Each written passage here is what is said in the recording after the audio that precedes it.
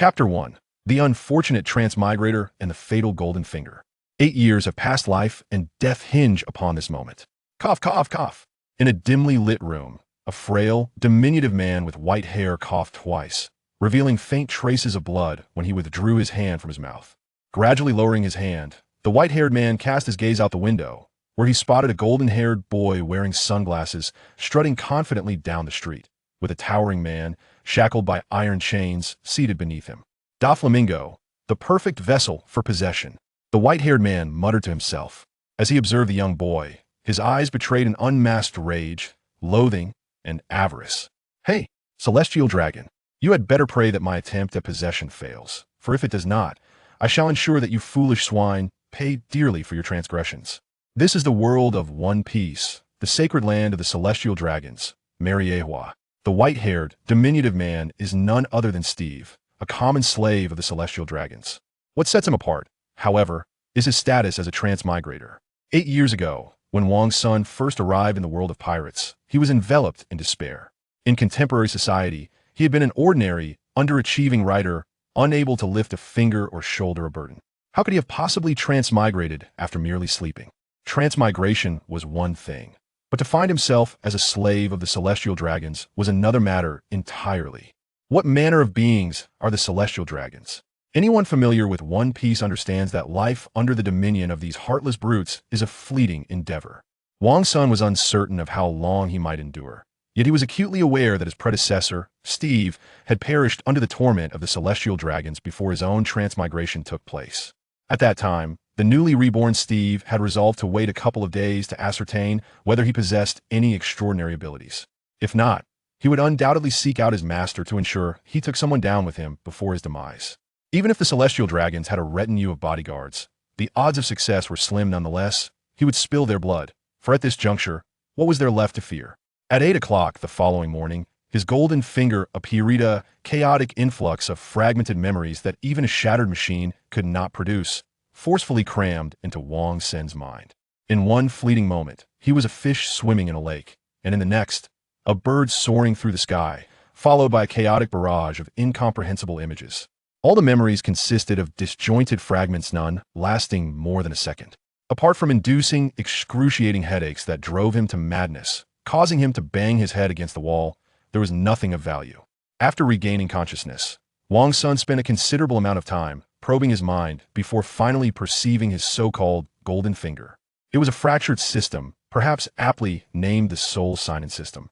Every other day, he could sign in for a complete soul from the system and extract skills from it. Over time, he could acquire even more potent souls and abilities. However, that was a thing of the past who knew what calamity had befallen this system, rendering it a mere shadow of its former self. The system could still function for sign-ins, yet there was no option to refuse the souls it provided. Worse still, the module storing the souls had experienced an inexplicable malfunction, resulting in a chaotic amalgamation of souls, an irreparable sea of confusion. The outcome was that every time the sign-in period arrived, the system would extract a portion of soul fragments from this chaotic sea, forcibly implanting them into Wong Sen's mind. Naturally, these memories were akin to a pile of banknotes torn to shreds and haphazardly reassembled, serving no purpose for Wong's senator. Moreover, due to the loss of a protective measure for his soul, each forced infusion nudged him closer to the brink of madness. Initially, under the torment of this wretched golden finger, Wong's son struggled even to think, and notions of taking down the celestial dragons were dismissed. Under normal circumstances, someone like him would have long been dealt with by the celestial dragons. Yet, that foolish celestial dragon found Wong Sen's daily headbanging performances rather entertaining, thus sparing his life. Perhaps it was a case of suffering before finding relief, or perhaps his luck had finally reached its nadir. When his master grew weary of this spectacle, Wong's son encountered a benefactor Don Quixote homing. This peculiar celestial dragon, in a rare display of kindness due to his wife's pregnancy, rescued several severely injured or ill slaves from the hands of other celestial dragons, engaging in acts of charity. At that time, Wong's son, having developed a degree of resistance to the relentless bombardment of soul fragments, remained relatively lucid except during the sign-in periods. He realized that this might be his sole opportunity to alter his fate. Don Quixote homing was an exceptionally rare, benevolent celestial dragon. Though Wong's son was unaware of how he had become an anomaly within this ruling class, he understood that with Homing's protection, he might genuinely survive in this hellish existence. Thus, once his mind cleared somewhat, he began to reveal his abilities before Don Quixote Homing.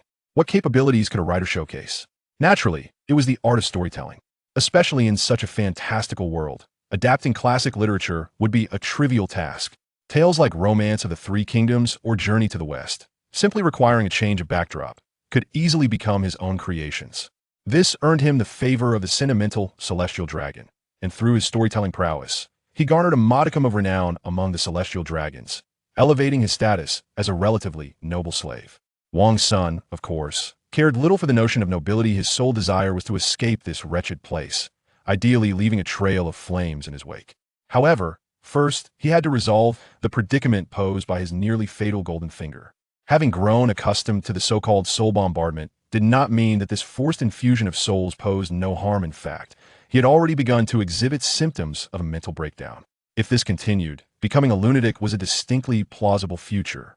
The world of One Piece harbored no psychologists, and moreover, this affliction stemming from soul bombardment was not something a mere psychologist could remedy. With no alternatives left, Wang's son turned his gaze toward the most extraordinary treasure in the world of One Piece, the devil fruits. In Wang Xin's estimation, the ghost fruit or soul fruit categories of psychic type parameciumite hold the key to counteracting his lethal golden finger. Yet his status as a mere slave rendered the prospect of obtaining a devil fruit through his own efforts a wild fantasy. Fortunately, though he was a slave to the celestial dragons, and it was not uncommon for these foolish beings to grant their slaves access to devil fruits. He had once discovered a fruit of illusion in the devil fruit compendium. This time, he devised a plan around it. As for how to persuade these celestial dragons to willingly bestow upon him the illusion fruit, it was remarkably simple. All it required was a bit of cunning. Well, it wasn't much of a stretch, considering that while the celestial dragons were not the most virtuous beings, they were notoriously naive and wealthy. Deceiving these fools was hardly a daunting task. He merely hinted to the group of celestial dragons who gathered daily to hear his stories that possessing the illusion fruit would enable him to present these tales in a more immersive manner, far superior to mere auditory experience. The idle celestial dragons promptly scurried to send their subordinates across the seas in search of the illusion fruit. Within a mere month, the fruit was delivered into his hands.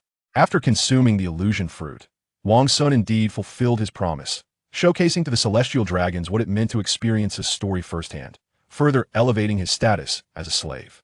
Yet, the most crucial outcome was the removal of the Damocles sword hanging over his head, allowing him to transform his fatal golden finger back into a true asset.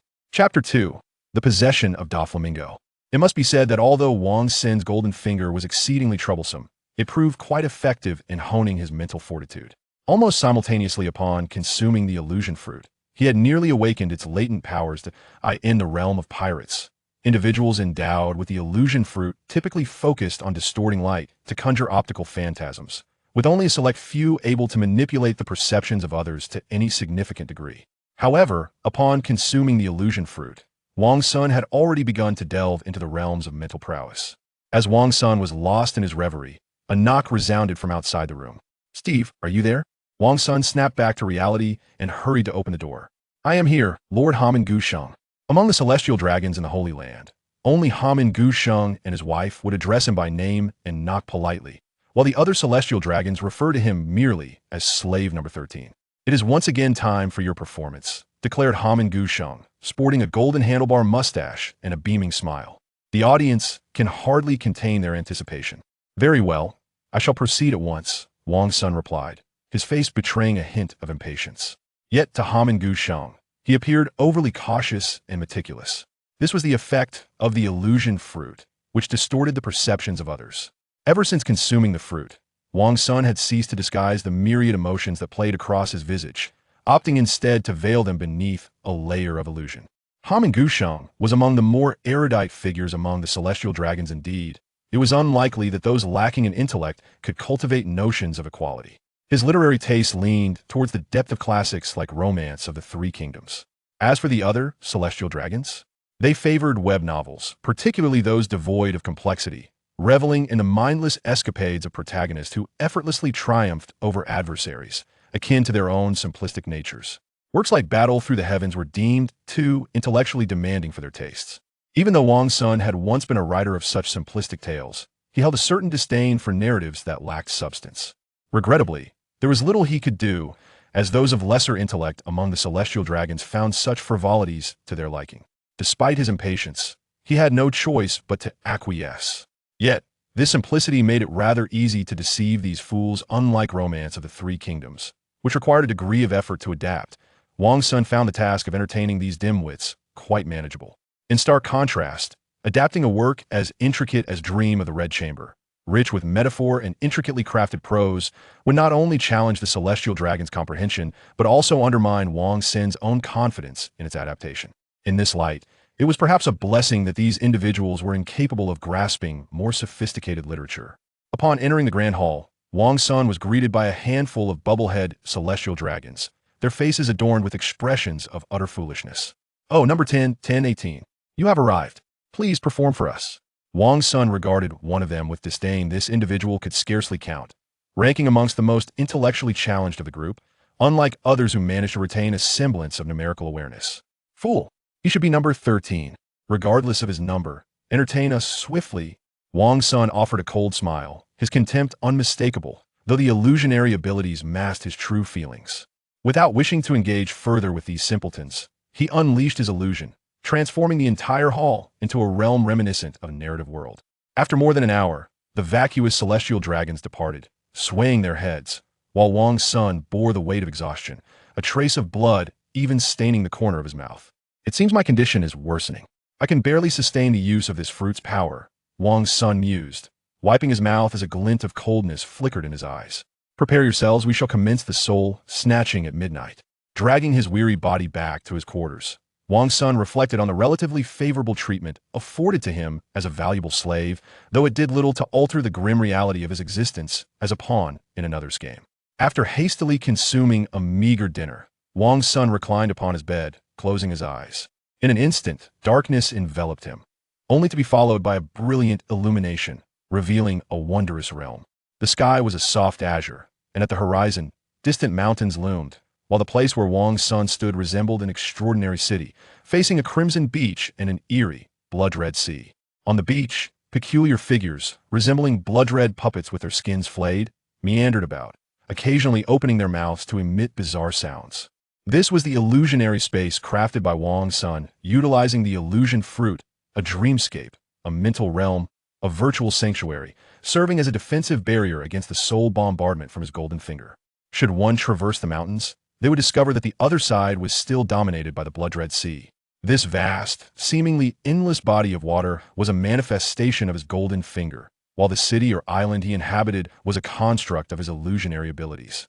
The puppet-like figures drifting upon the sea were forged from an infinite array of fragmented memories. By shattering these puppets, Wang Sun could voraciously absorb vast quantities of mental energy, even augmenting the essence of his own soul. Of course, this endeavor was accompanied by a plethora of memory fragments, akin to the grains of sand upon the beach. Within this city, the population was sparse even among those present. They were merely NPCs capable of uttering a few words, the product of Wang Sun's amalgamation of various memory fragments, largely devoid of intellect. Apart from Wang Sun, there existed but one other living soul in this illusionary space. "Ha ha! I am a king of the world." Beside Wang Sun, a golden-haired boy of 6 or 7 years strutted about, exuding an air of arrogance as he gestured animatedly to the air. This golden-haired child was Don Quixote Doflamingo, the very target of Wang Sun's long-cherished ambitions.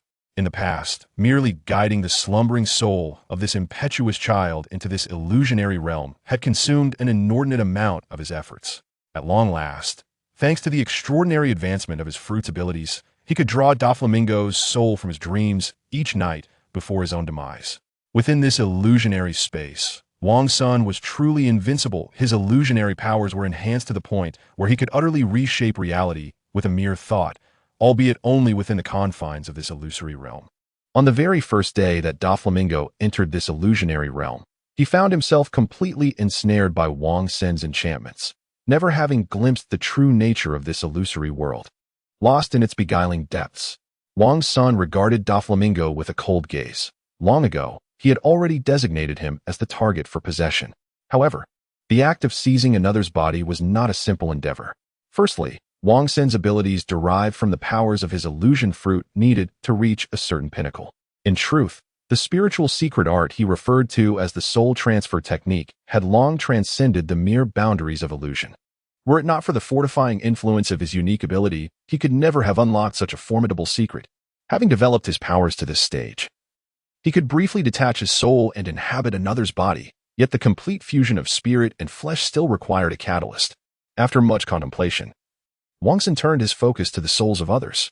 His unique ability allowed him to forcibly infuse fragments of souls into his own essence. Thus, he could similarly devour the original soul of the body he sought to possess. With this catalyst in hand, he could achieve a complete union of spirit and flesh, successfully taking over. To merge Doflamingo's essence into his own, the first step was to subject his soul to the processing of his unique ability, essentially immersing him in the blood-red sea outside. With a mere thought, Doflamingo, who had been laughing heartily, suddenly turned pale, exclaiming, "What is this? No. Do not come to bite me." As he shouted in terror, he stumbled and fled the city, racing towards the Crimson Ocean.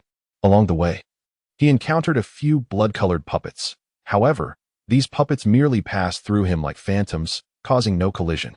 Wang Xin narrowed his eyes at these puppets, realizing they could only interact with him when they encountered him. Otherwise, they remained as insubstantial as shadows, incapable of contact.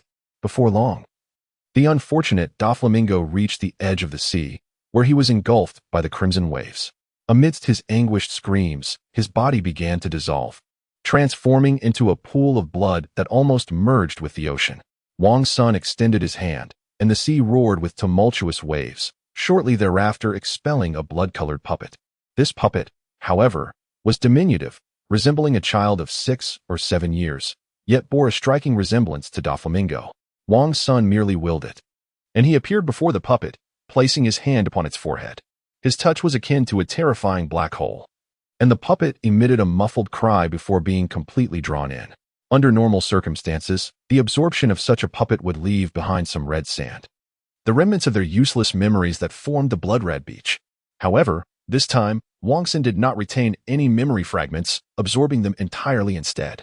With a groan, he held his head. The fractured state of his unique ability provided little protection against the absorption of memories.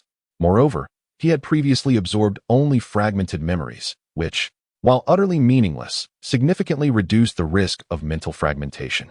This time, however, the essence of Doflamingo's soul, albeit already damaged and incomplete after its immersion in the Crimson Sea, could still be tenuously pieced together. Had Doflamingo been at his peak rather than in this diminished state, Wang Xin would surely have succumbed to madness. Nonetheless, the fragmented and scarce memories of Doflamingo did not overly trouble him. Moments later, as Wang Xin regained his composure, a cold smile graced his lips, and with a shift of thought, he departed from the illusionary space. Chapter 3.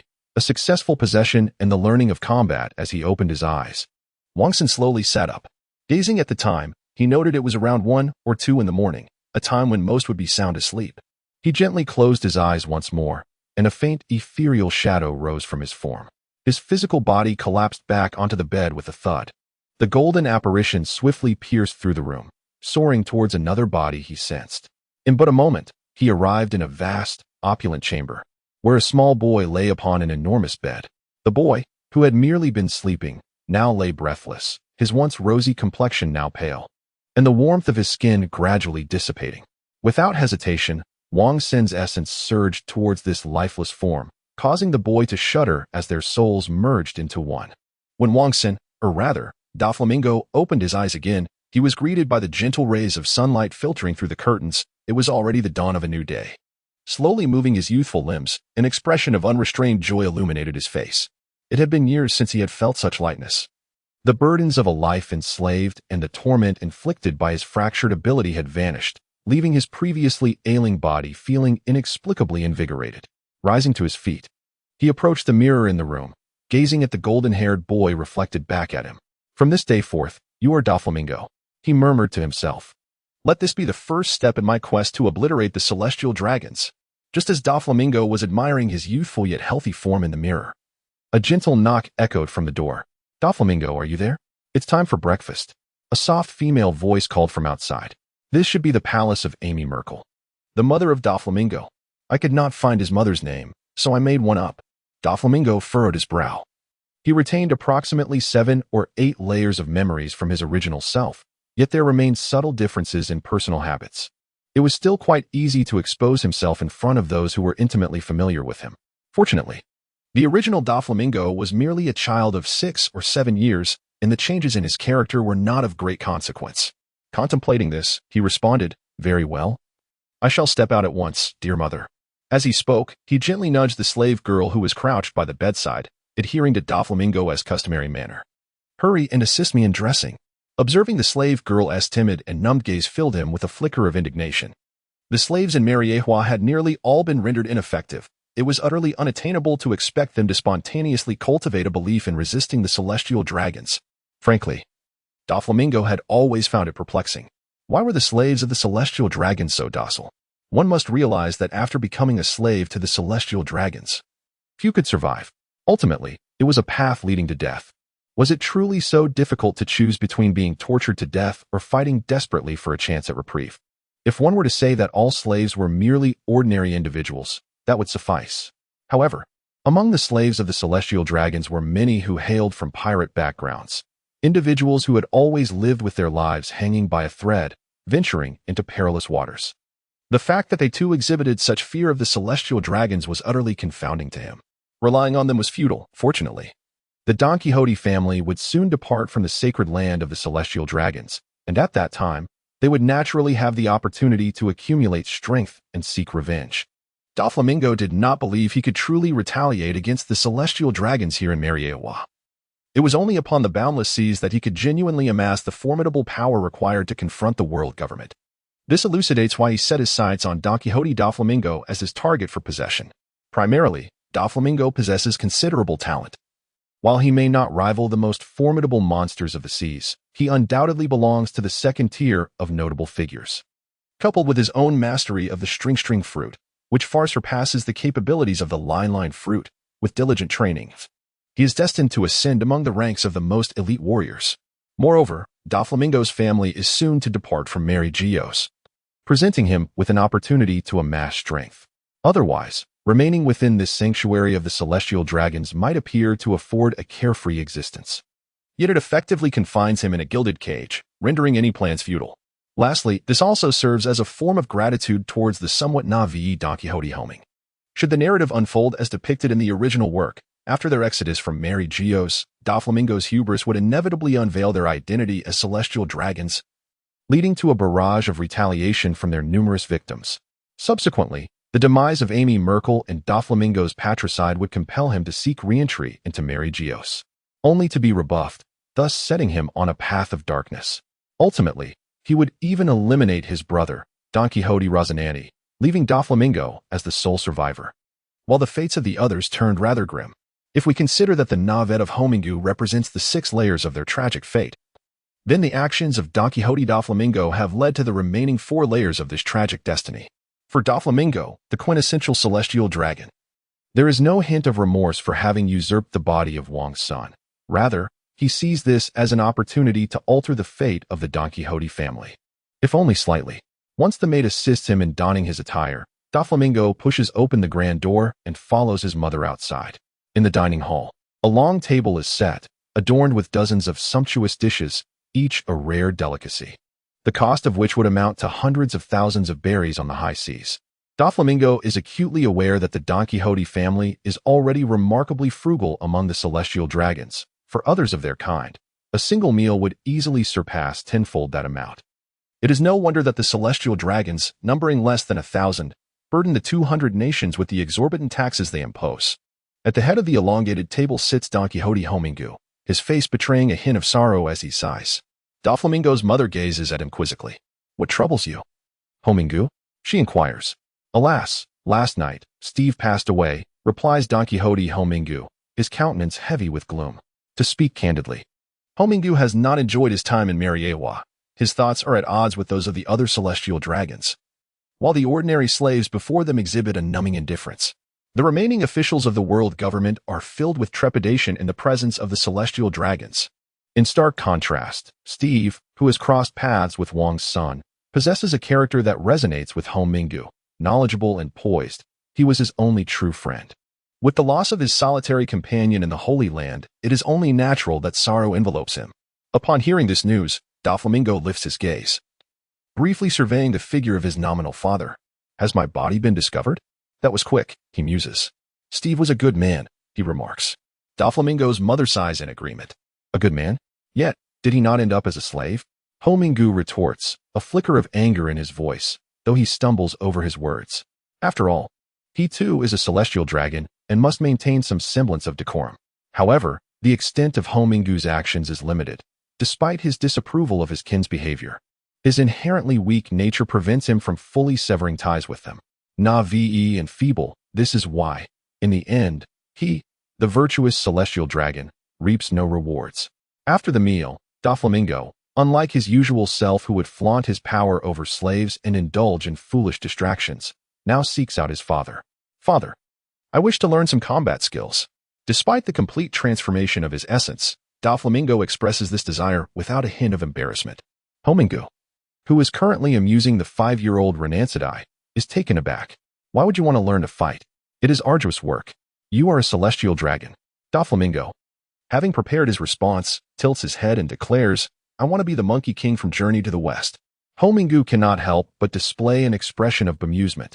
Indeed, Journey to the West is an eternal classic, even among the less discerning celestial dragons. However, compared to the prospect of idly tormenting slaves at home, pursuing combat skills holds merit. Though he may never utilize them, at least it would foster a robust physique. With this in mind, Homingu nods. Very well. I shall have Bell teach you some physical training methods. Bell, the head of Homingu's household guards and a member of CP0, possesses the strength of a mid-level military officer, more than adequate to instruct the current Doflamingo. Thank you. Father, I shall seek him out at once. Doflamingo exclaims, his eyes sparkling with excitement as he hurries away. Chapter 4. The Commencement of Training Bell. The strongest shield of the celestial dragons and a member of CP0 finds himself in a state of vexation. Although CP0 is heralded as the ultimate protection for the celestial dragons, the disparity in the strength of individual agents is substantial. It is somewhat embarrassing to admit that the weakest among CP0 are the black-clad bodyguards tasked with safeguarding the celestial dragons, and Bell happens to fall into this category. The truth is, the role of protecting the celestial dragons sounds significant, but in reality, how many reckless individuals on the high seas dare to provoke them? Accompanying these celestial dragons merely leads to acts of bullying and oppression against the common folk. What level of strength is required for such affairs? Those truly endowed with capability would undoubtedly scorn such acts of oppression against the weak. Among all the black-clad bodyguards of the celestial dragons, Bell can be considered the most at ease. The Don Quixote family, which Bell protects, is composed of individuals who, aside from the eldest son Doflamingo, share few common vices with the other celestial dragons. The remainder are quite agreeable and often refrain from the oppression of common folk. They extend a measure of respect towards their operatives.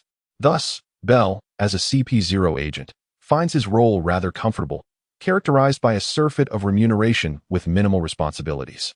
However, recently, Doflamingo, this young celestial dragon, has seemingly lost his senses. Abandoning his penchant for training slaves and instead aspiring to engage in physical exercise and learn the Marine 6 forms. Alas, the rigors of physical training are not something these celestial dragons can readily endure. The sweat that Bell shed to ascend to the ranks of CP0, even as its weakest member, was immeasurable. He toiled through countless hardships and injuries. In those days, the sweat he poured out each month could have filled a large vat. Not a single day passed without a bruise upon his body. The bandages he used for injuries sustained during training each year far exceeded the number of garments he had purchased over the years. Can a pampered celestial dragon truly endure such hardship? To be candid, there exist celestial dragons who aspire to cultivate themselves and attain strength. Indeed, the majority harbor such ambitions. Yet, how many can persist? As it stands, Bell currently perceives the celestial dragons in Mariewa as a collection of inept individuals. He suspects that his current young master, too, may merely possess fleeting enthusiasm. Thus, initially, Bell had no intention of imparting genuine skills. Rather, he aimed to teach him some basic calisthenics, merely to facilitate a modicum of physical exercise.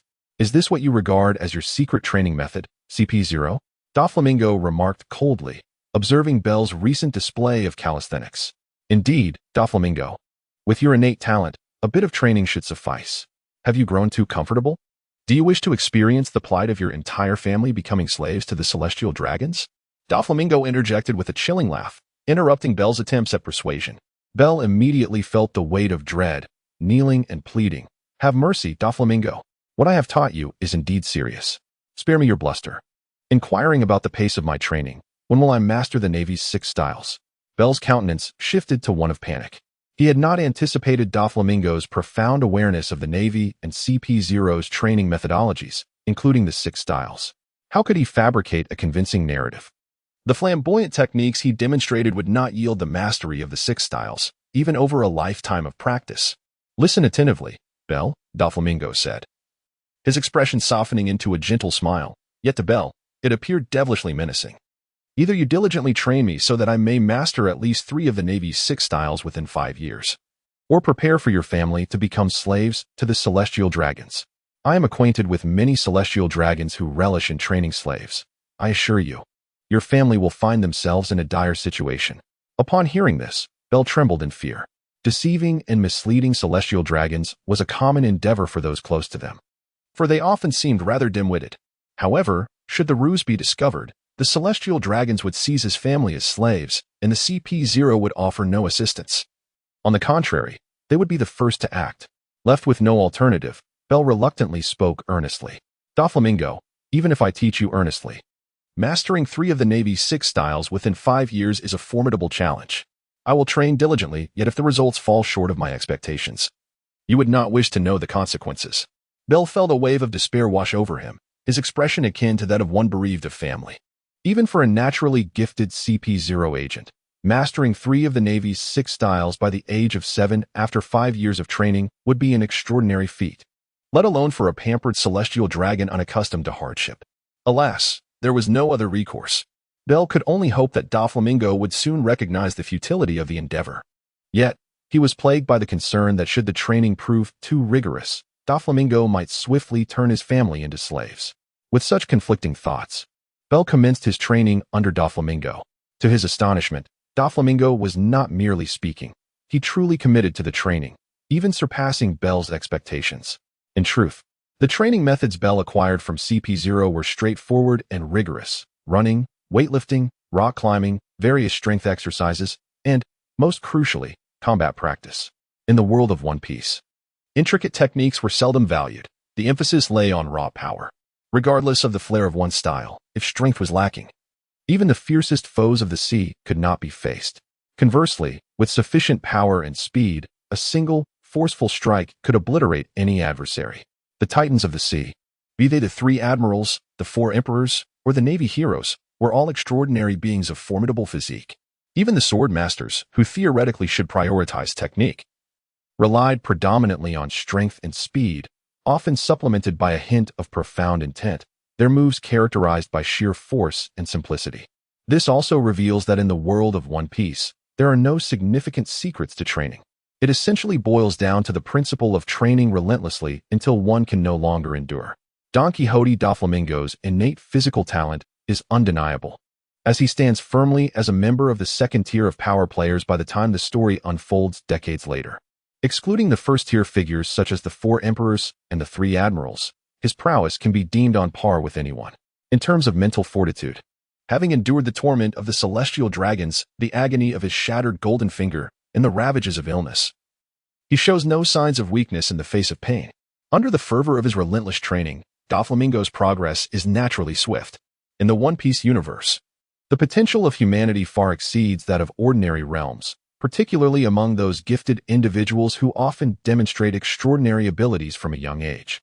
Take Big Mom, for instance, who at the age of 5 could topple giants, or the seemingly ordinary Straw Hat brothers, who were already chasing ferocious beasts across mountains at the tender age of 5 or 6. In the training ground, Doflamingo was practicing swordsmanship. After months of rigorous training, his height had surged, nearly matching that of an 11 or 12-year-old boy. His figure appeared noticeably bulkier than a few months prior. Upon closer inspection, it became evident that he wore a thick layer of clothing, giving him a somewhat cumbersome appearance, yet it was actually a specially crafted weighted garment. Gripping a wooden sword, he executed chop after chop. The sweat cascading from him had thoroughly drenched the ground beneath. His initially focused gaze gradually began to wane, yet his chopping motions remained unyielding. Mechanically, he continued to count 9981, 9982, 9983. Standing nearby, Bell exhibited a hint of numbness on his face. Striking 1,000 times with full force may not seem an insurmountable task. In reality, it had taken him nearly half a year to achieve such a feat. And he had not donned a weighted outfit of 20 pounds. Most importantly, he had been a 13 or 14-year-old youth at the time, while Doflamingo was merely a 7-year-old child. In comparison, Bell felt as though his previous training efforts had been squandered. Chapter 5. Accumulating Strength 10,000. As Doflamingo delivered his final strike, he immediately faltered, his vision darkening and his ears ringing. Bell hurried to support him and subsequently produced a water flask, offering Doflamingo a few sips of diluted salt water. With a long sigh of relief, Doflamingo quickly regained his composure, only then sensing the overwhelming soreness enveloping his body. Truth be told, the intensity of Doflamingo's training left even Bell feeling a twinge of fear, while his rapid advancement could be attributed to his innate talent. It was the sheer intensity of his training that was the true catalyst. "All right," Doflamingo said, pushing Bell away. "Go prepare my meal. Once I awaken and finish eating, I shall continue my training." No sooner had he spoken than Doflamingo collapsed onto the ground, falling into a deep slumber. This is not a case of him being infected by the slumbering kings in the realm of the Pirate King. Rather, it is his unique method of replenishing his energy, achieved through self-hypnosis, that leads him into a profound state of slumber. This profound slumber can completely rejuvenate all of his energy within a mere 2 hours, proving far more effective than the typical 8 hours of sleep experienced by ordinary individuals.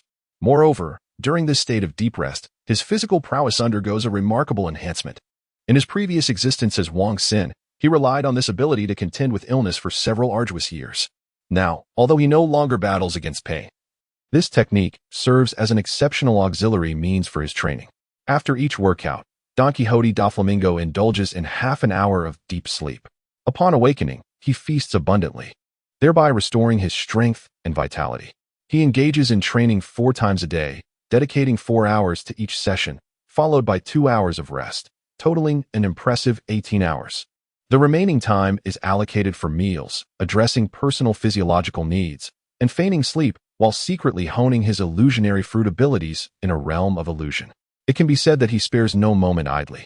Only once every 10 days does Doflamingo venture out to socialize, with the primary aim of establishing covert connections in Mary Geos and advancing certain schemes. For instance, leveraging his illusionary powers, Doflamingo effortlessly ascends to the role of the child king among his contemporaneous celestial dragons. While this may seem insignificant at present, the connections he forges will prove immensely advantageous once he departs from the holy land of Mary Geos. Despite his disdain for the celestial dragons, he will not reject the myriad conveniences their status affords him. On the contrary, it is through these advantages that he can more effectively orchestrate the downfall of the celestial dragons. Furthermore, he has discerned that few among the celestial dragons have consumed devil fruits, although they are not entirely absent. The capabilities of the illusion fruit are perceived as novel and intriguing by the celestial dragons, who harbor no suspicion towards them. Feeling pressed for time, Doflamingo strives to influence his current parents, hoping to postpone their departure from Mary Geos by several years. While he believes that leaving this wretched place is inevitable, he still wishes to be adequately prepared before making his exit, rather than fleeing unprepared at the tender age of 8. After all, time is exceedingly brief, and his age imposes considerable constraints. He is not a monstrous being like Charlotte Linlin. Even if he were to intensify his training now, at 8 years old, he would barely surpass the average Marine in strength. Such strength, in the vastness of the ocean, can be deemed almost insignificant, especially since Mariejois remains situated on the Grand Line. On the Grand Line, any pirate crew can effortlessly overpower a dozen Marines. Although the illusion fruit has been developed to an impressive degree, it remains a cunning power that cannot alter his fragile essence, leaving him with a profound sense of insecurity. According to the original timeline, in less than a year, the Don Quixote family will have to vacate Mariejois. While this aligns with my own desires, I am not yet fully prepared. It would be best to postpone this transition for a few more years, ideally until I am 12 or 13. At which point I could depart from here. Having just awakened, Don Quixote Doflamingo devours his meal while contemplating his plans. Delay, he muses, and suddenly an idea strikes him as he gnaws on a substantial piece of meat. With a decisive gulp, He swallows the morsel and rises to his feet, feeling satiated and ready to resume his training. Adorning himself with weighted garments, he embarks on a new regimen under the sweltering sun. His primary focus now is on enhancing his physical strength, supplemented by some swordsmanship practice. As for the Marine 6 styles, given his current physical condition, he lacks the qualifications to train in them. As another fortnight passes, Doflamingo continues his daily workouts, while his brother, Rosinante, suffers from a peculiar ailment. Throughout the day, Rosinante falls into a deep slumber, impervious to any attempts to awaken him. It is only at night that he regains consciousness. This peculiar ailment suddenly captivated the entire attention of Don Quixote's family. Don Quixote and Homingua, in their distress, found themselves entirely preoccupied with thoughts of how to cure their son, dismissing any notions of departing from Mary Gios. As for the origin of this bizarre illness, it undoubtedly stemmed from Doflamingo, who, possessing the power of the string fruit, found it exceedingly effortless to manipulate Ronancity. However, he merely induced a profound slumber in his unwitting brother during the daytime, which, in truth, posed no harm to his physical well-being and indeed may have even conferred certain benefits. Homingua sought the expertise of numerous physicians, naturally enlisting the services of the finest doctors from across the seas, befitting his status as a celestial dragon. Yet, despite their thorough examinations, none could ascertain the nature of Ronancity's peculiar affliction. On the contrary, his health appeared to surpass that of an average individual, leaving the physicians perplexed and scratching their heads. Fortunately, Homingua was not an ordinary celestial dragon. His temperament was far less brutal, or else these doctors might have faced dire consequences. Ronancity's strange malady became a source of deep concern for the Don Quixote family, and until his condition showed signs of improvement, it was evident that they could not depart from Mary Gios. Meanwhile, Doflamingo seized this opportunity to nurture his own growth. Time flew rapidly, and soon 5 years had elapsed. In the training grounds, Doflamingo wielded a swift blade, its gleam flashing as he forced Belle to retreat step by step. This is not Belle yielding to Doflamingo. Doflamingo's assault is merciless, and at this moment, he is already drenched in blood, struggling to fend off Doflamingo's onslaught. After 5 years of arduous training, Doflamingo now bears a striking resemblance to a 16 or 17-year-old youth, perhaps even taller in stature. However, to claim that Doflamingo can now best Belle would be premature. The crux of the matter is that Belle does not dare to unleash a full frontal assault, for Doflamingo currently holds the status of a celestial dragon. Yet, even in pure defense, Doflamingo has managed to force Belle into such a dire situation. Doflamingo possesses swordsmanship skills that approach those of a Marine headquarters officer. With a swift, powerful slash, Doflamingo unleashed a crescent-shaped blade of energy, sending Belle, who was already struggling, into a state of sheer terror. With a pained gasp, Belle was struck and sent flying, blood cascading through the air. Doflamingo took a moment to catch his breath before approaching Belle, who had already succumbed to unconsciousness. A massive gash ran from his chest to his abdomen, revealing glimpses of bone and internal organs. The sight of the blood pooling beneath Belle would have been fatal in the real world, where urgent medical attention would be required without delay. However, in the world of pirates, humanity's resilience is remarkable. Those with any measure of strength often resemble indomitable cockroaches. Even without treatment, there is a substantial chance that Belle would survive such an injury. Doflamingo gently caressed the steel blade in his hand, a flicker of hesitation crossing his eyes. Ultimately, he refrained from taking further action and instead addressed the doctor at the edge of the training ground. Take him for treatment. As he spoke, Doflamingo casually placed the steel blade onto the nearby weapons rack. Despite his status as a celestial dragon, the weapon Doflamingo wielded was not an extraordinary sword. In fact, he had amassed quite a collection of fine blades, yet he never utilized them during combat training. At present, he deemed his strength insufficient. Possessing divine weapons would only foster a dangerous dependency, hindering his personal growth. Not only divine weapons, but various fine swords, and even some devil fruits fell within Doflamingo's purview of collection. His identity as a celestial dragon indeed granted him significant advantages. Over the past 5 years, he had gathered numerous treasures, including 7 or 8 devil fruits, 2 supreme swords, and 5 fine blades. Chapter 6. 3 devil fruits. Upon leaving the training ground, Doflamingo returned home, pushing open the door.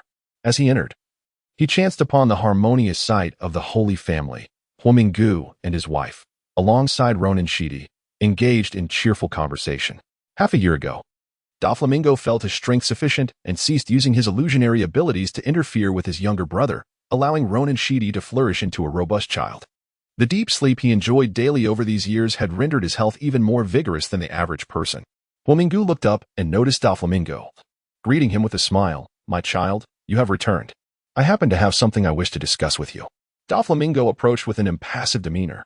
Over the course of these 5 years, as his strength steadily grew, he no longer concealed the changes in his character. Not to mention, he had dispatched the slaves under his command. However, these slaves bore the mark of the celestial dragons and had become numb to their plight. Even though he had sent them away, their future would not be kind. Yet, he remained indifferent. While he harbored desires for revenge against the celestial dragons and did not mind rescuing a few slaves along the way, he believed in the adage that fortune favors the self-reliant. He merely offered them a chance. This behavior led Hawkmingu Sheng to believe that his education had finally borne fruit, unaware that Doflamingo had already undergone a complete transformation. "What is the matter, father?" Doflamingo inquired, having already formed a conjecture in his mind. Hawkmingu Sheng took a deep breath. "Your mother and I have decided that our family will move away from Mary Geos in a few days." Doflamingo crossed his arms, his expression inscrutable. "Have you truly made this decision, father?"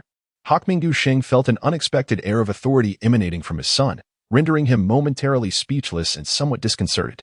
However, after a brief moment, he reassessed Doflamingo, who appeared unchanged, and dismissed the thought. "Of course, I have thought it through. Once we leave the Holy Land, we can reside on an island not far from here." In the original narrative, Doflamingo and Ronan Shidi were still quite young, hence Hawkmingu Sheng had not consulted them. Now that Doflamingo had matured into adolescence, he chose to seek their opinions. Upon hearing Hawkmingu Sheng's Navi statement, Doflamingo, though maintaining a stoic facade, inwardly scoffed. No wonder the Doflamingo family ultimately met such a fate. Moving away from Mary Geos means frequently encountering those foolish celestial dragons. Under such circumstances, it would indeed be peculiar for the common folk there to harbor no resentment towards the celestial dragons. In truth, if Hawkmingu Sheng had led his family far from the holy land of Mary Geos, directly to the remote nations of the Four Seas, they might have escaped their grim destiny.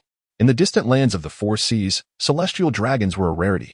Although the burdensome celestial gold remained a significant strain for ordinary citizens, the royal families of various nations collected it, thus diffusing the actual grievances. Furthermore, the celestial dragons had been deified in popular discourse. The farther away one was from these so-called deities, the greater the awe inspired. Without having witnessed the true nature of these foolish celestial dragons, the common populace likely felt more reverence than disdain for them. However, rather than opting for those more favorable locations, Hawkmingu Sheng's decision to lead them to an island near the Holy Land seemed a reckless gamble. Surely, he must be unaware of the extent of the common folk's hatred for the celestial dragons. It is well known that the islands surrounding the Holy Land have suffered the most from the misdeeds of the celestial dragons, even without Doflamingo's exposure of their identity. Hawkmingu Sheng's circumstances would not have fared any better. Yet, upon observing the increasingly deluded Hawkmingu Sheng, Doflamingo refrained from dissuading him. "Very well. Since you have made your decision, I shall concur." Rather than attempting to enlighten Hawkmingu Sheng, it may be better for him to learn a lesson. That is satisfactory. I have long grown weary of this life. Perhaps a truly ordinary existence is what we ought to pursue. Doflamingo remained noncommittal, aware that the higher one stands, the harder one falls. Having enjoyed the privileges of a celestial dragon, how could they escape the wrath of the common folk? His father, in his naivete, had grossly underestimated the situation. Fortunately, Doflamingo was well prepared. Due to his instructor being severely injured and hospitalized, Doflamingo did not rush to continue training. After lunch at home, he retreated to his room and retrieved 3 fruits. "Father, mother, brother, do try these fruits." "Oh, have these been newly offered this year?" Hawkmingu Sheng held the translucent apple in his hand. For reasons unknown, a sudden appetite surged within him. Not only he, but his wife and son Ronan Shidi also found themselves inexplicably drawn to the exquisite fruits, their appetites awakened despite having just eaten. Upon taking a bite, Hawkmingu Sheng's expression transformed abruptly. Not only did his countenance change, but the faces of his wife and Ronan Shidi also soured. In an instant, a foul, bitter stench, reminiscent of a mix of dog feces and rancid socks, exploded upon their taste buds. Ugh! The 3 of them clutched their mouths, desperately retching. What on earth is this? What is this taste? The 3 apples they discarded rolled a few times before shedding their translucent appearances, revealing bizarre patterns beneath. Clearly, Doflamingo had concealed the true nature of the fruit with his illusionary powers. Is this a devil fruit? The harrowing family, being celestial dragons, were familiar with such things, unlike the ignorant commoners of the four seas. Indeed, these three fruits were the zoan-type bird fruit, crane form, the ancient-type ancient ape fruit, and the paramecia-type hare fruit. What purpose does this serve? Harrowing's face bore an expression of incredulity. With a casual tug, his hair suddenly erupted, transforming him into a peculiar hairy ball. Ronan Shidi, too, curiously activated his fruit ability, morphing into a towering gorilla. His mother smiled, refraining from using her fruit ability. The outside seas can be perilous. I merely wish for everyone to possess the means of self-defense, Doflamingo stated earnestly. Chapter 7. Journey to the Sea. Although Harrowing was somewhat displeased with Doflamingo's use of illusion to trick them into consuming the devil fruits, and did not perceive the sea as dangerous as Doflamingo suggested, having already ingested the fruits, he chose not to dwell on it further. Doflamingo silently nodded in agreement. With the powers of the devil fruits, at least the Don Quixote family would no longer be subjected to the indignities of ordinary citizens. As for the more formidable pirate crews, they were unlikely to harass the Don Quixote family in the same manner as the ignorant commoners. After all, targeting celestial dragons was vastly different from the anger and resistance of common folk towards them. The latter was merely a source of amusement for other celestial dragons, while the former would incite suspicion regarding one's grievances against them. This also served to repay Harrowing's kindness, as departing from the holy land of Mary Geos marked the moment of separation between Doflamingo and his family. The newly emerged Doflamingo was acutely aware of his objectives, which the Don Quixote family could not assist him with. Rather, they might inadvertently drag him into genuine peril. Thus, distancing himself from them was advantageous for both parties. In the days that followed, Doflamingo refrained from any training, opting instead to utilize his illusionary fruit powers to stealthily escape from Mary Geos, burying some of his precious collections. These treasures were amassed by him over a span of 5 years, and once he ventures out, he shall no longer enjoy the conveniences afforded by the celestial dragons. After a fortnight, Saint Homingu finally resolved to lead his family away from Mariewa.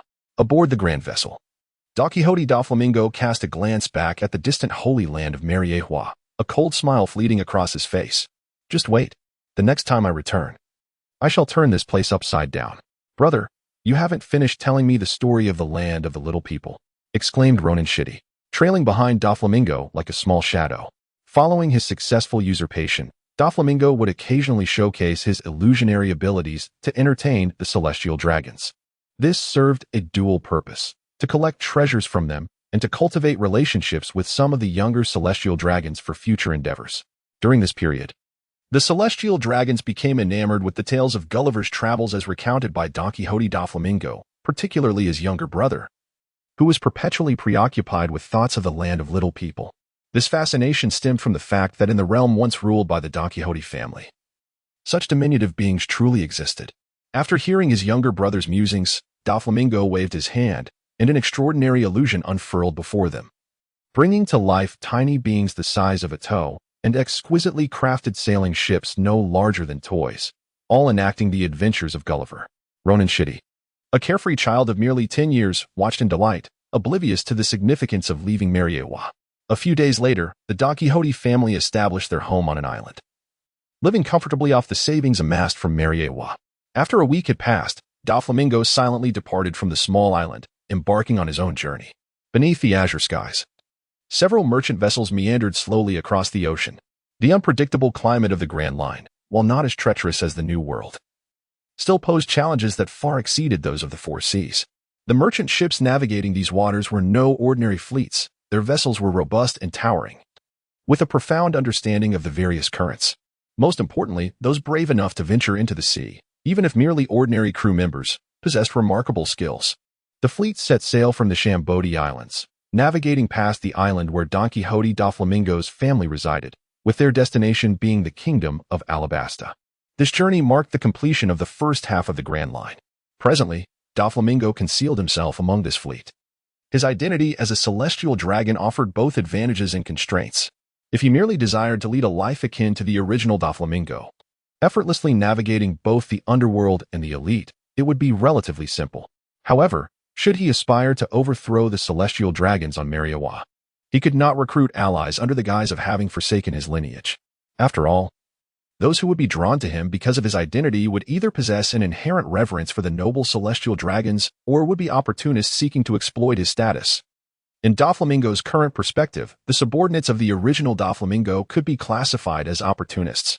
They would rally around the young Doflamingo, not solely due to his innate conqueror's haki, but primarily because, as a discarded celestial dragon, he possessed unparalleled connections and an identity that instilled fear in the world government. Presently, the only faction with a genuine chance to challenge the world government is the Navy. Historical texts reveal that the majority of dynastic transitions, free from external threats, are often concluded by internal factions emerging victorious. Rarely does a new regime arise from scratch.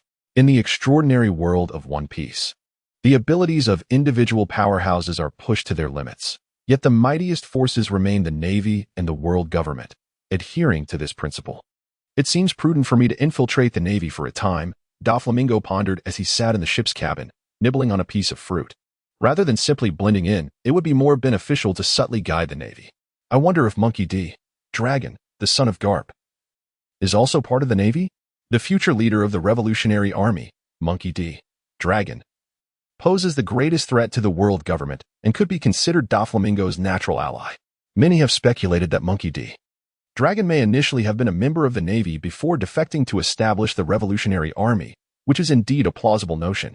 However, in this era, the true luminaries of the sea remain those from the previous generation of Navy and pirates. Monkey D. Dragon, impressive as he may be, is merely a rear admiral and has yet to achieve the status of a sea legend. Thus, Doflamingo remains uncertain about the existence of such an individual within the Navy. Hopefully, I will encounter him. Discarding the fruit pit, it fortuitously struck a busy sailor on the head. The sailor looked up in confusion, prompting Doflamingo to smirk as he amplified his illusion fruit powers. The pit instantly transformed into a pile of bird droppings in the sailor's eyes, who promptly tossed it aside and walked off, grumbling. Despite relying on the Navy's 6 styles and swordsmanship, Doflamingo's strength could be likened to that of a junior officer within the Navy headquarters. However, when factoring in his awakened and continuously evolving illusion fruit abilities, even those with slightly inferior observation haki would stand no chance against him. Chapter 8. The Power of Phantoms. In truth, Doflamingo's physical aptitude could only be considered commendable. Yet due to the uncontrolled nature of his unique abilities, he achieved an astonishing level of fruit mastery, capable of creating illusions that could easily cause a million-strong army to crumble. Regrettably, among the 3 types of haki, he had only awakened observation haki, while his mastery of armament haki was still lacking, and he had yet to grasp conqueror's haki. The capabilities of the illusion fruit do not solely rely on mental fortitude. They also require a certain amount of physical stamina to activate. Otherwise, his current fruit mastery would allow him to face even a typical rear admiral without fear. Doflamingo sighed inwardly. In fact, anyone who observed his current fruit mastery would scarcely believe it to be an illusion fruit. However, due to his physical limitations, he was unable to fully unleash his potential. Extending his hand, he watched as it became ethereal and dreamlike. The ability of dreamlike phasing could only be applied locally, as he was unable to achieve complete intangibility. As he spoke, he gently extended his insubstantial arm, penetrating a wooden crate beneath him, which subsequently left a round hole upon withdrawal. Were this scene witnessed by others, they would likely descend into madness. Such abilities hardly seemed related to the illusion fruit.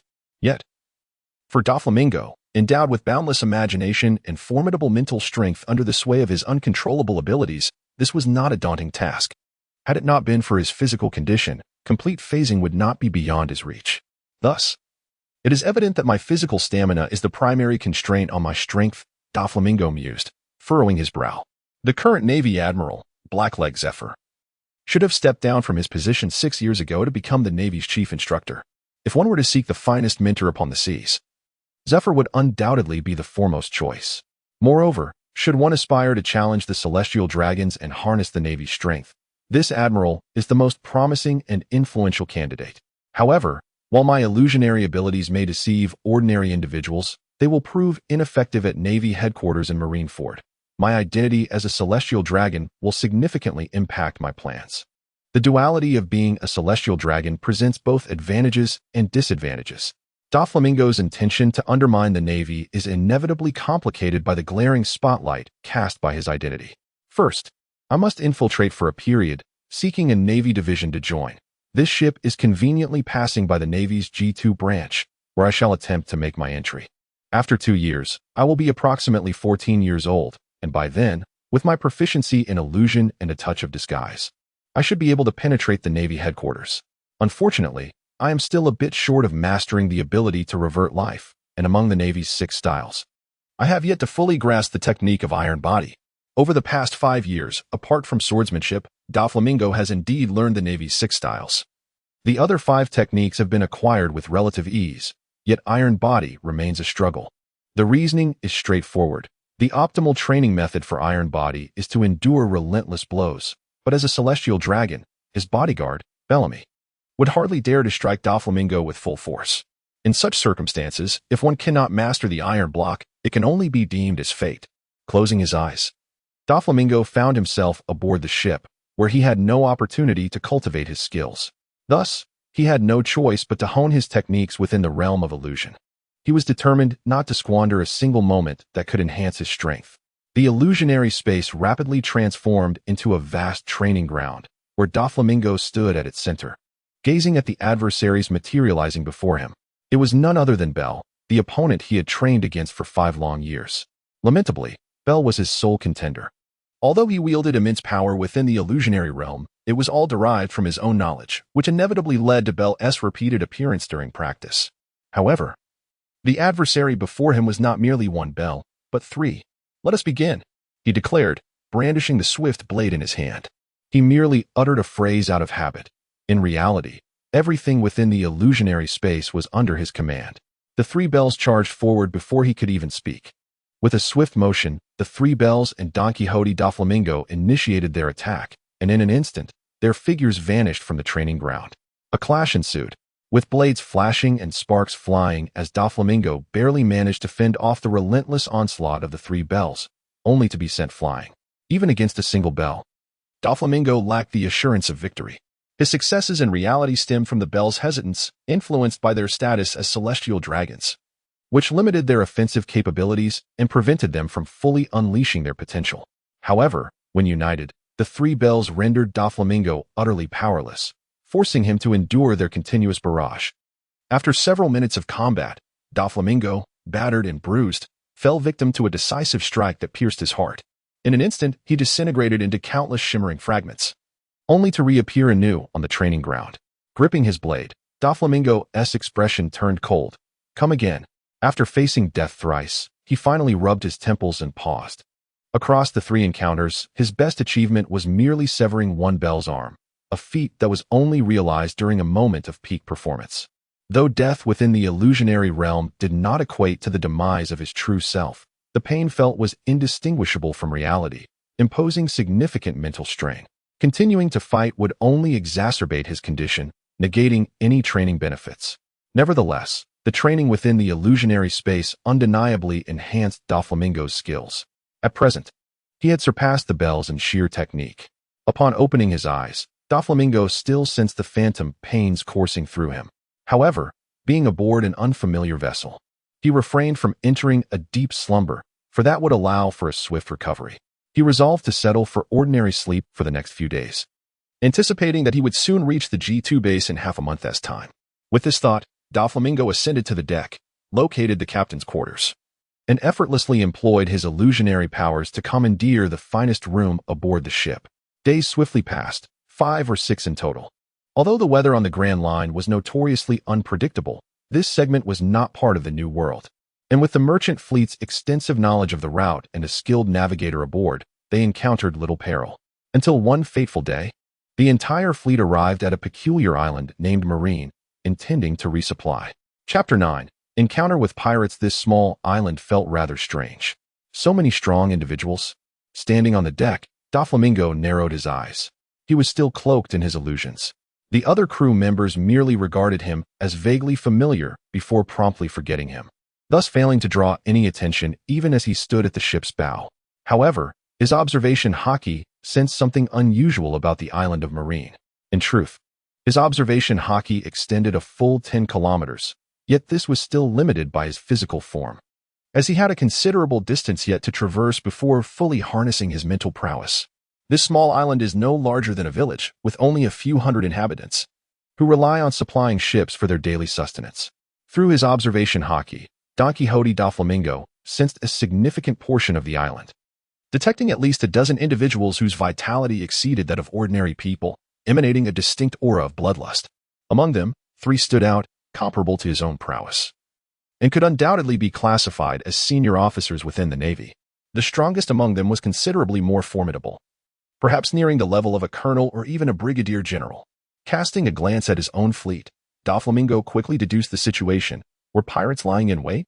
His hockey, exceptional in its range, allowed him to perceive an extraordinary vitality in others, accompanied by a menacing aura, indicative of nefarious individuals, likely members of a pirate crew who sought to exploit the merchant ships visiting the supply point. The island, while not impoverished, was certainly not affluent, making it an unlikely target for a pirate crew with the strength of a Navy colonel. Moreover, such supply points were rarely destroyed, akin to desecrating a water source in a desert, an act considered taboo on the high seas.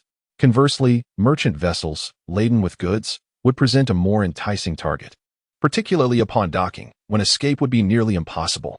Most tellingly, Doflamingo observed the absence of other ships along the coast, suggesting these pirates had meticulously prepared, concealing their own vessels. If not for the intent to ambush, how could they have orchestrated such a setup? Reflecting on this, he surveyed the sailors accompanying the merchant fleet. Those who ventured into the Grand Line were no ordinary folk, and the merchant fleet's strength was not negligible. The leading captain could rival Doflamingo himself. However, compared to the ambushing pirates, they were likely at a disadvantage, particularly with the latter poised to strike. With a resigned sigh, Doflamingo resolved to intervene, recognizing he could not stand idly by while the merchant crew faced peril. As their ship approached the shore, several burly pirates emerged from the dock. Ha ha ha. At last, our meal has arrived. The foremost pirate, towering over the rest at over 4 meters tall, brandished a bushy beard. Behind him were 2 similarly built but slightly shorter pirates, unmistakably the notorious trio of brothers. You are the Hydra pirate crew, the merchant captain exclaimed, furrowing his brow at the trio. No, we are the 3-headed serpent. How dare you misname us? The towering pirate retorted angrily. Ah, my mistake, the captain stammered, scratching his head in embarrassment. Doflamingo couldn't help but smirk at the absurdity of the situation. The nickname reminded him of a third-rate character from an old novel. The 3 brutish figures seemed rather dim-witted. Never mind, I forgive you, the pirate leader proclaimed cheerfully, thumping his chest. Take us to dinner. We've been starving all day, and there's not enough meat on this island to satisfy our appetites. Dinner, dinner, echoed the 2 hulking pirates behind him. How fortuitous. I happen to have exquisite champagne from the Sabaody archipelago. Let us host a feast. The captain's excitement surged at the prospect. Suddenly, a diminutive figure emerged, stepping onto the foot of the pirate captain. Captain, please, stay focused. What are you doing, Aji? The leader asked, scratching his head in confusion. Of course. What do you think you're doing? We're here to rob. The little person exclaimed, exasperation etched on his face. Don't forget, our ship has sunk to the depths. Do you intend to linger on this island forever? Right. We are here to rob. The pirate captain suddenly recalled, drawing his sword. Surrender everything you possess. Hand it over. Hand it over, echoed the 2 lesser pirates behind him. Doflamingo covered his face, realizing he had misjudged the situation. This was not an ambush, but rather a hapless crew of pirates whose ship had already sunk. He almost forgot that this was not the real world. In the world of pirates, such absurdities were commonplace. Robbery? Not possible. These are our goods. The captain of the merchant ship swiftly drew his weapon, demonstrating a clear understanding of how to handle a pirate attack, despite the ludicrous nature of the situation. Sailors, advance. The little person commanded, raising his hand toward the pirates. Charge, roared the pirate captain, leading his brothers into the fray.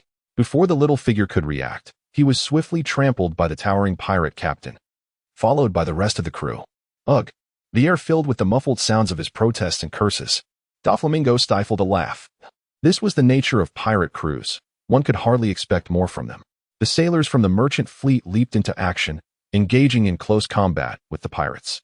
In terms of strength, the pirate crew operated at an elite level, their individual combat abilities surpassing those of the merchants. However, the merchant fleet boasted several large ships and over 100 vigorous sailors, giving them a numerical advantage. Thus, the two sides found themselves evenly matched in the ensuing skirmish. Chapter 10. The first battle. Doflamingo unsheathed his dagger and charged forward without hesitation. As he advanced, he cast an illusion upon himself, transforming into an inconspicuous sailor from the merchant fleet to draw less attention, though he possessed the capability to effortlessly dismantle the comical three-headed serpent crew.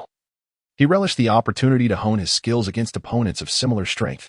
With a graceful leap, Doflamingo activated his moonwalk technique, deftly maneuvering through the chaotic melee, and delivered a decisive strike at the pirate captain. The latter, in the midst of battle, resembled a tank, swinging his sword and sending several sailors flying. Fortunately, in the world of One Piece, individuals were remarkably resilient. A strike that would have cleaved a person in two in the real world had merely sent them sprawling. Meanwhile, the merchant captain found himself entangled with the captain's two brothers. In a formidable alliance, the captain of the merchant ship found himself at a distinct disadvantage. Outnumbered 1-2. Sensing the lethal intent above him, the leader of the pirate crew immediately raised his blade and struck. As their blades clashed, moments later, Doflamingo staggered backward, inadvertently stepping on a pirate who gasped in pain, blood spilling forth. With tremendous strength, Doflamingo casually shook his wrist. He had wielded his swords with both hands, yet had been sent flying by a single-handed strike from his adversary, his wrists now feeling achingly numb. Another powerhouse, he mused. It seemed that such formidable beings were all too common in the pirate realm. Doflamingo silently lamented, recognizing that while this hydra was far from the true titans of the sea, its raw power was indeed remarkable.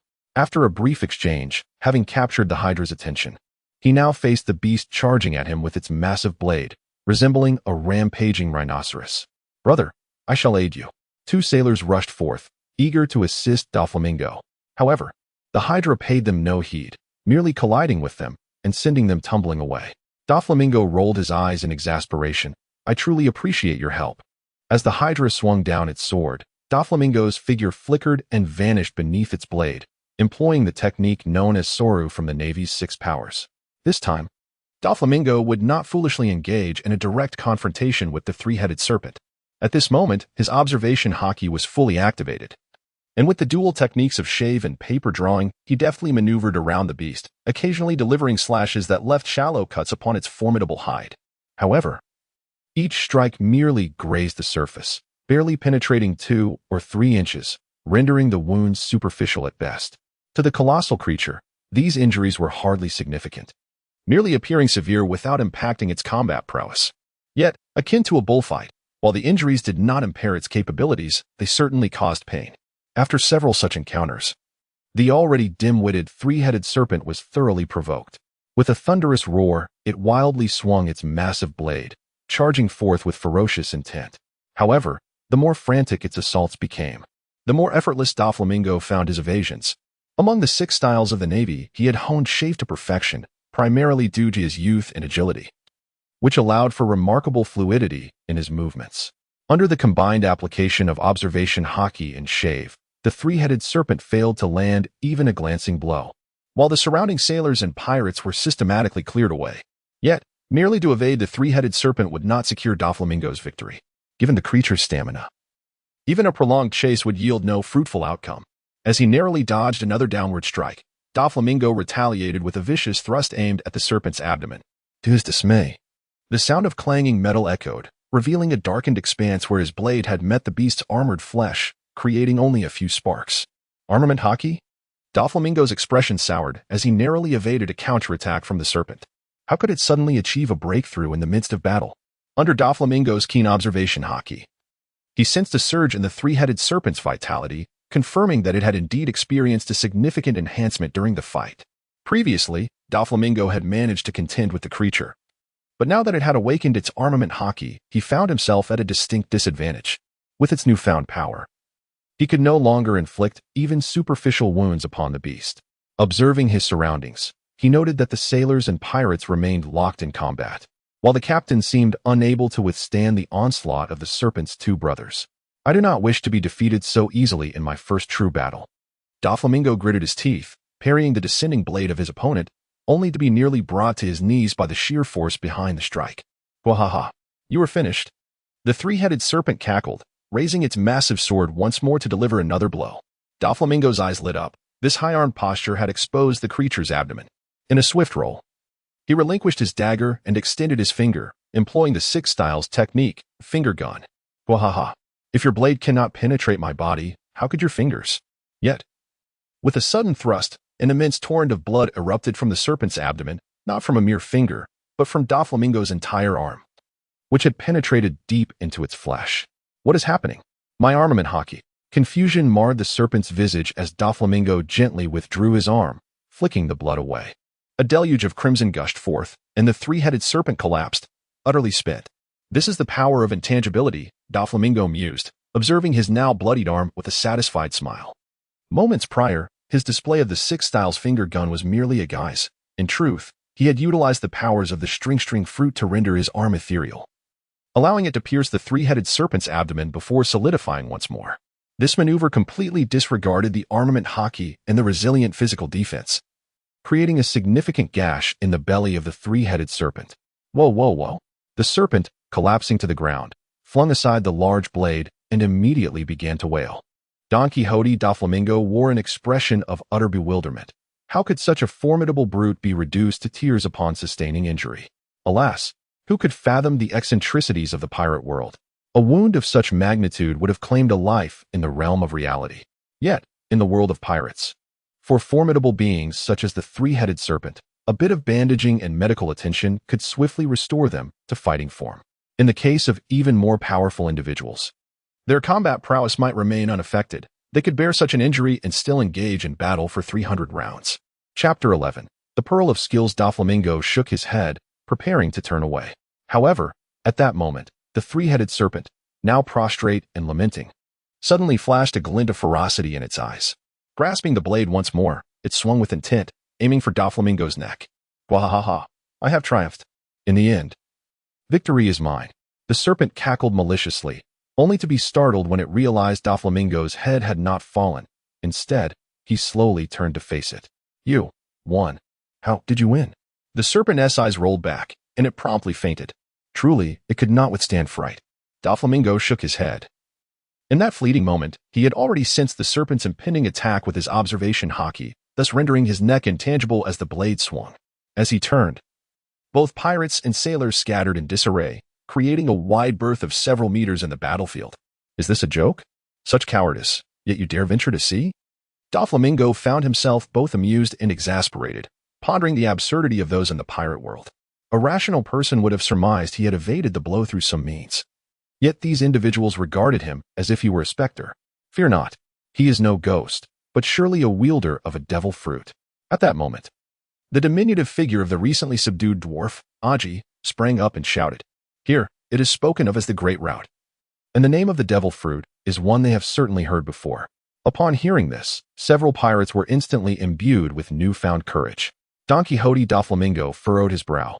Despite appearing unscathed and not having exerted himself too much, the truth is that employing his intangibility ability is extraordinarily taxing on one's stamina. Moreover, in the end, to lower the guard of that three-headed serpent, he had taken a direct blow from it. Now, his limbs felt somewhat weak and heavy, unable to muster any strength. Casting a glance at the approaching band of pirates, Doflamingo was unwilling to expend any further effort. The blade in his hand flashed suddenly. With a splatter, blood gushed forth as a massive head tumbled to the ground, the unconscious three-headed serpent meeting its demise. Interestingly, Doflamingo realized that he still did not know its name.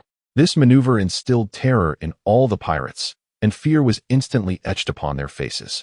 Soon after, they beheld the figure of Doflamingo growing ever larger, sprouting a myriad of horrifying tentacles. A monster, indeed a monster. Flee at once. This time, the diminutive gnome, Aji, remained silent as he swiftly scurried away on his short legs, vanishing from sight. Although he harbored doubts about the monstrous nature of Doflamingo, the scene before him unmistakably revealed that Doflamingo was an exceptional user of a devil fruit, far beyond the capabilities of the three-headed Hydra pirates. Several pirates, gripped by fear, scattered in panic, only to be swiftly felled by the sailors within mere steps. These sailors found it rather peculiar. They could not comprehend the sudden madness of the pirates, who, one after another, charged directly onto their blades, seemingly oblivious to the notion of resistance. At that moment, the captain of the merchant ship, who had been desperately enduring under the duress of the pirate leader's two imposing brothers, suddenly witnessed the two towering pirates engaging in a frenzied duel against one another. In a short span, they had both rendered themselves gravely injured, collapsing to the ground. The members of the merchant convoy exchanged bewildered glances, their expressions a mixture of confusion and astonishment, uncertain of the events that had transpired. However, the captain of the convoy bore an expression of epiphany as he turned his gaze toward Don Quixote Doflamingo. "Steve, you truly are remarkable. I never imagined you had become a user of a devil fruit." Doflamingo merely smirked, for he had employed his illusionary powers to implant the image of Steve into the minds of all the convoy members. Yet, this image was rather flimsy and could scarcely withstand scrutiny. Nevertheless, the captain did not seem particularly astute. It could be said that in the realm of piracy, 9 out of 10 individuals possess simplistic minds, with the last one being utterly devoid of intellect. Clearly, the captain harbored no suspicions regarding this Steve. Observing the crew, whose faces were alight with excitement, it was evident that they too were devoid of any doubts. Doflamingo sighed inwardly, acknowledging that this was simply a characteristic of the pirate world. Eliminating the Hydra pirate crew was not without its benefits. At the very least, the bounty on their 3 leaders was substantial. Among them, the captain, Big Mouth Andrew. The very Hydra whom Doflamingo had slain had a bounty of 50 million. While this might seem relatively modest, it is important to remember that during this era, the pirate king Roger had yet to conquer the Grand Line, making bounties of this time far more precious than those of later years. In the future, Andrew would likely be worth over 100 million, barely qualifying as a supernova. With wealth to be gained, Doflamingo naturally would not decline the opportunity. After all, Andrew had been slain in full view of the public, and no one would contest him for that bounty. On this small island, there exists no naval division. After replenishing their supplies, numerous members of the merchant caravans hosted a banquet on the island before departing. The 3-headed serpent pirate crew cannot be deemed excessively ruthless. At the very least, these ruffians have not harmed the island's inhabitants, merely indulging in a few free meals. Consequently, the merchant vessels encountered no difficulties in their resupply efforts. After this battle, Steve became a hero aboard the merchant ship due to his remarkable combat prowess. The members of the convoy held him in great esteem, and thus, on the vessel, Doflamingo luxuriated in a life of ease, where everything was provided for him, rendering his invisibility unnecessary. However, the most significant revelation for Doflamingo was the unique application of his special abilities. In the realm of illusion, he gazed intently at the towering crimson puppet, standing over 4 meters tall, and immediately recognized its connection to Andrew. "What is this? Does the soul of anyone I slay get absorbed into my special ability?" Yet, upon observing the other crimson puppets resembling pirates around him, Doflamingo shook his head, realizing that it must be those who died in proximity to him that were drawn into this illusory space. After a brief murmur, he extended his hand and effortlessly absorbed Andrew's soul. "What is this?" Upon witnessing the remnants left in the ground after the absorption, a heap of red dust, he noticed a faint glow emanating from its center. Doflamingo casually sifted through it and unearthed an object resembling a pearl, causing him to furrow his brow. His observation hockey sensed a power akin to his own emanating from this pearl. After a moment of contemplation, he directly absorbed the pearl into his being. In an instant, Doflamingo felt himself transported back to the battlefield, yet this time he fought in Andrew's guise. He swung his great sword wildly, yet could not land a blow on Doflamingo, leaving him with numerous wounds instead. Ultimately, in a fit of rage, a surge of black hockey erupted from his abdomen, effectively blocking Doflamingo's onslaught. Opening his eyes, the real Doflamingo exhibited an expression of astonishment as he extended a hand, allowing the black hockey to rapidly envelop his right arm. He chuckled, a peculiar sound escaping his lips, and shook his head, dismissing the bizarre laughter that accompanied this body. Nevertheless, a smile crept onto his face. Estimating that it would take him a year or 2 to cultivate the armament hockey, he was astonished to find it awakened instantaneously after absorbing Andrew's soul experience. Yet, he felt a tinge of disappointment. The intensity of this hockey was still inferior to that of Andrew, the 3-headed serpent, as his physical strength remained insufficient. Indeed, the potency of all hockey is inherently linked to one's physical capabilities. Even the observation hockey, which relies more on mental fortitude, could not be fully realized due to Doflamingo's currently low physical strength. This was even more true for the armament hockey, which depended heavily on physical prowess. Ultimately, all powers in the pirate world are fundamentally tied to one's stamina. Even his illusion fruit abilities were limited by his physical condition, allowing only a fraction of their potential to manifest. Otherwise, with his nearly monstrous mental strength, he could have fully transcended into nothingness. Regardless, he had finally unearthed some advantages of his special ability. Doflamingo sighed deeply, acknowledging that he had not truly reaped the benefits this power offered him until now. Prior to consuming the illusion fruit, it had nearly become a curse upon him. The subsequent increase in mental strength was merely a byproduct of the special ability. However, it seemed that to grow stronger, he would need to vanquish more formidable foes. Furthermore, only those of a certain caliber would yield any significant gains. In the weeks that followed, the merchant ship docked at Water 7 for resupply, during which Doflamingo seized the opportunity to disembark, erasing all memories of himself from the crew. This place likely harbors a naval division, he mused, hands tucked into his pockets. Though still youthful, his tall stature exuded an air of intimidation. As a shipbuilding hub, Water 7 surely contained a naval base. However, it was neither the Navy headquarters nor a primary base.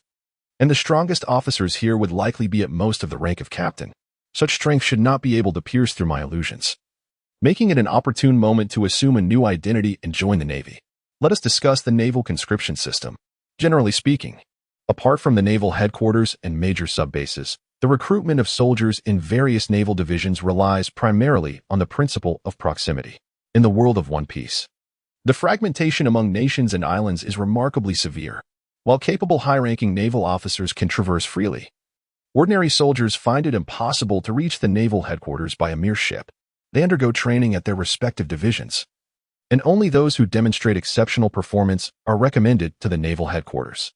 Of course, if one possesses sufficient self-confidence, it is not impossible to approach the naval headquarters directly to enlist. However, one must first ensure a clean background, preferably with acquaintances at the naval headquarters who can vouch for one's identity. Subsequently, they will assess your capabilities. If one is introduced to the naval headquarters through a subbase, the verification of identity becomes considerably easier, as they can directly retrieve records from the naval division. For Don Quixote Doflamingo, possessing the power of the string fruit, fabricating an identity is a mere trifle. His illusory abilities are indeed insurmountable for the weak. His reluctance to approach the naval headquarters stems from a wariness of the strong figures at the headquarters, particularly those of rear admiral rank and above, who can see through his illusions and recognize him as the celestial dragon, Don Quixote Doflamingo. Having circled around Water 7, the current state of the city, in comparison to its future, is far from prosperous, especially as it has yet to develop the sea train. Furthermore, Water 7 faces the annual threat of devastating tsunamis, leading to its gradual submersion, and a palpable air of despondency looms over the entire island. This situation is expected to persist until Fisher Tom constructs the sea train. It is precisely because of this sea train that Water 7 has transformed into the communication hub for all nearby islands, regaining its former glory. However, Doflamingo did not come here in search of Fisher Tom. It is said that this esteemed master shipwright crafted a vessel for the pirate King Roger about a year ago. What was its name again? Regardless, due to this minor incident, Mr. Tom found himself in dire straits, nearly facing the death penalty. This incident raised questions for Doflamingo regarding the peculiarities of the laws in the pirate world. Even when a crew member of the Pirate King was captured, they were not executed on the spot, but rather imprisoned and impelled down. Why, then, was a shipwright sentenced to death? Yet, the absurdities of the pirate world abound. Consider the Trinity Judge from Judicial Island, and one can clearly see that the law in the pirate realm is hardly worth anything. Utilizing his illusionary abilities, Doflamingo strolled around Water 7 until he located the naval branch. However, he refrained from directly entering to announce his desire to join the military. First, he transformed his appearance with an illusion, then used Andrew's head to acquire a bounty. Doflamingo began to weave his own identity while also indulging in the exquisite Water 7 delicacies. The delectable ingredients in the world of One Piece far surpass those of the real world, particularly the meats, which are truly exceptional. In this context, the Water 7's renowned water meat is celebrated for its exquisite flavor, which is a testament to its culinary prestige. Ah, the taste. It possesses a jelly-like texture, combined with the rich, savory essence of the meat and a tender, melt-in-your-mouth quality that is indeed a delicacy only available in the realm of manga. Haha, Steve. What are you saying? An elderly man standing nearby smiled and inquired. I was saying that nothing whets my appetite quite like the water meat from my hometown, Steve replied, turning around with a beaming smile. Indeed, the water meat from Water 7, along with the sea salt left by the gods of water, is a supreme delicacy unavailable on other islands. Chapter 13. Joining the Navy after exchanging pleasantries with the old man, Doflamingo rode off on Bruley. It has already been 2 months since he arrived in Water 7. Under the prolonged influence of hypnosis, the residents of this city gradually began to remember a young man named Steve, orphaned at a tender age due to the ruthless actions of pirates. He harbored a deep-seated hatred for them. Subsequently, he set sail, serving as a bodyguard for merchant fleets while moonlighting as a bounty hunter, dedicating several years to tracking down the pirate crew responsible for his parents' demise. It was only recently, upon learning of the crew's downfall, that he returned to Water 7. Indeed, the existence of the pirate crew and the fate of his parents were genuine occurrences. Everything was true, save for his own identity. Having crafted this elaborate persona for quite some time, Don Quixote Doflamingo felt it was time to take action. One day, he found himself at the entrance of the Navy's headquarters, ready to enlist. Standing at the threshold, he observed an elderly sailor dozing off. The window for bounty exchanges showcased a more battle-hardened group of sailors. So why were the recruiters here predominantly a collection of old men? "Hey, wake up. I'm here to enlist," he called out. "Huh?" The aged sailor lifted his head in astonishment. Someone's here to enlist? His surprise was understandable, due to the abundance of shipyards in Water 7. Most able-bodied young men had been drawn to the factories, leaving very few genuinely willing to join the Navy. The Navy here is predominantly comprised of personnel dispatched from Base G2. Each naval base, such as G2 and G4, commanded by a vice admiral, oversees the naval forces of several nations and islands. Some islands have so few individuals willing to serve in the Navy that it necessitates the reassignment of sailors from nearby territories. It is quite peculiar. The elderly sailor glanced at Don Quixote Doflamingo. In the City of Water, few are inclined to enlist. "Boy, do you harbor a grudge against pirates?" he mused, shaking his head in dismissal. "Well, that is of no concern to an old man like me. If you wish to join the Navy, fill out this form promptly." After rummaging through his desk, he produced a form and handed it directly to Doflamingo, instructing him to submit it once completed. With that, he slumped back onto the desk, swiftly drifting into slumber. Observing the old sailor, Doflamingo felt that the meticulously crafted narrative of his distinguished origins was rendered a mere farce. He reassured himself that this was merely prudence, managing to quell the simmering indignation within. After completing the form, he proceeded inside. Fortunately, the Naval Division was not as lax in its management as the entrance suggested, though it was not overly stringent either. After confirming his identity, they promptly issued him weaponry and a uniform, allowing him to report for duty. By the way, he inquired of the petty officer who registered him and provided the gear. "As a devil fruit user, shouldn't I receive some special consideration?" A devil fruit user. The stout petty officer's expression morphed into one of astonishment. "How rare. With such powers, why choose a career in the Navy? You didn't hear anything, understood?" Doflamingo replied wearily. The petty officer nodded, his curiosity piqued. "So, what is your devil fruit ability?" "I possess the power of the op fruit, allowing me to render my body intangible, passing through all objects." "Then why not simply rob a treasury instead of joining the Navy?" "You didn't hear that either, did you?" "Understood," Doflamingo replied with an eye roll, realizing that the ranks of both the Navy and pirates seemed to be teeming with eccentric characters. "I often feel out of place for not being peculiar enough." Upon learning of a devil fruit user enlisting, even the colonel stationed at the division could not remain idle, requesting an audience with Doflamingo. However, upon meeting the colonel, Doflamingo was left greatly disenchanted. To put it bluntly, the colonel's strength surpassed that of the common pirates in the 4 seas. Yet he fell short of the true elite colonels of the main headquarters, his combat prowess merely the baseline for officer rank. It was no wonder that after entering the Grand Line, the Navy pursuing the Straw Hat crew was consistently composed of personnel dispatched from the bases. The naval forces stationed on various islands are somewhat lacking. Despite their shortcomings, Don Quixote Doflamingo has achieved his desires, being directly appointed as a naval sergeant. With just a modest display of merit, he can effortlessly ascend to the rank of a commissioned officer. The naval colonel directly informed him that he would undoubtedly have a place in next year's elite naval training camp. The elite training camp of the Navy primarily produces officers from the headquarters. Those who gain entry are either exceptionally skilled individuals with notable accomplishments from various divisions or incredibly fortunate individuals who have consumed a devil fruit. Indeed, as long as one has ingested a devil fruit, and its powers prove advantageous in combat, they are guaranteed eligibility for the elite naval training camp. Upon completion, provided they do not meet an untimely demise, they will at the very least achieve the rank of a colonel. After hearing this, Don Quixote Doflamingo began to settle into a rather untroubled existence. In Water 7, pirate disturbances are quite rare. Note that it is not the presence of pirates that is uncommon, but rather the lack of chaos they incite. After all, this locale is the largest and finest shipbuilding hub in the world and on the seas. The significance of ships cannot be overstated. Even the most unruly pirates would hesitate to offend the skilled shipwrights here. Otherwise, should they find a few nails missing from the hold, they might find themselves reveling in the joys of swimming in the ocean after merely a few hundred kilometers. For the naval division stationed in Water 7, as long as one refrains from causing trouble, they will not take the initiative to act, regardless of the bounty on one's head. Of course, from Doflamingo's perspective, the more likely reason is that the naval division in Water 7 is simply incapable of contending with these pirates.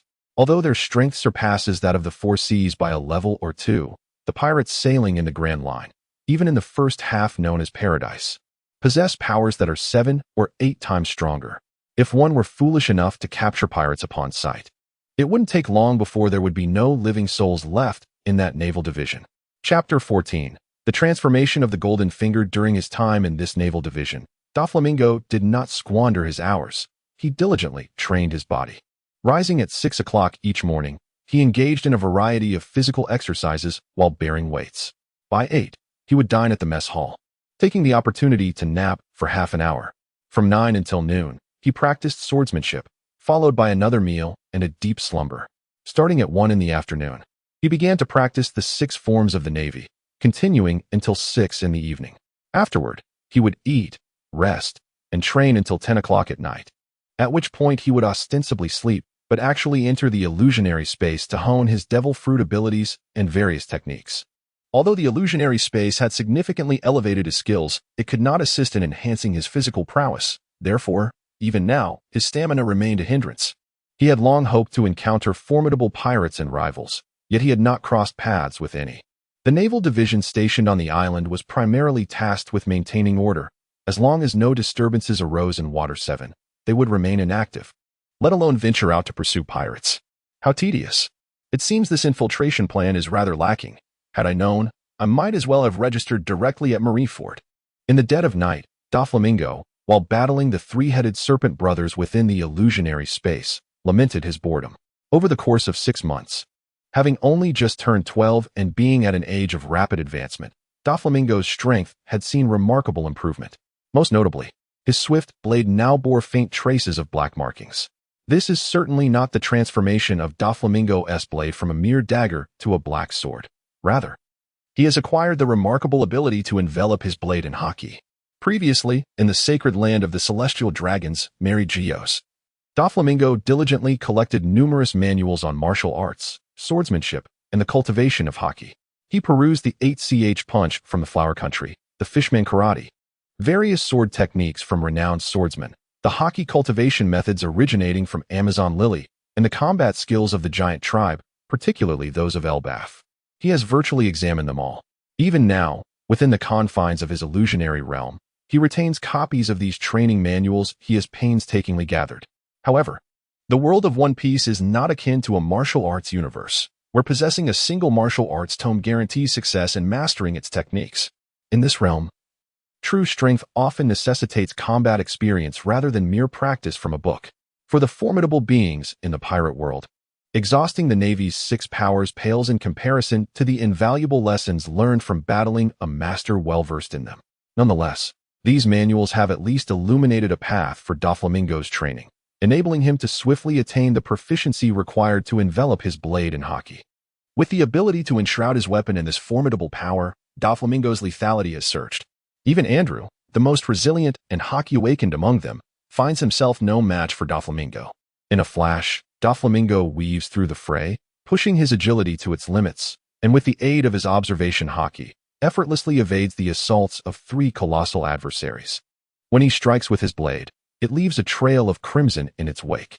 This encounter was not akin to their previous clash, where only superficial injuries were sustained. Each strike resulted in a cascade of fresh blood, and within merely half an hour, the three formidable foes were left teetering on the brink of collapse, ultimately dispatched by Doflamingo's decisive blade. In their last confrontation, Doflamingo had been compelled to employ the ethereal abilities of his devil fruit against a singular Andrew. However, this time, faced with Andrew and his two brothers united, he achieved victory with remarkable ease, illustrating that he had not squandered the intervening 6 months. Stretching his arms, Doflamingo strolled leisurely from the city, and from the crimson sea emerged another blood-colored puppet. "I am on the verge of nausea from dealing with these abominations daily," he lamented, attempting to extend his hand. Yet, the blood puppet swiftly lunged forward, brandishing a scarlet longsword that nearly pierced Doflamingo's eye. "What in the world is this?" he exclaimed, executing a swift roll to evade the strike, his eyes widening in disbelief. Under normal circumstances, unless engaged in combat training within the illusionary realm, Doflamingo rarely activated his observation haki. Moreover, blood puppets typically lacked any combat prowess, let alone the ability to suddenly manifest a longsword. The earlier strike, while not particularly powerful or swift, posed a significant threat to Doflamingo. It is noteworthy that the blood puppet possessed only the physical strength of an ordinary human, yet it executed a strike that nearly caught Doflamingo off guard, showcasing an impressive level of swordsmanship. To illustrate, it would be akin to an average person managing to wound a colonel from the Navy headquarters with a surprise attack, despite the element of surprise. The skill demonstrated would be nothing short of remarkable. Observing the figure clad in blood, wielding the longsword, Doflamingo's expression transformed from astonishment to elation. Although he was unaware of the nature of this blood puppet, the mere fact that it exhibited change was a welcome development. Given that his golden finger had already manifested in such a manner, how much worse could things possibly become? Once more, he extended his hand. Within the illusionary realm, he possessed the capacity to alter the world, nearly omnipotent. The blood puppet's earlier attack had merely taken him by surprise. This time, as Doflamingo focused intently, the puppet found itself immobilized, unable to move. With ease, Doflamingo absorbed it, the blood-colored longsword ultimately transforming into a crystalline dagger, which he grasped in his hand. Examining the small sword, resembling a shard of blood-colored crystal and measuring just 4 or 5 centimeters in length, Doflamingo furrowed his brow before promptly swallowing it. In an instant, he envisioned a full moon, majestic palaces, and 2 dazzling beams of sword light. As the 2 beams of light intertwined, he sensed a slight shift in the sword light he now held. Suddenly, a sharp pain pierced his chest, and he awoke from the vision. Though only a fleeting moment, this was the most complete memory he had acquired thus far, aside from those of Andrew and his original self. Alongside the vision, he had also received a name, Celestial Sword. So, was that moment the final confrontation between Yi Guqing and Shimen Shui Shui within the Forbidden City? Did the blood puppet embody a fragment of Yi Guqing's obsession? With a casual flourish of the dagger, Doflamingo did not expect to conjure the Celestial Sword technique. After all, such a move belonged to the realm of martial arts, and he lacked any inner strength. How could he possibly execute such a technique within the pirate world? Chapter 15. The Pirate's Onslaught. While he could not manifest the Celestial Sword, Doflamingo suddenly felt his weapon becoming far more manageable. Was it not a skill being transmitted, but rather a gift of innate talent and intuition? Previously, when wielding his dagger, Doflamingo had relied primarily on brute force. Yet now, he sensed the blade slicing through the air with a newfound fluidity. Though the pirate world often prized sheer strength, it did not entirely dismiss technique, particularly among swordsmen, who employed skill to the fullest. Within the illusionary realm, Doflamingo's understanding remained superficial, only to deepen as he practiced swordsmanship in the real world, where he could truly appreciate that unique intuition. Every ounce of weight in the dagger felt distinct in his grasp. With each swing, he instinctively comprehended how to maximize his strength and speed, a realization that required no conscious thought. He could even perceive the gentle breathing of the dagger, allowing him to attune to the rhythmic pulse of the world around him. Was this the so-called breath of all things?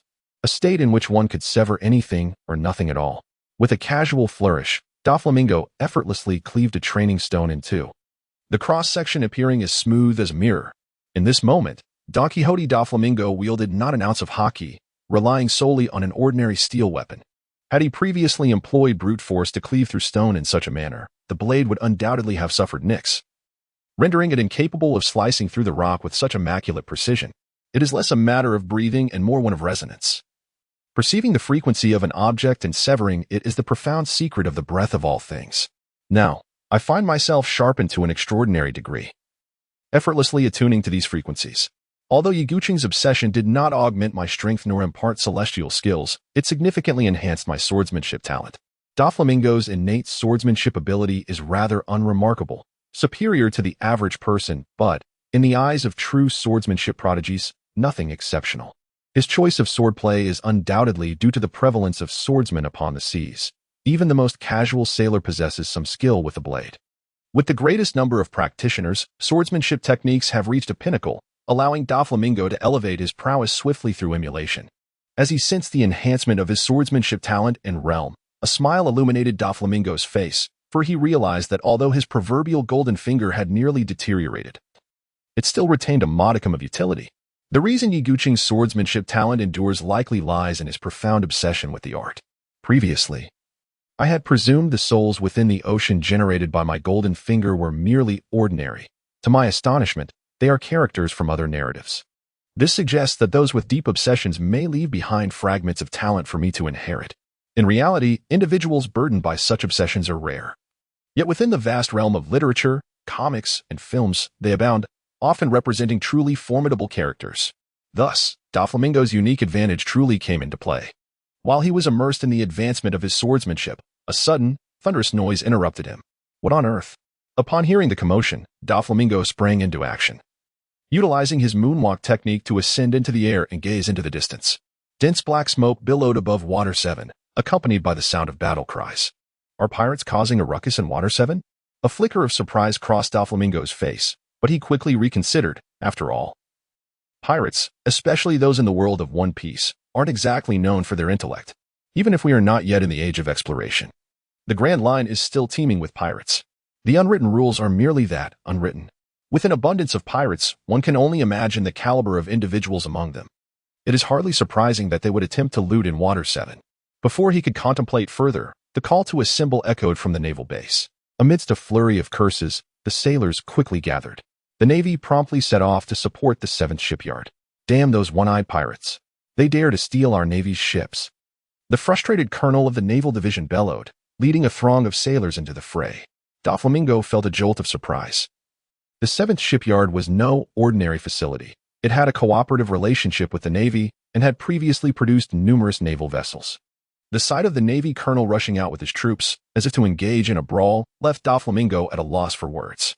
Upon reflection, given that the world of pirates relies heavily on individual prowess, formations, and discipline, though not entirely ineffective, one might argue that such organization is of little consequence.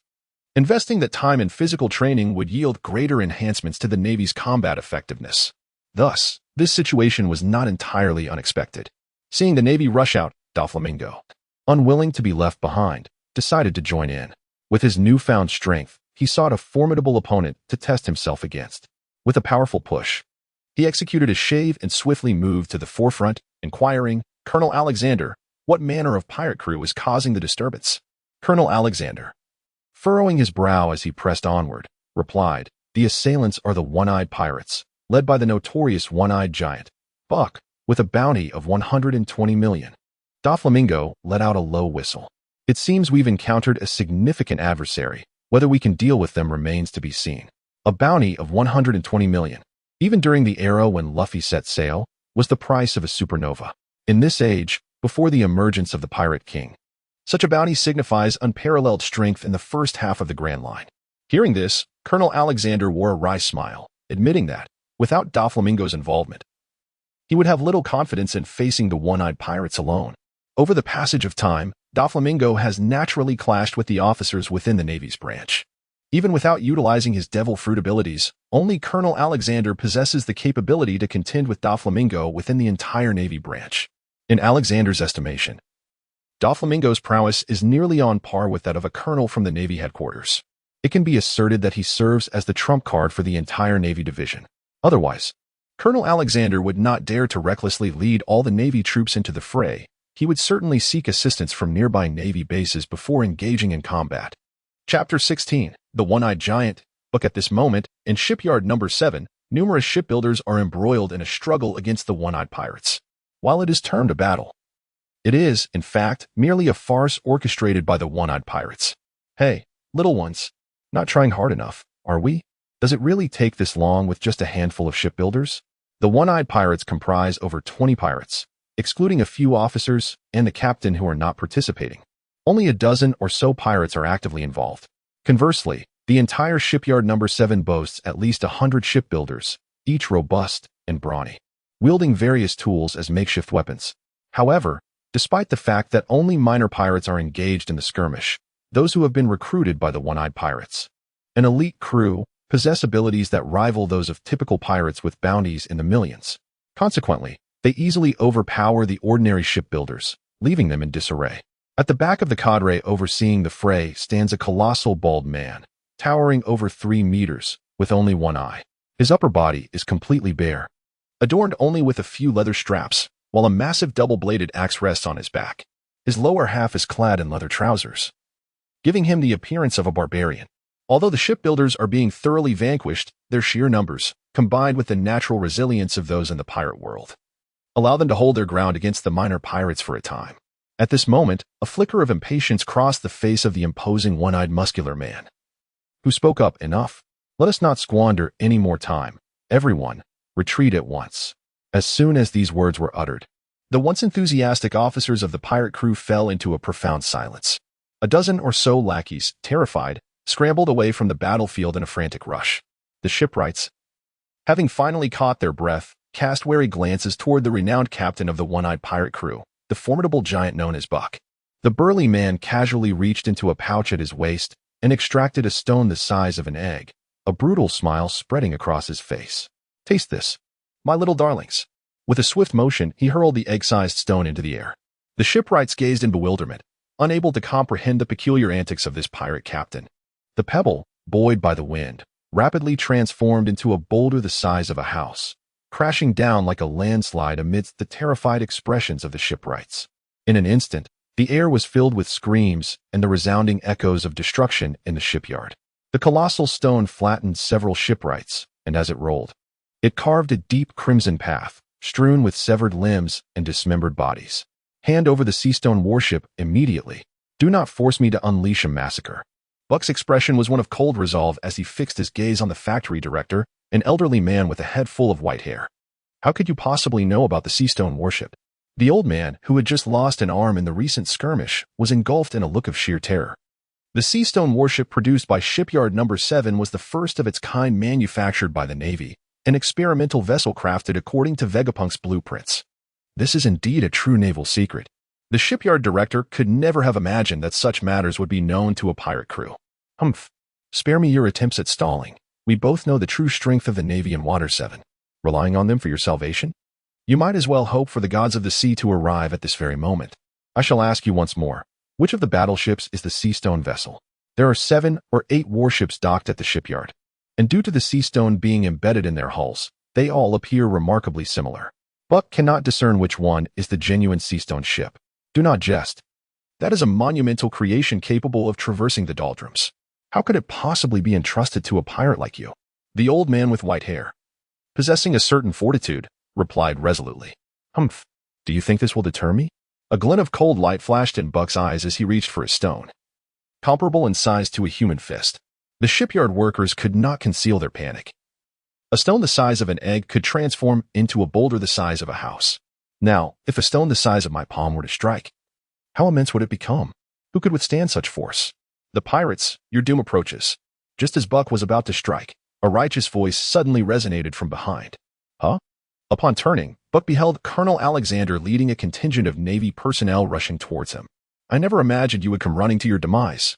A peculiar expression crossed Buck's face. Huh? Allow me to inform you, we have a super rookie secret weapon in our division, damn it.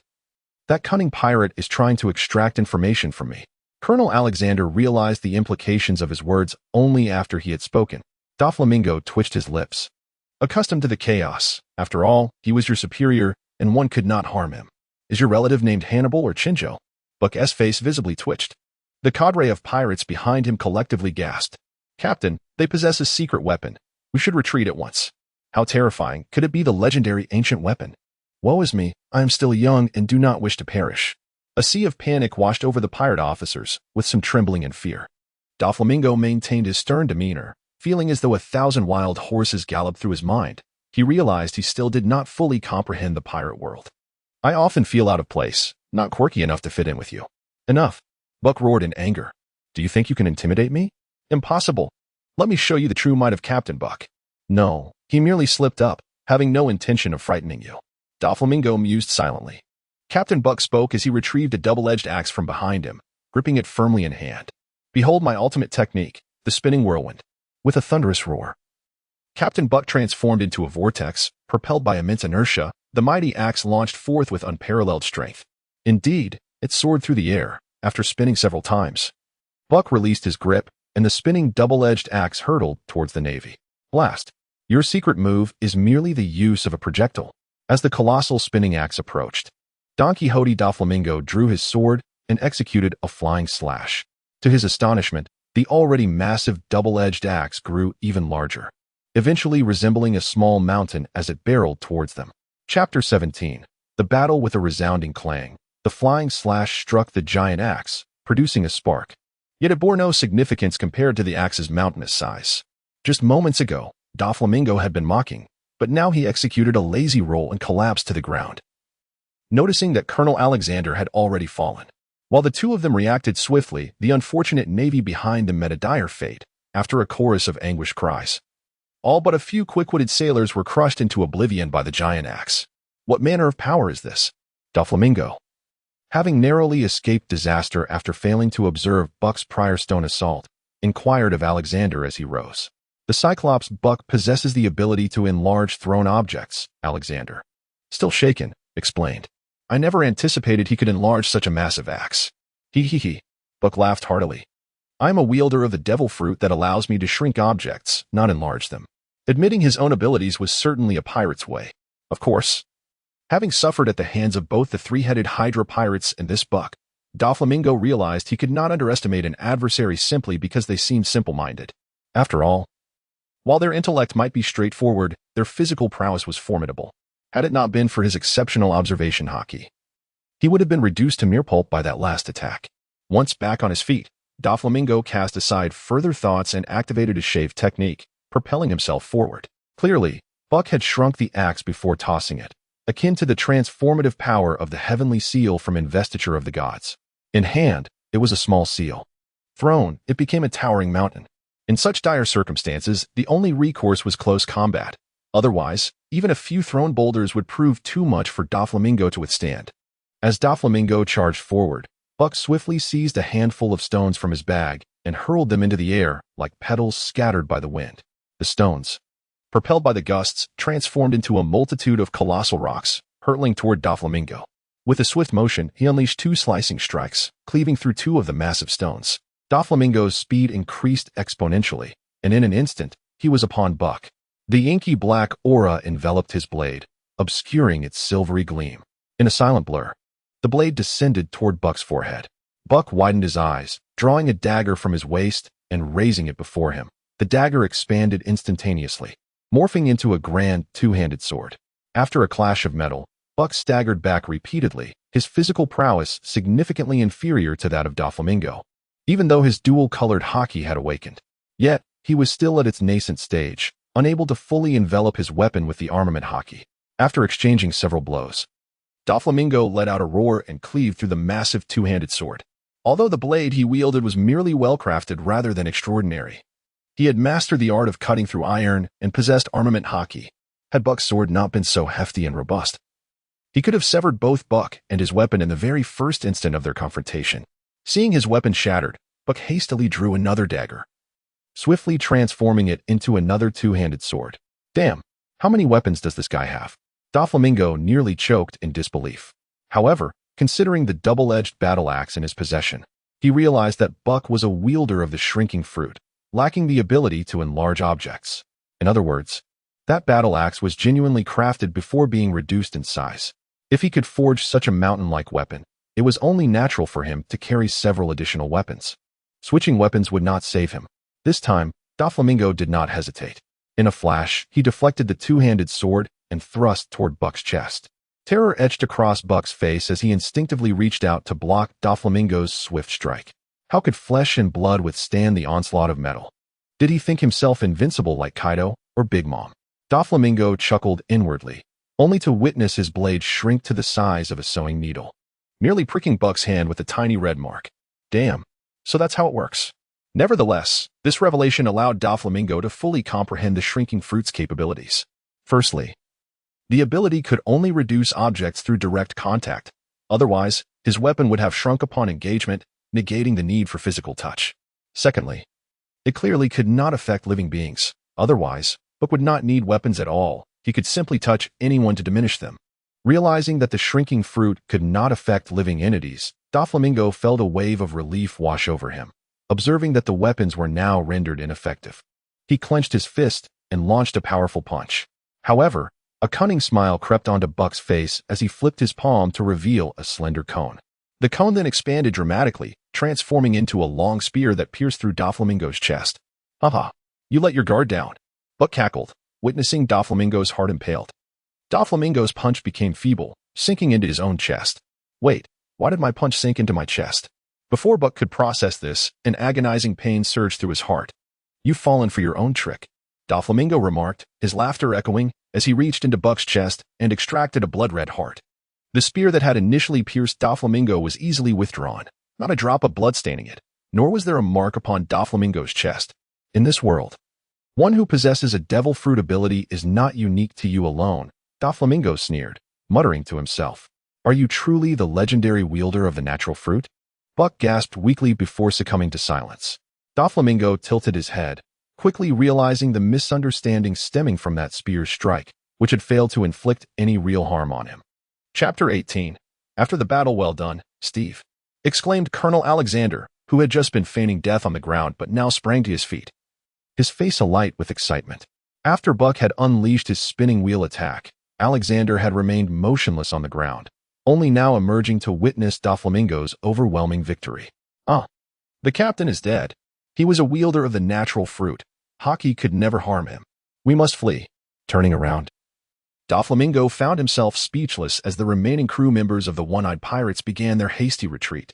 What is this? Shouldn't they rush forward to avenge the captain? Truly, they are nothing but a rabble. Capture them. With renewed vigor, Colonel Alexander charged directly at the band of pirates. Behind him were several officers who had narrowly escaped the recent calamity, joining him in delivering a thorough thrashing to the beleaguered foes.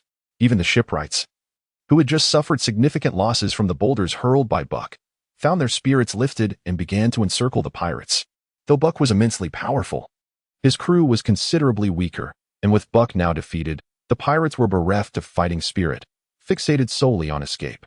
After a tumultuous skirmish, only 2 or 3 of the more formidable officers managed to flee, while the rest were captured without exception. Seeing so many pirates apprehended, Colonel Alexander's face broke into a wide grin, but upon turning to glimpse the fallen sailors, sorrow clouded his expression, rendering his demeanor quite peculiar. Doflamingo sighed, pondering the plight of the foot soldiers in the world of One Piece. Life is perilous, and one might fall victim to unknown calamities at any moment. At Marine headquarters in Marineford, the current fleet admiral was steel-bone calm, though his advanced age led him to delegate most responsibilities to his subordinates. Sengoku and Zephyr served as the present Marine admirals, with Zephyr dedicating much of his energy to the role of chief instructor of the Marine Corps. Thus, Sengoku was left to handle affairs primarily, aided only by Vice Admiral Tsuru, who still held her position. As for his old partner, Garp, Sengoku merely wished for him not to add to his troubles. Trusting him with administrative duties would be akin to assigning his pet goat to manage paperwork. At least the goat could shred documents. While this future admiral was engrossed in paperwork, Vice Admiral Tsuru entered, her face betraying signs of anger. What is it, Tsuru? Sengoku inquired, lifting his gaze to his longtime companion. Though Vice Admiral Tsuru was not yet 50 and retained a semblance of youthful beauty, her temperament was far from the calm demeanor she would adopt in 2 or 3 years. It was laced with a hint of volatility. The third plan has been compromised. Our warship was nearly seized by pirates. Sengoku's countenance grew serious. The so-called third plan involved the construction of warships embedded with sea prism stone, known only to a select few Marine officers. At shipyard number 7, aside from the captain, others were oblivious to the purpose of the sea prism stone they were laying beneath the ships. They merely followed orders, unaware of the significance of their task. Has the warship been taken? Which pirate crew was responsible? Sengoku asked, tension palpable in his voice. It was no wonder he was anxious. The Sea Prism stone warship represented a revolutionary invention. With such a vessel capable of traversing the doldrums, the Navy's mobility would multiply several times over. Its implications on the ocean were self-evident. In fact, the invention of the Sea Prism stone warship could be considered more significant than the Navy acquiring two top-tier combat forces. The potential ramifications of such a new experimental warship falling into pirate hands were staggering. It was the one-eyed pirates who made the attempt, but fortunately, they were apprehended by the Navy branch in Water 7. Sengoku let out a sigh of relief, though he soon felt something amiss. When did the Navy branch in Water 7 acquire such capability? Surely, that would be the domain of Alexander. Could he truly have halted the one-eyed pirates? Alexander had indeed left a considerable impression on Sengoku, especially with his tendency to blurt out information, a peculiarity that stood out even in the eccentric ranks of the Navy, making it impossible to forget him. It is indeed a peculiar world where such oddities exist upon the vast ocean. In a more conventional realm, individuals of this nature would find it utterly impossible to ascend to the rank of officer, no matter how hard they endeavored. The indelible impression left by Colonel Alexander has made it abundantly clear to Sengoku that his prowess is adequate for dealing with ordinary pirates, thereby qualifying him as a competent officer. However, when faced with formidable adversaries like the one-eyed pirate crew, who have eluded capture even by vice admirals of the Navy, the entire naval division of Water 7 would be rendered ineffective. Thus, I assert that we are indeed fortunate. A rare smile graced Crane's face as she noted the recruitment of a promising newcomer to the Navy. A formidable individual endowed with the powers of a devil fruit, who had successfully vanquished the colossal one-eyed giant, Buck. Understanding dawned upon Sengoku as he nodded, finally grasping the sequence of events. It appears that our Navy has cultivated another promising talent, one who can be transferred to headquarters by the end of next year to partake in Zifa's elite training camp. Crane also nodded in agreement. The emergence of a new star within the Navy naturally resonated well with those seasoned veterans who had devoted their lives to service. Now, let us turn our attention to the matter of the leak. I do not perceive this incident as mere coincidence. Sengoku furrowed his brow at this statement, pondering that even if there were spies among the ranks of the Navy at the rank of captain, it is unlikely they would expose themselves for such trivial matters.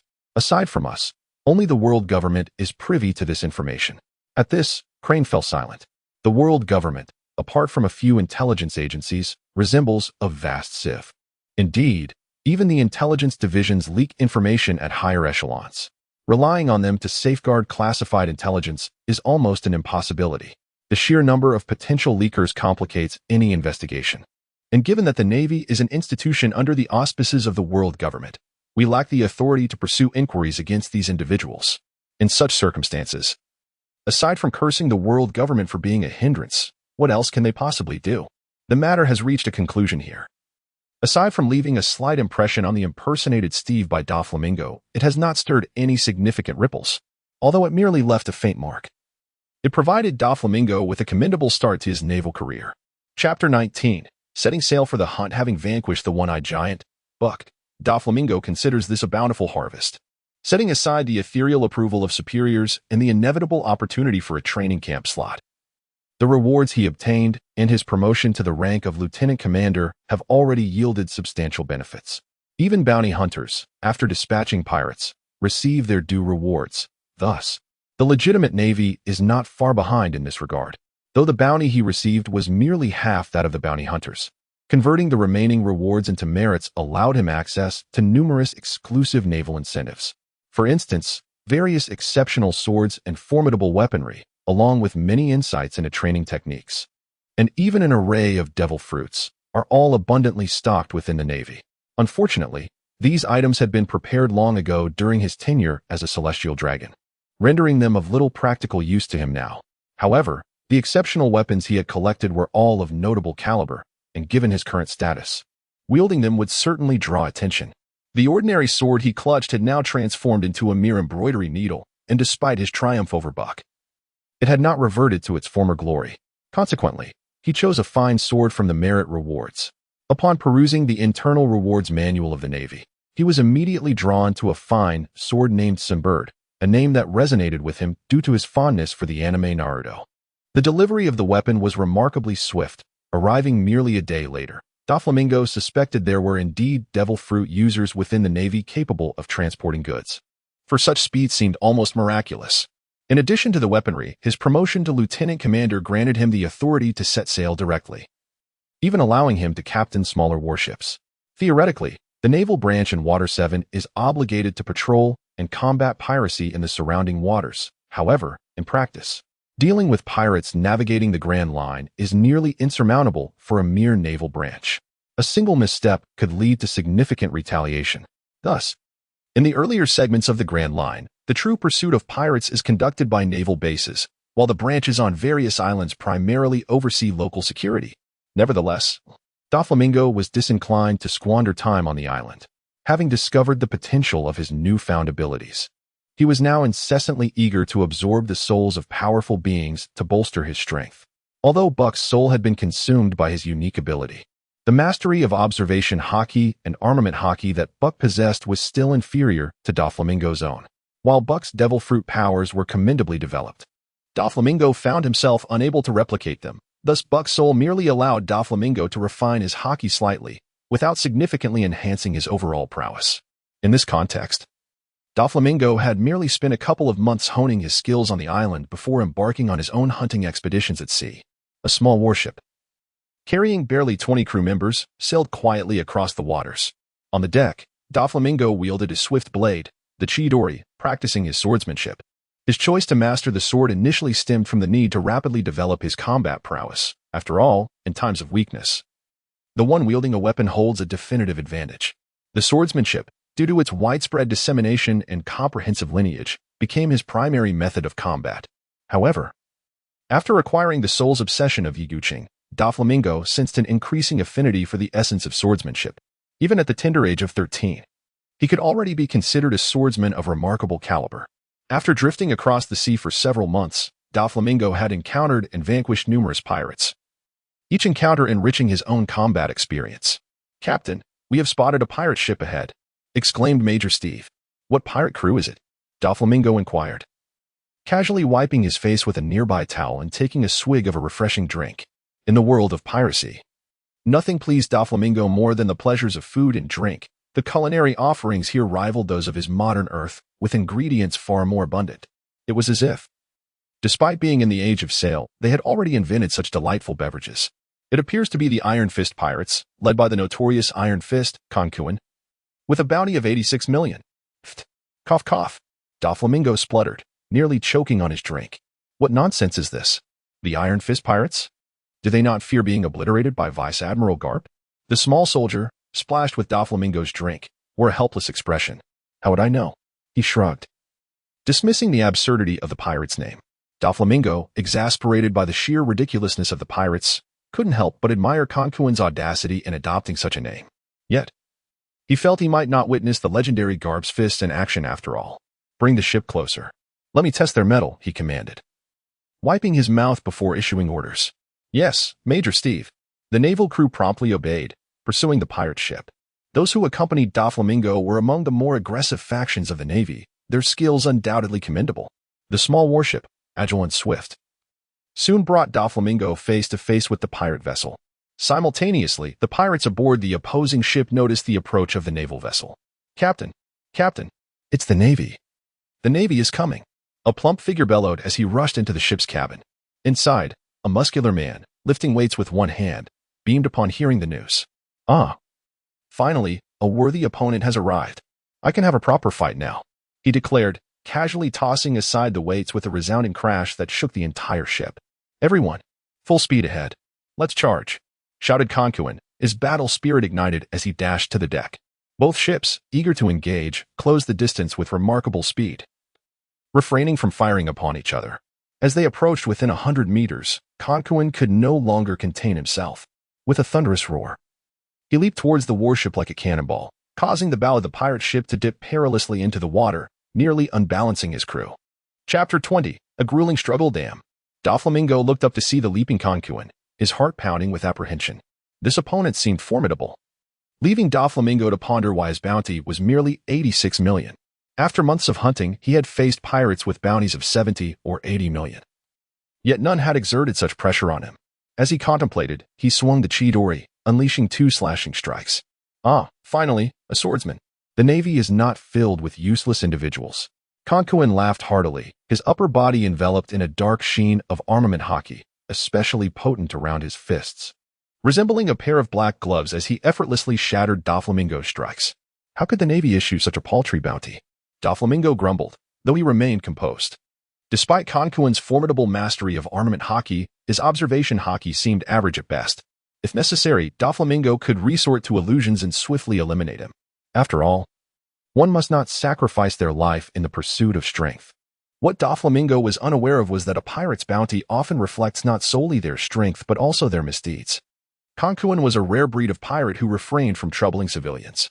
At times, he accepted missions for nations or eliminated rival pirates to protect his non-bounty-listed crew, thus earning his bounty through collateral damage and his notorious reputation. In terms of strength, Conquin's bounty could easily be doubled. Even in the New World, teeming with powerful adversaries, he could carve out a name for himself and, with effort, ascend to a high-ranking position within a Yonko's crew. Remarkable, indeed. A swordsman. The Navy is not entirely comprised of fools. Conquin proclaimed upon landing on the deck, his fists clashing together, producing a resonant metallic ring. Doflamingo regarded him quizzically. How dare he label the Navy as inept? This man clearly had never encountered the might of a naval expert, considering the first half of the Grand Line. Few could rival him, which explained his audacity. Doflamingo had seldom encountered a pirate so recklessly aggressive, charging straight at the Navy. Yet, recognizing Conquin's fervor for battle, Doflamingo understood this foe was fearless. With no time for further deliberation, the Navy had crossed paths with pirates. What was there to do but engage? Even though Doflamingo felt no allegiance to the Navy, he knew one thing. Action was imperative. The dark hockey enveloped the Chidori, exuding an aura of sharpness, though it lacked the melodious chirping of 1,000 birds. Conquin's face lit up with glee as he unleashed a relentless iron fist. Doflamingo met the attack head-on, his blade clashing against Conquin's fist. The formidable clash sent shockwaves through the air, and after a brief standoff, Doflamingo was sent reeling. He crashed through several compartments of the ship before finally coming to a halt. How on earth am I supposed to fight this? The disparity in strength and mastery of hockey is overwhelming. Doflamingo rose from the ruins, feeling an overwhelming fatigue in both of his arms, while blood trickled down from the crevice of his palm. This is an unavoidable circumstance. Although his talent is commendable, he is still under 13 years of age. When compared to a formidable opponent like the strength of Ganglishire, the disparity remains considerable. I shall attempt once more. If that fails, I will resort to illusionary techniques. Doflamingo resolved in his heart, tightening his grip on the Chidori. Meanwhile, his adversary, Ganglishire, approached unhurriedly, a deep gash visible on his fist, blood streaming down. The wound was a testament to the impact of Doflamingo's earlier strike. Such formidable swordsmanship. You are the strongest Navy officer I have ever encountered, Ganglishire remarked, a twisted smile gracing his features. Only by utterly defeating a powerhouse like you can I truly advance. Ugh, I find your zeal for combat rather irksome. Doflamingo muttered and complained as he exerted force beneath his feet, vanishing instantaneously before Ganglishire.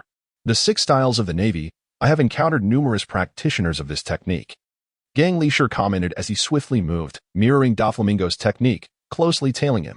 Doflamingo was not surprised. In the world of pirates, physical prowess dictated everything. As long as one's physique met the standards, and with a modicum of talent, mastering the Navy's 6 styles could be achieved with mere observation.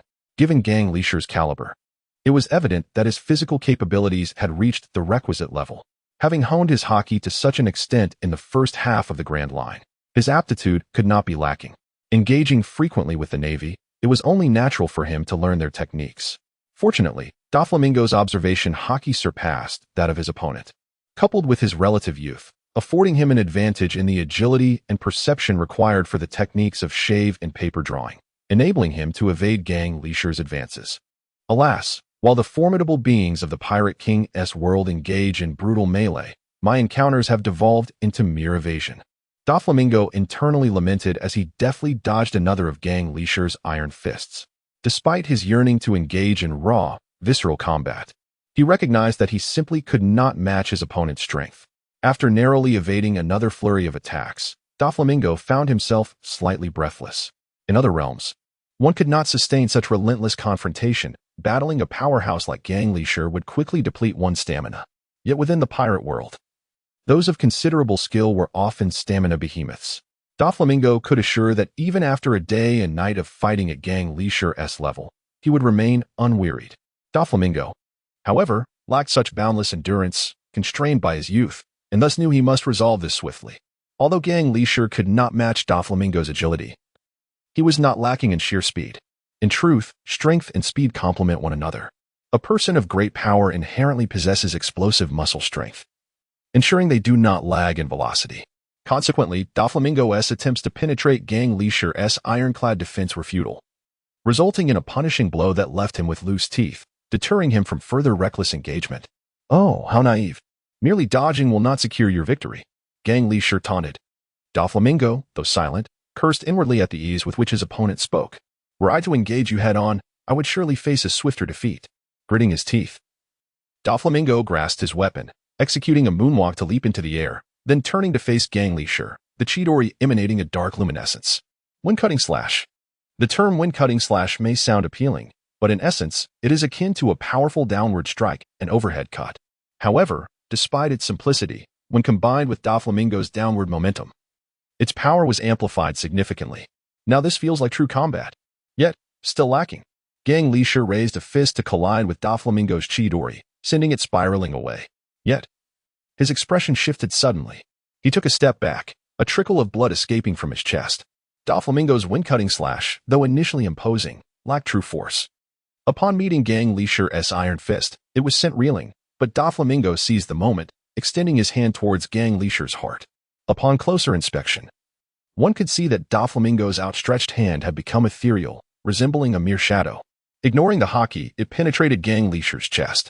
Fortunately, while Gang Leisure's observation hockey was not finely tuned, his battle-hardened instincts were acute. The moment Doflamingo's phantasmal fingers grazed his heart, he reacted swiftly, retreating just in time to avoid a fatal blow. Even with his timely withdrawal, Gang Leisure lost a few ounces of flesh from his chest, leaving him drenched in cold sweat.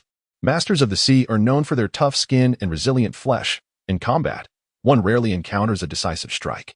Yet, Doflamingo's maneuver was both bizarre and perilous, possessing lethal potential against even the most formidable adversaries.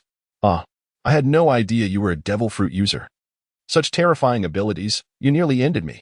Gang Leisure exclaimed, exhilaration alight on his face. Indeed, only through life and death battles can I truly grow.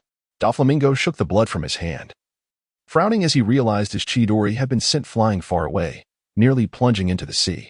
Without his weapon, his combat efficacy diminished significantly. And once a phantasmal attack was perceived, the chance for a successful ambush would be nearly impossible.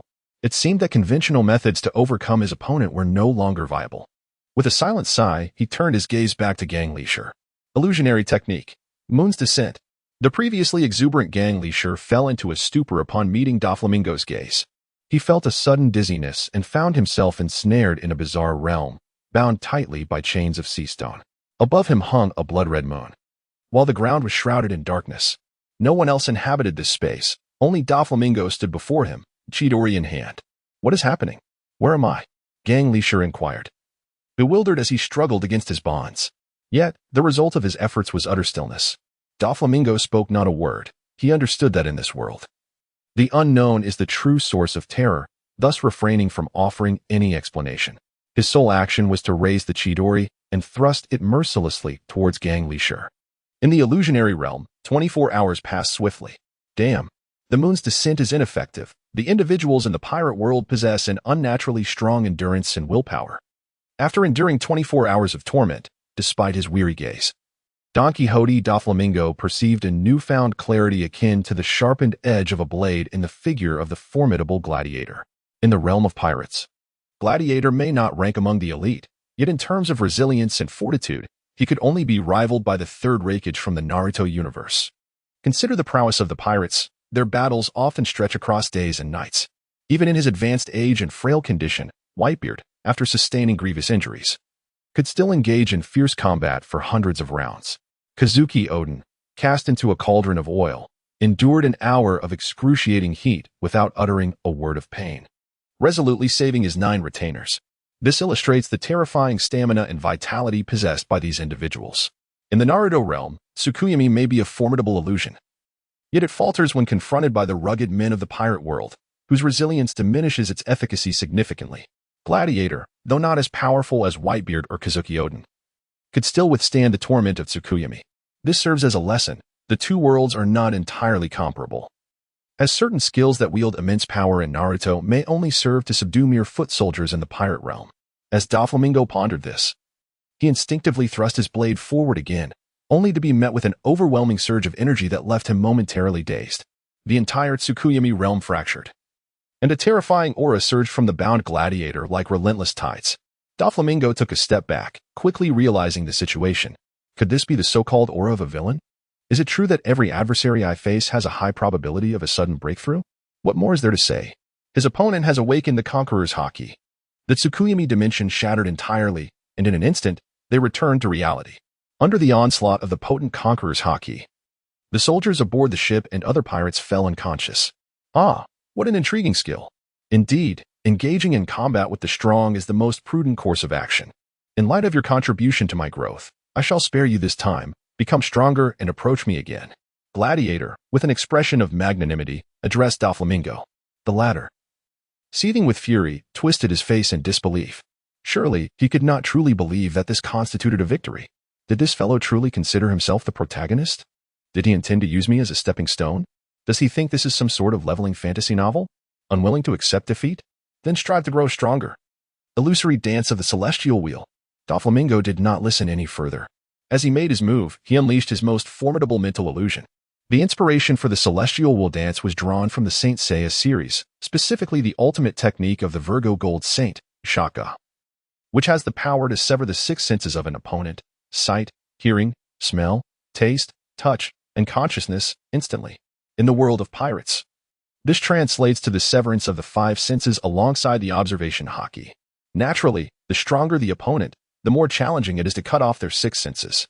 Unfortunately, while the strength of the gladiator was considerable, it was not sufficient to withstand Doflamingo's attack, leaving him utterly under control. Chapter 22. A perilous victory. The consumption of stamina was overwhelming. A swift resolution was imperative. Although Doflamingo had severed his opponent's six senses with a single strike, he felt his own stamina plummet like a cliff. After all, he had to surpass his opponent in basic attributes, while his mental strength far exceeded that of the gladiator. Allowing him to easily sever the gladiator's senses, the toll on his stamina was significant. He dared not exhibit any lapse in focus and immediately phantasmalized his right arm, executing the Black Tiger heart extraction, plunging his entire arm into the gladiator's chest. At that moment, a strong sense of crisis surged within the gladiator, who broke free from the control of the celestial will dance. Now awakened, he roared and delivered a punch that struck Doflamingo squarely in the chest. With a resounding thud, Doflamingo felt as if he had been struck by a colossal hammer. The sound of cracking ribs echoed as several broke upon impact, blood spewing forth as he was sent crashing through multiple cabins until he collided with the mast, finally collapsing to the ground. After a brief respite, he found himself dizzy. Surrounded by shimmering stars, his entire body drained of energy, limbs feeling weak. The pain in his chest and abdomen confirmed that he had at least 3 or 4 broken ribs, with internal bleeding as well.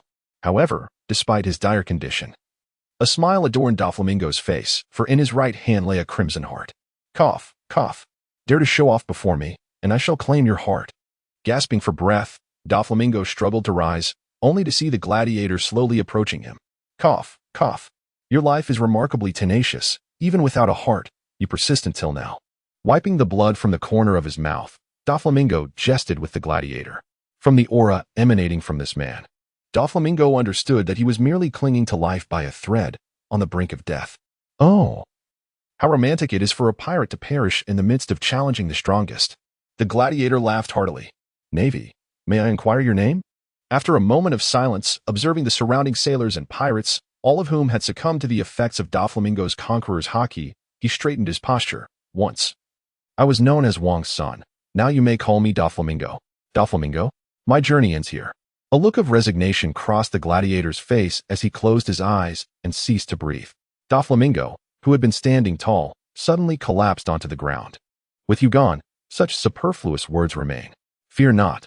One day, I shall become the strongest in the world. To die at the hands of the future strongest is, at least, to die with closed eyes.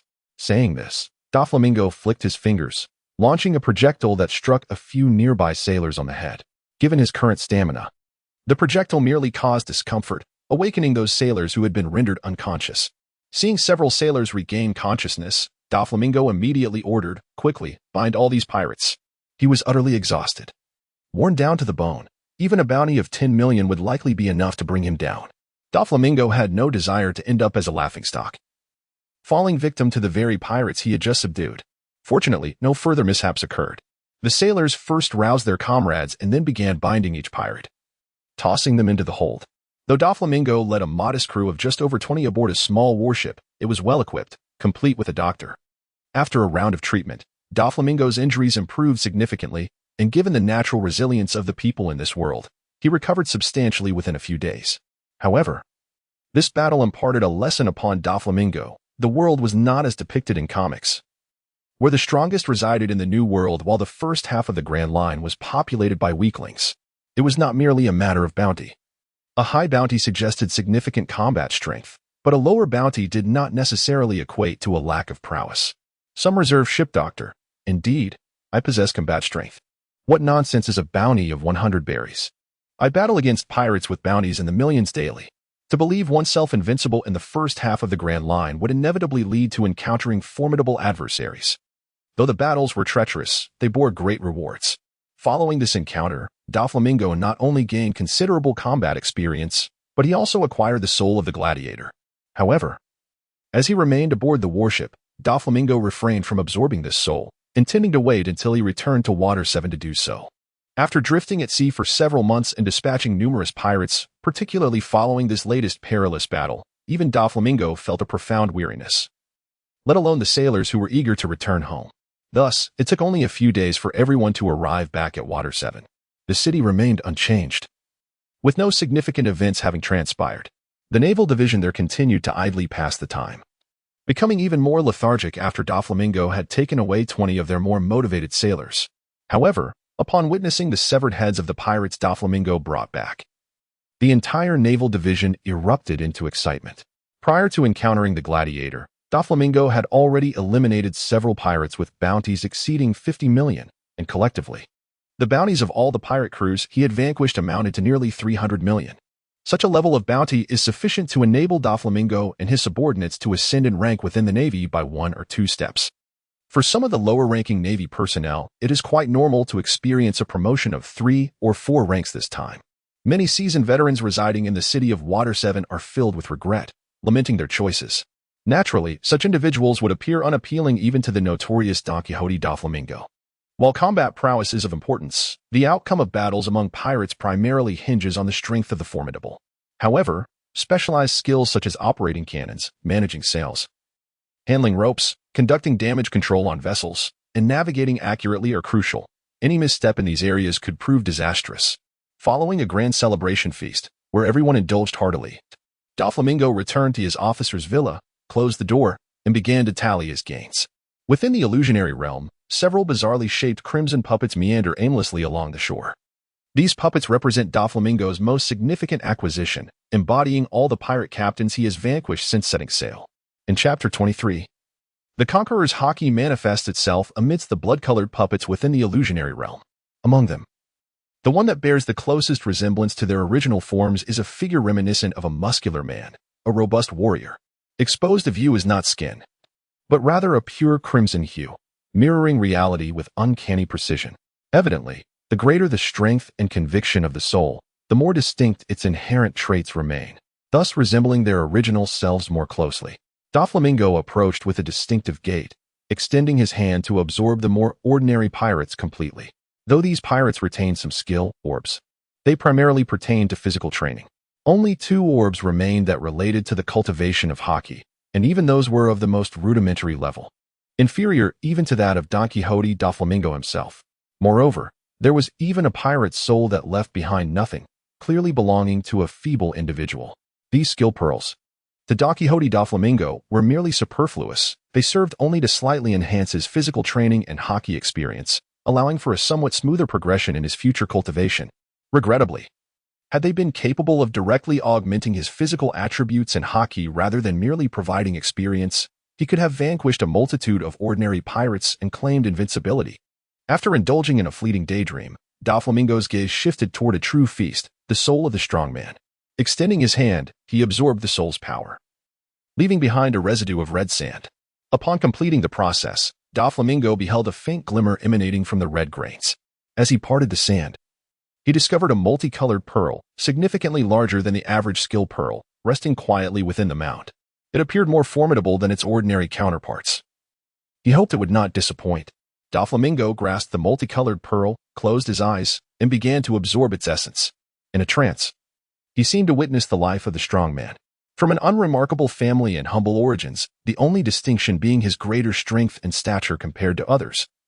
This ordinary individual harbored an absurd dream. I wish to become the strongest in the world. He trained and battled, first as a typical thug, then as a mountain bandit and a member of the mafia, ultimately becoming the strongest person on his island before setting sail to challenge other formidable adversaries.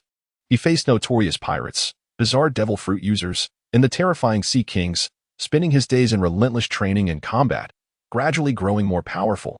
Hearing tales of the world's mightiest, the naval hero, Iron Fist Carp, he resolved to name his crew the Iron Fist Pirates.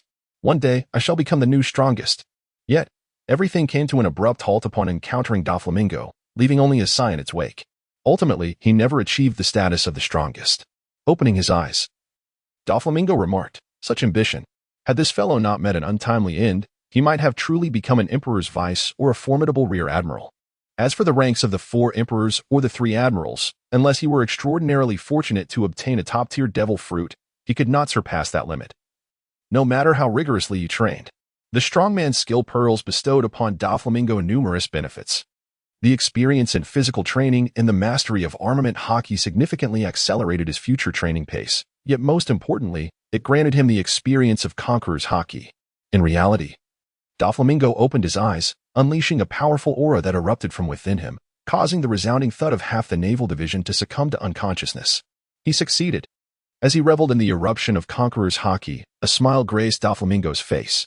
With the serialization of the One Piece manga, what was initially merely a tool for dispatching minor foes revealed its true potential. Much like armament hockey, conqueror's hockey could also envelop oneself, enhancing one's attack power. Thus, the disparity in potential between one who has awakened the conqueror's hockey and one who has not is as vast as heaven and earth. Although the original Don Quixote Doflamingo awakened his conqueror's hockey before the age of 10, this does not necessarily imply that the reincarnated Doflamingo possesses the same latent potential. However, this time, Doflamingo felt a sense of relief. He subtly influenced the incapacitated Navy personnel outside with illusions, as he wished to keep his possession of conqueror's hockey hidden, lest he attract undue attention. Within the Navy's hierarchy, conqueror's hockey often symbolizes rebelliousness, which is not advantageous for someone as calculating as Doflamingo. During the subsequent period, Doflamingo entered an arduous training phase. The experiences imparted by the formidable warrior allowed him to make remarkable strides in both physical conditioning and hockey mastery. This positive feedback further deepened Doflamingo's obsession with training. Additionally, the lessons learned from his previous voyage made him acutely aware that, despite his illusionary powers, he was not invincible. Even a mid-ranking officer from one of the 4 emperors or a capable marine vice admiral could easily defeat him. Time passed swiftly, and soon a year had elapsed. A year of relentless training significantly enhanced Doflamingo's capabilities. At this stage of physical development, he was experiencing optimal training effects and rapid progress. With only 2 hours of sleep required each night, he enjoyed far more training time than others, while deep sleep facilitated his bodily development. The exercises in the illusionary realm and the mastery of skill pearls kept him on the right path of growth. In the illusionary space, Doflamingo wielded his swift blade, Chidori, with unwavering focus directed at the formidable warrior before him. They had been engaged in combat for an exhausting 12 hours, each bearing numerous injuries. Over the course of the year, Doflamingo had faced this warrior countless times, always defeated when refraining from using any illusionary powers aside from intangibility. Initially, he could only endure for half an hour under the warrior's onslaught, but he had now progressed to a point where they were evenly matched after 12 hours of battle. Today's fight marked Doflamingo's closest approach to victory. A slash into the wind, he shouted, exerting every ounce of his strength as he struck downwards. The stoic warrior responded without hesitation, launching a powerful punch enveloped in thick armament hockey, akin to a black meteor colliding with the black Chidori. In the ensuing shockwave, Chidori began to falter, leading to its total intangibility as the iron fist unreservedly barreled toward Doflamingo's chest. Yet, prior to that moment, The ephemeral Chidori gracefully glided past the warrior's chest and, at the heart, suddenly solidified, piercing through him with a decisive blow. Chapter 24. Piggyback at last. Victory was his. Upon opening his eyes, Doflamingo rubbed his chest, still able to feel the phantom pain from the warrior's final punch. Fortunately, he felt no significant bottlenecks in the development of his illusionary fruit abilities. His intangibility had progressed to the point where even his long-favored blade, Chidori, could achieve a state of intangibility. Yet, Doflamingo also uncovered another flaw of intangibility. It was impossible to achieve complete intangibility. Even if he succeeded momentarily, he would need to revert quickly. Otherwise, he risked becoming utterly lost in an ephemeral dream, like smoke dissipating into nothingness. This rendered the phasing ability merely a tactic for urgent evasion or offensive armor penetration, rather than allowing for the versatility exhibited by Uchiha Obito from Naruto, who could traverse walls and descend underground, as well as endure several minutes of assault from others. Moreover, the toll on stamina from phasing was excessively great. Even after a year, Doflamingo had grown considerably, yet he could not withstand extensive depletion during combat. After tidying up his belongings, he exited his officer's quarters. Due to his accomplishments from a year prior, Doflamingo had risen to the rank of lieutenant colonel, serving as the second-in-command to Colonel Alexander. As passing Navy personnel spotted him, they promptly saluted. Soon, he arrived at the Navy Division's office, where he found Rear Admiral Gurmy seated. Gurmy was the escort officer dispatched from the Navy's G2 base, tasked with transporting exceptional talents from this maritime region to the elite training camp at headquarters. A glance at the other cadets heading to the Navy training camp revealed no familiar faces among them. Navy Lieutenant Colonel Steve, reporting for duty. The year was 1495 in the Sea Circle calendar, 2 years before Roger would become the Pirate King. At the age of 14, Doflamingo departed from the Navy Division in Water 7, embarking on a warship bound for Navy headquarters. Navy headquarters, Marine Ford, was the aspiration of all ambitious naval officers. To speak of nothing else, the ranks at Navy headquarters were 3 levels higher than those at various divisions, illustrating the weight of its prestige. The sole pathway for divisional officers to enter the headquarters was through the Navy Elite Training Camp. Upon his arrival at Navy headquarters, Doflamingo joined the 5th cohort of the Navy Elite Training Camp, initiating his journey of training at headquarters. After nearly 2 years of growth, coupled with Doflamingo discarding his glasses, applying a touch of makeup to his face, and slightly distorting his facial features through optical illusions, a transformed Navy officer, Steve, emerged, one utterly unrecognizable from his former self 2 years prior. Mental illusions could be sensed by those with a certain level of observation hockey. Yet optical illusions merely bewildered the naked eye. As long as the changes were not too drastic, others would genuinely struggle to identify the disguise. The sensory perception derived from observation hockey and the naked eye held subtle differences. If a person's visage differed significantly between the two, it would be easy to discern the deception. However, if the disparity were minimal, it would likely go unnoticed. On his first day in the training camp, Doflamingo felt apprehensive about being unmasked by others. Yet, when even the chief instructor, Zifa, remained oblivious to his illusion, he finally breathed a sigh of relief. After a couple of days of acclimatization exercises, on the 3rd day, Zifa gathered all the cadets for formal training. Standing atop a high platform, Zifa, with his purple hair and muscular physique, surveyed the assembled trainees and, upon ensuring their presence, gestured with his hand. You are all the pride of your divisions, yet even so-called geniuses possess varying ranks. Now is the time to ascertain your levels and abilities. Let us engage in combat, and allow me to witness your prowess. With those words, Zifa refrained from any further elaboration, promptly organizing all training camp members into groups to commence a battle elimination tournament. What a decisive approach! Doflamingo inwardly scoffed, contrasting Zifa's directness with the leaders who indulged in lengthy and tedious meetings, gaining insight into the character of this admiral. As for the competition, Doflamingo was not boasting. Even among the ranks of past training camps, he believed his strength was in a league of its own. Perhaps only the 3 admirals and Garp's son, Dragon, could rival him, and even then, age would need to be factored in. After unsheathing his sword, Chidori, and sending a cadet from the East Blue sprawling, Doflamingo could not help but yawn. The strength of these trainees cannot be deemed weak, yet it is not remarkably formidable either. Their prowess is roughly comparable to that of Andrew from the 3-headed Hydra pirates, whom I first encountered, and naturally, they are far from being his match now. Sitting atop the platform, Zephyr observed the battle below, his gaze lingering on Don Quixote Doflamingo, a flicker of delight passing through his eyes. This young man named Steve. I believe he is merely 16 years of age this year. Indeed, Admiral Zephyr, replied the officer beside him, glancing at the roster in his hand. At such a tender age, possessing such strength, one might speculate that with a more powerful devil fruit, he could indeed harbor hopes of rising to the rank of admiral. Of course, it is merely a glimmer of hope, for he still pales in comparison to those three monstrous figures who have already secured their positions as admirals. Zephyr mused inwardly. Nevertheless, despite these thoughts, a smile graced his face. The caliber of this batch is commendable, second only to the initial 3 sessions, with 2 potential admiral-level talents emerging. Indeed, 2 such talents, and currently, Doflamingo was observing the familiar figure leaping before him. A round face adorned with a top hat, coupled with an outfit so utterly drab, it evoked a sense of absurdity.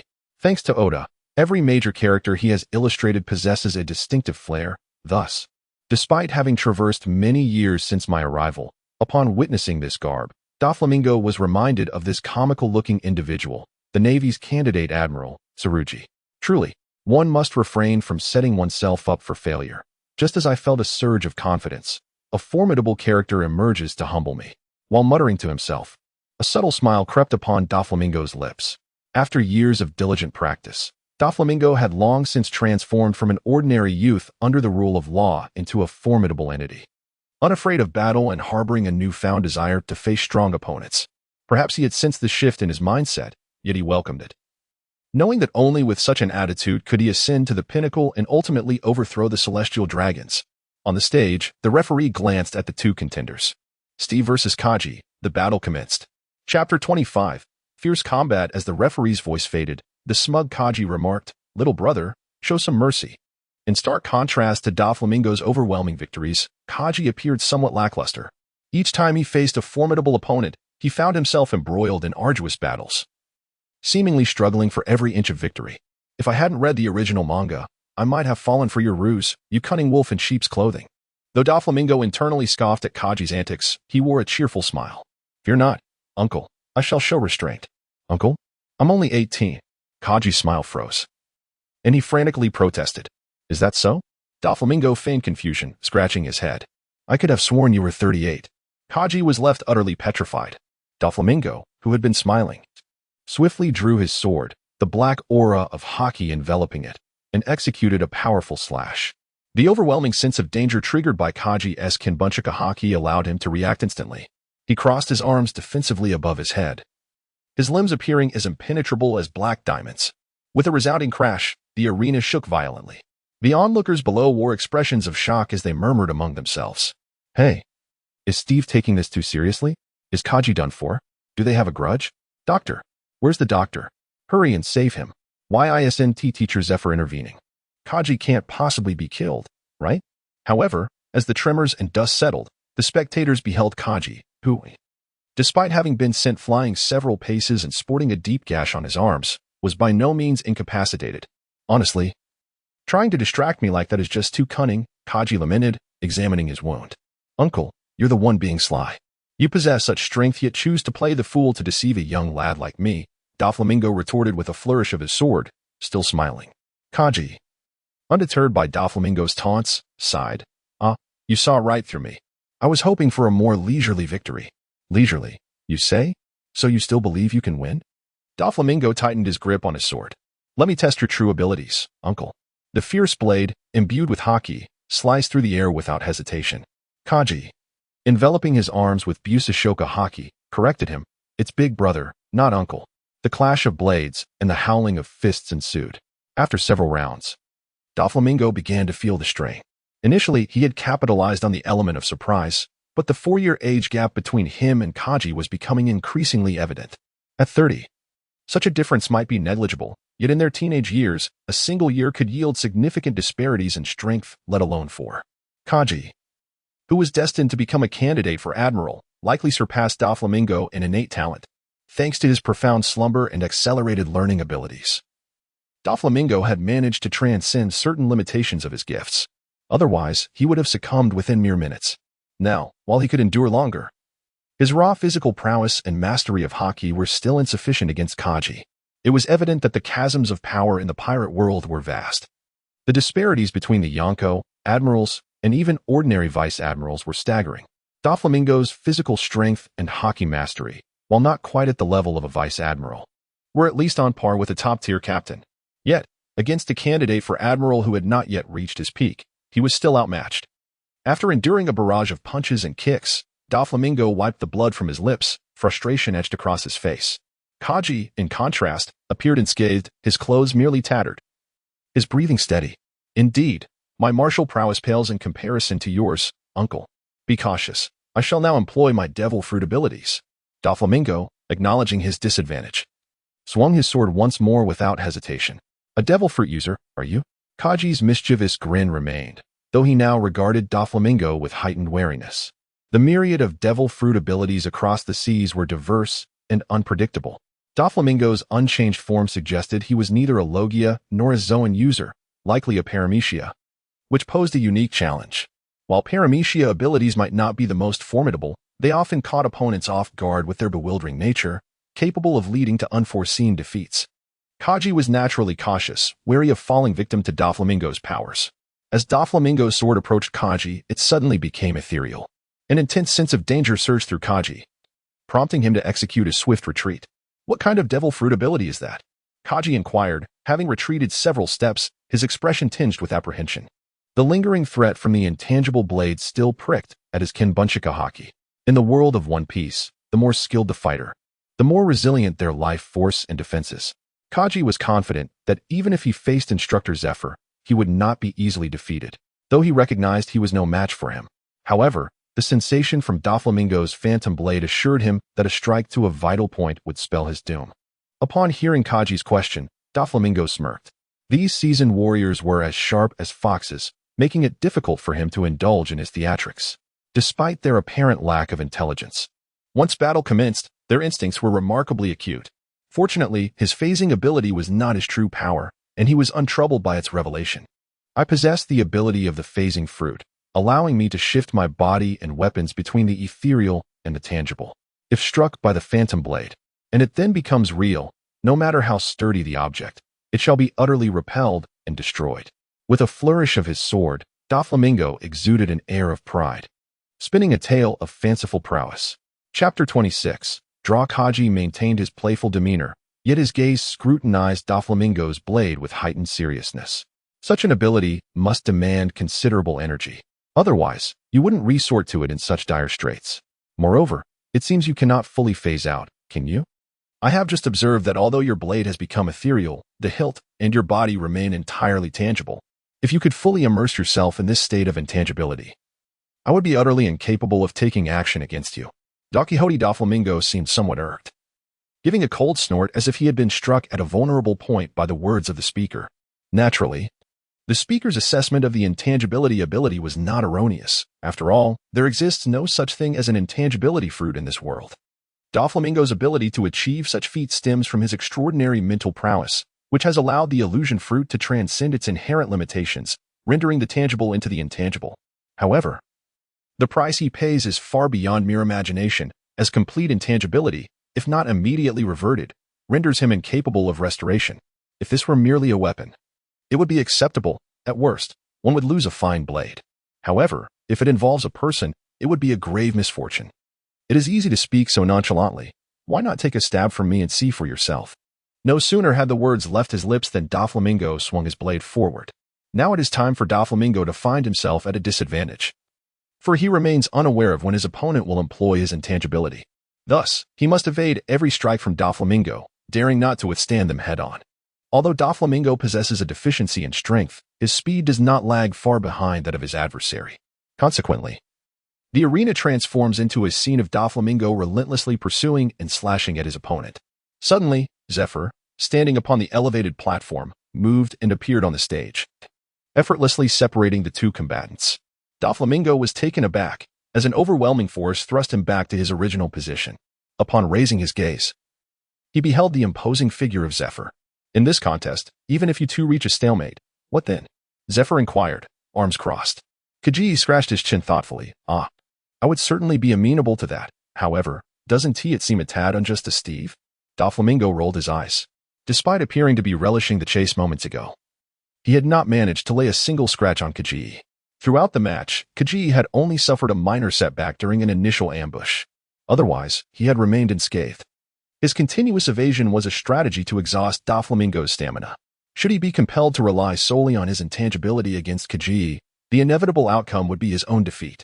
In such moments, Kajii appeared to be oblivious to the fact that he was not his own adversary, seemingly having mastered the essence of feigning weakness while concealing strength. It is no wonder that he later earned the nickname T-Pig. It seems rather unjust. I do not consider myself a rival to Uncle Kajii. Doflamingo. Unwilling to take advantage of the situation, sheathed his blade and remarked, "It's big brother, not uncle." Instinctively, Kajii retorted, eager to say more, yet was abruptly interrupted by Zephyr. "All right. I am well aware of both your strengths. This round ends in a draw."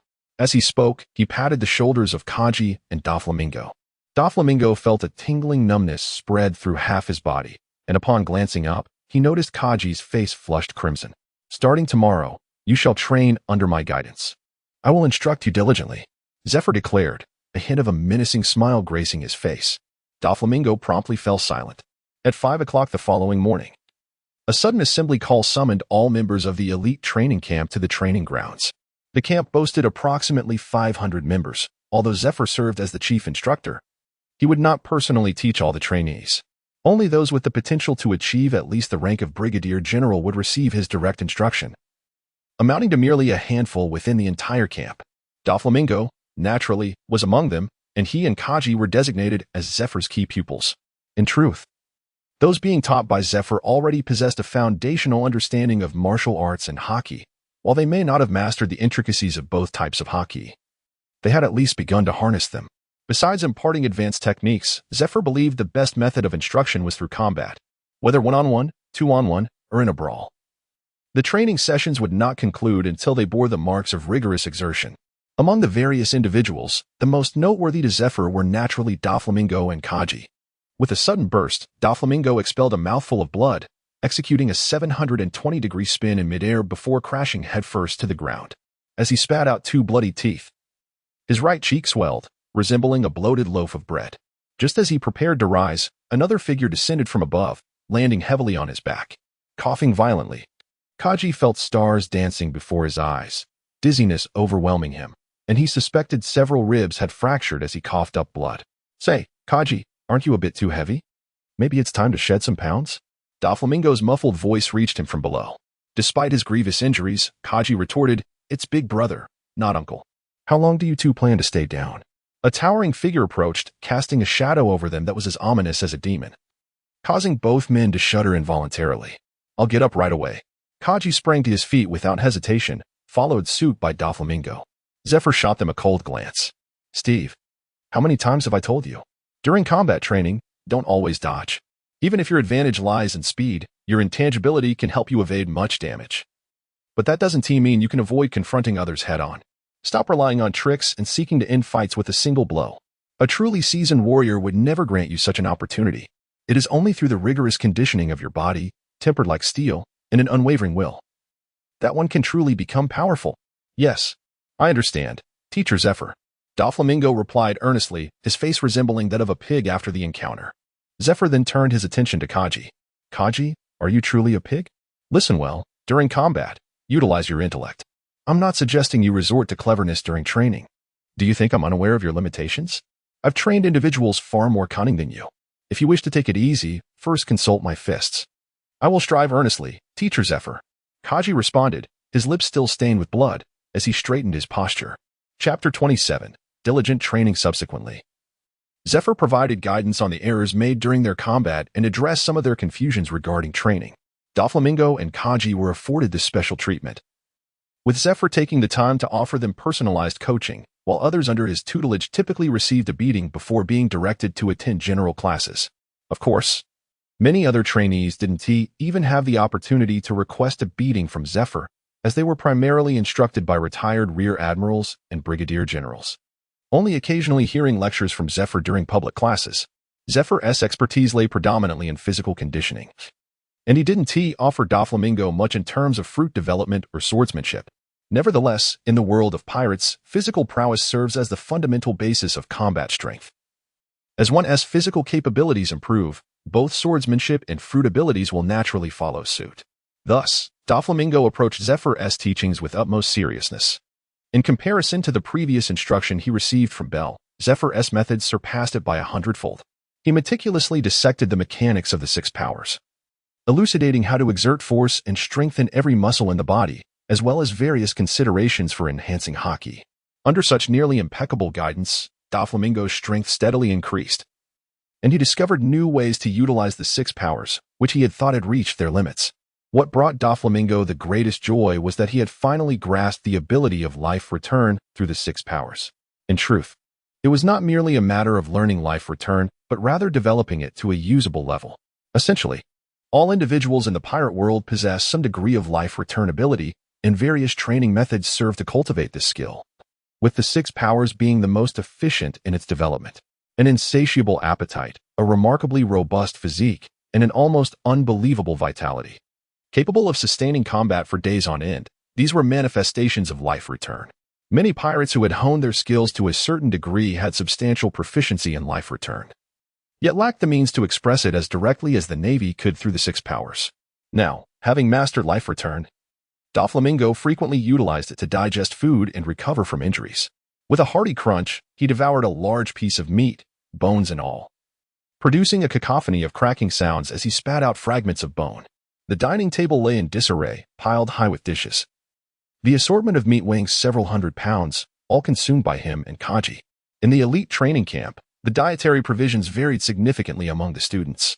Doflamingo and Kaji feasted on delicacies derived from sea kings, while others training alongside Zephyr enjoyed a mix of smaller sea kings, vegetables, and various fish. As for the ordinary trainees, they were relegated to the cafeteria. The nutritional content of their meals differed greatly. Students consuming the lavish Sea King banquets could endure training intensities far beyond those who dined on standard Navy fare. Doflamingo, satisfied, probed into his mouth, feeling the newly grown teeth that had replaced those knocked out by Zephyr. After a brief period of rest, he awoke feeling rejuvenated. A surge of boundless energy coursing through him.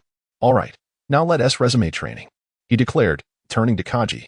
Hey Kaji, let us go out and train together. Spare me, Kaji exclaimed, his face a mask of resignation. Steve, what kind of devil are you? Always training. With that time, you might as well go check out the camp's lovely ladies. Kaji believed he had been diligent in training, with intensity levels soaring 3 to 4 times higher than his usual regimen. However, when compared to Doflamingo, the disparity was staggering. While Kaji trained for 8 hours a day, Doflamingo dedicated 16 hours, with an additional 4 hours devoted to enhancing his fruit abilities. What joy could such a life bring? Beyond training, did he have no other pursuits? Perhaps something as simple as the company of beautiful ladies? The most tragic aspect was that, in contrast to Doflamingo, Zephyr scrutinized Kaji with an unyielding gaze, leading him to feel inadequate in his training efforts.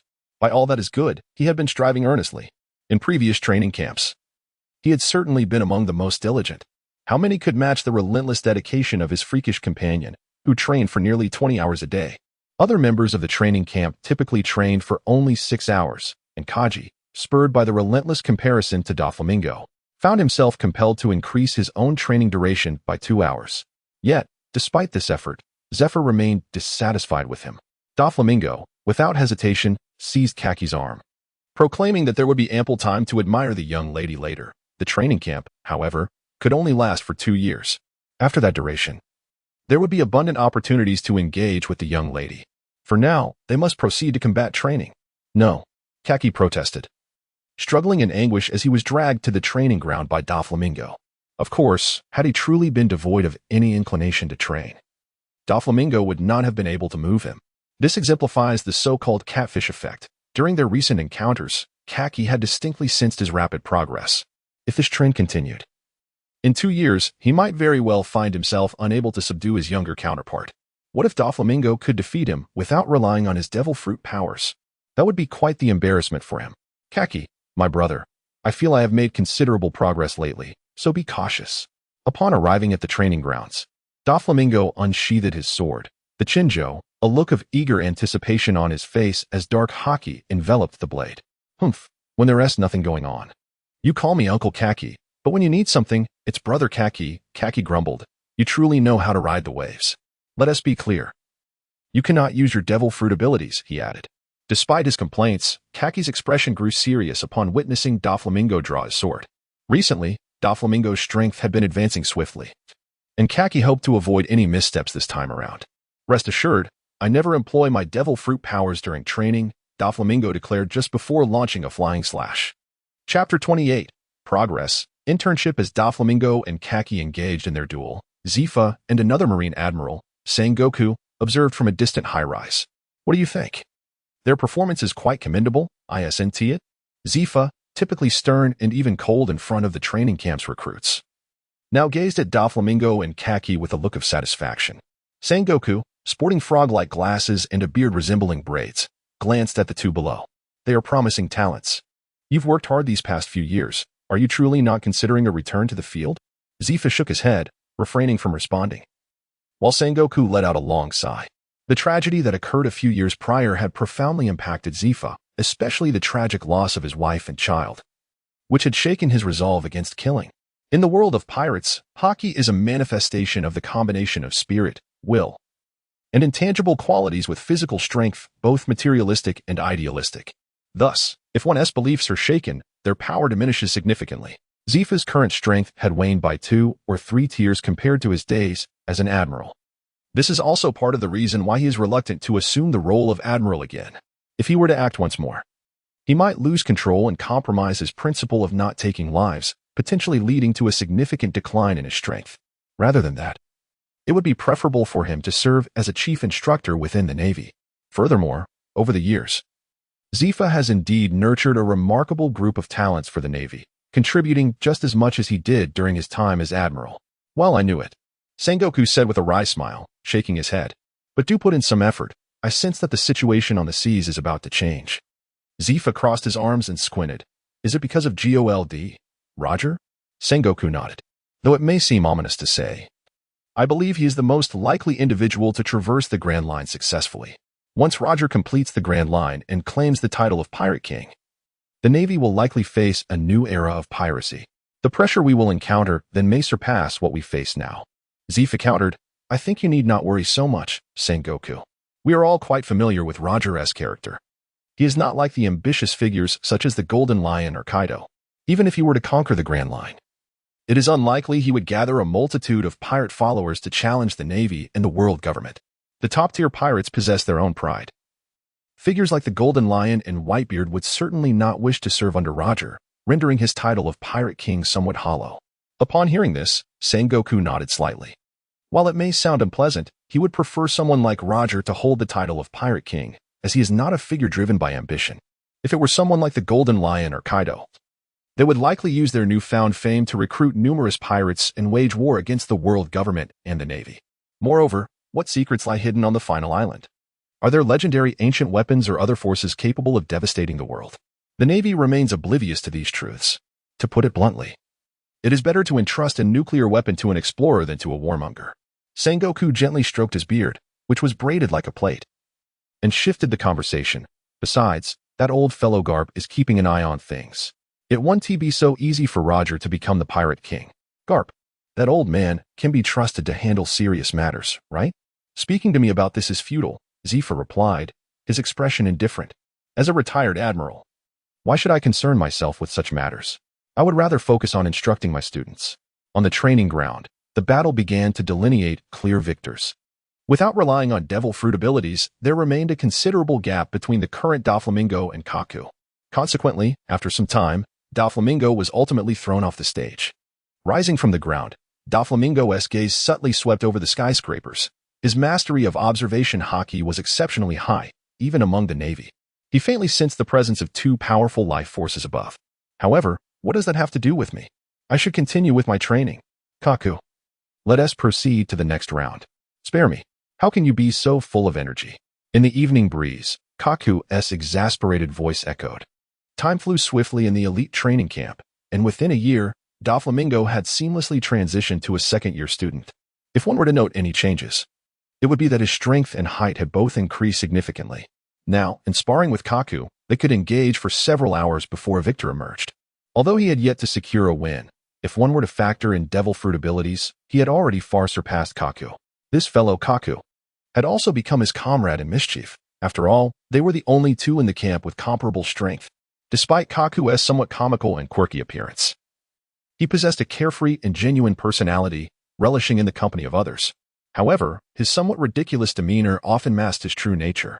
Ordinary students admired Kaku for his prowess. But Doflamingo, having trained alongside him for an extended period, understood his true character. Notably, Kaku represented a rare breed within the Navy, someone whose values aligned closely with modern standards. He harbored a deep disdain for malicious pirates, held a relatively lenient attitude towards adventurers, expressed discontent with the various absurd policies of the world government, and sympathized with suffering civilians. Doflamingo was quite keen on the idea of recruiting him for the anti-Tenryubito movement. Of course, it was still premature to entertain such thoughts, as they were merely students in the Navy training camp without any real standing. The Navy training camp consisted of a 2-year program. The first year was dedicated to foundational training, essentially laying the groundwork for all participants. The second year, however, shifted focus to practical exercises, involving the pursuit of pirates and genuine combat scenarios. The results of these practical assessments would ultimately determine the rank each student would attain upon graduation, making them of utmost importance to the participants. Ordinary students often banded together to form teams for hunting pirates. While this ensured safety, the accolades garnered had to be shared among many, making it challenging to achieve notable results. Conversely, Doflamingo and Kaku opted to lead independently. They were confident in their abilities, and unless they encountered a particularly notorious pirate, they had little to fear. Chapter 29. Young Navigator upon the Navy Training Camp's announcement of practical assessments. Doflamingo immediately began preparations. Not to mention, a ship must have at least a doctor, navigator, and shipwright.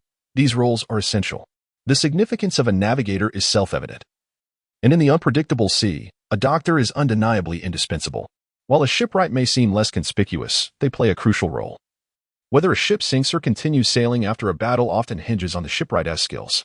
Beyond the elite training camp, the Navy also cultivates specialized schools for navigators, shipwrights, and doctors, producing skilled professionals who, although not exceptionally powerful in combat, are irreplaceable within the Navy. The students cultivated by these schools, who are the crew members participating in the test alongside them, must also strive for excellence in this practical examination. Naturally, among the students, there are those who are exceptional and those who are not. Given this situation, should we not promptly select the outstanding individuals instead of waiting to sift through the remainder later? After listening to Doflamingo's analysis, Kaki could no longer remain idle and joined him in recruiting at the Naval Academy.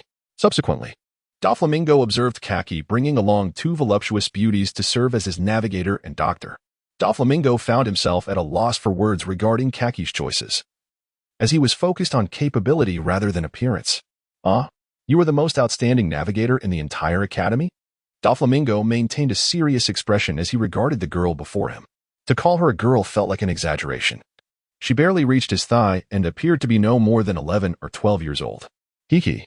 Indeed, I am the most excellent navigator at the Naval Academy. My name is Kikyo. The girl lifted her freckled face, exuding an air of immense pride. Doflamingo pressed his fingers to his temples. Kikyo? It seems you hail from Weno country? He recalled having watched an anime called Inuyasha before his transmigration, where a priestess named Kikyo had left a profound impression on him. However, the girl before him, with her tail almost wagging to the heavens, bore no resemblance to the elegant and composed Kikyo from the anime. No. Kikyo shook her head. I am from the flower country of the West. The flower country, he mused. Doflamingo recalled that Kikyo was indeed a flower name, and it was not uncommon for the people of the flower country to be named after flowers. Nevertheless, his current thought was, could this little girl be returned? Sailing was no trivial matter, and having such a young girl on board filled Doflamingo with unease. Kikyo seemed to sense Doflamingo's concerns and pouted, saying, Do you think I am a burden? Doflamingo felt no shame in nodding. Indeed, you are quite a burden. Kikyo, incensed, stomped on Doflamingo's toe in retaliation. Ouch, ouch, ouch. As he watched the little Kikyo hopping around while clutching her foot, Doflamingo rolled his eyes. You think my hockey was honed for nothing? How petty. You make me so angry. Little Kikyo's cheeks puffed up, resembling an irate toad. 2 tears glimmered in her eyes, on the verge of spilling. Let me tell you, once selected, there's no turning back. I am sticking with you no matter what. Doflamingo sighed, not expecting to have chosen such a little tyrant. However, Upon glancing at the performance sheet in his hand, he noted that despite her tender age, Kikyo's results were indeed exceptional, far surpassing those of other navigators. Upon reflection, it did not seem like such a significant issue. After all, in the world of One Piece, prodigious children were never in short supply. This world fundamentally prioritized talent above all else. Seeing the pitiful expression on the little girl's face, he realized that if she were returned, it would undoubtedly impact her future performance. Thus, with a wave of his hand, Doflamingo declared, "All right, you pass." Instantly, Kikyo's expression shifted from cloudy to sunny. "Kiki, humph. You've made the right decision." Truthfully, Kikyo had been quite anxious. If she were indeed returned, she would be the subject of ridicule from her classmates. Her greatest fear was that if she were returned, others would refuse to take her aboard due to her age, leaving her with a performance record as empty as a duck egg. Fortunately, Doflamingo ultimately accepted her. After selecting the most vital navigator, Doflamingo proceeded to choose the finest doctor and shipwright, and fortunately, this time, there were no unexpected complications. The doctor was a bespectacled young man with an air of refinement, while the shipwright was a muscular giant. The doctor possessed some knowledge of marksmanship and swordsmanship, while the shipwright had even awakened hockey but had chosen to pursue shipbuilding instead. Doflamingo welcomed this development, as he had no intention of utilizing large warships for this examination. A small vessel accommodating a dozen individuals was his optimal choice. With fewer people, the need for elite members was paramount, and having versatile talent was ideal. Having one little Kikyo as a liability was already burdensome enough. If both the doctor and shipwright were also a hindrance, even his strength would not suffice to achieve good results in the examination. After selecting the most critical positions aboard, the remaining sailors were chosen more casually, as he did not expect much from those naval recruits in terms of combat. The headquarters directly assigned him a petty officer as his deputy, along with a dozen subordinates. Doflamingo waved his hand, instructing everyone aboard as they set sail. The naval headquarters at Marineford was conveniently situated at the final stretch of the first half of the Grand Line. Ahead lay paradise, while behind was the New World. According to the timeline of the original story, next year, Roger would ascend to become the Pirate King, and the New World was currently in chaos. No matter how confident Doflamingo felt, he dared not venture there for self-harm. Not to mention the three mightiest pirate crews of the time, Roger's Pirates, the Golden Lion's crew, and Whitebeard's Pirates. He also had to consider the rising talents of Kaido and Charlotte Lin, who would later become the Four Emperors. Simply put, even the remnants of the Rock's pirates, such as Captain John and Wang Ji, were formidable enough to leave Doflamingo battered and bruised. At this juncture, these pirates had neither retreated nor perished. They remained active upon the seas, making the dangers of the New World far more acute than during the later period when the Four Emperors coexisted. Chapter 30, Culinary Talent on the Azure Sea. Doflamingo reclined lazily on a deck chair, eyes closed as if asleep, while in reality, he immersed his spirit in the realm of illusions. This is the first half of the Grand Line, a paradise where, thanks to Doflamingo's powers, one can generally roam freely as long as fortune does not frown too severely. It is for this reason that he finds leisure to immerse himself in the realm of illusions, since he has no intention of venturing into the perilous New World. He can only seek amusement among the smaller pirates in this paradise. Beside him lies the young Kikyo, comfortably reclined beneath a sunshade, with a refreshing glass of juice prepared at her side.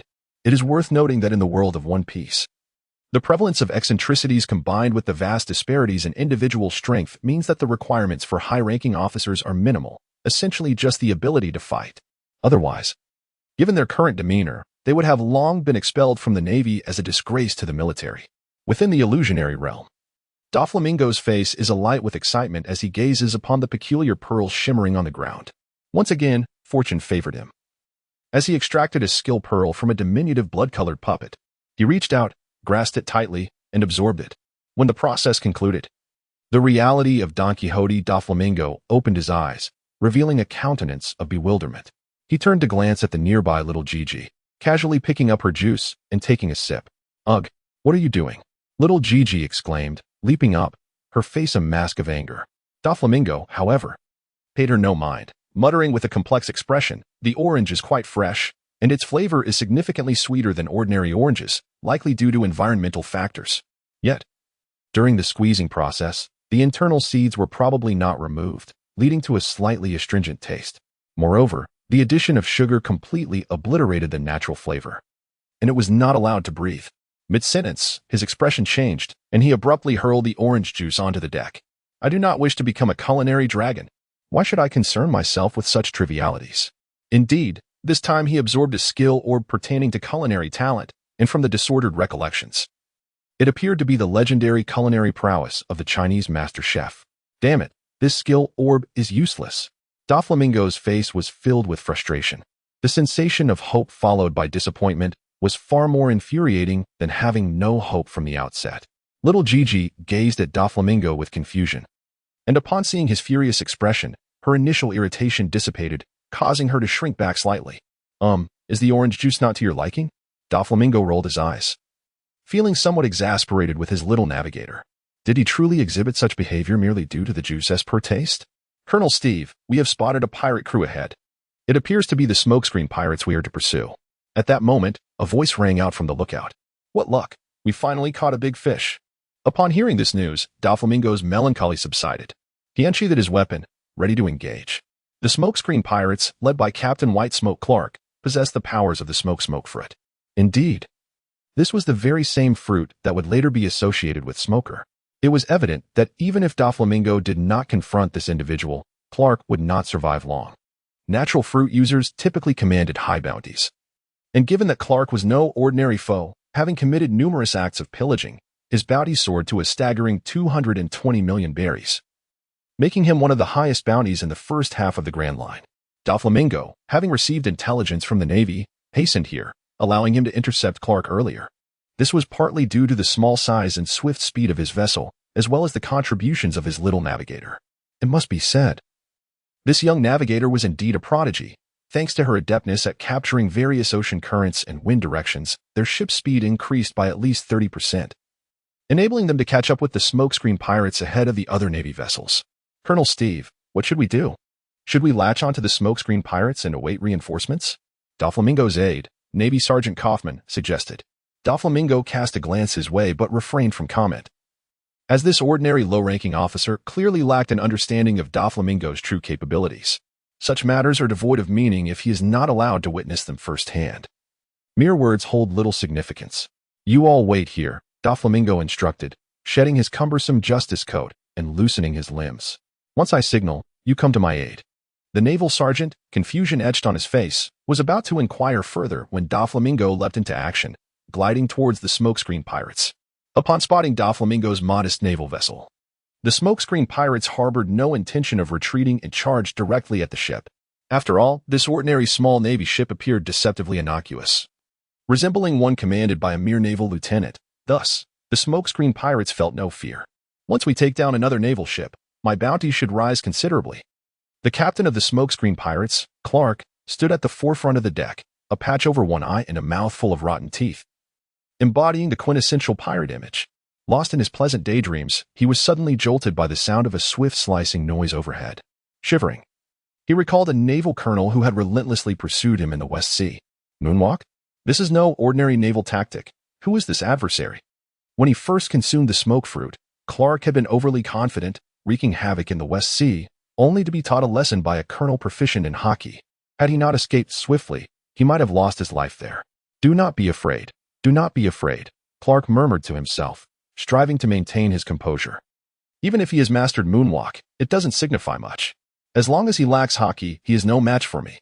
Even if he possesses hockey, I have already learned it myself, and with the abilities of the smoke fruit, my odds of victory are substantial. Just as Clark was psyching himself up, a crescent-shaped flying slash, measuring over 10 meters in length, descended from the sky, cleaving the smokescreen pirate ship in half.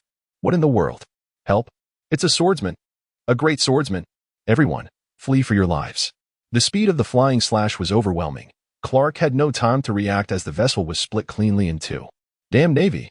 You seek death. Witnessing his crew of pirates tumble into the sea from the devastating slash and his ship being bisected, Clark erupted in fury, transforming into a colossal dragon of smoke and charging forward. Thankfully, as a user of the smoke fruit, he could fly. Had he been a user of a different, non-flying natural-type devil fruit, he would have already been defeated. In battles against devil fruit users, destroying their ships has always been the most effective and efficient approach. As the smoke dragon surged forward, Doflamingo's eyes narrowed slightly. The combat capability of the smoke fruit was among the weakest of natural types, offering only the rare advantage of flight, which was somewhat troublesome. However, despite its limitations, it remained a natural type fruit, inherently stronger than ordinary devil fruits due to its elemental transformation abilities. Doflamingo's intangible attacks, when facing natural type fruits, were also considerably weakened, as he could not apply haki while intangible, reflecting the inherent counterbalance of abilities. Nevertheless, as Doflamingo's black haki enveloped his sword, he focused his observation haki on the core of the smoke dragon.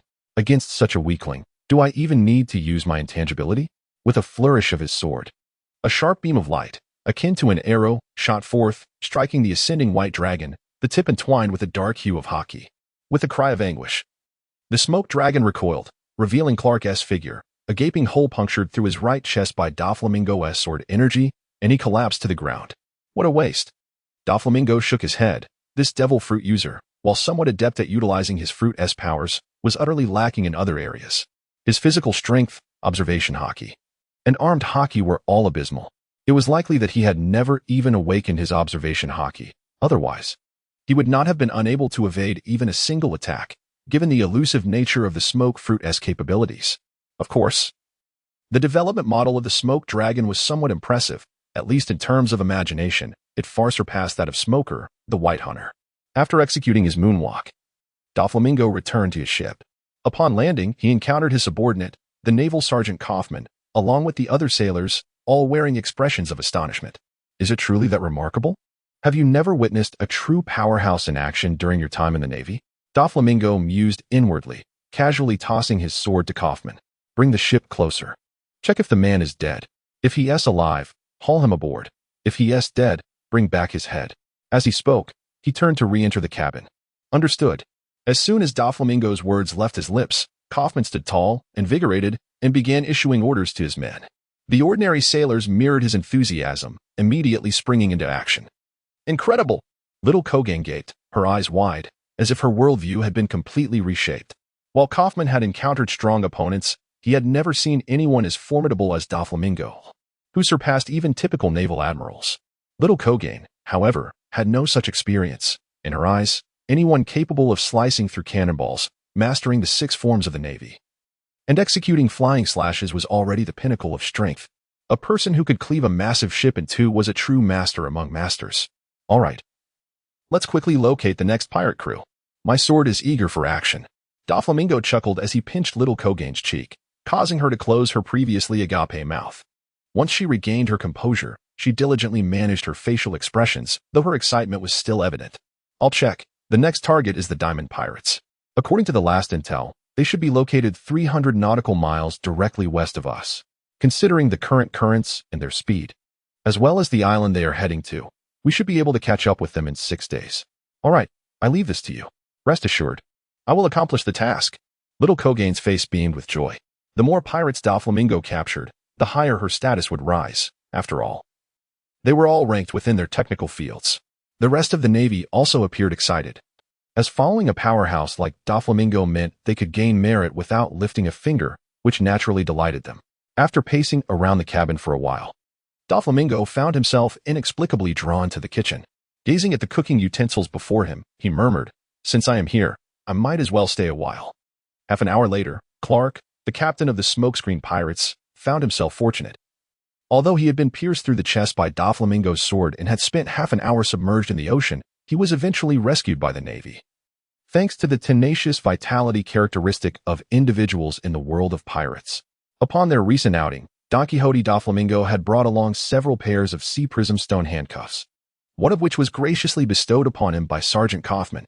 As for his subordinates, it is noteworthy that Doflamingo's warship was manned by merely a handful of individuals, and thus, resources were not to be squandered. They were left to fend for themselves upon the sea. Stripped of all his men, easily vanquished, gravely wounded, and captured by the Navy, Clark suddenly caught a whiff of a tantalizing aroma. Not only he but all the crew members aboard the warships were drooling in response to the alluring scent, their gazes fixated on the ship's kitchen. "Hey, Will, what delectable dish have you prepared? Indeed, it smells divine. Is that a seafood broth? I'm famished, Will. When do we eat?" The ship's cook, Will, was taken aback, as he distinctly remembered not having prepared any soup in the kitchen.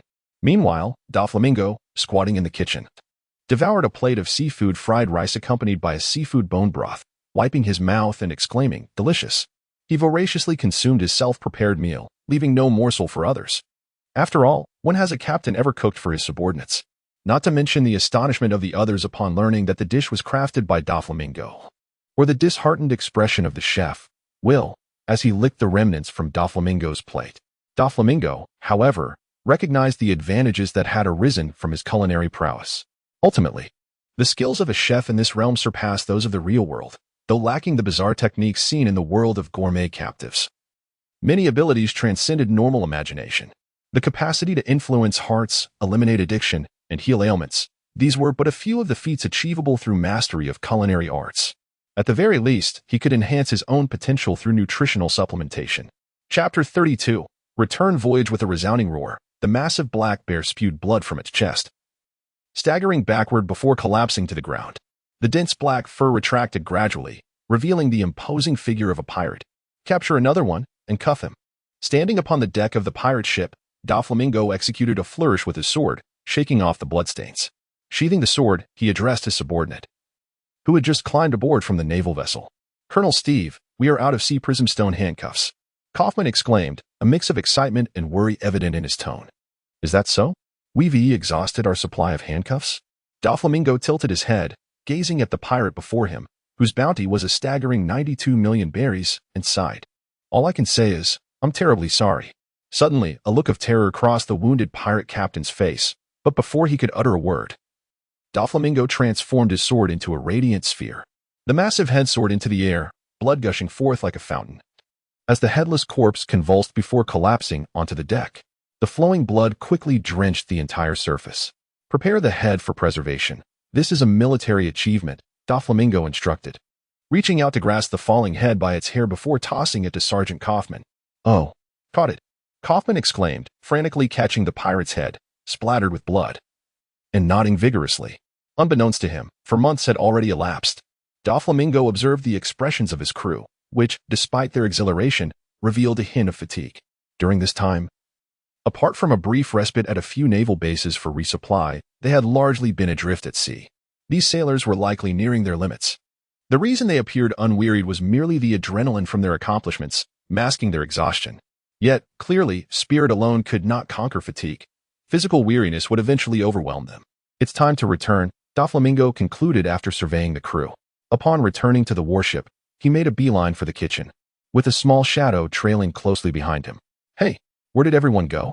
As she rounded a corner, the inquisitive Kikyo found Doflamingo's absence perplexing and hurriedly emerged, scanning her surroundings in confusion. "Looking for me?" A hand rested on Kikyo's shoulder, causing her to tense up. He, Kikyo chuckled nervously as she turned around. "Don't be so formal. The chocolate cake in the fridge, did you eat it?" Oh, Kikyo stammered, her eyes darting about. "Huh. It seems it was indeed you," Doflamingo smirked, clenching his fists, his knuckles protruding, targeting Kikyo's temple for some playful interrogation. "Hey, Colonel Steve, I didn't mean to." The room echoed with Kikyo's lament. Half an hour later, with red-rimmed eyes, Kikyo voraciously tore into the honey-glazed grilled meat before her, as if it were a piece of Doflamingo himself. Yet, after a couple of bites, a smile blossomed on her face. Whoa, this is so delicious. I've never tasted such exquisite grilled meat before. If you could whip up another meal, 10 grand feasts, I might just forgive you," Kikyo declared, devouring the meal with fervor, addressing Doflamingo across the table. Crunching noisily, Doflamingo chewed the crispy grilled meat, bones and all, and glanced at Kikyo. "Dream on. Get on with charting our course homeward. We're returning now." "How infuriating. You're exploiting child labor. And without a hint of reward," Kikyo muttered. Yet Doflamingo paid her no mind, having long seen through Kikyo's tendency to climb the ladder of hierarchy. Once satiated, Doflamingo resumed his training. Left without a grand meal to vie for, Kikyo sighed and reluctantly set about plotting their return route. During this period, Doflamingo has eliminated numerous pirates. Some fortunate ones were spared by his mercy, while others, recognized for their strength, have already become mere remnants of their former selves, trapped in the illusory realm's sandy shores. At Doflamingo's level, the cultivation experiences contained within these souls offer minimal assistance. One might say it is hardly beneficial. Perhaps it has accelerated his training speed by a mere 5%. Next year, Roger will ascend to the title of Pirate King, and the following year marks his surrender. If he could somehow acquire Roger's soul, it would indeed be a significant boon. Absorbing souls does not necessitate Doflamingo personally slaying them, by merely manifesting the illusory space. Souls within a certain radius will be irresistibly drawn to him. With the cultivation knowledge embedded in Roger's soul, Doflamingo is confident that he can avoid many detours, potentially saving himself over a decade of arduous exploration. Alas, 2 years remain. He must exercise patience. 7 days later, Doflamingo's small warship approached the naval headquarters. Soon, the crew disembarked and made their way to the Military Achievement Statistics Department. Along the route, numerous naval officers regarded them with astonished expressions, particularly fixated on the long line of pirate captives they were escorting. Is that Clark of the Smoke Pirate crew? That one appears to be Das Bones from the Bloodhand Pirates. Look over there. Isn't that the White Wolf, Buck?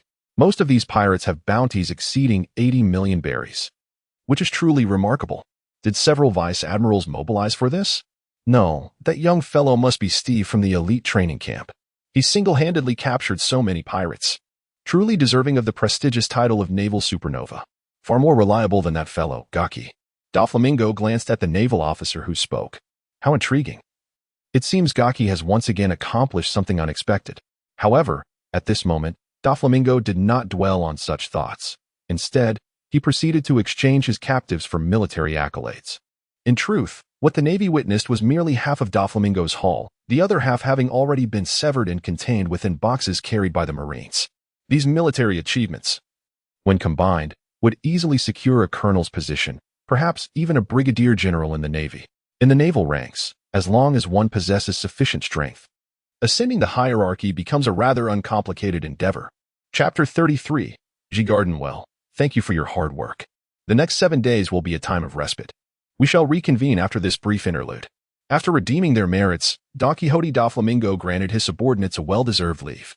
Although this year was pivotal for assessments, Doflamingo did not wish for them to remain overly tense. After all, a few days' delay would not make a significant difference.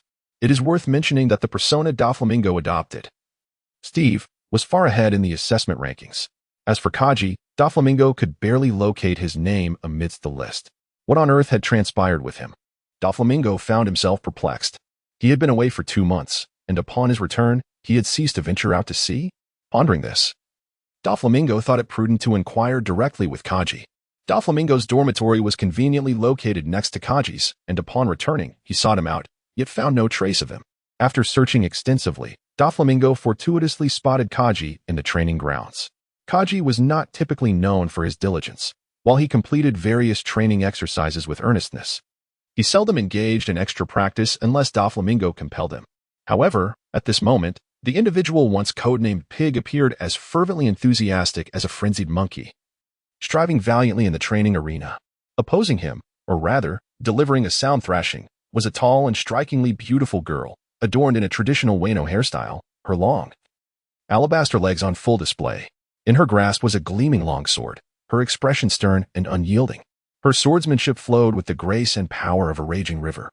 Despite her femininity, her techniques were bold and commanding, revealing a prowess that, when stripped of any fruit-based abilities, was not far inferior to Doflamingo's own. A piercing scream shattered the air as, despite Kaji's fervent efforts, he faltered during their confrontation. When the moment of true aggression arrived, he hesitated, ultimately succumbing to a blow that landed squarely on his forehead. Doflamingo smacked his forehead in exasperation, lamenting the lack of composure displayed. Such a pitiful performance was not something one could achieve without a decade of experience as a sycophant. Moments later, Kaji, now sporting a bloodied forehead, rose to his feet, feigning concern for the girl. However, she dismissed him with an air of indifference, her expression tinged with annoyance. Even after she departed, Kaji remained in a daze, gazing longingly at her retreating figure. What has come over you? Doflamingo asked, approaching Kaji from behind and patting him on the shoulder. Is she just a pretty face? You don't understand. Ji Yuan is different. Kaji remained entranced. I believe I have fallen in love. Doflamingo scoffed, replying with a mere, she's just another LSB. Why are you acting like a love-stricken poet? Only then did Kaji snap back to reality. Steve, you're back. How did the assessments go? Do you even remember the assessment results? Doflamingo rolled his eyes. I thought you were too busy chasing after girls to care. Well, there is still plenty of time left. Kaji replied, scratching his head in mild frustration.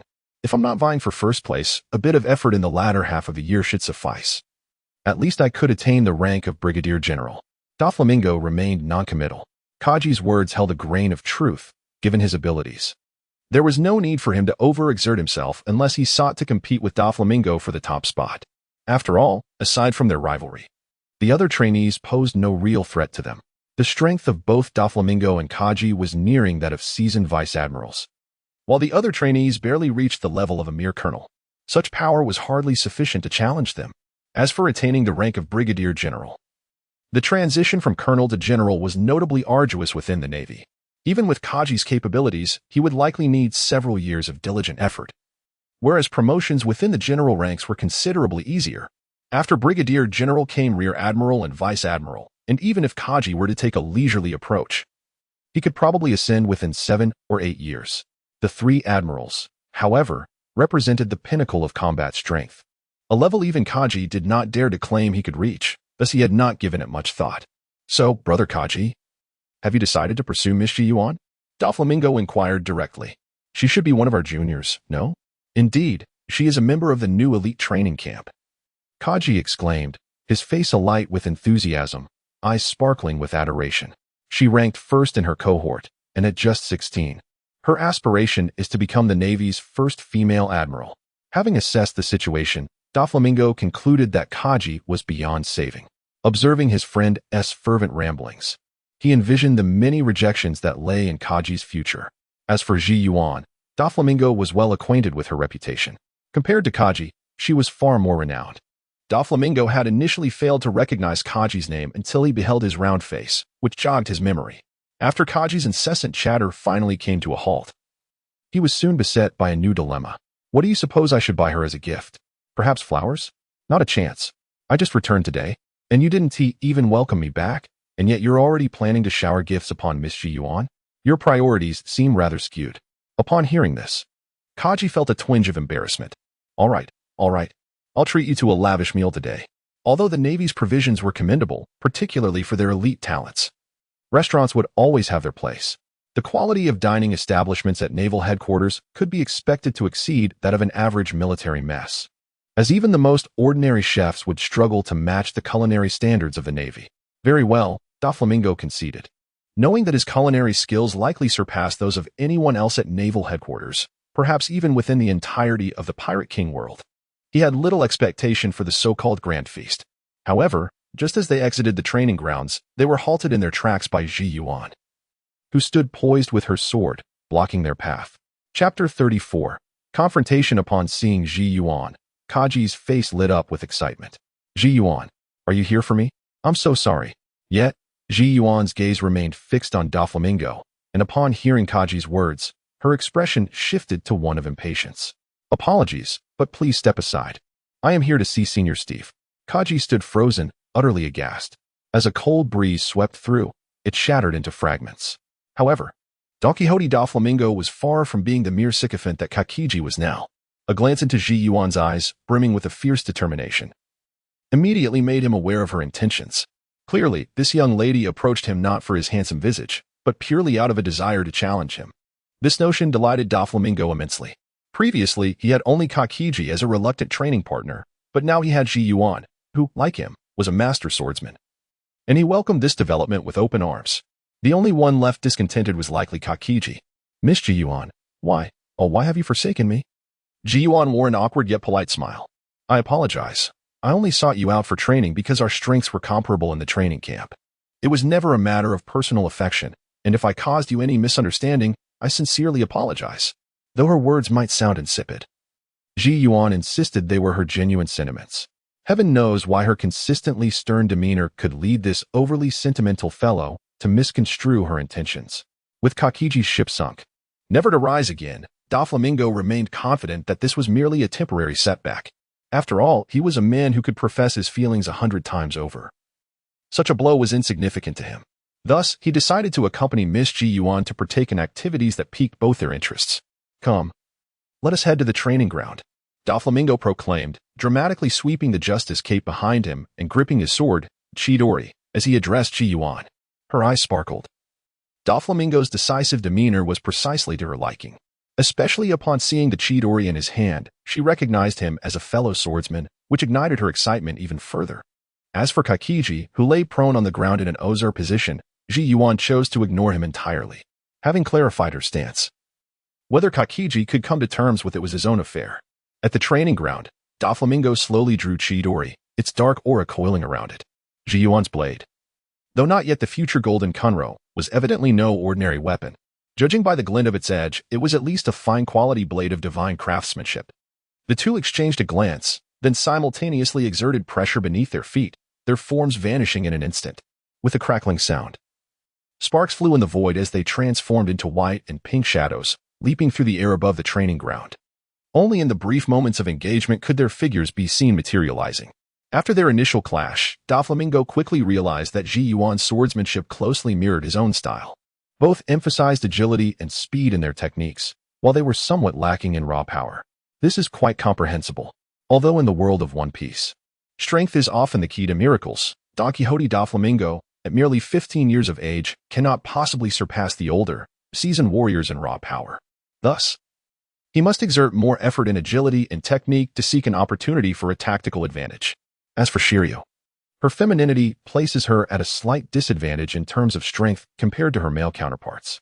Furthermore, being only a year older than Doflamingo, she also opted for a speed-oriented swordsmanship style. After all, there is only one monstrous woman like Charlotte Linlin in the entire world. And Shiryu clearly does not possess such an extraordinary physique. As their battle intensified, both fighters became increasingly exhilarated. In terms of physical prowess, without the use of devil fruit abilities, Doflamingo and Shiryu were nearly equal. Their mastery of Haki was also on par. Shiryu held a slight edge in speed, while Doflamingo surpassed her in observation Haki. Their clash was akin to a match between equals, a contest of formidable talent, resulting in a stalemate of fierce exchanges. Doflamingo even entertained a fleeting thought that if he could slay Shiryu and absorb her soul, he might break through his swordsmanship limitations and become a true master swordsman. Of course, this notion was but a momentary flicker. He had not yet descended to such depravity. As the sun gradually set, their duel had surpassed 3 hours, and both were showing signs of fatigue. Their bodies were drenched in blood, their attire in tatters. The encounter of swordsmen is such. Both were typified by offensive strength and defensive frailty, and given their comparable abilities, sustaining injuries was quite natural. Doflamingo casually removed his shirt, revealing a muscular torso adorned with numerous bloodied gashes. Shiryu, while similarly wounded, could not afford the same brazen display due to her gender. Yet her tattered garment offered little concealment. Nevertheless, her face betrayed no hint of embarrassment. All her focus was directed at the Chidori poised in Doflamingo's hand. Doflamingo's gaze did not linger on Shiryu's exposed form. Instead, he concentrated all his energy into the Chidori. Waves of concentrated killing intent caused Shiryu to tremble slightly. She sensed that Doflamingo's next move would far exceed her expectations. Yet, her eyes sparkled with excitement, her obsession with swordplay compelling her not to interrupt Doflamingo's build-up. After several hours of engagement, Doflamingo felt a surge of comprehension regarding swordsmanship, ready to burst forth. Unconsciously, he adopted a stance with the sword tip aimed directly at Shiryu. In the pirate world, the distinction between swords and blades is blurred. The term swordsmanship predominantly refers to the Japanese katana. Strikes are primarily slashing, with thrusts being exceedingly rare. Fortunately, the Chidori's blade is straight, akin to a saber, lacking any curvature, allowing his thrusting stance to appear less awkward. The invisible pressure intensified, and soon Shiryu sensed something amiss. Initially, she had wished to witness Doflamingo's sword technique without interrupting his momentum, but now she felt that if she did not act swiftly, she might lose her chance altogether. Chapter 35, Celestial Ascendance. At this juncture, Shiryu would not allow Doflamingo to continue amassing his momentum. With a flash of her blade, she unleashed her most formidable sword technique, Aurora Waltz. The pink sword light flickered in the air, subtly forming countless petals, creating an astonishingly beautiful spectacle. However, beneath this dazzling facade lay an unparalleled threat. Each floating petal embodied sword energy capable of effortlessly piercing gold and iron, overwhelming in number and blocking all avenues of escape, advancing towards Doflamingo with a deceptive swiftness. At the instant Shiryu struck, Doflamingo's expression shifted. His observation Haki had already locked onto her. He appeared like a celestial being, aloof and proud, under some mystical influence. Doflamingo suddenly leaped. His sword traced a flawless trajectory, transforming into a breathtaking and chilling beam of light. Immaculate and pure. As clear as the blue sky, it struck with lightning speed, disintegrating the multitude of pink petals that came rushing towards him. With a thud, Shiryu coughed up blood as the powerful beam pierced through her chest. Had Doflamingo not shown mercy at the last moment, slightly adjusting the Chidori's trajectory, this strike would have surely been fatal. Shiryu, Kaki, who had been spectating from the sidelines, rushed over in alarm, eager to embrace his dream woman's, only to be pushed away by Shiryu. What is the name of that move? Despite her grievous injuries, trembling as she leaned on her sword sheath to stand, Shiryu's eyes sparkled with curiosity as she gazed at Doflamingo. It's called Celestial Ascendance, Doflamingo replied, his eyes glazed as he recalled the feeling of his recent strike. Although the execution of the technique deviated significantly from his memory, lacking the extraordinary force of inner energy and relying solely on muscle power, the essence of the swordsmanship, the radiant, pristine sword intent, remained unchanged. In that moment, it felt as if the spirit of Yi Guqing had awakened, manifesting this incredible sword strike, the pirate world's version of Celestial Ascendance. What a beautiful name. Only such a title befits such a perfect strike. Shiryu exclaimed with fervor, entirely disregarding her injuries. Shiryu, well-versed and knowledgeable, would not have reached the pinnacle of swordsmanship at such a young age otherwise, yet she had never encountered anyone capable of executing a technique so flawless. Perhaps some wielders possessed greater strength or destructive power, but that was merely due to their superior physical condition and mastery of haki. In a contest of equal might, few could contend with the Celestial Ascendance. Enough already. You're bleeding. Kaki fretted nearby, but Shiryu maintained a composed demeanor, wiping the blood from her lips. To witness such a magnificent technique was worth any injury, even a fatal one. That said, after the excitement subsided, Shiryu followed Kaki to the hospital. After all, with Doflamingo still present, she would have future opportunities to witness that technique again, and there was no need to rush. After Shiryu departed, Doflamingo continued to practice and contemplate the striking movements of the technique he had just executed. The original Celestial Ascendance was undoubtedly not as terrifying. In the realm of Gulong, it was still a world of low martial arts. There, a sword's reach of 3 zhang was already astonishing, unparalleled in the world. Yet, in the pirate world, any swordsman could easily slice through 10 meters, rendering such feats child's play. However, that was merely a limitation of the world's power. When discussing sword techniques alone, the celestial sword can indeed outclass nearly all swordsmen in the world of pirates. After all, the swordsmanship here does not pay much heed to such techniques. Rather than spending time refining sword moves, it is far more prudent to enhance one's foundational strength. Wouldn't it be better to overpower 10 opponents with sheer might? However, in the case of Don Quixote Doflamingo, the scenario is quite different. With his skills in the string fruit and the illusion space, he finds it effortless to delve into sword techniques without compromising his strength training. Naturally, he aims to excel at both. After practicing for a while, he executed the celestial sword once more. Although the absence of an opponent diminished the move's essence and power, it enabled Doflamingo to become thoroughly acquainted with its sensation. With further practice, mastering this technique would not be an arduous task, granting him a formidable weapon under normal circumstances. Although the Phantom Strike is inescapable, its execution demands considerable focus on his fruit abilities, which inevitably slows his speed. Yet, top-tier combatants possess remarkable instincts, making it challenging to catch them off guard. As the moon ascended to its zenith, feeling sufficiently trained, Doflamingo returned to his quarters, weary and injured. He retrieved several pieces of sea king meat from the refrigerator, paired them with a bottle of red wine, and prepared a sumptuous dish of wine-braised meat. After indulging in a hearty meal, he promptly collapsed onto his bed for rest. The following morning, just as Doflamingo emerged from the illusion space, he was greeted by a series of knocks at the door. Who could it be? He wondered, making his way to the entrance. It was well known that during his time at the training camp, he devoted himself to practice almost incessantly, and apart from his amicable rapport with Ji-Yuan, few others had visited his quarters. Upon opening the door, he was met by Ji-Yuan, still wrapped in bandages, and Kaji, whose expression bore the weight of concern. Standing at the threshold, "Ah, it's you too. Do you seek me for something?" Doflamingo raised an eyebrow, addressing Ji-Yuan. Kaji's expression made it clear he was merely a guide and not the principal interlocutor. Ji-Yuan's face bore a calm demeanor, yet his eyes betrayed a flicker of excitement. "Let us train together. Yesterday, witnessing your celestial sword sparked a surge of inspiration within me. Doflamingo sighed, not surprised. It was entirely natural for such a technique to capture the attention of swordsmen. Though their paths diverged, top swordsmen could readily discern the value of this move, making their desire to learn and observe perfectly reasonable. Chapter 36. Training and Rest on the Training Ground. Doflamingo gradually sheathed his sword, the Chidori.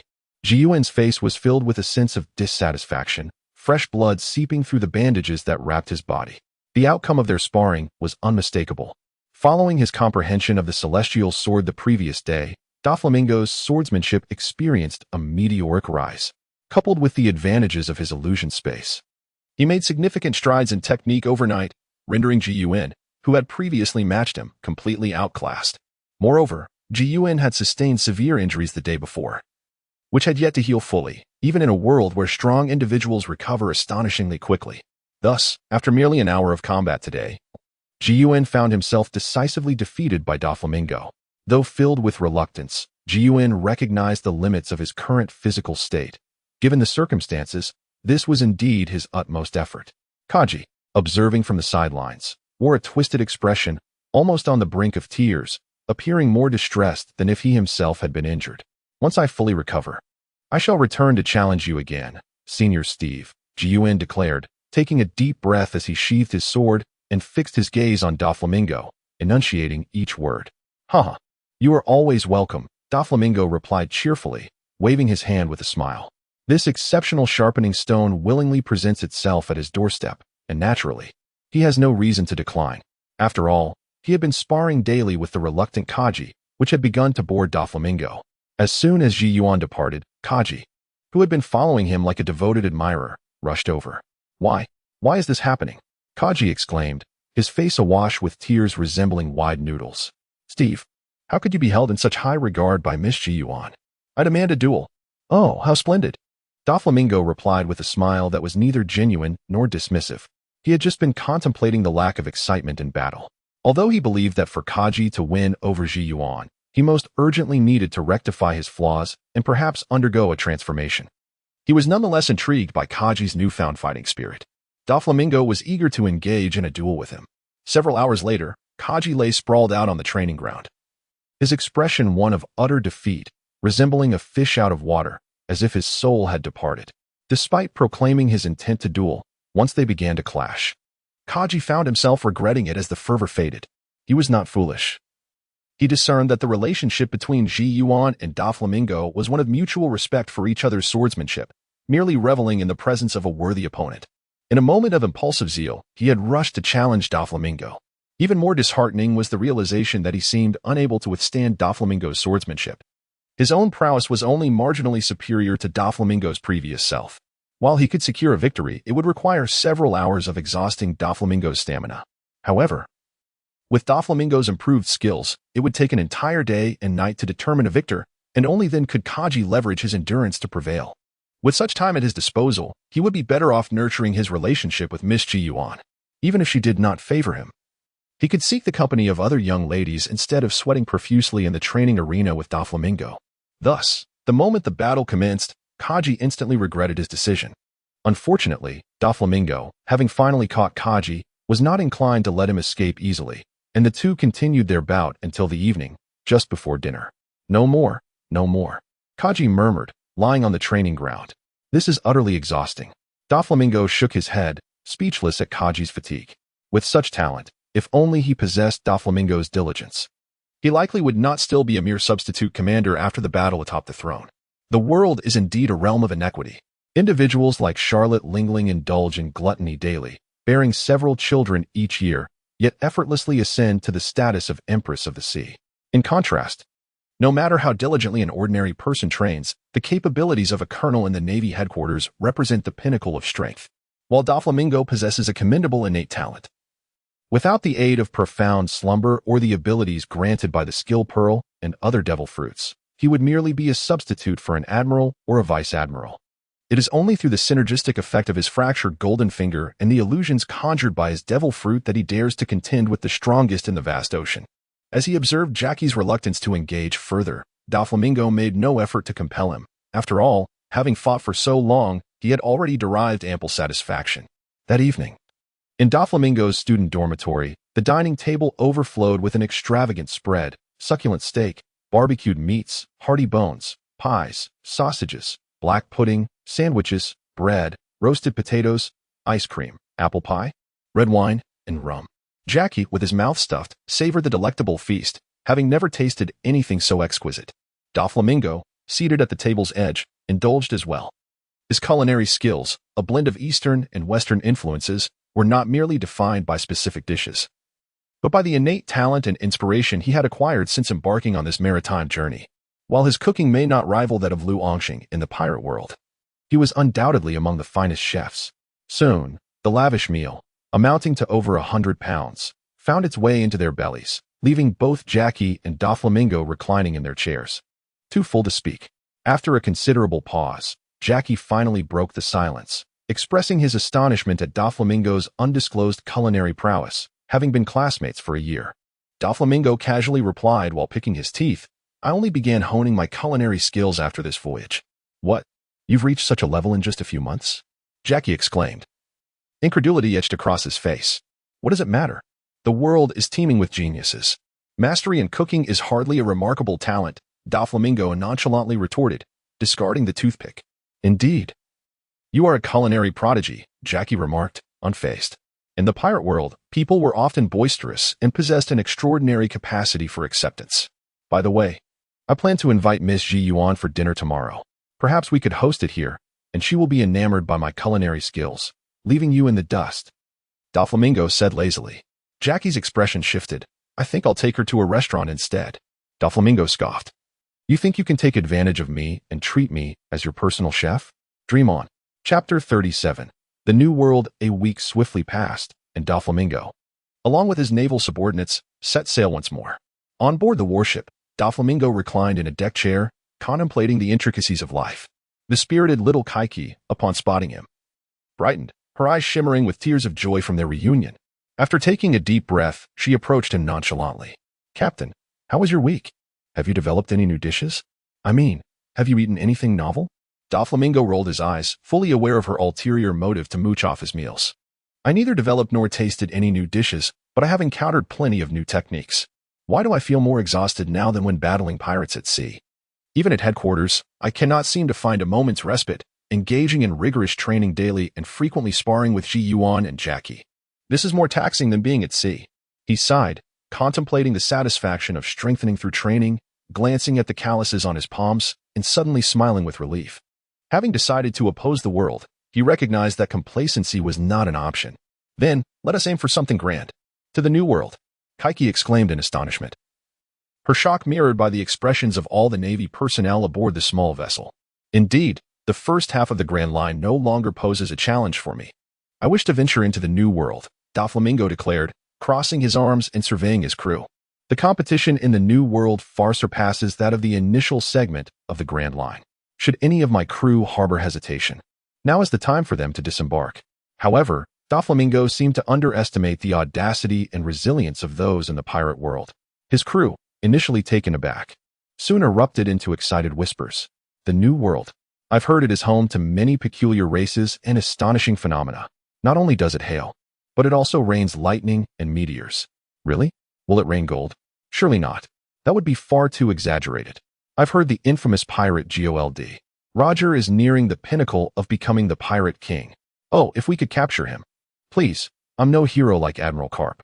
If I encountered Roger, I would undoubtedly flee. The New World. My idol, Admiral Carp, is there. We may have the chance to make history. I only hope to find some easy targets in the New World. I never envisioned battling the great pirates." In summary, upon Doflamingo's proclamation of his desire to venture into the New World, none of his crew exhibited signs of retreat. Although they often fancied themselves, it was hardly a significant issue. Thus, Doflamingo's diminutive vessel, aptly named Little Hummingbird by Kaiki, sailed towards the New World. In truth, Doflamingo's desire to voyage to the New World was not a mere whim. He had buried numerous treasures on Red Line. Now feeling that his previous ship, the Thousand Birds, was no longer suitable, he believed it was time to procure a new, formidable blade. Naturally, this required a treasure hunt. As the Navy must traverse the Red Line and switch ships to reach the New World, he could unearth his buried treasures and acquire a new weapon. Theoretically, during the assessment period, ships were free to navigate wherever they pleased. However, considering the perilous nature of the New World, Doflamingo took the precaution of contacting his instructor, Zephyr. Zephyr offered no objections, recognizing Doflamingo's current prowess. As long as he avoided confrontations with major pirates, he would manage well in the New World, especially as the Navy had a presence there. He merely advised Doflamingo to refrain from venturing too deep into the New World, given that Roger was nearing the completion of the Grand Line. The situation has descended into utter chaos. Numerous pirates have set their sights on the coordinates of the final island, although their primary target remains the Roger pirates. It poses no challenge for them to effortlessly deal with some ordinary Navy personnel. Ironically, this has rendered the first half of the New World comparatively safer, as many formidable individuals have ventured to the islands further back, some even neglecting their own strongholds. Consequently, the first segment of the New World is dominated by those with bounties of 4 to 500 million. Of course, there are pirates who did not accompany Roger, but they either have significant matters left unresolved or lack ambition. As long as Don Quixote Doflamingo does not actively provoke trouble, there should be minimal danger. A few days later, Doflamingo had traded his flintlock for a formidable blade and boarded a vessel bound for the other side of the Red Line. There is little need to elaborate on the journey to the Red Line, as Doflamingo harbors nothing but disdain for Mariewa and wishes to linger there as little as possible. After completing his business and unearthing treasures, he departed without hesitation. As for the origin of his newly acquired blade, the Ming Fox, Doflamingo casually fabricated a tale, claiming it was bestowed upon him by an old beggar who, upon witnessing a beam of light emanating from his head, presented it to him as a token for safeguarding world peace. Such a deception, which in the real world could only fool a 3-year-old child, fails to convince even a 4-year-old. Yet, it effortlessly deceived all his subordinates. The crowd gazed at him with sparkling eyes, as if they regarded him as some kind of savior. These fools seemingly never considered that there are no beggars in Mariewa.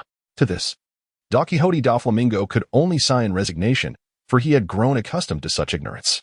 The weather in the New World is far more treacherous than in the first half of the Grand Line. Fortunately, the Navy has toiled for years in the New World, managing to chart a rudimentary map, ensuring that the journey to the G1 base remains relatively safe. Although little Tangerine is still young, her navigational skills are commendable. After a fortnight, they arrived at the Navy's G1 base without incident. Finally, they reached the naval base. The climatic conditions along the way were truly bizarre. Doflamingo exhaled in relief. During their voyage, he had to intervene to protect his vessel, the diminutive Hummingbird, the name bestowed by Tangerine, from perilous weather, such as splitting massive hailstones or rocks. Fortunately, they had finally arrived. Chapter 38. Borsalino, welcome. Welcome. You must be Junior Steve. Upon entering the port, Doflamingo had just disembarked when a tall figure clad in a yellow-striped suit approached him, sporting tinted sunglasses and a rather lewd simian visage. At the sight of this attire, Doflamingo instantly recognized the man's identity, the user of the Pika Pika no Mi, the future Admiral of the Navy, and currently a Vice Admiral, Borsalino. He was also the commanding officer of the G1 base. Prior to Doflamingo's arrival, Borsalino had received an order via a Den Mushi, informing him of a promising junior who would be coming to his base for training. Elated by this news, Borsalino saw it as a perfect opportunity to take a break. As the G1 base stands as the most critical stronghold of the Navy in the New World, its significance is self-evident. However, due to the circumstances surrounding GOLD, Roger, the upper echelons of the Navy are currently in dire need of combat strength. Thus, aside from Borsalino, the only other formidable presence at the base is a mere Navy colonel, compelling him to personally engage whenever formidable pirate crews are encountered. This situation was intolerable for the lethargic and unmotivated Kizaru. How could he endure such a grueling 996-work schedule? Upon hearing the news of a promising junior coming to assist, he naturally felt elated and overjoyed. I am Steve. You must be Senior Borsalino. I look forward to your guidance, he said. Doflamingo glanced at Kizaru, smiling as he replied, Oh, guidance is too formal. Kizaru keenly sensed a hint of malice in Doflamingo's gaze, as if he wished to challenge him, prompting him to divert the conversation. Actually, Senior, I've been troubled by the increase in pirate activity in this vicinity. I fear they might one day overrun the entire naval base. Junior Steve, your arrival is most timely. Upon hearing this, Doflamingo slightly reined in his combative spirit. It is well known that among the 3 admirals, Kizaru possesses the finest swordsmanship. Though his style is not that of a traditional swordsman, but rather a fusion with the powers of the devil fruit, it still offers significant insight for Doflamingo. However, Kizaru is a legendary figure, the ultimate slacker in the pirate world. Even the strict ZEF finds it difficult to manage his slippery nature, making it unlikely for him to easily accept Doflamingo's challenge. It is not fear of defeat, but rather disdain for exertion. Fortunately, Kizaru had long understood the mindset of these battle enthusiasts. Rather than engaging in combat with them, it would be far more beneficial to send them out to confront pirates. Indeed, once the serious matters were broached, Doflamingo also subdued his combative intent. Together, they proceeded to Kizaru's office, where he began analyzing the situation in the vicinity. In truth, the pirate crews nearby were not nearly as formidable as Kizaru had suggested. After all, they had merely just entered the New World, and most of the pirates here were inexperienced newcomers. While their numbers were considerable, their quality was lacking. Kizaru, known for his laid-back demeanor, could, if he chose, clear out these pirates in a matter of 10 days or 2 weeks. Thanks to the incredible speed granted by his light fruit and his current strength that far surpassed that of an ordinary vice-admiral. However, this glorious task had been delegated to Doflamingo, who was eager to collect more souls. The two reached a tacit understanding. The following day, after a night of rest, Doflamingo set out with his subordinates to seek trouble with the pirates. Over the course of several months, Doflamingo, operating from the G1 base, nearly eradicated the majority of the pirate crews in the vicinity. Although he encountered many strong opponents and faced numerous arduous battles, even resorting to cheating, using illusions, at times, his prowess in battle and the memories of the souls he collected greatly enhanced his strength. Consequently, many pirates were driven away from the vicinity of the G1 base, leaving only 3 formidable pirate crews remaining. The remaining crews were the Lion Pirates, led by the brutal lion fruit user, Crusher Snow, who had a bounty of 420 million berries, the Mercury Alloy Pirates, captained by the special Paramecia user, Mercury Fruit Wielder Modok, whose bounty stood at 560 million berries. And lastly, the Great Group Pirates, featuring the clone fruit user, K-Suk, with a bounty of 430 million berries. Thus, Doflamingo mused, we are left with these 3 adversaries. He inspected the bounty posters in his hand with a languid demeanor. It should be manageable. In about 2 weeks, we can completely wipe them out. Of course, I suspect they will likely flee the jurisdiction of the G1 base before that. As Doflamingo continued to analyze the intelligence, a lookout's voice rang out, Captain, a pirate crew has been spotted. Oh, which audacious crew dares to approach? Doflamingo exclaimed, surprise evident on his face. It's all 3 remaining pirate crews. Doflamingo paused, a troubled expression crossing his features. Oh dear, all 3 together? Now that complicates matters.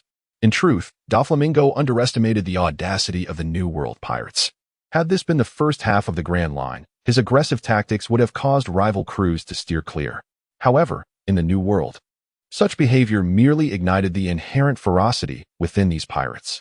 The 3 most powerful pirate crews joining forces posed a grave threat for Doflamingo, given the strength he exhibited in battle. Nevertheless, Doflamingo, confident in his devil fruit abilities, was not overly fearful. If necessary, he could always resort to his powers. Below a certain threshold of strength, few could defend against the illusions he wielded. The most terrifying aspect of illusionary abilities is that once ensnared, one can be instantly vanquished. A stark contrast to the prolonged battles typical in the world of One Piece. With his ability to phase out and deliver lethal strikes, Doflamingo felt assured in his capabilities. After formulating a plan, he leaped into action, utilizing his moonwalk to propel himself toward the 3 pirate ships, not bothering to wait on the small military vessel. While naval ships typically possess greater firepower than pirate vessels, the diminutive size of the tiny hummingbird meant it would struggle in a naval battle against larger pirate ships. However, being small also conferred great speed, allowing it to evade pursuit by pirate crews. Doflamingo consistently chose to land directly on pirate ships to engage them, showing little concern for the combat prowess of the pirate vessels themselves. As Doflamingo approached mid-air with his moonwalk, a striking silver figure surged upward from the Mercury Alloy pirate ship. Doflamingo gazed in astonishment. It was indeed Modok, the Mercury fruit user. Behind Modok were a pair of stunning silver wings, shimmering and entirely formed from mercury. What an imaginative individual, and his fruit development appears remarkable, Doflamingo murmured to himself, just as Modok extended his hand and, with a swift motion, unleashed a gleaming silver whip that extended for dozens of meters, striking toward him. Damn! Doflamingo barely reacted, managing to tilt his head at the last moment. Activating his phasing ability, he still felt the sting of a wound on his shoulder. The longer the whip, the faster it moves toward its tip, creating devastating force. Even an ordinary person on Earth can achieve near or supersonic speeds with a simple flick of a whip, let alone in this extraordinary world where a mercury whip spans dozens of meters. Normally, unless wielded by a giant, a whip of such length would be nearly impossible to maneuver. Yet, this mercury fruit user compensated for that limitation with his devil fruit powers. The mercury whip he wielded was not only incredibly fast and long-reaching, but also possessed astounding cutting power, coupled with unparalleled control due to its extension from his own limbs. Had Doflamingo not had his phasing ability to protect him, he might have lost an arm in that single strike. Truly, one cannot afford to be careless. Wiping the cold sweat from his forehead, Doflamingo felt the weight of his opponent's initial intimidation, which swiftly diminished his previously inflated sense of pride, reverting him to his former cautious demeanor. However, this maneuver was merely a surprise tactic intended to catch Doflamingo off guard at the onset. Despite the whip's extensive reach of several meters, each strike, no matter how deftly executed, was accompanied by a considerable interval, dictated by the whip's inherent inertia. As long as one remained vigilant regarding the attack's trajectory, evasion was hardly a formidable challenge. If Modoc's every strike could maintain such precision without any openings, his bounty would not merely be over 500 million, but at least on par with 1 billion berries. Naturally, Doflamingo would not remain a passive target. With graceful strides, he soon charged towards Modoc. Yet, he quickly encountered an embarrassing predicament. He could not keep pace with Modoc. Typically, the Navy's moonwalk is regarded as one of the most effortless and efficient techniques for aerial maneuvering. While elite fighters possess aerial combat capabilities, the Navy's moonwalk remains the most effective aerial technique among peers unless one possesses a fruit power that inherently grants flight. Unfortunately for Doflamingo, he found himself pitted against a fruit user endowed with the ability to fly. Modoc, the mercury fruit user, had astonishingly refined his powers to such a degree that even the rare ability to soar through the skies was within his grasp. As Modoc soared with his mercury wings, he unleashed his mercury whip, employing a kite-flying strategy that left Doflamingo in a state of disarray. Cursing under his breath, Doflamingo executed several aerial slashes, all of which Modoc effortlessly deflected or evaded. Frustrated, Doflamingo decided to abandon his entanglement with Modoc and instead focused on the opening presented by Snow and the diminutive Kuro. Casting his gaze upon the multitude of pirates aboard the ship, all of whom bore an uncanny resemblance to Kuro, Doflamingo astutely directed his attention towards Snow. Although Doflamingo was uncertain of the combat prowess of Kuro's clone fruit, he recognized that the sheer number of clones exemplified a formidable defensive strategy. This was a stark contrast to the simplicity of animal fruit users, who, apart from their robust physiques, lacked any peculiar abilities. As Doflamingo descended towards his pirate ship, Snow erupted in fury. Did he perceive himself as an easy target? Indeed, among the trio, Doflamingo had chosen not to engage with Modoc or Kuro, but instead barreled directly towards Snow, implying that he regarded Snow as a mere soft target. With a thunderous roar, the towering Snow elevated his stature further, his neck sprouting a magnificent mane. A thick layer of fur enveloped his body, and sharp fangs and claws emerged, transforming him into a grand lion standing upright. Compared to an ordinary lion, his mane was somewhat shorter, and his fur exhibited a pallid hue rather than the typical golden shade. Most notably, in terms of stature, he was significantly more imposing than the average animal fruit user. This embodies the formidable power of the ancient fruit of the vicious lion. The enhancement conferred by the ancient fruit upon the physical form far surpasses that of ordinary animal fruits. In his half-beast form, Snow swung the massive wheel axe strapped to his back, aiming a devastating blow directly at Doflamingo. Simultaneously, Modoc's mercury whip swept through the air like a silvery crescent moon. Opposite them, the multitude of pirates led by Koza swiftly brandished an array of firearms, dozens of weapons targeting Doflamingo for an onslaught. From the instinctual warning conveyed by his observation hockey, it was evident that among those projectiles, some were bullets imbued with armament hockey, fired from his true form. In this moment of peril, however, Doflamingo exhibited no fear. His eyes glinted with a hint of crimson as he fixed his gaze upon Snow. Chaos technique. This formidable psychic interference illusion was developed by Doflamingo. During his previous battle against the mighty Goliath, Doflamingo recognized that his illusions, such as the celestial dance and dream evasion, although immensely powerful, consumed an extraordinary amount of energy. In the heat of battle, he would find himself nearly exhausted after just a few moves. Consequently, during this period of eradicating pirates, he diligently honed his various illusions, crafting a series of peculiar spells that could influence the emotions of others. While these spells may not possess the terrifying might of his grander techniques, when employed skillfully, they proved to be equally formidable and demanded almost no expenditure of his stamina. Under the influence of the frenzy spell, the impulsive Snow, intoxicated by the madness, recklessly swung the massive axe in his grasp and charged forward. Doflamingo, however, deftly withdrew, leading Snow to be struck by several bullets from the clones of Kojiro. His reckless assault resulted in a grievous wound on his chest from a mercury whip, leaving him perilously close to a fatal fate. Yet, rather than regaining his senses from the pain, Snow's fury intensified, propelling him to leap onto Kojiro's ship, where he swiftly cleaved through one of Kojiro's manifestations. Chapter 40. 2 dead, 1 escapes. Damn it, Snow, what madness has possessed you? Kojiro's clones exclaimed, their faces contorted with rage as they dodged and weaved. However, their abilities proved insufficient, and several were quickly dispatched. How infuriating. Could it be that the Zoan-type devil fruit has awakened? Kojiro had heard tales that the awakening of a Zoan-type devil fruit could unleash the primal instincts of its user, causing them to regress to a half-beast, half-human state upon failed awakening. Yet, he never anticipated that Snow would erupt at such a time. In truth, Doflamingo's utilization of the frenzy spell was not without its strategic considerations. Generally speaking, the more ferocious the animal associated with a Zoan-type user, the lower their resistance to the frenzy spell. Lions, inherently brutal creatures, and the ancient species of the savage lion, rendered Snow an easy target for Doflamingo's control, unleashing a torrent of indiscriminate fury in his attack. At this moment, the behavioral patterns of the fruit users are remarkably predictable. They retaliate against whoever strikes them. Recently, Snow had endured attacks from both Kojiro and Modok, yet with Modok soaring through the air, it was utterly impossible for the disoriented Snow to ascend into the skies.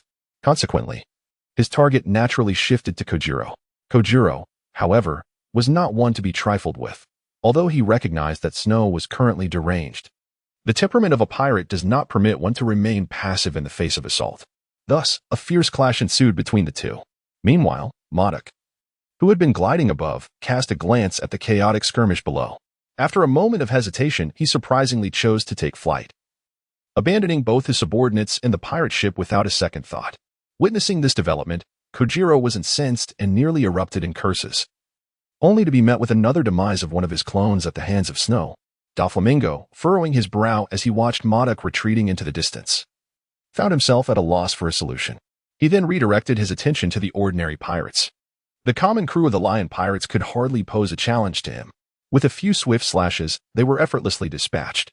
As for the mercury alloy pirates, a singular strike from him obliterated their entire ship, and he showed no interest in rescuing the pirates now adrift in the sea. Their fates were left to the whims of destiny. Kojiro and his clones endeavored to maintain control over their pirate vessel, seeking an escape. However, with a destructive force like Snow in their midst, success was far from attainable. Observing the scenario unfold, Doflamingo remained unperturbed. He gracefully descended onto Kojiro's ship, employing a moonwalk technique. On Kojiro's vessel, there were no other crew members. All present were merely his clones. Yet, it was evident that these duplicates lacked the combat prowess of the original, achieving at best a mere 30% of his true strength. Through their coordinated efforts, they managed to barely restrain the mindless, instinct-driven Snow, while the true Kojiro remained concealed, avoiding detection. Nonetheless, under Doflamingo's observation, enhanced by his ability to sense life forces through Kinbunchika Haki, he easily discerned the location of Kojiro's true form. In fact, the lookout stationed at the very top of the mast was none other than Kojiro himself. It is entirely reasonable, for Kojiro himself is a rare marksman of extraordinary prowess upon the vast seas.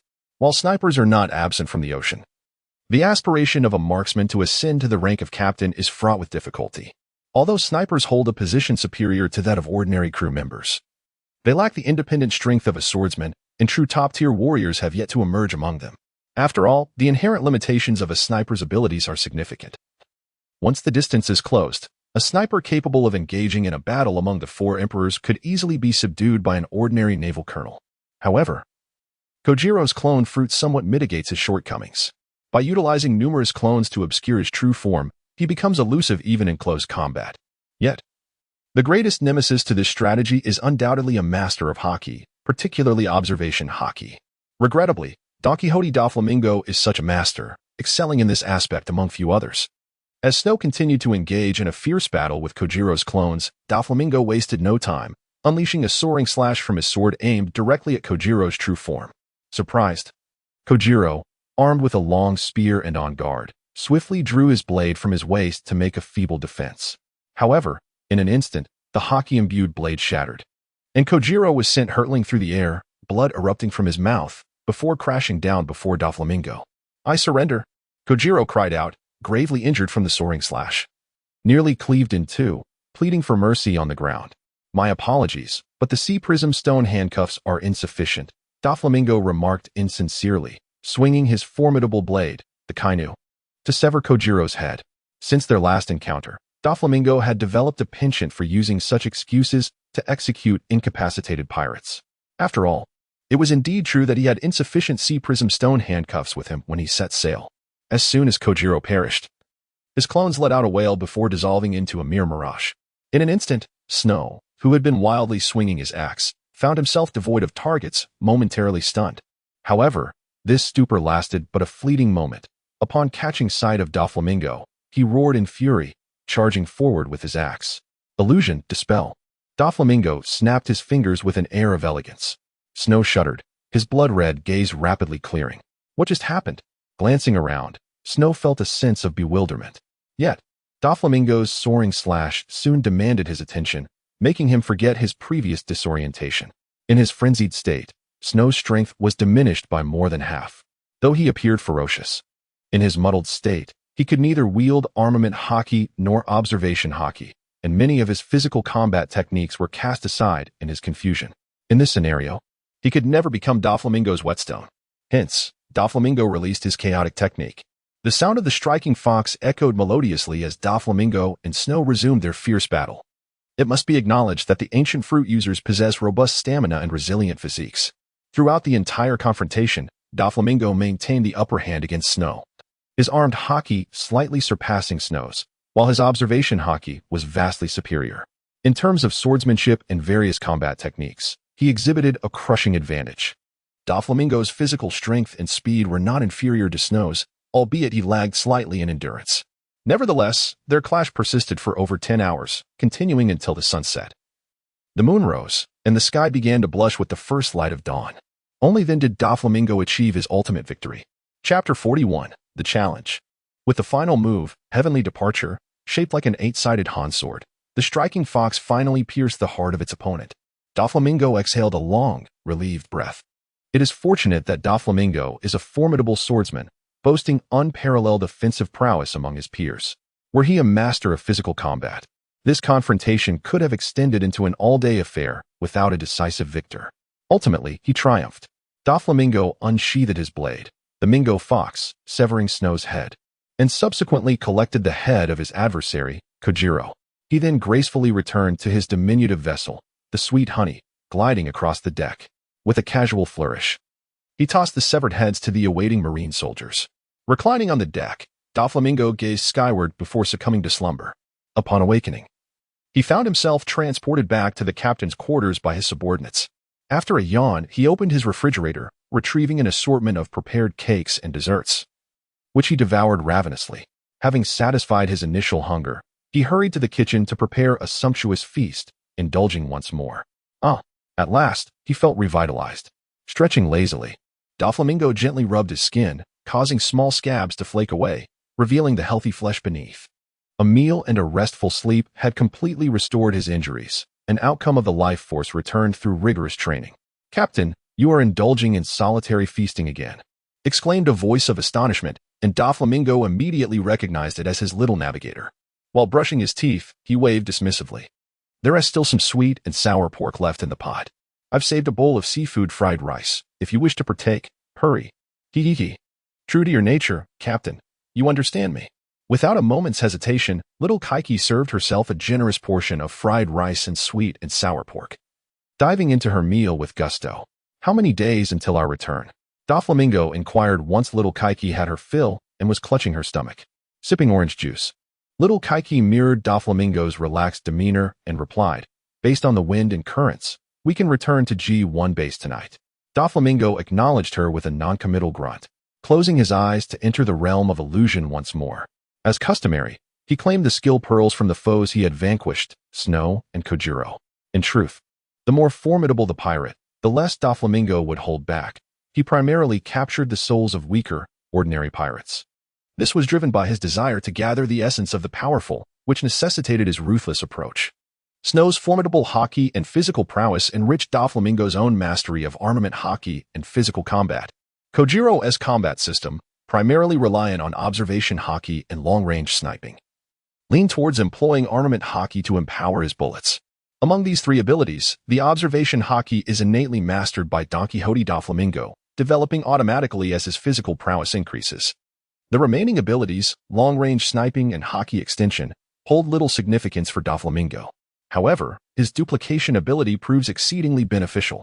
The technique of duplication could, to some extent, be classified as a form of illusion. Before Doflamingo could yield any results from training in the realm of illusions, he sensed a disturbance from the outside. Upon opening his eyes, he realized night had fallen, and they had returned to the naval base. "Ha ha ha, Junior, you have truly solved a significant dilemma for me. The new generation of the Navy is remarkably formidable, almost monstrous." In the dining hall, Bartholomew Kuma wore a lewd smile, hosting a celebration for Doflamingo. Doflamingo feigned indifference. "I believe that if the Vice Admiral were to apply himself earnestly, the results would undoubtedly surpass mine. That is certain, given Admiral Kizaru's strength, combined with the swiftness of the Pika Pika Nomi. If he were genuinely resolute in eradicating the nearby pirates, he could accomplish the task within a month without leaving a single pirate unscathed. Unlike Doflamingo, who faced the fleeing Modoc with no effective means to pursue. If it had been Kizaru, could you fly? Can you escape at the speed of light?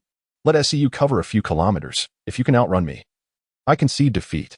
Regrettably, expecting Kizaru, the perennial slacker, to diligently work is akin to hoping Zoro will no longer get lost or that Luffy will demonstrate intelligence, merely a fantasy.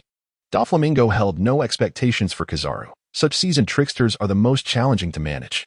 Among the three admirals, Akainu and Akiji might readily rebel against the world government, even leading the navy against it. But Kizaru, the old hand, would never entertain such a possibility.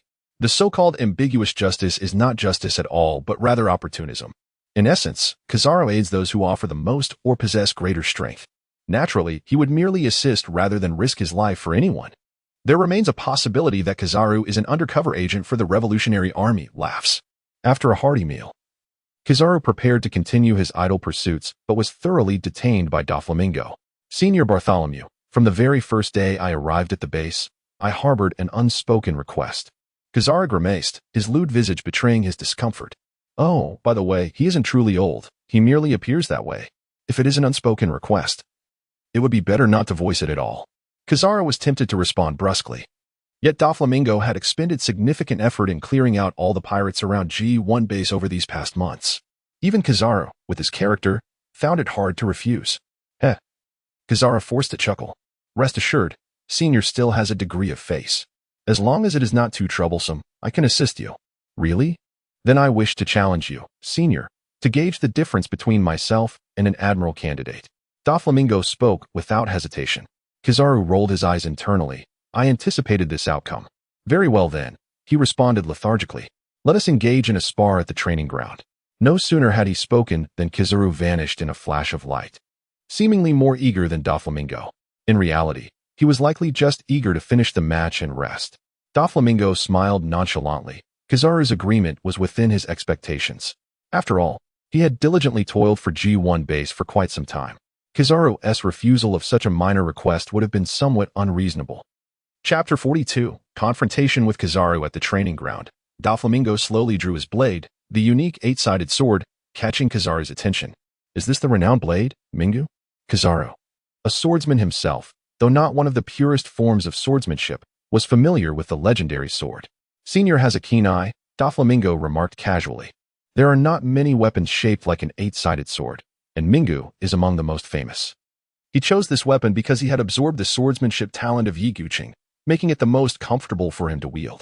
Otherwise, among his treasures, he possessed 2 supreme greatswords, with Mingu merely ranking in the mid-tier. The supreme greatsword is said to be of 12 craftsmanship. However, in reality, there are far more than 12 supreme greatswords across the seas. Many possess the quality of a supreme greatsword yet remain unnamed due to a lack of opportunity. In the vast ocean, the standard for a supreme greatsword is that even an ordinary person wielding it can slice through steel. Yet, this is merely the most basic requirement. There exists another hidden standard. The wielder of the supreme greatsword must be among the topmost powerhouses at sea. Or rather, only the mightiest at sea can truly wield the supreme greatsword. This principle applies equally to great swords and fine swords. Even an ordinary fine sword has circulated among eminent masters. Otherwise, how could there be less than 100 such divine weapons in the vast ocean? Among the supreme great swords Doflamingo possessed, none were particularly renowned. However, perhaps one will eventually gain fame. A fleeting thought crossed Doflamingo's mind. As he inhaled deeply, a sharp light began to emanate from his eyes, his spirit and energy reaching their zenith. Upon witnessing Doflamingo's expression, Kizaru's lewd face revealed a look of dread. Truly a genius praised by my teacher. How terrifying. His words nearly breached Doflamingo's composure, compelling him to spend considerable time readjusting his breath to regain his tranquil state. If Kizaru weren't strong enough, he likely wouldn't have survived to this age. Taking another deep breath, the blade in his hand shimmered as a flying slash imbued with haki surged towards Kizaru. Kizaru maintained his lewd expression, extending his hand to counter Doflamingo's flying slash with a laser. Subsequently, he pulled back, conjuring a golden lightsaber in his grasp. As the golden light surged forth, Doflamingo activated his observation haki to its utmost extent and swiftly countered Kizaru's Amatsuke's blade. A flicker of surprise passed through Kizaru's eyes, clearly astonished by Doflamingo's mastery of observation haki. It is worth noting that as a user of the Pika Pika no Mi, Kizaru's speed of movement, although not reaching the speed of light yet, he had reached the limits of his reflexes. To be precise, the swiftness of his reactions was directly proportional to his speed of movement. Thus, opponents with slightly inferior observation haki often found themselves unable to react in time and were swiftly defeated. Among the 3 admirals, Kizaru's light fruit could be deemed a true measure of strength. Those with even a modicum less capability could scarcely withstand a single strike. Although Don Quixote Doflamingo had attained the strength of an elite rear admiral, in Kizaru's eyes, he was merely someone who could endure a few blows thanks to his armament haki and physical prowess. However, it was unexpected that Doflamingo's true expertise lay in observation haki, enabling him to barely respond to Kizaru's assaults. This, in turn, piqued the interest of Kizaru slightly. Although he is often referred to as an old hand, Kizaru is not so lethargic as to shy away from sparring with his opponents. After all, to join the Navy, a violent organization, and ascend to the rank of admiral, he must possess a modicum of ambition regarding his own strength. However, ordinary adversaries, even those who were supposedly Navy vice admirals, excluding exceptional figures like Garp and Tsuru, are merely targets that he can dispatch without much effort, which naturally dampens his enthusiasm. With renewed interest, Kizaru unleashed the full potential of the glint fruit, opting not to resort to long-range attacks. Instead, he engaged in close combat with Don Quixote Doflamingo, utilizing his ability to move at extraordinary speeds and wielding the Amatsuke's sword. Amidst a tempest of relentless assaults, Doflamingo had no time to contemplate anything else. He could only swing his haki-imbued weapon, the Mingo, to fend off wave after wave of attacks. Kizaru's strikes were not only swift but also powerful. And within a mere 20 minutes of this intense onslaught, Doflamingo found his arms weary and his stamina severely depleted. Although Zifa had once expressed frustration at Kizaru's excessive focus on developing his fruit powers to the detriment of his martial arts and haki training, such criticism is made from the standpoint of an admiral's expectations. In reality, even the comparatively weaker martial arts and haki of an admiral candidate, who has not yet reached their peak potential, are not something Doflamingo can currently contend with. The fierce contest continued for over half an hour. Bloodied and battered, Doflamingo was finally disarmed, collapsing onto the ground, gasping for breath. "Oh dear, I almost succumbed. The new generation is indeed formidable," Kizaru remarked theatrically, pretending to wipe non-existent sweat from his brow. Yet, Kizaru felt a twinge of astonishment, despite Doflamingo having only withstood for half an hour. This feat far surpassed that of an ordinary Navy vice admiral. Moreover, at merely 17 years of age, though in truth he was only 15, having fabricated 2 years to join the Navy, Doflamingo had not fully showcased his capabilities due to the natural devil fruit's inherent counter to his intangibility. The ability of the glint fruit, as Kizaru had heard from his mentor Zifa, is a terrifying power that entirely disregards defenses, posing a significant deterrent to all the robust warriors of the pirate world. If developed properly, it could rival the elemental powers of the three admirals. Thus, it is evident that Doflamingo possesses immense potential. In Kizaru's eyes, reaching his own level of strength may not be an impossible endeavor for Doflamingo. Should Kizaru learn that Doflamingo is, in fact, only 15 years old, it would not merely suggest the possibility of attaining admiralty strength, but rather affirm that Doflamingo is almost certain to achieve it. Exhausted and covered in wounds, Doflamingo had neither the strength nor the inclination to retort to Kizaru's jests. He merely rolled his eyes, conveying his sentiments without words. Chapter 43.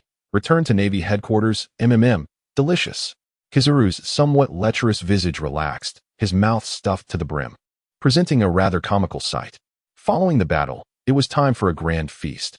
Bowls of seafood miso ramen, Neptune sashimi, braised pork ribs, pan-seared sirloin, vegetable and fruit salad, along with various meaty dishes, adorned the table, emanating an incredible aroma.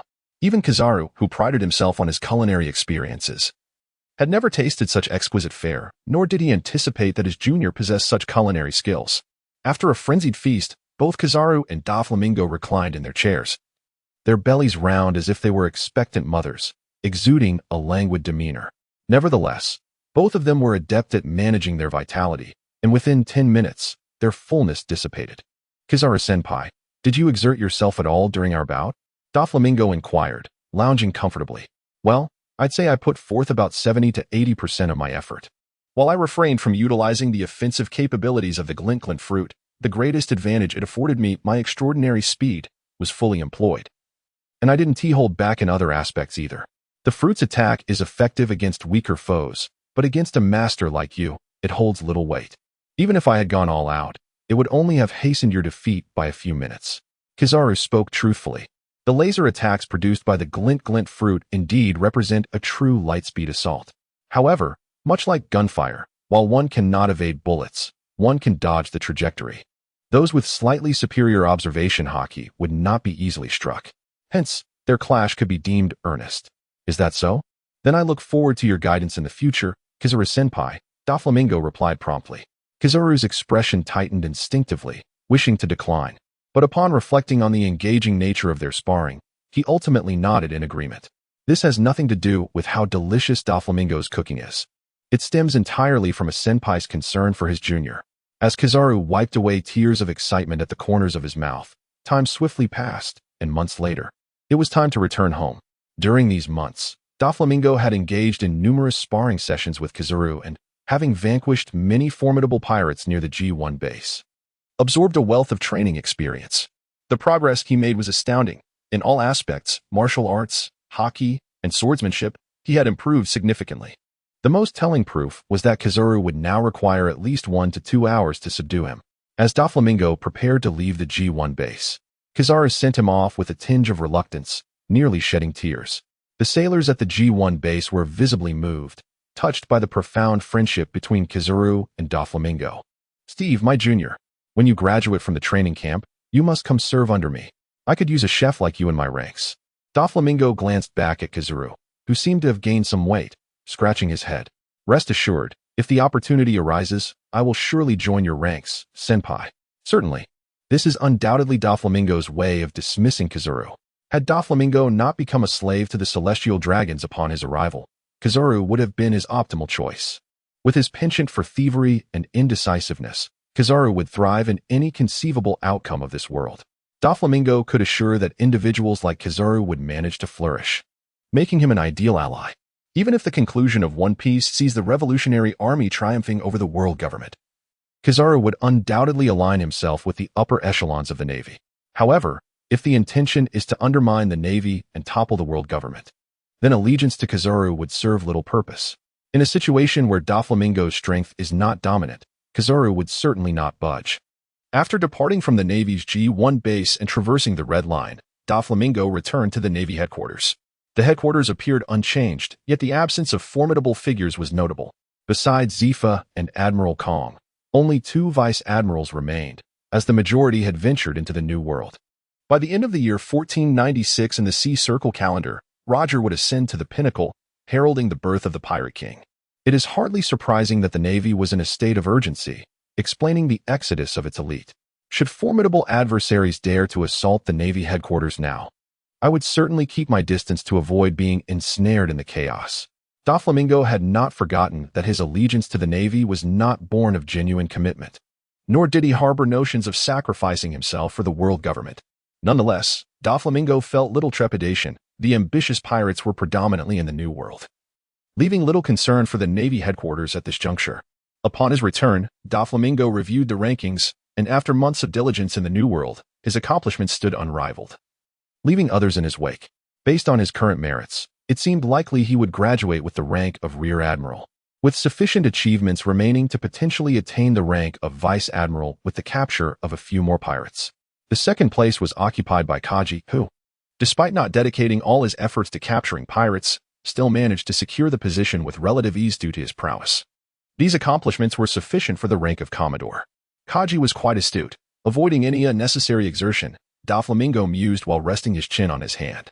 As for the others, Doflamingo dismissed them entirely. Their inferior strength placed them in a different realm altogether.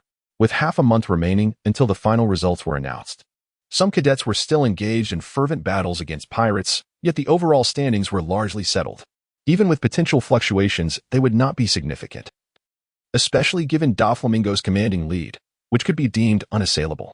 Upon returning to the Navy headquarters, Doflamingo first took a few days to rest in his student dormitory to recuperate. Subsequently, he committed himself to rigorous training.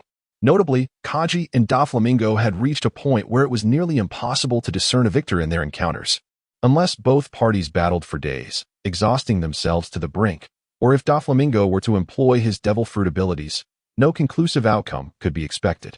Doflamingo was rather astonished to find himself evenly matched with Kaji. The last time they had clashed, the gap in their strengths had been minuscule, leading him to believe he had surpassed Kaji's capabilities. However, he was taken aback by Kaji's exponential growth during this period, leaving him unable to defeat Kaji without resorting to his devil fruit powers. Doflamingo's surprise was matched by Kaji's astonishment. He had been spurred on by Doflamingo's influence. Most significantly, he had trained fervently to showcase his abilities before Ji Yuan. After setting sail, he had sought out several notorious pirates with bounties exceeding 500 million, engaging in fierce battles that had awakened considerable potential within him. Over the past 6 months, his prowess has advanced significantly, surpassing the progress made during his more than a year of training at the Navy training camp. Initially, it was anticipated that his encounter with Doflamingo would result in a decisive victory, yet unexpectedly, he found himself thoroughly outmatched. In light of this situation, aside from uttering a few exclamations of disbelief, he felt a surprising acceptance. Doflamingo's innate talent was never inferior to his own, and in terms of dedication to training, he far exceeded him. Thus, being overtaken by Doflamingo was something he had mentally prepared for.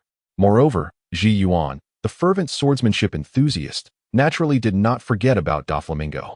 However, her progress paled in comparison to his. This was not due to a lack of diligence. Rather, the absence of practical combat experience meant that her training could only enhance her foundation, making it unrealistic to expect explosive growth.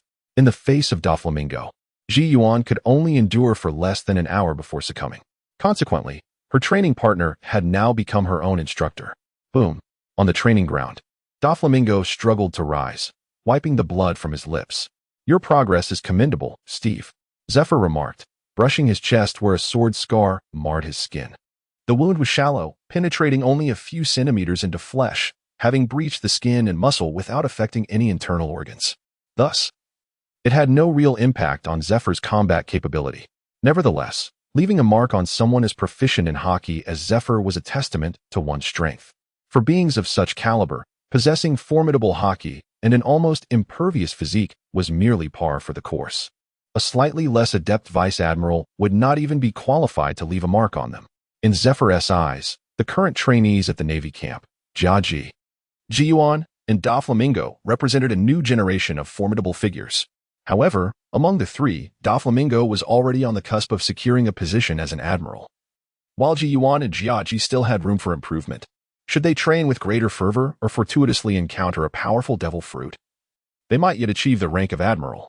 While the Navy does possess several devil fruits, truly formidable ones, such as the mythical Zoan types, high-tier natural types, and the extraordinary Paramecia types remain elusive. Thus, their prospects hinge largely on luck. Interestingly, Doflamingo's demonstrated ability to render himself intangible could, to some extent, be regarded as an extraordinary Paramecia ability, garnering him even greater attention. You still have a long way to go compared to teacher Zephyr, Doflamingo chuckled ruefully. At your age, your strength is already impressive. I certainly was this strong when I was young, Zephyr replied with a smile. This is also due to the fact that Don Quixote Doflamingo is soon to leave the training camp, which is why Zephyr treats him with such cordiality. If he were still in the camp, this devilish instructor would not utter a single kind word. However, it must be said that although his training methods are exceedingly harsh, this instructor truly cares for his students.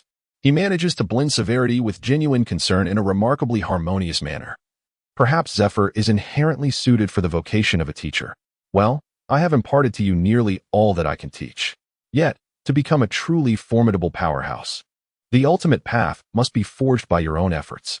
In addition to honing your physical prowess in hockey, you should also endeavor to further develop your devil fruit abilities. Artfully integrating your devil fruit powers with your unique combat style is the direction you should pursue in the future. Zephyr continued to elaborate, his expectations for Doflamingo differing significantly from those for Kizaru. This is because Zephyr understands that Don Quixote Doflamingo is inherently a training fanatic, and thus does not require his concern regarding fundamental physical abilities in hockey. Instead, Doflamingo seldom employs his devil fruit powers. And although Zephyr is aware that he does this to hone his physical prowess in hockey, he cannot help but offer him a few words of advice. Doflamingo nods in agreement, yet he cannot reveal to Zephyr that he diligently practices in the illusionary realm every night. Moreover, his ability to become intangible is merely a fraction of his overall powers. To focus solely on such an ability would be a grave misallocation of effort. After a brief conversation, a peculiar expression crosses Zephyr's face. Steve, isn't it nearly time for dinner? Doflamingo lets out a silent sigh and dons a resigned smile. Very well. I shall prepare the meal now. On one occasion, after training with Doflamingo, Kaji was caught by Zephyr while indulging in a feast, and the subsequent events were quite clear. From that moment onward, another individual frequently sought to share meals with Doflamingo. The table was laden with an array of dishes: fried sea kings, charcoal-grilled sea king ribs, salt-baked giant lobsters, seafood chowder, and vegetable meat wraps, all of which made Zephyr's mouth water. In truth, Zephyr is considered one of the more serious veterans of the Navy. At the very least, he has never divulged Doflamingo's culinary skills. Otherwise, the number of those seeking Doflamingo-esque cooking would have multiplied tenfold or more. Although Doflamingo possesses immense potential, he is still merely a member of the training camp, holding the rank of an ordinary Navy lieutenant commander, and not even from the headquarters. When faced with a group of seasoned Navy officers, he would find it challenging to dismiss their requests. Cooking for 2 or 3 individuals is manageable, but preparing meals daily for a dozen voracious eaters would severely impede his training schedule. Chapter 45. Phantom Doppelganger. Days later, the training camp experience finally culminated, and Doflamingo was awarded the rank of Rear Admiral in the Navy headquarters. Naturally, the ceremony was conducted quite succinctly. The reason being that it is said Roger has now gathered 4 pieces of the poneglyphs. Setting sail from Water 7, he is heading towards the final island, Raftel. Without the guidance of the 4 poneglyphs, neither pirates nor the Navy can track the whereabouts of Roger's crew, leaving everyone at sea in anticipation. This can be described as the calm before the storm. If Roger does not appear, it is well and good. However, should he return, he would undoubtedly be the new pirate king. In such circumstances, the Navy naturally lacked the inclination to conduct any grand ceremony for the conferring of ranks. A mere informal arrangement would suffice. Following the conclusion of the awards, allocations should ensue, although such matters could not be resolved swiftly. Don Quixote Doflamingo was also perusing the profiles of the naval commanders. Indeed, Monkey D. Dragon had now attained the rank of Vice Admiral, aligning himself with Akainu and Akiji to quell piracy in the New World. However, he maintained an astonishingly low profile. From every perspective, he appeared to be an ordinary Vice Admiral. Well, I have made my decision. I shall regard him as my subordinate. A smile spread across Doflamingo's face as he marked a check beside the name of a stern Vice Admiral. That vice admiral's name was Sakazuki. Indeed. Doflamingo chose the ruthless Akainu, who upheld absolute justice, over the revolutionary monkey D. Dragon. This is, in fact, a rather straightforward matter. Regardless of whether Dracul Mihawk requires Doflamingo's assistance, it is inevitable that he will eventually rebel against the Navy and establish a revolutionary army to oppose the world government. Thus, Doflamingo's past involvement would merely hasten Dracul's resolve without any genuine impact. Given this, it would be more prudent for Doflamingo to align himself with others, guiding them in their struggle against the world government. In truth, there are only a select few who are truly worthy of leading the Navy against the world government. The older generation, having spent their lives within the Navy, has largely lost the drive for reform. Among the remaining three, excluding the slacker, only Akainu and Akiji remain viable options. Akiji's sense of justice aligns more closely with universal values. However, his demeanor leans towards pacifism. And despite his discontent with the actions of the world government, he finds it challenging to commit to rebellion. On the other hand, Akainu appears fervent and ruthless, adhering to the principle that it is better to mistakenly eliminate 1,000 than to let one escape, thereby acting in accordance with the world government's interests. Yet, this does not necessarily indicate his unwavering loyalty to the world government. Rather, his temperament simply aligns with their requirements. If Akainu can be merciless towards pirates and the Navy alike, why should he not extend that same ruthlessness towards the world government? When the time comes to reach a breaking point, Akiji might resort to passive resistance or even resign, whereas Akainu would undoubtedly rally the entire Navy against the world government with fervor. Hence, Doflamingo resolved to entrust the banner of opposition against the world government to Akainu. Achu. In the New World, standing on the deck, Sakazuki sneezed, spewing forth red magma that scorched a small hole in the deck, releasing flickers of flame and smoke. Furrowing his brow, Sakazuki extinguished the flames with a swift kick. Then, unleashing a torrent of fire, he incinerated a pirate ship across from him, cleaving it in two. It was peculiar what caused this sudden sneeze. Not to mention the suspicious Akainu, having made his decision, now awaited his assignment, which required some time. This interval also served as a farewell period for the elite training camp students. Aside from a few familiar faces, Doflamingo recognized only a handful of the elite training camp members, some of whom he could not even name. Nevertheless, this did not deter the ordinary members from approaching him, eager to curry favor. After all, Doflamingo had already attained the rank of Rear Admiral, a title most members of the elite training camp would never achieve in their lifetimes, naturally leading them to cling tightly to such a prominent figure. It is noteworthy that the rank of a naval officer holds a status and significance that rivals that of kings in the world government's affiliated nations. Often, it is the nations that seek to appease the Navy to protect themselves from pirate incursions. Doflamingo endured the pleasantries for 2 days before growing weary and retreating to his quarters to cultivate in the realm of illusions. Finally, he succeeded in his development. Sitting on his bed, Doflamingo gazed at his identical doppelganger seated beside him, exhaling a long sigh of relief. This creation of yours seems rather ineffective. The doppelganger remarked, reaching for a teacup on the table, only to have his hand pass through it. What is this? How does it differ from an ordinary illusion? The doppelganger rolled his eyes and questioned. There is indeed a difference. Have you not noticed that you possess the ability to think? Doflamingo's original self replied with a hint of pride. Ah, I see. Although it is essentially just an illusion, it possesses cognitive abilities, the doppelganger mused, resting his chin on his hand. While it may not be useful in combat, it could serve as a distraction during casual conversations. Do you truly believe I would say such a thing? What purpose does this skill serve? Doflamingo's expression turned bemused at being critiqued by his own illusion. I wonder which aspects of my personality you have inherited? While your doppelganger may lack combat prowess, it is equally true that others cannot harm you. Do you not consider it a splendid material for impersonating the ring grandpa? The doppelganger inquired. Can the tropes of fantasy novels be applicable in the world of One Piece? The illusion asked. No worries, Doflamingo waved his hand dismissively. People in the One Piece world possess a remarkable ability to accept the extraordinary. Deceiving them is truly not a difficult task. When the time comes, simply attach a moniker such as an ancient relic of the demon god to your name, and I assure you, countless pirates will be convinced. As he spoke, Doflamingo produced a ring, casually waving it, causing the entire doppelganger to be absorbed into the ring. With the ring Grandpa acquired, he pondered who the fortunate observer might be.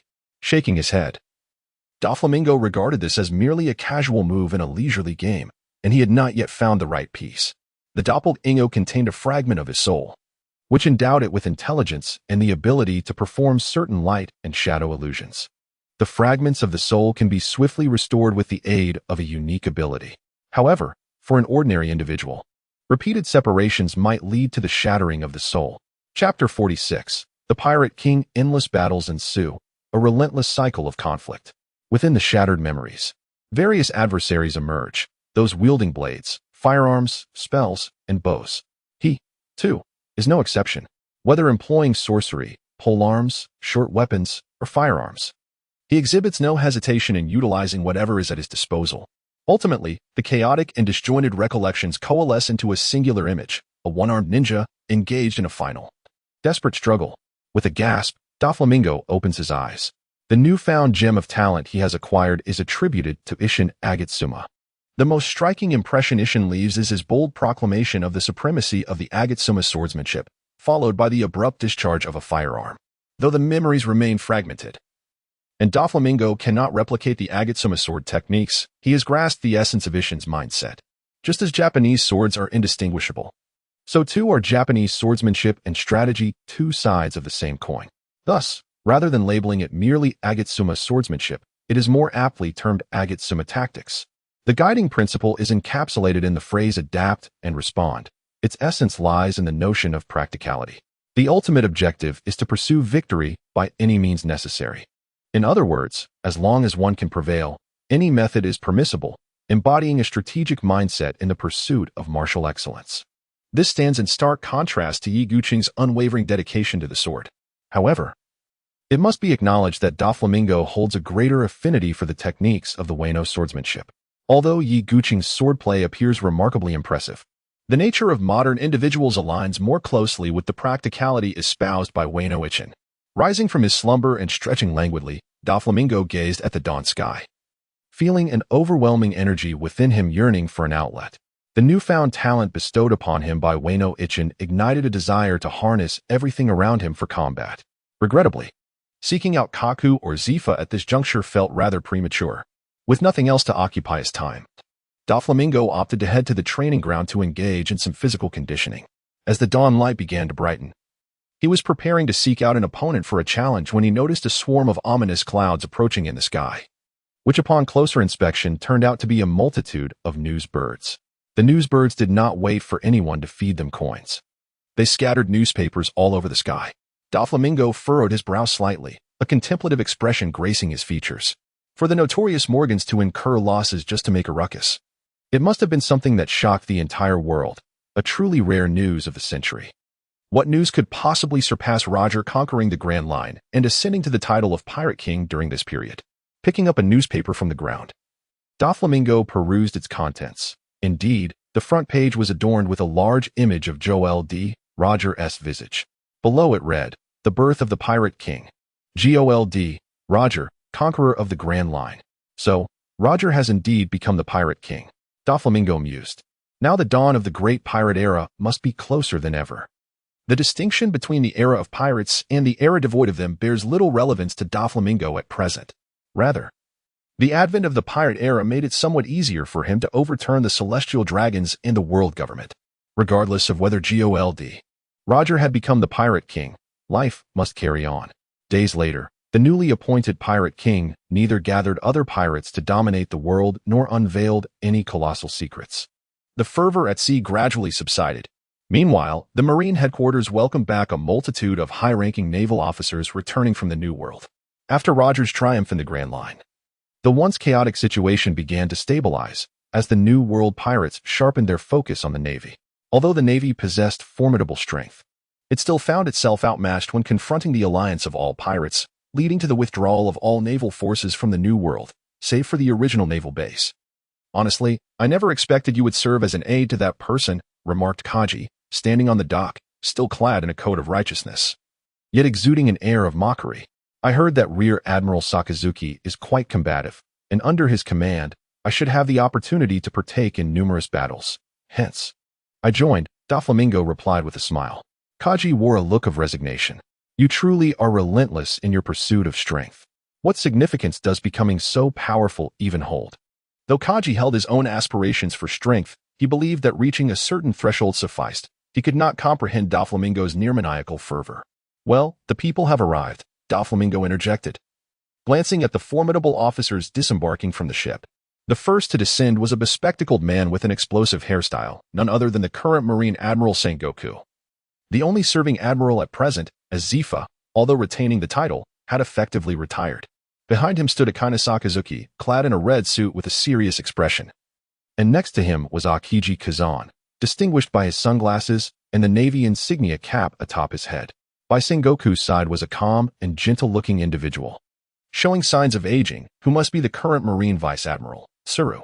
As for the others, Doflamingo could not recognize them. Why haven't I seen Vice Admiral Garp? Kaji inquired, perplexed. Doflamingo sighed and pointed, spotting a tall man standing on the deck, sound asleep, blissfully blowing bubbles from his nose. Truly, Vice Admiral Garp can even manage to sleep while standing on a ship, Kaji exclaimed, his admiration evident, prompting Doflamingo to feel an urge to cover his face. What is there to be proud of in such antics? One can only conclude that the thought processes of people in the pirate world are distinctly unique.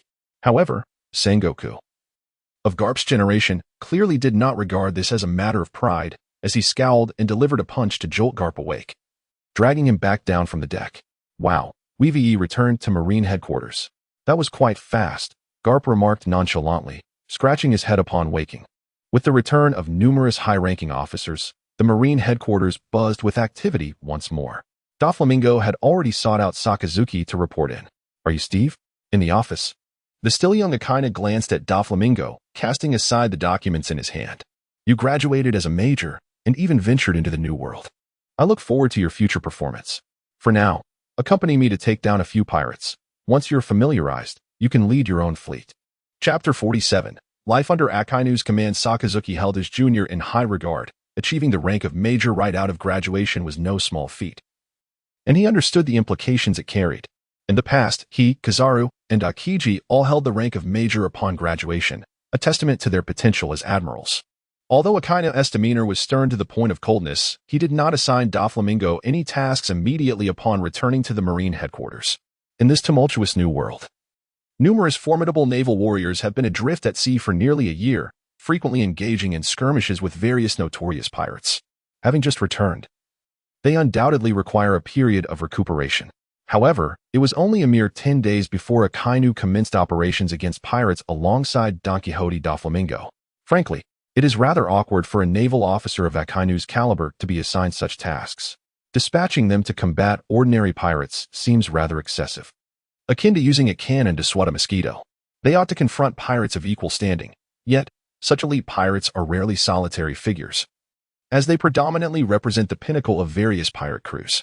Although the term Four Emperors does not hold in the current New World, a multitude of pirate crews has already forged significant power, dominating numerous islands within this realm. In such circumstances, any action taken would reverberate throughout, igniting a conflict between the Navy and formidable pirate crews. At present, Akainu is merely a candidate for admiral, still capable of venturing forth to confront certain pirates. However, once he ascends to the rank of admiral, aside from the forthcoming battle at Marineford, he will have scarcely any opportunity to engage directly. This is not only true for him, but also applies to the other two admirals. As the face of the Navy, they cannot afford to compromise their dignity by pursuing weaker pirates, nor can they afford to clash directly with pirate crews of the Emperor's caliber. In such scenarios, they may find themselves as mere statues of clay, or, akin to Kazan, idly wandering the seas, hoping to encounter some lesser pirates fortuitously. It is hardly surprising that Admiral Karp harbors such reluctance towards attaining the rank of admiral as a vice admiral. He possesses the freedom to traverse the seas in pursuit of pirates. However, should an admiral engage in the pursuit of mere common pirates, he would face accusations of neglecting his duties. So, what responsibilities do admirals truly bear? In the original narrative, aside from the Paramount War, the admiral's tasks are limited to two primary functions: executing the Buster Call and safeguarding the celestial dragons. It was not until after the Paramount War that the dynamics of the New World were irrevocably altered, ushering in an era where admirals roamed freely.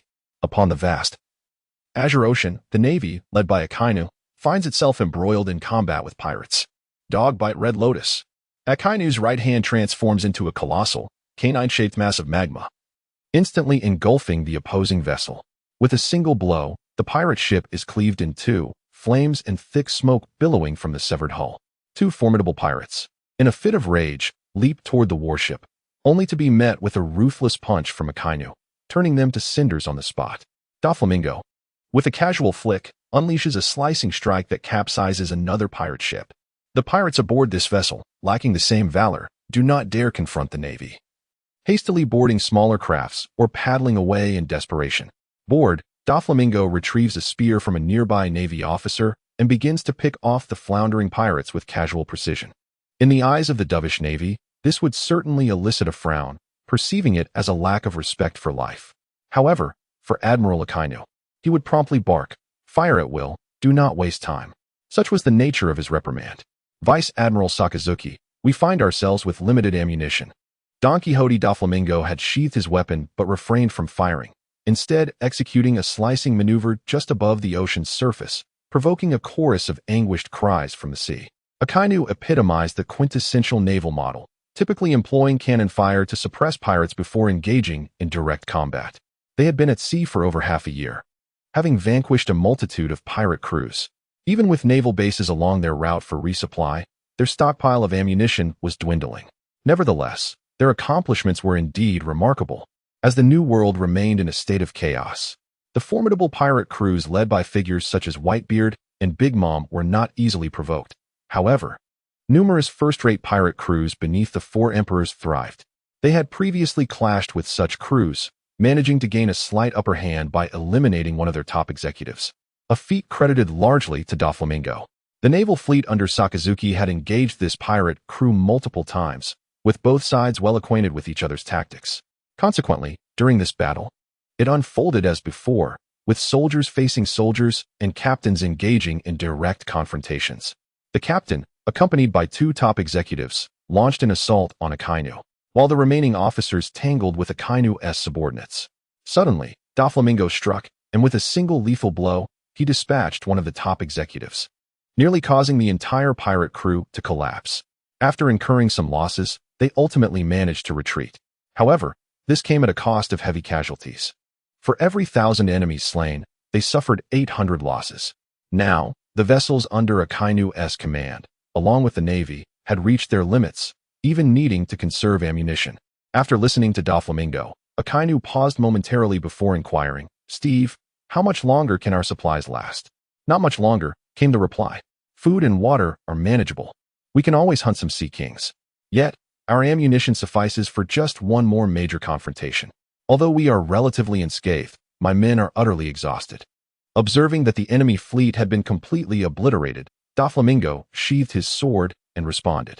Akainu glanced at his fatigued subordinates. Those who accompanied him to sea were undoubtedly hawkish navy personnel, now visibly worn out, having reached their limits. "Very well, we shall return," Akainu declared, crossing his arms and retracting the power of his magma fruit, addressing the navigator behind him.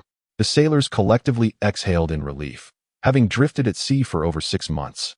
They had indeed reached their breaking point and welcomed the prospect of returning with joy. Meanwhile, Doflamingo, with time on his hands, retreated to his quarters to engage in sword meditation. Of course, this was merely a facade. In reality, he immersed himself in a realm of illusions for his personal training. Frankly speaking, being alongside Akainu was quite beneficial for his cultivation, for Akainu, like Doflamingo, was ruthless and merciless in combat. The more skilled the opponent, the less he would hold back. In contrast, Akiji would merely freeze his adversaries, subsequently escorting the pirates to impel down, while Kazara displayed an utter indifference towards the notion of achievements. In such circumstances, the pursuit of gathering exceptional souls undoubtedly relies on Akainu. Upon embarking on his maiden voyage, he successfully gathered the soul of a notorious pirate with a staggering bounty of 600 million. In the eyes of Doflamingo, the strength of this high-ranking officer was nearly on par with that of a suite commander's minimum prowess. Were it not for the element of surprise during his skirmish with the Navy, Doflamingo might not have triumphed over him. Chapter 48. Returned to headquarters. Having absorbed the training experiences of this formidable pirate, Doflamingo made notable advancements in his hockey cultivation. However, he discerned signs that he had reached the pinnacle of his current abilities. It was not that his hockey could not surpass this level, but rather the constraints imposed by age. Regardless of how rigorously he trained his body, it lacked the requisite intensity. Hockey is a power born from the convergence of physical strength and will. Without sufficient physical fortitude, progress in hockey is inherently stifled. Through the insights gleaned from the absorbed soul, Doflamingo had nearly perfected his hockey and physical training for his current age. Any further advancements would necessitate the passage of time to enhance his physical strength. In truth, he had surpassed the original Doflamingo by substantial margins, disregarding the devil fruit. In terms of physical strength and hockey cultivation, the 16-year-old version of himself was already nearing the peak prowess of the original Doflamingo at 40. However, the original Doflamingo ultimately achieved no more than the rank of a warlord of the sea, a figure straddling both the underworld and legitimate worlds. In the grand scheme, it amounted to little. To challenge the world government relying solely on such strength was indeed a fanciful notion. After sailing for several more days, the fleet reached the Red Line, then returned to the Navy headquarters from the opposite side of the continent, granting the sailors a much-needed respite. Akainu granted his subordinates a half-month leave while preparing to assign Doflamingo to select a new warship. Given Doflamingo's capabilities, sharing a vessel with him was a sheer waste. Initially, Akainu had intended to mentor him, but it was now time to allocate him his own battleship. However, before Doflamingo could choose his warship, a momentous event sent shockwaves through the Navy headquarters. The pirate king, Gold, Roger, had been captured by the Navy hero, Garp. In truth, he had surrendered. But the Navy headquarters would surely not present it this way. The entire Navy headquarters erupted in excitement over this incident. Ironically, Garp, who was hailed as Roger's captor, scarcely made an appearance. Doflamingo was acutely aware of Garp's disdain for the accolades he was receiving, his demeanor tinged with a hint of contempt. As for Doflamingo, he found little interest in the matter. Roger was of no personal significance to him. Whether captured or not, it bore no consequence for him. It seemed that shortly after Roger's apprehension, a certain flying rooster came to visit his companion, causing quite the uproar at the Navy headquarters. Ultimately, he was met with a thorough beating from Sengoku and Garp, subsequently sent to impel down to join his friend. In a desperate bid for escape, he even resorted to severing his own legs. Considering the timeline, it was likely that within this year or the next, a certain flying lion would make his appearance at the Navy headquarters. Should he seek to maintain distance, or perhaps exploit the situation for his own ends? After much contemplation, Doflamingo shook his head. His current strength was still insufficient, even counting his devil fruit abilities. He could scarcely be regarded as more than a vice admiral or a candidate for a higher rank, perhaps even less. Should the Golden Lion truly come, preserving his own life would be feasible, but executing any schemes amidst such chaos would prove exceedingly challenging. Nevertheless, Doflamingo's fingers brushed against the ring in his pocket. Truth be told, the float fruit possessed unparalleled strategic potential. If one were to consider which devil fruit could wield world-destroying capabilities, it would undoubtedly be the float fruit, not Whitebeard's quake fruit. By merely collecting a sufficient number of islands and launching them from a great height, the process could be repeated unimpeded, and world annihilation could be achieved in a matter of months. The world of One Piece exhibits a significant disparity from our reality, especially in terms of physical loss. Were it to be transposed into the real world, a single event could potentially obliterate the entire ecosystem. To thwart the formidable Shiki, one must engage him in aerial combat. However, confronting a legendary pirate endowed with the powers of the few Wenomi in such a manner, even if one were to deploy the entire naval force, from the fleet admiral to the admirals, the outcome would likely be futile. Had Shiki not succumbed to madness and insisted on clashing head-on with Sengoku and Garp at Marine headquarters, the Navy would still be unable to apprehend him even after a century. Regrettably, after his reckless assault on Marine headquarters, Shiki's fate took a downward spiral, ultimately leading to his defeat at the hands of the newly emerged Destined One, Luffy. Shaking his head, Doflamingo cast aside his chaotic thoughts and proceeded to the Navy's logistics to procure a warship. As a Navy captain, his current vessel is no longer a mere small craft for a dozen men, but a medium-sized warship capable of accommodating dozens, nearing 100 crew members. Nevertheless, he has not forsaken his original subordinates, particularly his exceptional navigator, whose extraordinary talents render him a standout even among the ranks of the Navy. This time, as he set sail aboard Akainu's warship, he did not bring along little Kaiki, which left her quite dissatisfied. She relentlessly pursued Doflamingo for compensation, specifically demanding a lavish feast. Eat, eat, eat, and soon you shall become a plump pig. Doflamingo harbored malicious thoughts as he prepared a plethora of sweet delicacies for her. Observing her relish each bite with unrestrained delight, he mused inwardly. With his own warship, Doflamingo found himself no longer obliged to accompany Akainu, except for significant events, as Akainu would not summon him otherwise. Having just returned, Doflamingo was reluctant to venture out to sea again so soon. Instead, he intended to linger at the naval headquarters for a few more days. During this period, he was not inclined to squander time. Now that he had become an underling of Akainu, it was only natural that he would not overlook such an adept sparring partner. Sakazuki showed no signs of declining Doflamingo's proposal for combat training, agreeing to engage in battles every afternoon. Fighting against Sakazuki was an entirely different experience compared to facing Kizaru. While Kizaru's most formidable attribute was his speed, and he was undoubtedly powerful, far superior to an average vice admiral, he paled in comparison to Sakazuki. The latter was a well-rounded powerhouse with no apparent weaknesses, especially notable for his explosive strength. His mastery of haki surpassed Kizaru's by a significant margin. Furthermore, unlike Kizaru's evasive fighting style, Sakazuki predominantly employed a strategy of trading blows. Doflamingo could endure a 2-hour battle with Kizaru before being defeated, but he would emerge relatively unscathed. In contrast, during a match with Akainu, he would typically be knocked down within half an hour, albeit with Akainu sustaining some superficial injuries as well. Of course, this was under conditions where neither used their devil fruit abilities. Doflamingo refrained from using his powers for self-improvement, while Sakazuki abstained due to the uncontrollable lethality of the magma fruit. One misstep could result in a devastating blow that would severely injure even Doflamingo, despite his haki defenses. If luck were to run out and he neglected his defenses, the consequences could be fatal. Chapter 49. Carp. Though Sakazuki was known for his harsh demeanor and cold temperament, he would not risk inflicting a lethal blow on Doflamingo during their training sessions. Consequently, both refrained from utilizing their devil fruit powers. After their training, Doflamingo would prepare lavish meals to reward his superior. Even someone as stoic as Sakazuki could not resist the allure of delectable food, leading him to become more familiar with Doflamingo over time, particularly enjoying the spicy boiled fish and sauerkraut fish that Doflamingo prepared. After more than a week of training, one evening, following their session, Doflamingo, along with Zifa, indulged in a hot pot that he had crafted. The enormous copper pot, nearly a person's height, bubbled with a broth, one side brimming with an abundance of red oil, peppers, and Sichuan peppercorns, while the other half contained a creamy bone broth, both emanating an irresistible aroma. "Wow, your culinary skills are truly exceptional," Zifa exclaimed, his face glistening with broth. "But this hot pot seems a bit small. It's hardly enough to satisfy our appetites." Doflamingo rolled his eyes. The ingredients were sliced thinly to ensure quick cooking. Thus the portion appeared smaller compared to large cuts of meat. Nevertheless, he had prepared enough for over 10 individuals.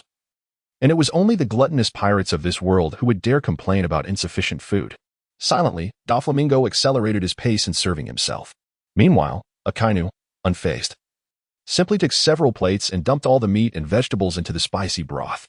Gasping in shock, Doflamingo and Zifa could only watch helplessly as Akainu, unperturbed by the heat, continued to fish out food. Just then, a filthy hand reached into the bubbling bone broth, retrieving a plethora of meat slices. Doflamingo looked up sharply to see a grinning face. With a broad mouth, Carp devoured the meat slices. "Capiyu," Zifa bellowed, leaping to his feet and delivering a punch to Carp's face. His arm bulged with veins, and his entire hand was enveloped in a thick layer of haki. "Ouch."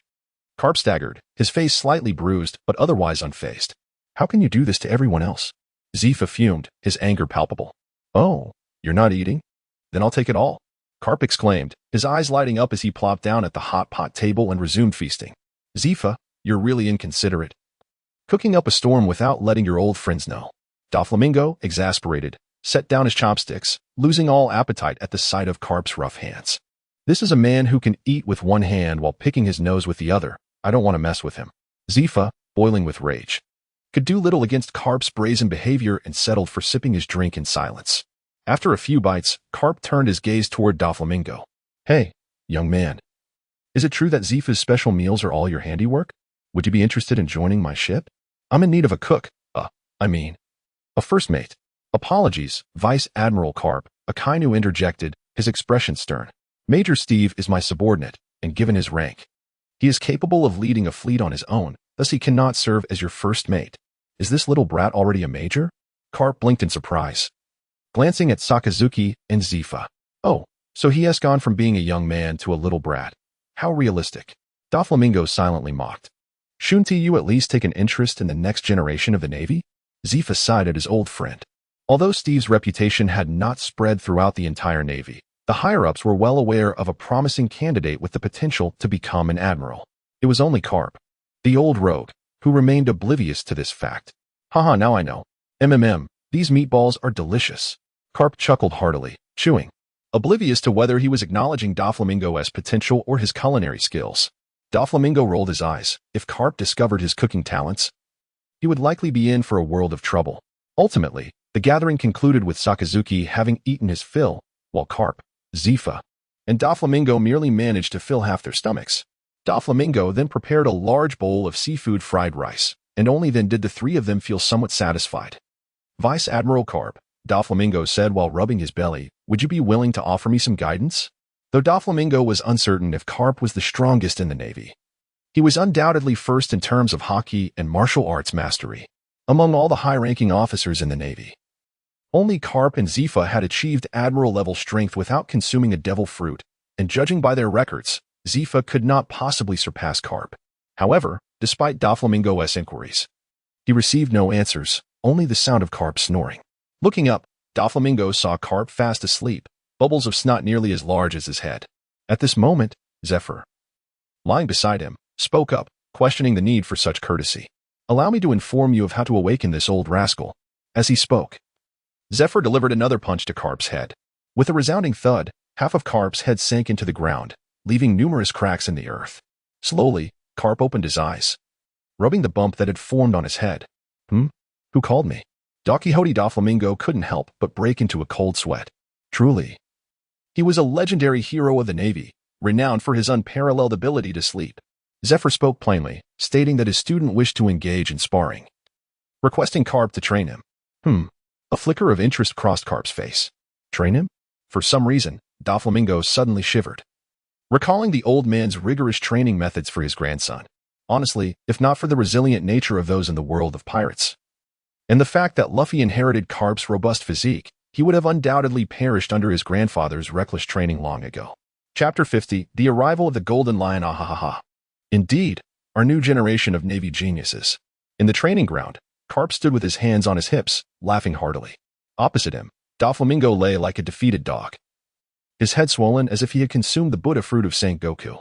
I knew this old rascal had no good intentions, Doflamingo thought bitterly, feeling dizzy and gritting his teeth. Typically, when Doflamingo faced these powerful Navy officers, he would keep things light, avoiding serious injury. But Carp was oblivious to such unspoken rules. As long as he didn't kill him, he would fight with all his might, even styling Doflamingo's hair despite his inability to retaliate. However, Doflamingo had to admit that Carp's strength was indeed unfathomable, surpassing even Zephyr's. Though he was certainly not a good teacher, he proved to be a formidable opponent, his reckless and unrestrained fighting style allowing Doflamingo to tap into his own potential. Thus, despite being thoroughly beaten, Doflamingo often sought Carp for intense training. With the allure of the chef's culinary skills, Carp could hardly resist, becoming Doflamingo's sparring partner. After several days of training, Doflamingo prepared a grand feast. A group of high-ranking Navy officials flocked to indulge. Kid, I hear you're setting sail tomorrow? Carp said casually, picking at his teeth with a toothpick, only to inadvertently poke his nostril, causing it to bleed. He paid no mind, wiping the blood on Akainu's leg with a nonchalant demeanor. Akainu's forehead visibly bulged with veins, dark red smoke rising from his body, yet he remained silent, his leg transforming into magma to cleanse away the blood and mucus. Indeed, if I can achieve a few more merits, I should be promoted to Rear Admiral, Doflamingo nodded. The rank of Rear Admiral could be attained through merits, while the rank of Admiral required combat prowess, with merits accounting for only a small part. The authority of a Rear Admiral was significant if stationed at a Navy base. Their influence could extend to several nations within the world government. The kings of those nations would treat a Navy Rear Admiral with utmost respect, often presenting gifts during festivals, as the safety of their countries heavily relied on the Navy.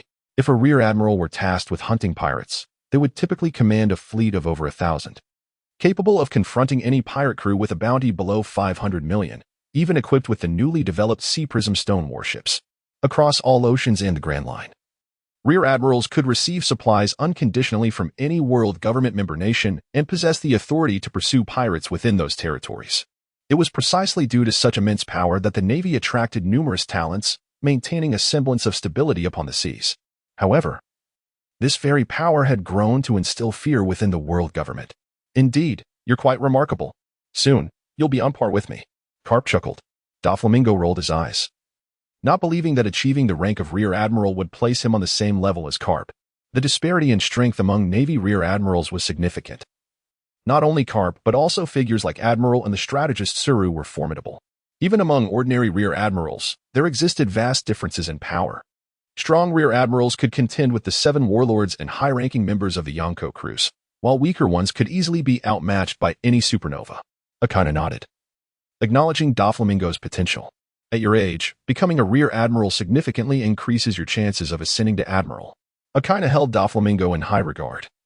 In addition to his combat prowess and culinary skills, Doflamingo was undeniably a hawkish figure within the Navy, a linchpin of Akainu's faction. Currently, the Navy was not dominated by hawks. Carp and Zephyr were staunch doves, while Sengoku remained neutral, and Fleet Admiral Kong did not align strictly with the hawkish ideology. Within the upper echelons, only Sakazuki bore the banner of the Hawks, albeit as a mere candidate for Admiral, barely scraping into the upper ranks. Thus, he devoted considerable effort to nurturing fellow hawkish officers. Just as Doflamingo was about to speak, he suddenly sensed a powerful life force descending from the sky, prompting him to look up. Almost simultaneously, Carp also directed his gaze toward the same direction, clearly having sensed something as well. Moments later, Akana came to his senses, feeling the unfamiliar yet potent energy. Shiki? What does that old lion want here? Carp murmured. Among the three, only Carp had previously encountered the golden lion Shiki. Recognizing him through his Kenbunchika haki. Golden lion Shiki? The flying admiral? Akainu's expression shifted.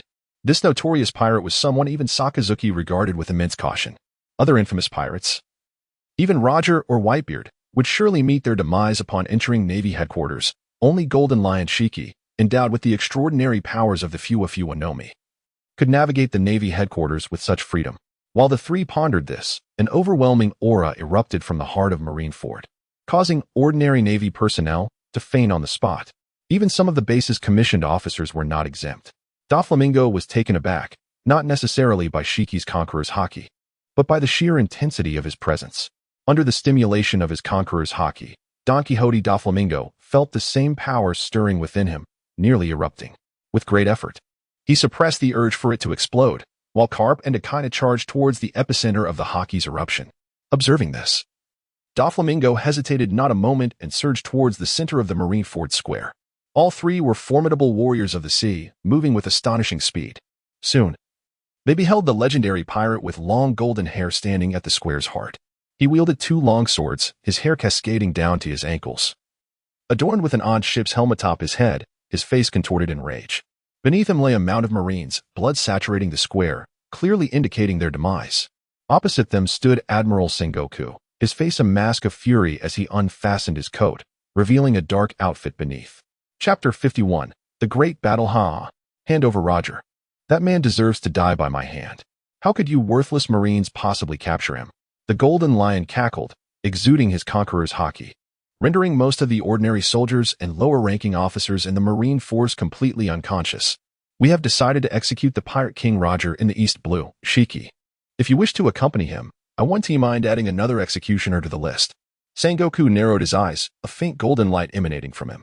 You dare to execute Roger in the weakest sea, the East Blue? Is this not an affront to him? The Golden Lion's gaze sharpened, the ground trembling beneath his feet. Carp stepped forward, similarly removing his white cloak to reveal a dark outfit beneath. At that moment, Akino exchanged a glance with Doflamingo, who nodded in response. Before the 3 old adversaries could finish their exchange, Sakazuki raised a fist, its surface transforming into a dark crimson lava hue, exuding intense heat that radiated in all directions, turning the square into a veritable summer inferno. Hellhound, the most potent attack of the magma fruit. Without warning, he unleashed an ambush. The overwhelming heat and force akin to a volcanic eruption causing the Golden Lion's expression to shift in alarm. Caught off guard, though he maintained his composure, the powers of the float fruit activated, causing the ground of the square to tilt. Sakazuki's footing faltered. and the molten lava that had been aimed directly at the golden lion's chest veered slightly off course. The golden lion swiftly dodged, crossing his wooden staff and his sword, which had been enveloped in a thick layer of haki, managing to block Akainu's devastating strike. Nevertheless, his swords were sent flying, and he narrowly evaded the brunt of Akainu's attack. Although his swords were cast aside, the golden lion swiftly retrieved them with the powers of the float fruit. However, the ominous sense of danger that his observation haki sensed persisted, akin to the chilling breath of death at his ear, keeping him on high alert. A sudden surge of dread washed over him. The golden lion sprang into the air, only to feel a sharp pain radiating from his back. Turning to look, he saw a young Marine lieutenant standing below, calm and composed, holding a mass of blood and shattered bones, fragments of his own ribs. During Akainu's surprise assault, this Marine lieutenant had quietly attacked from behind, taking advantage of Akainu's strike to mislead the golden lion's instincts, making him believe he was merely facing a minor opponent. He had narrowly escaped a fatal blow. What a terrifying ability! What is your name? The golden lion squinted, concealing his astonishment. In that moment of peril, he enveloped his back with haki, yet he still felt a sizable chunk of muscle and some ribs torn away without warning. Had he not been seasoned in battle, aware of the limits of his haki's defensive capabilities, he might have suffered far worse injuries, possibly even losing his heart. However, if it weren't for Akainu's sudden explosive attack diverting his attention, he would not have been caught off guard. Clearly, the two had a pre-established understanding from the outset. Marine Lieutenant, Steve. Doflamingo raised his head, shaking blood from his hands, slowly grasping the sword at his waist. The Mingo Fox. Haha. Steve, is it? I shall remember you. The golden lion in midair nodded, raising his hand to unleash the lion's might, the earth rumbling as it morphed into a giant lion's head lunging at Doflamingo. Doflamingo frowned slightly, unsheathing the Mingo Fox and executing a series of flying slashes, carving out a path. The golden lion crossed his swords, seemingly preparing to counterattack. At that moment, Sengoku had transformed into a colossal golden Buddha, unleashing a shockwave that surged forward. The golden lion, left with no choice, turned to deflect the strike with his slashing wave, engaging Sengoku in battle. Carp was not idle either, leaping forward with moonwalk strides, delivering a powerful punch aimed at the helm atop the golden lion's head. The golden lion crossed his swords to block Carp's iron fist, but was still sent crashing to the ground. Without hesitation, Akainu followed up with a dog-bite red lotus. Although it was blocked by the golden lion, it singed half of his golden hair. The three marine figures, the admiral, the marine hero, and the vice admiral, surrounded the golden lion, unleashing a relentless barrage of blows. The golden lion found himself in a defensive position, unable to retaliate. Doflamingo, on the outskirts, occasionally struck, though his intangibility rendered him nearly impervious to all defenses. Even with infrequent attacks, he commanded the golden lion's utmost attention, leaving Shiki in a state of silent frustration. In the original narrative, the golden lion faced only Sengoku and Carp, and even then, he had been swiftly imprisoned. Now, with Akainu's assistance and the formidable presence of Doflamingo, the golden lion quickly began to show signs of fatigue. Yet, the relentless spirit of the golden lion also revealed the devastating destructive potential of the float fruit. The entire marine headquarters was obliterated and reformed under the influence of his powers, lashing out at Sengoku, Carp, and others. While such attacks posed no threat to Sengoku and his comrades, countless marines fell victim beneath this massive area of effect. It must be noted that the golden lion's earlier display of Conqueror's haki had nearly obliterated the majority of the marine forces present. In this dire situation, aside from a handful of senior officers, the remaining marines were rendered unconscious, utterly incapable of withstanding the aftermath of the fierce battles. After several rounds of confrontation and witnessing the casualties at the Navy headquarters, both Garp and Sengoku felt their eyes redden with sorrow. Even the usually cold Akainu appeared 3 shades darker in countenance. However, no matter how fiercely the golden lion struggled, he could merely exacerbate the Navy's losses without altering his inevitable fate of defeat.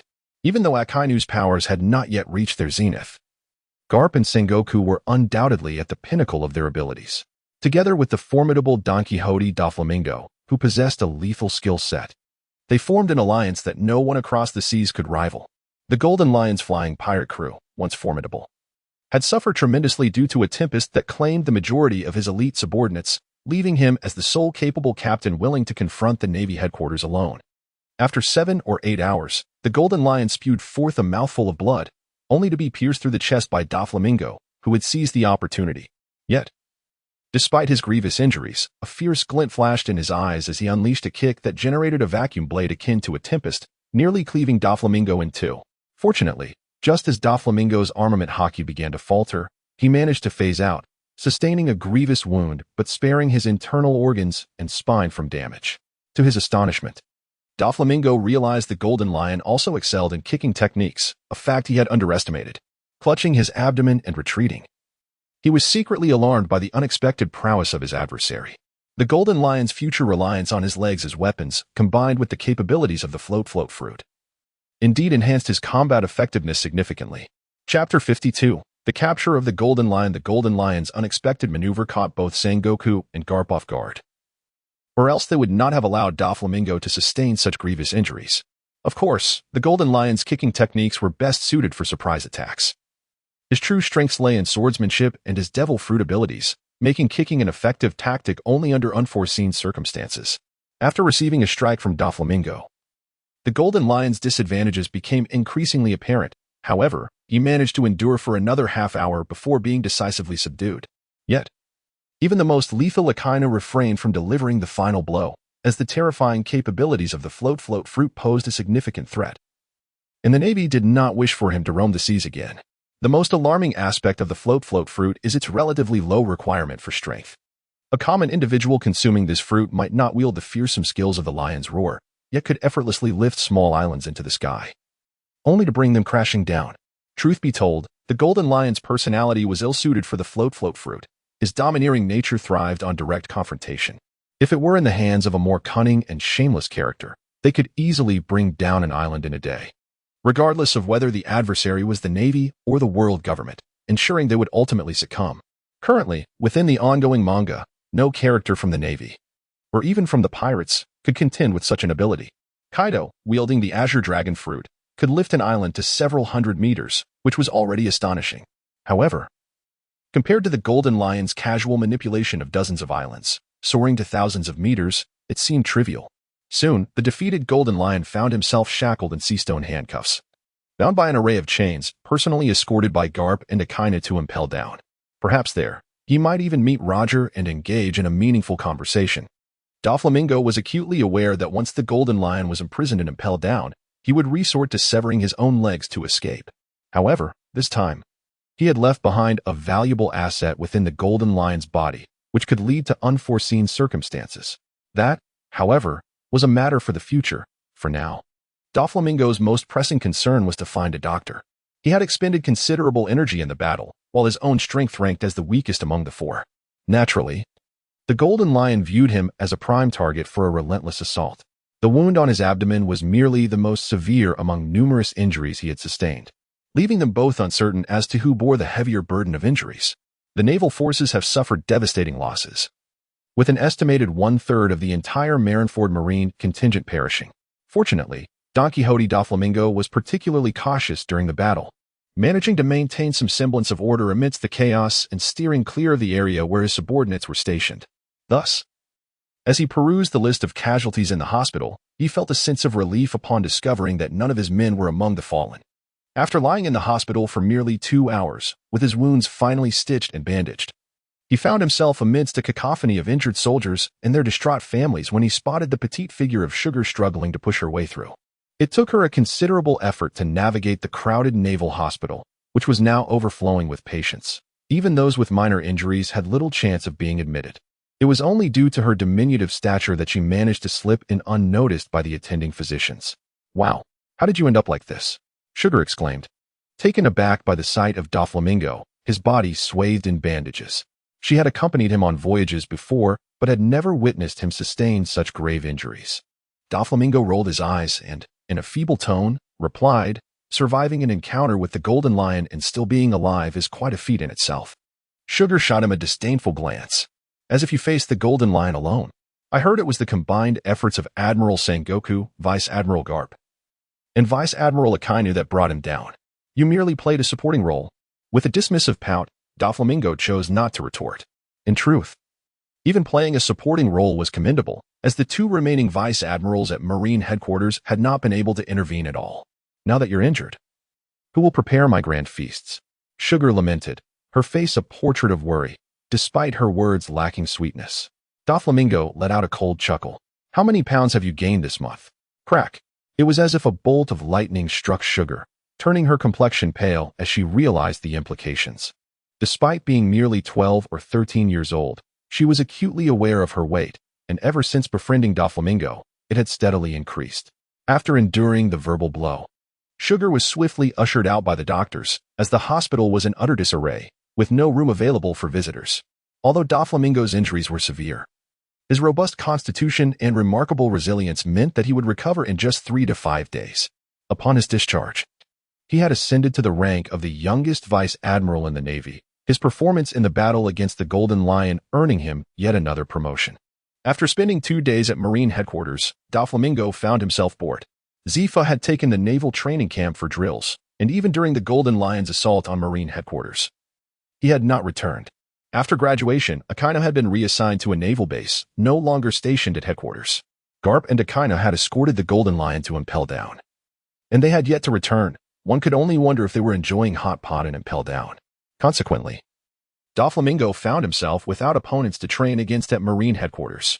The only ones capable of engaging him in combat and fostering his improvement were Admiral Sengoku and the current Fleet Admiral, Steelbone Kizaru. Unfortunately, both were exceedingly busy, and Doflamingo was not well acquainted with either. Hence, with time on his hands, he decided to set sail once more with his subordinates. However, just before he set out, he was summoned to Admiral Sengoku's office. "You want me to go to the East Blue?" Doflamingo asked, perplexed. "Is there some major incident occurring there?" "No, nothing has happened in the East Blue as of now, but it is uncertain what the future holds," Sengoku replied, feeding his goat documents as he spoke. Sengoku was known as a strategic mind within the Navy, though one would be dreaming to expect profound schemes in the world of One Piece. Compared to the typical naval high command, Sengoku was merely more composed, rational, and less eccentric. Upon hearing Sengoku's words, Doflamingo immediately understood that he was being sent to execute Roger, to pave the way for the impending judgment. Furthermore, he was to be accompanied by Vice Admiral Drago, and the two were expected to cooperate closely. Chapter 53, The Ghosts of Impel Down Prison, 6th level of the Infinite Prison. This is the lowest level of Impel Down, the most heavily guarded area, where all the cells are constructed individually, shrouded in darkness and desolation, devoid of any human presence. After hastily tending to his injuries, the Golden Lion opened his eyes and gazed at the sea stone shackles binding his feet. "Ha ha ha. Mere sea stone shackles. It will be quite some time before they can confine me." The Golden Lion. A distant voice suddenly echoed in his ear. "Are you planning to sever your own feet?" Turning to his side, he beheld a translucent apparition curiously observing him. "Is that Roger's ghost?" The Golden Lion's eyes widened in astonishment, his expression one of sheer disbelief. The apparition, however, was taken aback. "Is there any resemblance between my appearance and Roger's?" Realizing it was not a ghost, the Golden Lion visibly relaxed. "So, is the focus on the ghost?" The apparition remarked with a hint of sarcasm. "In the world of One Piece, one can never predict when the seemingly serious individual before them might engage in bizarre behavior." The apparition, having inherited all of Doflamingo's memories, had grown accustomed to such unpredictability. "By the way, when did you arrive here? How long have you been in Impel Down? Is this a peculiar ability of a devil fruit?" The Golden Lion inquired with palpable curiosity. The apparition paused momentarily. It was actually a manifestation that had emerged from a ring left within the Golden Lion during Doflamingo's initial ambush. Utilizing its phasing ability, the ring had inadvertently bonded with the Golden Lion's ribcage without his awareness. After some contemplation, uncertain if he could deceive the knowledgeable Golden Lion, the apparition chose to remain silent, tacitly accepting the inquiry, and instead proposed another suggestion. "Do you wish to escape from Impel Down? You need not resort to severing your legs. I can assist you." "Oh, what abilities do you possess?" The Golden Lion responded with intrigue. "Alas, my powers are rather limited. I can merely conjure illusions," the apparition explained. "Moreover, I lack a physical form and cannot interact with the surroundings. I am currently bound to your presence, unable to stray more than a kilometer away." "Ha ha ha. The ability to manipulate illusions is sufficient." The Golden Lion laughed heartily, exuding confidence. Have you devised an escape plan?" the apparition inquired with curiosity. "Ha ha ha. Absolutely not." The Golden Lion responded with exuberance before abruptly shifting gears. "I knew it. The world of One Piece is filled with eccentric individuals. The apparition rolled its eyes in exasperation, deciding to devise a plan independently. What is the extent of the sea stone's suppression on you? How much stamina do you have left? The suppression exerted by sea stone on devil fruit users is not absolute. The strongest individuals can retain some stamina through adaptive training, even under its influence. Naturally, high-purity sea stone handcuffs and shackles differ significantly from the ordinary sea stone found in Weno. Even someone as formidable as the Golden Lion cannot dismiss the effects of high-purity sea stone lightly. I suppose I'm slightly stronger than an average person, but not by much. The Golden Lion lamented, waving his arm in frustration. However, after some adaptive training, I should be able to reclaim a portion of my stamina. First and foremost, we need to acquire ample food, the apparition stated, furrowing its brow. Leave that to me. The training involves continuous movement while wearing sea stone, which undoubtedly consumes stamina, necessitating food. The rations provided to inmates in Impel Down are strictly regulated, keeping them in a state of perpetual hunger without sufficient nourishment to sustain vigorous exercise. Nevertheless, for the apparition, employing illusions, even if merely auditory or visual, to deceive the guards into procuring additional food would not pose a significant challenge.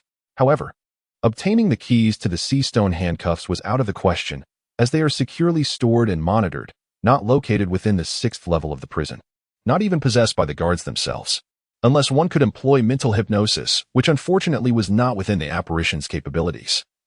Its greatest strength lay in simple visual and auditory illusions. A guard approaches. I must hide. The apparition suddenly faded away, retreating into the ring. Several guards approached, carrying food. One rather dull-looking guard placed a small portion of rice, a bowl of clear water, and a few pickled vegetables into the Golden Lion's cell. Just as he was about to leave, a cat dashed in, snatched the rice, and bolted away. Hey. Fine, I'll prepare another portion. The guard shouted, but the cat did not look back. Reluctantly, he prepared another serving. Soon after, a black dog rushed in and seized the food again. What on earth is happening?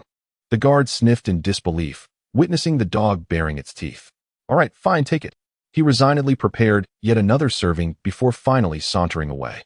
3 portions of rice, combined, amounted to only slightly more than the average person's intake. However, for the Golden Lion, it was sufficient for his adaptive training. Yet, the intelligence of these guards was truly perplexing. It was no wonder that later a massive hole was breached and impelled down, allowing prisoners to pilfer various supplies without detection. The apparition had initially intended to wait until the guards sensed something amiss before deploying new illusionary tactics, but was astonished to find that they had readily accepted the situation. How could a cat or dog possibly emerge from the 6th level of Impel Down? A mere mouse would have been more believable. Observing the guards' foolish behavior, the apparition suddenly felt emboldened to adopt a more aggressive approach. However, it was paramount first to allow the Golden Lion to heal from his injuries and adapt to the oppressive effects of the high-purity sea stone shackles before executing an escape plan. Chapter 54. East Blue. Is this truly the East Blue? Doflamingo mused, disembarking from the Red Line and boarding a new naval vessel. Gazing out at the serene waters before him, such a tranquil and beautiful sea. Although the Navy had developed sea stone warships, they had yet to be fully deployed across the fleet. Travel from the naval headquarters to the other seas still relied on direct movement from the Red Line to the naval bases below, necessitating a change of ships. What is there to appreciate here? Only the unpredictable weather of the Grand Line can showcase the prowess of our navigators. Here, it seems even an ordinary person can sail with ease. Holding a lollipop in her mouth, the little Kaiki spoke with a hint of disdain. Doflamingo paid her no mind, instead directing the ship towards the formidable warship ahead. This vessel was colossal, and upon its deck stood a man with a grave countenance and a fierce gaze. The ominous warnings from his observation hockey caused Doflamingo's expression to grow serious. Monkey D. Dragon, he murmured softly to himself. Though he could just as easily refer to him as Monkey D. Luffy. Dragon was indeed a transliteration of Luffy. This man is incredibly formidable, stronger than Akainu. It is perplexing that someone with such immense power has not ascended to the rank of Vice Admiral. Doflamingo's observation hockey, while not the strongest across the seas, undoubtedly ranks among the elite, especially when it comes to sensing the strength of opponents. He possesses an extraordinary ability to discern power dynamics. It is akin to foreseeing the future, sensing emotions, and detecting lies. Doflamingo's observation hockey endows him with a unique capacity to perceive strength. In his perception, Monkey D. Dragon appeared as a swirling tempest, an aura of terrifying vitality radiating from him. Among the individuals Doflamingo had encountered, aside from Garp, Sengoku, and the Golden Lion, none could surpass Dragon. Even the current Zephyr matched him only in terms of intensity. This man is undoubtedly concealing his strength within the Navy. In an instant, Doflamingo reached this conclusion, for he himself was one to hide his true abilities, albeit through the illusion of his Marimara no Mi, rather than concealing his physical prowess. At this moment, it seemed that Doflamingo sensed the presence of Don Quixote's observation haki. Dragon lifted his head and, with a graceful step, made his way onto Doflamingo's ship. "Admiral Steve?" Dragon inquired, casting a glance at Doflamingo. "Indeed, that would be me. May I ask if you're Admiral Dragon?" Doflamingo replied, to which Dragon solemnly nodded. The gravity of his demeanor made it difficult to fathom how his father and son could possess such vastly different dispositions. Garp was a notorious scoundrel, Luffy a naive fool, while Dragon stood as a serious and dedicated revolutionary and thinker. The disparity in character within this family was rather striking. Lost in contemplation, Dragon pondered these disparities when Doflamingo spoke directly.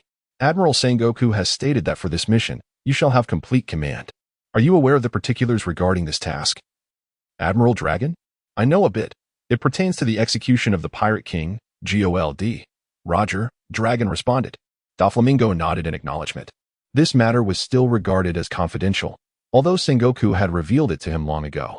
During the confrontation with the Golden Lion, Sengoku and Garp had already disclosed the details. Hence there was no concealment from Doflamingo. Naturally, even if they had tried to keep it under wraps, Doflamingo would have been aware, considering Roger's repeated executions throughout the years.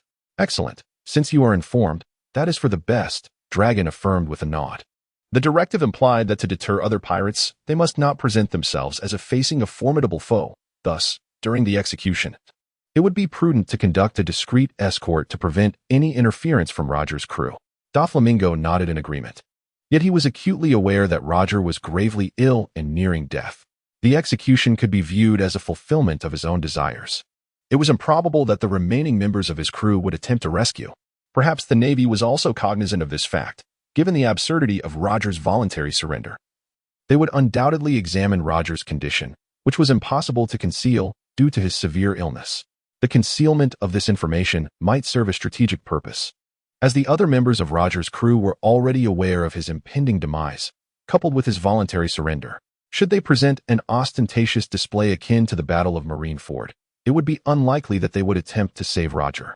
However, if the execution were to be conducted in the East Sea without formidable guardians, there existed a possibility of luring in some members of Roger's crew. Of course, Doflamingo understood that the execution of Roger would proceed smoothly. Indeed, if one were to judge merely by the outcome of the execution, it was quite efficient. Regrettably, while the execution was executed without a hitch, the Navy's objectives were entirely unfulfilled. Not only did it fail to instill fear across the seas, but Roger's final words ignited a fervent new era of piracy.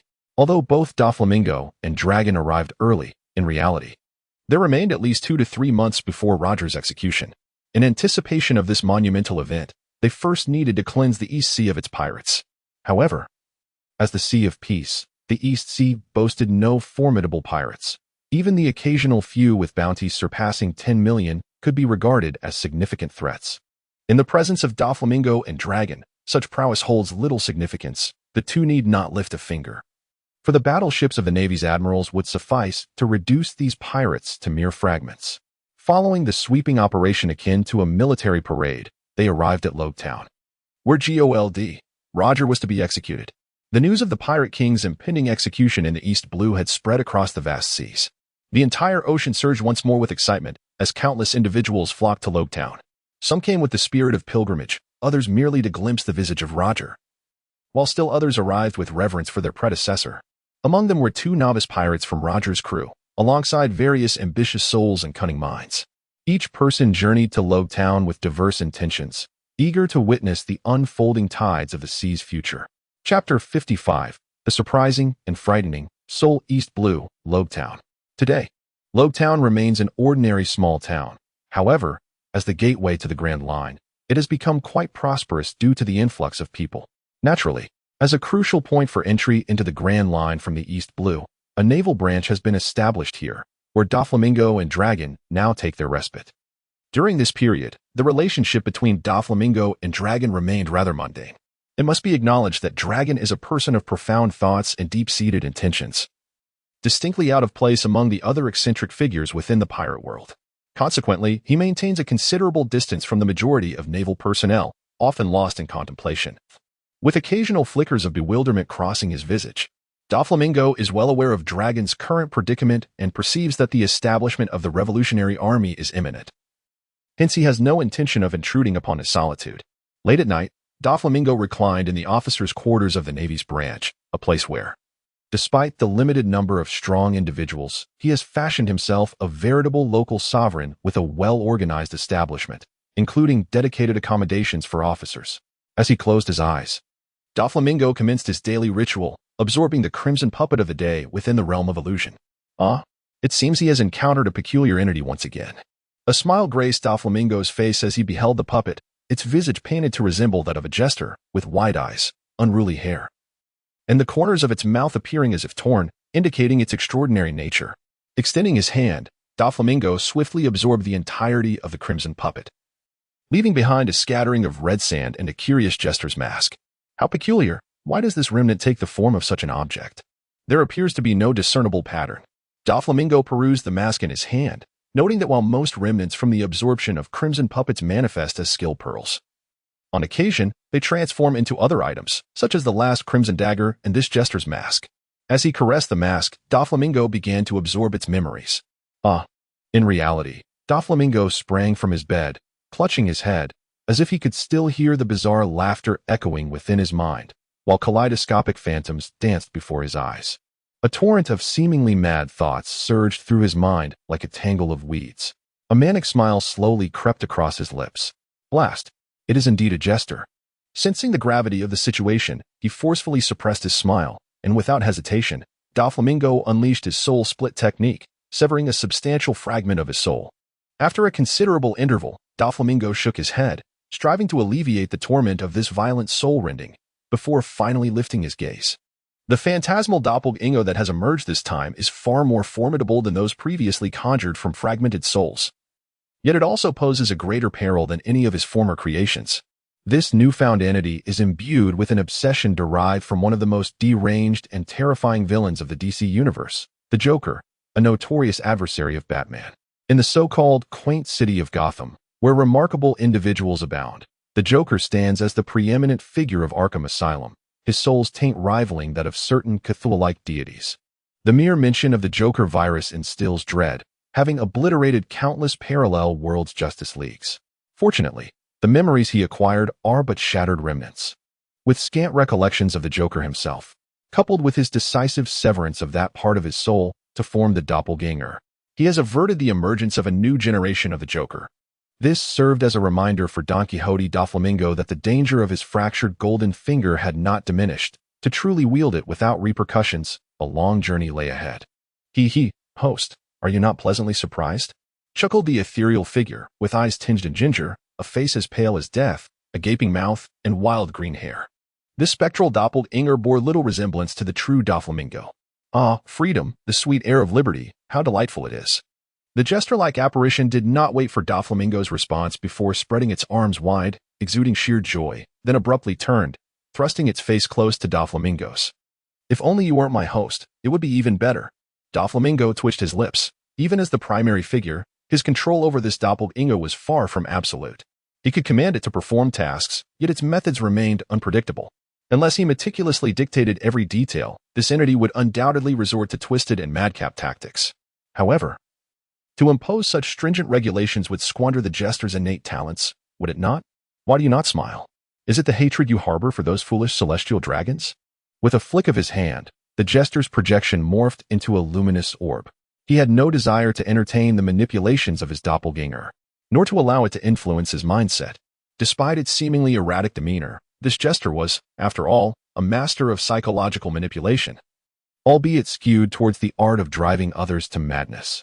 Should it unleash its psychological prowess unchecked, Doflamingo could not guarantee his own resilience. This situation was a perplexing blend of surprise and annoyance, prompting a deep sigh from Doflamingo. The jester, while a potential threat, also possessed immense value. In the realm of overthrowing the world government, its experience was unparalleled. The only question remained, how best to utilize it. First and foremost, this entity could not be kept close. Given its self-destructive tendencies and aversion to restraint, it would be the first to ensnare him. Even if he could impose limitations on its actions, exposing vulnerabilities would pose little challenge for it. Next, he contemplated assigning it a host, utilizing its soul corruption abilities. It need not resort to trickery like other projections. Instead, it could directly taint the souls of others, transforming them into jester-like lunatics. However, this would severely limit his control over it, as the very essence of the host would be altered. Perhaps, he mused, he could convert the soul fragments into a parasitic mode, allowing him to impose constraints on its behavior. In that case, it would be prudent to select a host who was not overly powerful yet wielded significant influence.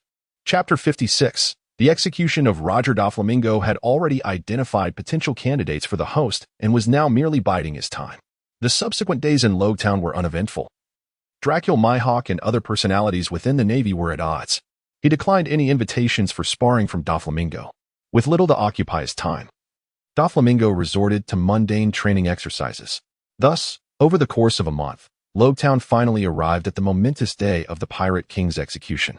The influx of visitors to Logtown had multiplied significantly, all drawn to witness the execution of Pirate King Joel D. Roger. Additionally, a considerable number of elite personnel from the Navy's Logtown division had arrived, with at least a dozen rear admirals present, all in civilian attire, tasked with maintaining order during the execution. After all, the execution of the Pirate King was to be broadcast to the world. Any disturbances in Logtown would be a significant embarrassment for the Navy. However, the true elite forces of the Navy would likely arrive alongside the vessel escorting Roger. Those present were merely minor players, and before Roger's arrival, the likelihood of unexpected incidents was low. At noon, a colossal Navy warship finally docked. Several rear admirals and vice admiral garb descended, escorting a man clad in a crimson coat, sporting a small mustache above his lips, or perhaps it was nose hair. Although the man wore a smile, his presence was commanding. Even shackled, he exuded an air of royalty, surveying his domain. Standing behind him, Garp wore a grim expression, his face inscrutable, lost in thought. The other rear admirals appeared visibly intimidated, their authority overshadowed by the man, making them seem more like subordinates than escorts. At this moment, the crowd was abuzz with chatter. Is this the legendary Pirate King, Roger? He appears rather unremarkable. Did they not claim he stood 10 meters tall? Do you not even glance at the bounty posters daily? They do not depict his height. Yet, his presence is undeniably formidable, almost suffocating. Among the throng, Doflamingo meandered, keenly observing, as his observation hockey was unleashed without restraint. It was not just him. The entire town of Logtown was enveloped in a myriad of observation hockey. Numerous powerful individuals were present. Were they all here to witness the execution of the Pirate King? Under Doflamingo's keen perception of strength, he sensed at least a dozen unfamiliar figures, each possessing the prowess of naval officers.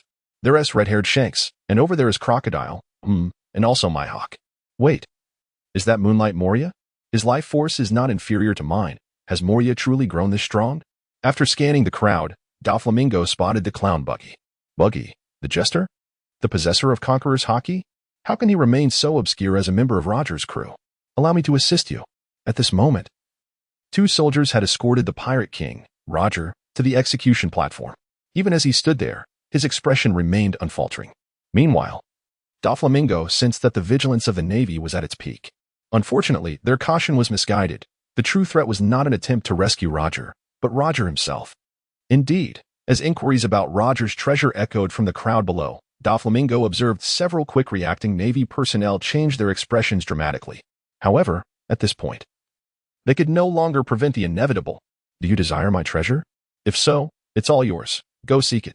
Roger's booming laughter resonated as he articulated the words that would ignite the era of great pirates.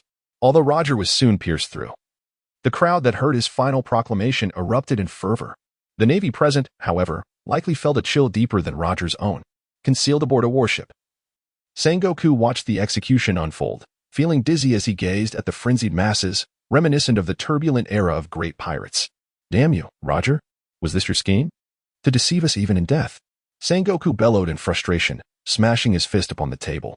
Yet, Doflamingo, who had heard Roger's last words countless times, was not preoccupied with the future world order. The true catalyst of the great pirate era lay with the corrupt world government and the extravagant celestial dragons. Roger merely set the stage. Most individuals would not willingly risk their lives to become pirates unless they had no other choice. Doflamingo, bowing his head to conceal his almost exaggerated joy, approached a young man in clown attire, who was weeping inconsolably amidst the cheering crowd. The sobbing clown, Buggy, suddenly felt a hand on his shoulder. When he looked up, he was met with the gaze of a tall man with an unusual smile. Buggy the clown. A trainee from the Roger Pirates? Hello. Buggy's sorrowful expression swiftly morphed into one of terror, a giant bubble of mucus bursting from his red nose. Panic washing over him. Who is Buggy? Who is this clown? You must be mistaken. Oh? Then why are you crying? I thought you were an ally of the Roger Pirates. Doflamingo chuckled. Only Shanks and Buggy had come to bid farewell to Roger, not without reason, as neither had bounties on their heads. Thus, even if Doflamingo captured Buggy, it would hold little significance since they could not be deemed pirates without a bounty.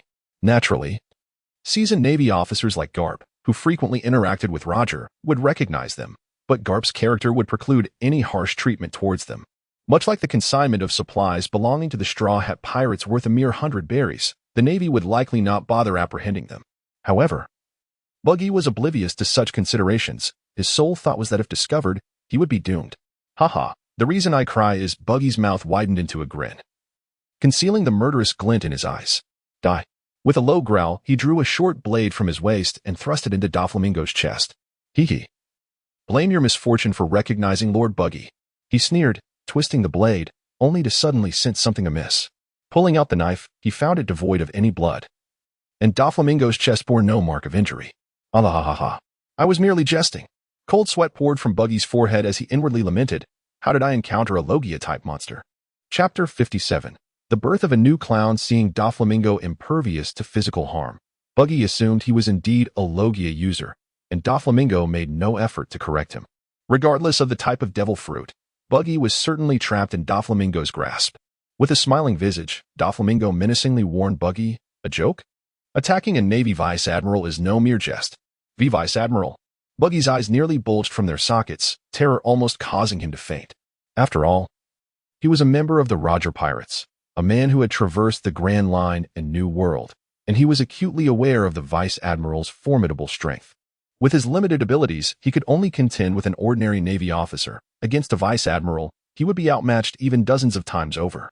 In truth, as long as the opponent was a Logia user who did not wield haki, he would stand no chance. The realization that he was facing a Navy Vice Admiral was indeed alarming. Should he be captured by ordinary folk, he could offer excuses, claiming he had no bounty. But if the Navy apprehended him, what fate awaited him? Would he be imprisoned in level 6 of Impel Down? Or would he be led directly to execution? At this moment, the clown Buggy, his legs trembling, took a deep breath and finally resolved to unleash his ultimate technique. Observing Buggy's expression, Doflamingo tilted his head slightly. Curiosity piqued. Could it be that he was preparing to execute the tiger drops to the ground move, begging for mercy? Or perhaps he intended to deploy a smoke bomb to obscure the situation and make his escape. Shanks, help me. This was quite sudden.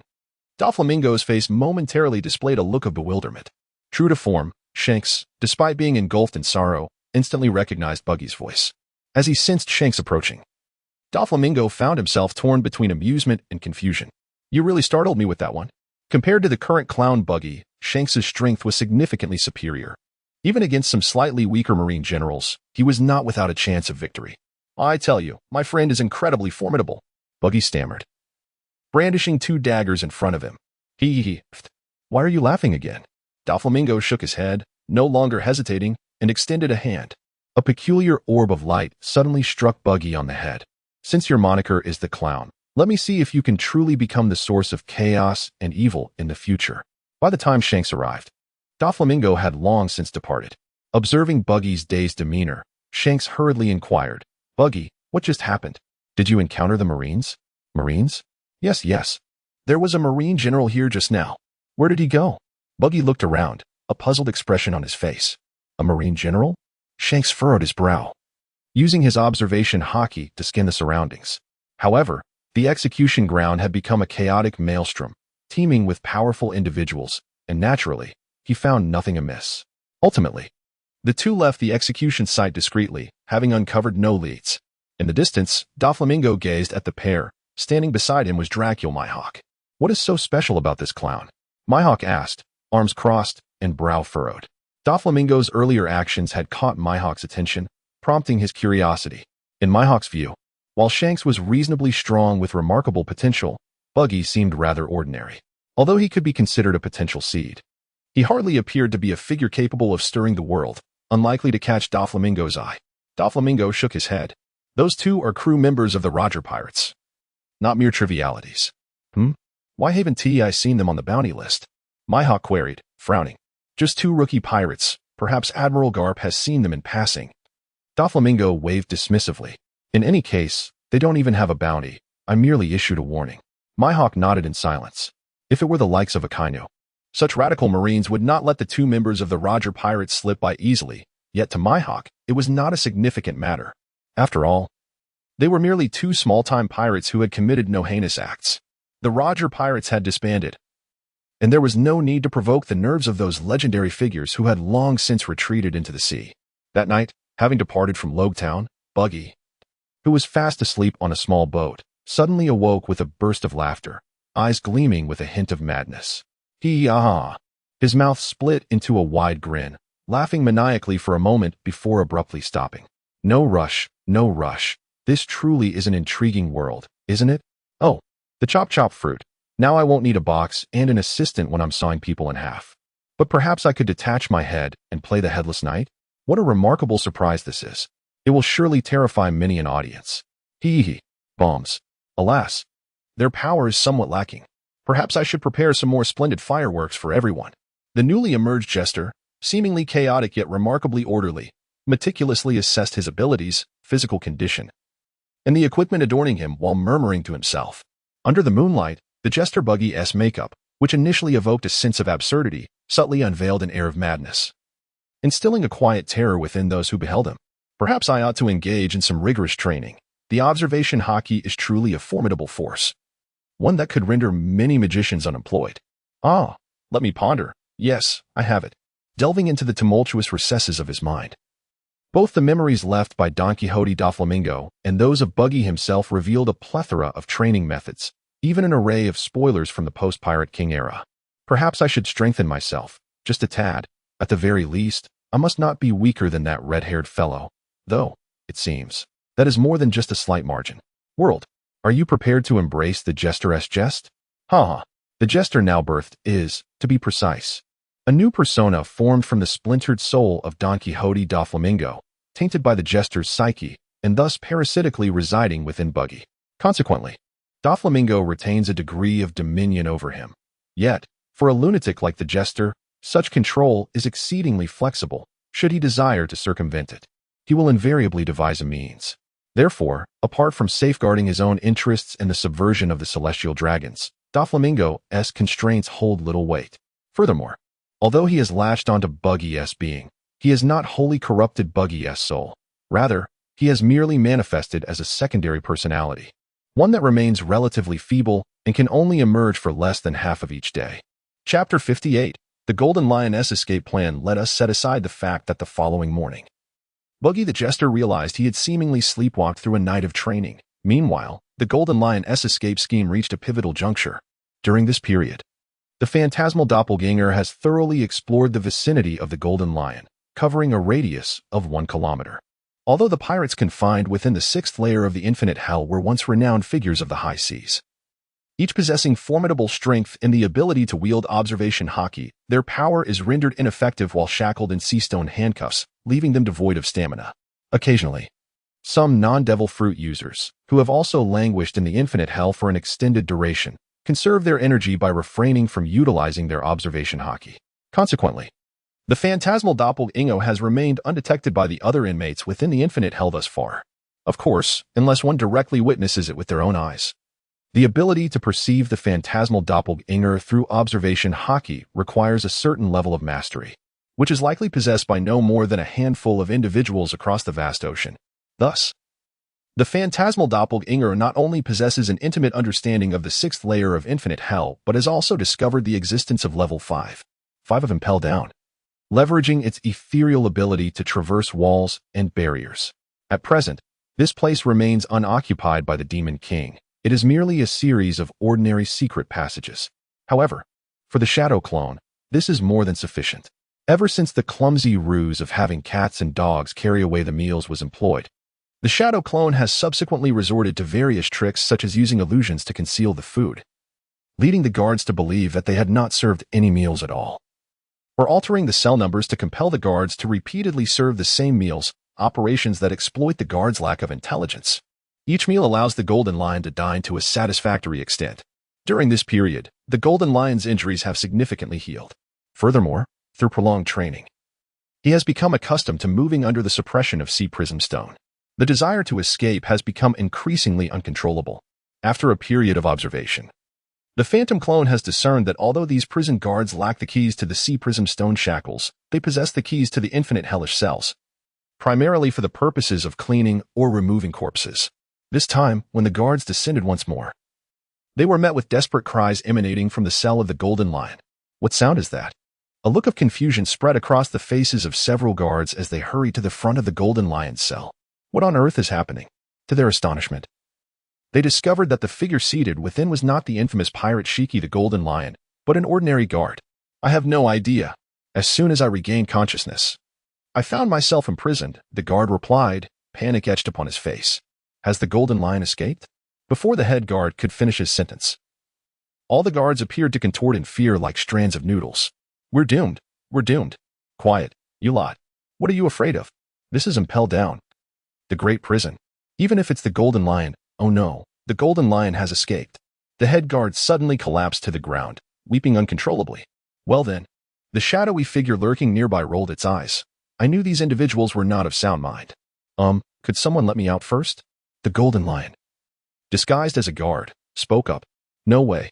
The head guard abruptly stood and addressed the Golden Lion. The Golden Lion narrowed his eyes, his heart racing, a glint of menace flickering in his gaze. I must take you to see the warden immediately. This is a monumental incident at Impel Down, the head guard exclaimed, gesticulating animatedly. As he spoke, he opened the prison door, releasing the Golden Lion. Ha ha ha ha. The Golden Lion laughed heartily as he emerged from the prison, only to find the head guard and his men staring at him, wide-eyed and dumbfounded, causing a wave of awkwardness to wash over him.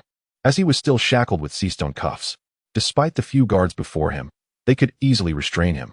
Ah, you laughed just like the Golden Lion. I almost thought it was the real one. The head guard patted his chest, exhaling sharply. Yes, yes, you nearly scared me to death, echoed the other guards, clutching their chests. The Golden Lion truly exhaled in relief. Ha ha ha, is that so? Everyone says that. Let us hurry to report to the warden. All right. Let us go.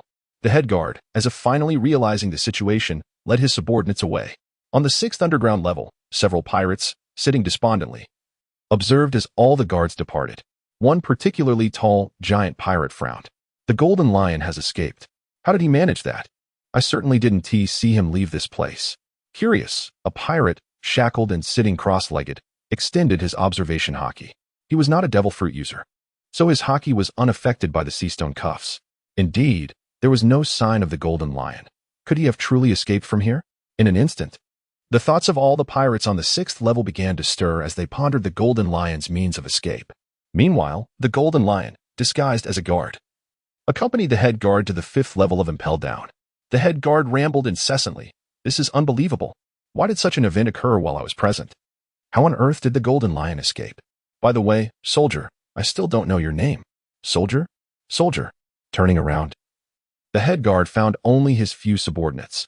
The guard he discovered in the Golden Lion's cell had vanished without a trace. Where did he go? I didn't see him. I don't know. Could it be that he was taken by the Golden Lion?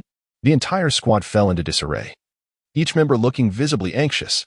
At that moment, utilizing the cover of his illusionary abilities, the Golden Lion had already infiltrated the 5 level of Impel Down. Ha ha ha ha. I never expected such a place existed within Impel Down, the Golden Lion exclaimed, his face alight with astonishment as he gazed upon the vast void carved within the prison. Let us rest here for a while, as there are entrances to the previous 5 hells of Impel Down from this location, the shadowy figure stated.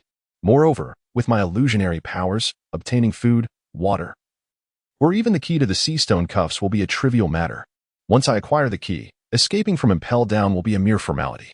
Upon hearing the shadowy figure's words, the golden lion's expression turned contemplative. There's no need to rush. While impelled down is perilous, it is also a treasure trove. The combined strength of the prisoners here likely surpasses that of any pirate crew in the New World. If I could recruit some formidable individuals here, my path to becoming the Pirate King would be greatly facilitated. Ha ha ha ha. Chapter 59. The Memories of the Pirate King after the execution in the East Blue. Don Quixote Doflamingo returned to the Navy headquarters. He possessed a sensory link with the two soul clones he had created, thus he was acutely aware of their actions. For instance, at this very moment, Buggy was consumed by suspicion while simultaneously experiencing a mix of pain and pleasure. Each night, he found himself sleepwalking, engaging in activities of which he was entirely unaware. Yet, his strength and mastery of his fruit powers had seen significant advancement. In truth, Buggy, having been parasitized by the soul clone of the clown, had been diligently training his body and fruit abilities each night while simultaneously indulging in his old criminal pursuits. In recent days, the clown has amassed a fortune exceeding 100 million berries, effectively dismantling 2 pirate crews and persuading a naval lieutenant commander to abandon his allegiance to the Navy, succumbing to the life of piracy.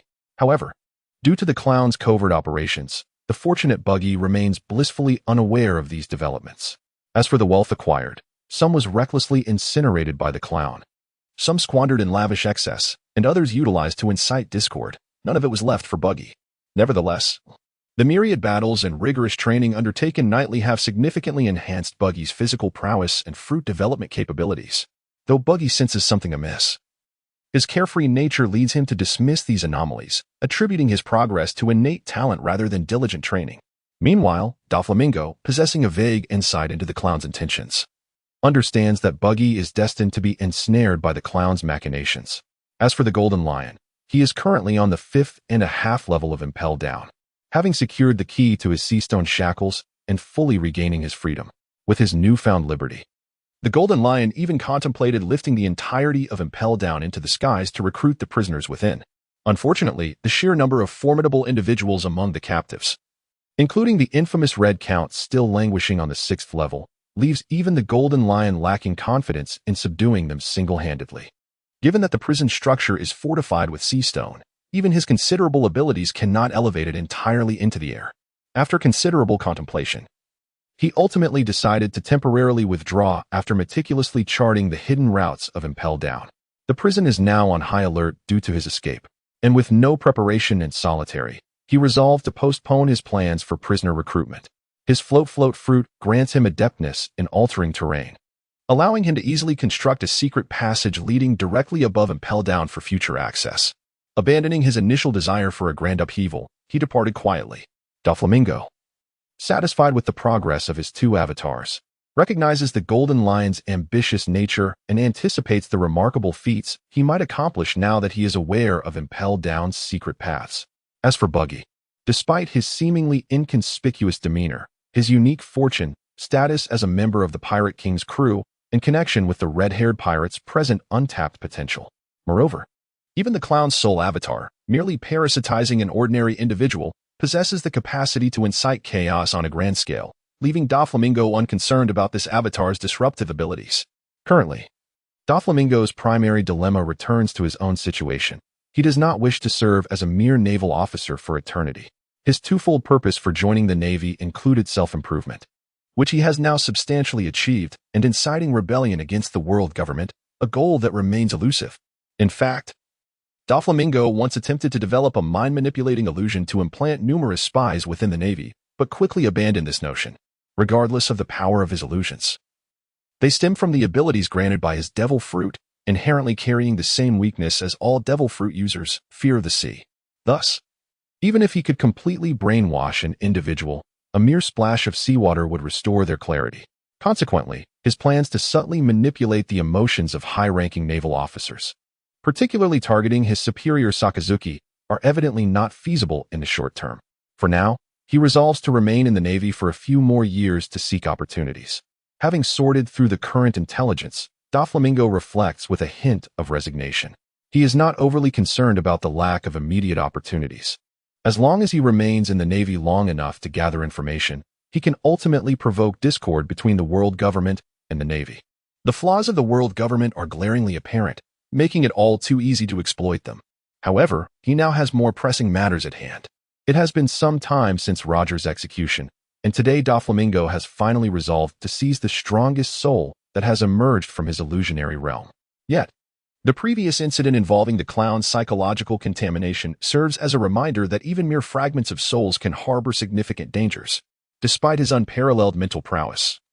Willpower does not equate to mental strength, and thus, risks remain. Moreover, souls absorbed from the external world, having merely skimmed the chaotic sea of souls, retain more memories and consequently pose greater risks. Therefore, during this period, Doflamingo has been diligently cleansing the blood-colored puppet of the Pirate King with the waters of the chaotic soul sea, even if it means sacrificing some of its precious memories, as it is preferable to transforming into a madman. Today, feeling adequately prepared, Doflamingo is ready to fully absorb the soul of the Pirate King, Roger. After making the necessary preparations, he once again enters the illusionary realm, gazing upon the blood-colored puppet, which still embodies the likeness of the Pirate King. Without hesitation, he extends his hand, swiftly absorbing the puppet entirely, leaving only a scattering of red sand and a crystalline skill pearl that glimmers like a diamond. Judging by the appearance of this skill pearl, it is of a distinctly higher caliber than others, prompting Doflamingo to grasp it firmly and commence the absorption process. A torrent of chaotic memories flashes before his eyes. A joke, ha ha ha. Is this the great treasure? Is it a path to divinity or a means to annihilate the world? Regrettably, I arrived 20 years too early to discover the answer. In a peculiar artificial space. GOLD. Roger is laughing heartily. The light and shadows quickly shift, revealing scenes of various voyages, extraordinary islands, and fierce battles, before everything fades into darkness. Chapter 60. The Convergence of Conquerors. Hockey. With a groan, Doflamingo clutches his head and rises from his bed. The notion of the great treasure seems rather dubious. Shaking his head to clear his thoughts, he ponders that it is probably not as simple as the world government's sordid history. Unfortunately, he ultimately fails to discern its true nature. Roger's memories are too fragmented, leaving neither the direction of the final island nor the secrets of the great treasure intact. However, the previously disinterested Doflamingo suddenly realizes that he has been woefully indifferent to it. The fact that so many notorious pirates pursue it with fervor suggests it may indeed possess world-shattering power. Well then, the mystery remains unsolved. And yet another question has arisen for him to pursue. Doflamingo extends his hand. Fortunately, he is not entirely empty-handed. The peculiar black lightning erupted from his hand, creating a substantial hole in the wall even before contact was made. It was a formidable challenge, even with the memories of GOLD, Roger at his disposal. Mastering the Conqueror's Hockey was no simple feat, however. Every journey begins with a single step. A promising start would undoubtedly facilitate the subsequent training process. Indeed, the most significant advantage gained from GOLD, Roger's memories was the method and talent for cultivating the Conqueror's Hockey. Doflamingo had nearly reached the limits of his physical prowess and the mastery of armament and observation hockey. Despite having acquired the memories of the Pirate King, any acceleration in his progress was merely marginal. A meteoric leap in strength was out of the question. Yet, the techniques involving the application of Conqueror's Hockey, such as external projection and internal destruction, brought Doflamingo's power a step closer to its zenith. The mastery of armament hockey varies in levels, which does not necessarily correlate with its inherent strength. While it is true that with equal strength, those who possess more techniques are undoubtedly more formidable, one must not overlook the fact that the protagonist, Luffy, learned these skills after enduring a few blows. He is, after all, the destined hero. In reality, for an ordinary individual, mastering the advanced applications of hockey might take a lifetime, if it can be achieved at all. Even Doflamingo, with his prodigious talent depicted in the original narrative, failed to master the Conqueror's Hockey and the internal destruction of armament hockey. As the sovereign of the Dark World, it is not to be assumed that he was entirely uninformed regarding these matters. Rising, washing his face, brushing his teeth, preparing a hearty breakfast, and then heading to the training ground, Doflamingo commenced another regimented day. Days passed in a similar fashion, with Doflamingo perusing classified naval intelligence while honing his skills, interspersed with missions to combat various pirates. A year swiftly elapsed, leading to the year 1499 of the Sea Circle calendar. In the span of over a year, numerous events transpired across the seas, though none could be deemed significant. For instance, the Golden Lion, having escaped from the great prison of Impel Down, was secretly plotting to gather a crew from the 6th level of the facility. Another instance involved the aimless Barrett, who commenced a ruckus across the seas only to be subdued by the Navy and subsequently incarcerated and impelled down. Additionally, the East Blue was gripped by the terror of the maniacal laughter disease, affecting several nations, pirate crews, and even the Navy itself. These occurrences bore little relevance to Doflamingo. He merely glanced at the intelligence reports from time to time. However, one particular incident captured his attention. A fluffy pirate crew had emerged in the West Sea, boasting a bounty of 68 million berries, with their captain possessing the powers of the hair fruit. Doflamingo recalled distinctly that upon leaving the holy land of Mariehua, he had fed the hair fruit to a certain individual named Ho. It is known that a devil fruit can only reappear in the sea after its user has met their demise. This situation can only signify one thing: the Don Quixote family is in trouble, regardless of the circumstances. Don Quixote Doflamingo has always held a certain debt of gratitude towards the Don Quixote family, and in turn, Doflamingo harbors some affection for his younger brother, Rosinante. Faced with such troubling events, it is only natural to conduct an investigation. The Admiral already possesses considerable autonomy within the Navy. Doflamingo merely informed Sengoku of his intention to take leave and set sail for the secluded residence of the Don Quixote family. Ah, what could your family possibly be like? Admiral Steve? This time, Doflamingo did not set sail aboard a naval warship. Instead, he commanded the small hummingbird vessel, accompanied only by a few trusted subordinates and a petite orange flower, as he ventured into the sea. Generally speaking, high-ranking officers of the Navy are quite reticent about disclosing their family residences, particularly in the wake of the tragic events surrounding Zephyr. As for the Navy headquarters in Marineford, it is exceedingly rare for officers to allow their families to reside there, given the multitude of maniacs that roam the seas. The Navy headquarters has historically been subjected to assaults every few decades. Most notably, the recent chaos caused by the Golden Lion nearly obliterated half of the headquarters. Subsequently imprisoned and impelled down, the Golden Lion mysteriously vanished, rendering the Navy headquarters an even more perilous area. In truth, whether among the Navy or the pirates, it is customary for individuals to conceal their origins. For instance, Whitebeard seldom divulged his hometown, and it was only after Luffy and Ace gained notoriety that their lineage as the grandchildren of Garp became known. Conversely, those who willingly share their hometowns are, in essence, demonstrating a level of trust. Naturally, Doflamingo's audacity stems from the fact that his subordinates are rather ineffectual, allowing him to easily deceive them with his illusions. Otherwise, the mere exposure of his identity as a celestial dragon would significantly jeopardize his future plans. However, as Doflamingo drew ever closer to the secluded island of the Don Quixote family, his expression gradually transformed into one of solemnity. Over the past year, with the significant advancement of Doflamingo's strength, his observation haki has likewise surged to new heights. It would be more accurate to say that he has lifted the seal on his physical abilities, allowing him to harness even greater power. In truth, even though Doflamingo possesses formidable physical prowess, it pales in comparison to his soul abilities, rendering it trivial by comparison. Thus, his observation haki still holds immense untapped potential.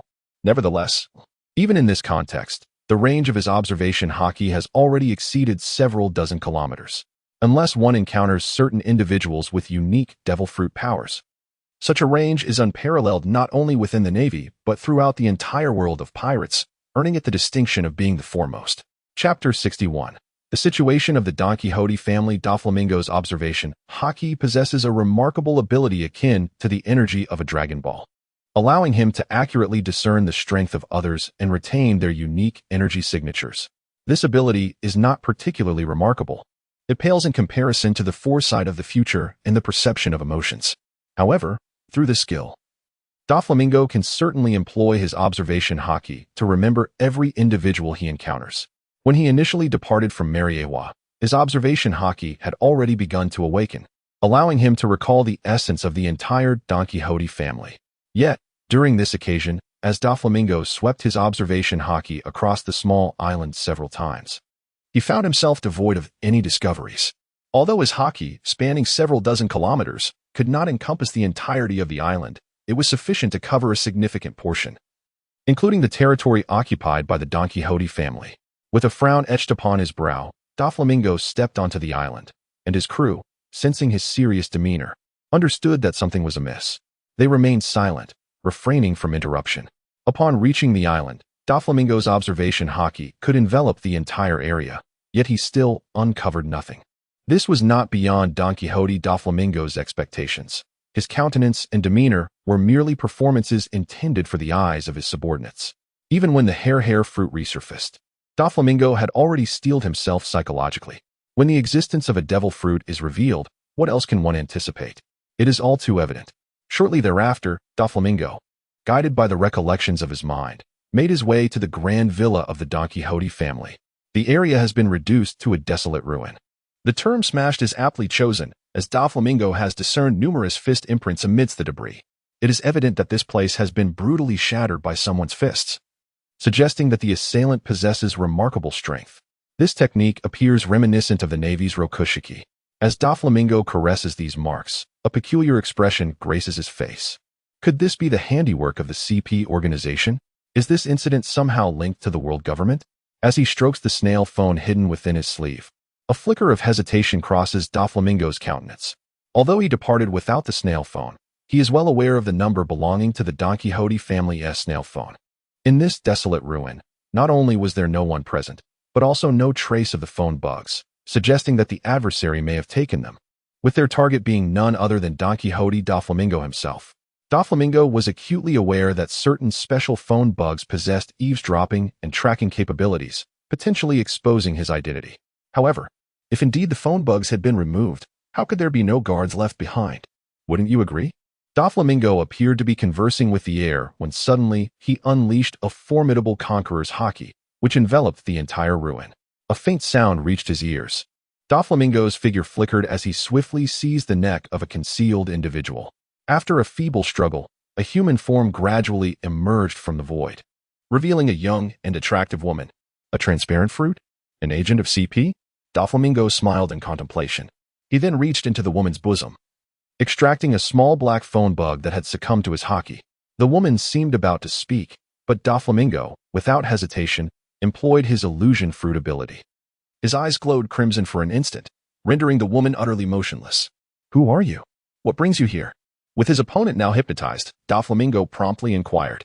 I am Lena, a member of CP0, tasked with monitoring all individuals observing this area, primarily watching over the former celestial dragon, Don Quixote Doflamingo.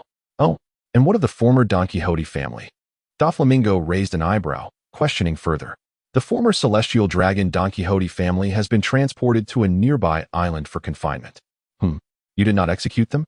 Doflamingo's voice carried a hint of surprise. The bloodline of the celestial dragons is supreme, even if the Don Quixote family renounced their identity. They still carry the blood of the creators. To act against them would be a grave disrespect, and we lack the authority to kill them, the woman stated. How intriguing. Doflamingo mused, resting his chin on his hand, a look of astonishment gracing his features. Who commanded your actions? If their bloodline is indeed supreme, why attack them? Furthermore, if you did not act against them, why did Don Quixote homing perish? The 5 elders personally ordered us to seize the historical texts left by the Don Quixote family. And Don Quixote homing took his own life, the girl responded, her eyes devoid of life. Doflamingo was taken aback by her revelations. Historical texts? Homing committed suicide? What an unexpected turn of events. He narrowed his eyes in contemplation. Where are the historical texts now?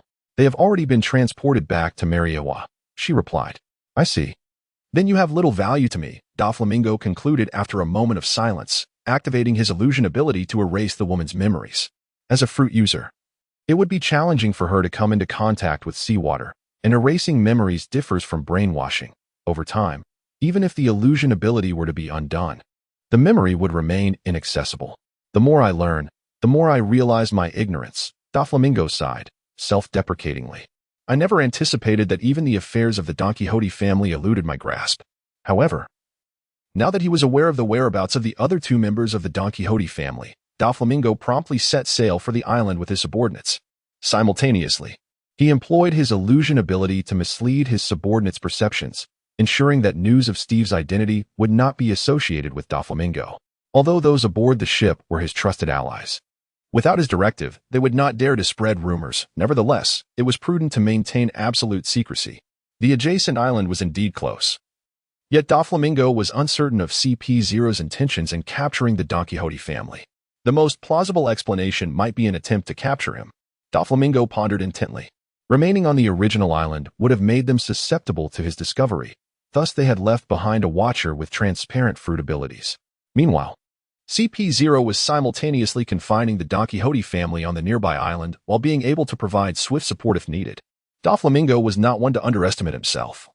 His combat prowess was well known among the celestial dragons, standing out among a group of weaklings. Although possessing the strength of a school-level officer at the tender age of 12 may not classify him as a monster, it certainly marked him as a prodigy. It was only natural for CP0 to place importance on him. However, no matter how much CP0 valued him, they would likely regard him as merely the strength of an average vice admiral, utterly unaware of the extent of his current capabilities. Moreover, with the advantage of surprise, his chances of success were significantly enhanced. In truth, CP0 faced considerable challenges in nurturing genuine powerhouses. The reason is rather straightforward. Hockey is a force woven from will and physicality. Thus, every formidable entity at sea possesses their own unique personality. CP0, as a covert organization, inherently stifles its members' innate traits. While formidable physicality and potent devil fruit abilities may not be uncommon, true mastery of hockey is a rarity within CP0. With Doflamingo's current strength likely reaching the pinnacle of CP0, he could hardly believe that such a mission would compel them to deploy their utmost forces. Upon reaching the adjacent island, Doflamingo's observation hockey instantly detected the presence of Amy Merkel, Doflamingo's mother, and Ronan Hidoi, surrounded by several formidable auras. However, such strength would pose little challenge to Doflamingo, rendering them inconsequential. Concealing his presence, Doflamingo approached the location of Ronan Hidoi and Amy Merkel, only to find, to his astonishment, a lavish mansion far grander than the original estate of the Don Quixote family. Yet, even without the aid of hockey, Doflamingo could discern, with a mere glance, that all the servants here were agile, muscular, and vigorous, with several towering figures, 3 to 4 meters tall, whose muscular physiques appeared somewhat uncoordinated. The culmination of rigorous training and the return of life has led to a continuous refinement of one's physique through diligent practice. In other words, individuals with such a physique are undoubtedly not weaklings. However, cloaked beneath the guise of illusionary abilities, Doflamingo regarded these individuals as insignificant as he stepped into the manor. Guided by his observation hockey, he swiftly arrived at the chamber where Ronan Hidoi and Amy Merkel resided. Upon reaching the door to their room, Doflamingo's brow furrowed involuntarily. From a distance, he had felt nothing amiss, but now, his observation hockey detected a faint sense of weakness emanating from Amy Merkel. The initial lack of awareness stemmed from the fact that Amy's essence had significantly strengthened, evidently due to the augmentation from the Zoan-type devil fruit. After consuming the Zoan-type fruit, the physical abilities of the fruit user experience a temporary enhancement, and Doflamingo had departed soon after she consumed the fruit. Thus, the essence he recorded from Amy Merkel was still reflective of her weaker state, compared to her current strength. The diminishment in her aura due to other factors was hardly discernible, which is why Doflamingo failed to react. As he pushed open the grand door, Doflamingo's expression deepened in concern, for his nominal mother lay pallid and frail upon the bed. In stark contrast, his brother Ronan Hidoi had matured considerably, bolstered by the ancient Zoan fruit-s effects, presenting himself as a robust and towering figure, resembling a fully grown adult. At this moment, however, Ronan Hidoi was delicately administering medicine to their mother, and a smile broke across his face only after seeing Amy Merkel consume the entire potion. Following the medication, Amy Merkel succumbed to a deep slumber, yet her countenance remained troubled. Doflamingo, with a single glance, discerned that her affliction was likely of a psychological nature, essentially a malady born from worry. When Doflamingo departed from the Don Quixote family, he had intentionally left behind his life paper, an intact version, for otherwise he might have been discovered long ago. With the life paper, at least the Don Quixote family would know that Doflamingo was free from peril. Thus, Amy Merkel's distress could not possibly stem from herself, but rather from her husband, Homingu. Doflamingo regarded the pair thoughtfully for a prolonged moment, ultimately deciding against revealing himself to them. He simply could not fathom the reasons behind Homingu's suicide, the only conceivable explanation being the historical document, which held immense significance, compelling Homingu to silence himself lest it implicate his wife and child.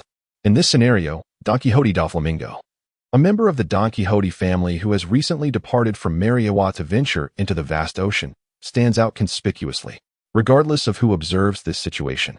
there is bound to be a sense of suspicion directed towards Doflamingo. Meeting with him, under such dubious circumstances, poses a significant risk to the mother and son duo. Even though the concealment provided by the illusion fruit may shield their encounter from the prying eyes of the CP0 organization, there remains the inherent danger of an inadvertent revelation by the two of them. Such matters concerning one's life and fortune naturally demand utmost caution. Historically speaking, these two individuals could not possibly grasp the true essence of the content. Otherwise, even if Doflamingo were to take his own life, he could not safeguard his wife and children. However, it remains uncertain whether they have perused the ancient texts. Furthermore, how did Doflamingo acquire the historical manuscript? It appears my previous departure was somewhat hasty. Perhaps there truly exists a profound secret within the celestial dragons. Even the original character, Doflamingo, was aware of a national treasure among the celestial dragons. While I find myself less informed than my predecessor, this warrants some self-reflection. In the past, Doflamingo believed that as long as his strength was sufficient, external factors could not pose a threat to him. It was only after he obtained the memories of Roger, the Pirate King, that he began to harbor some unsettling suspicions. Allow me to discern whether you two truly possess any knowledge. The peculiar illusionary abilities unfurled, and in mere moments, Ronan and his mother drifted into slumber. As the illusion gradually expanded, it swiftly enveloped the entire estate, rendering the gardener, servants, and maids, each skilled in their own right, into a deep sleep. Within the realm of illusion, everything reverted to the day the CP0 organization approached the Doflamingo family. Previously, the CP0 organization masked in peculiar visages to conceal their identity. This time, remarkably refrained from displaying their insignia, masquerading as pirates upon this small island. Chapter 63, Orbia. This grand illusion is constructed from the collective subconscious of all present, allowing Doflamingo to witness even the initial moments when these agents arrived at the island. Soon, propelled by Doflamingo's influence, numerous agents disguised as pirates stormed the villa where the Don Quixote family resided.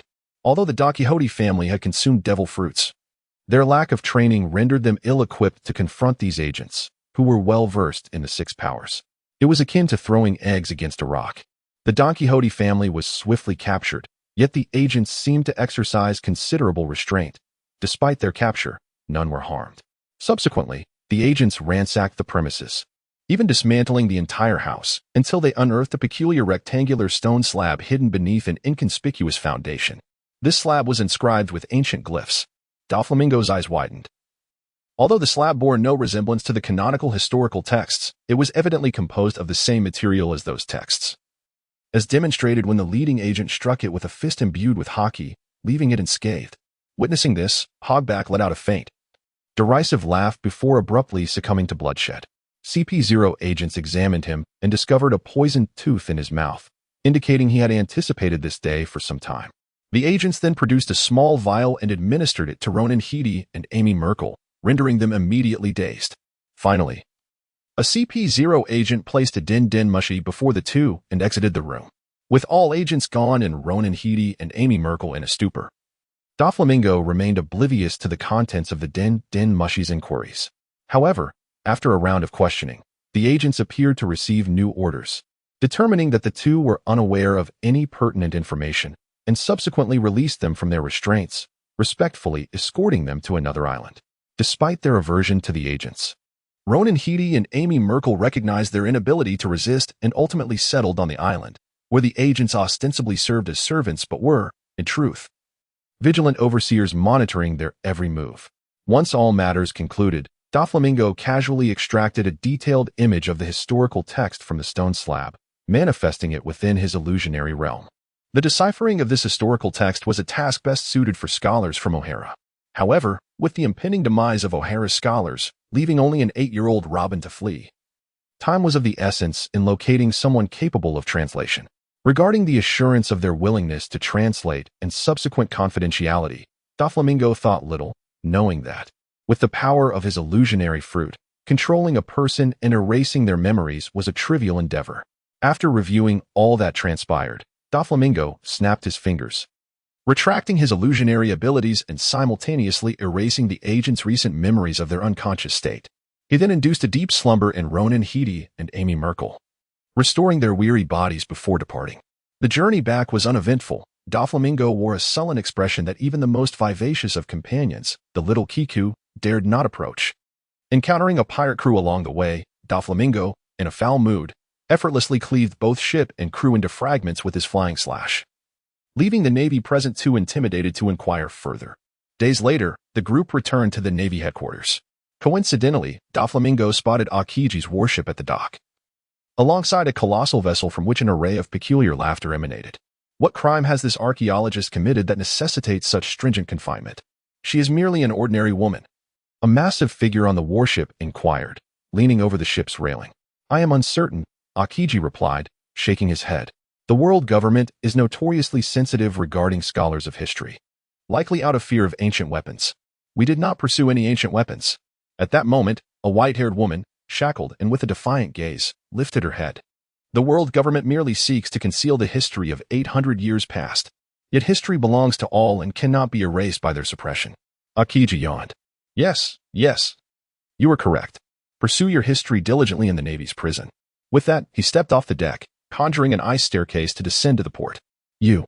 The white-haired woman glared, but Akiji appeared disinterested. Very well, Miss Alvia, come with me. The giant, Vice Admiral Hakovar D. Cerrone, courteously addressed the white-haired woman. Do you truly believe the narrative presented by the world government? You see, my companions are merely defenseless scholars. They could not even withstand a single round of cannon fire from your Navy. Alvia's piercing glare fixed upon Vice Admiral Cerrone. The giant scratched his head, averting his gaze slightly. I apologize. I did not anticipate their fragility. They are merely ordinary scholars, not pirates. I am indeed sorry about this matter, Miss Alvia. I will relay my concerns to my superiors, the giant Vice Admiral said, his expression one of dejection. I believe the world government must have erred. They should not trouble an ordinary person like you. At most, they will confine you for a few years before releasing you. Doflamingo, who had been quietly observing, raised an eyebrow, recognizing the unfolding situation. Miss Albia must be Robin's mother. In pursuit of historical texts, she joined an expedition team to uncover ancient relics, only to be apprehended by the world government under the pretense of excavating ancient weaponry. The other members of the exploration team perished, leaving her as the sole survivor, captured by the giant Vice Admiral Cerrone.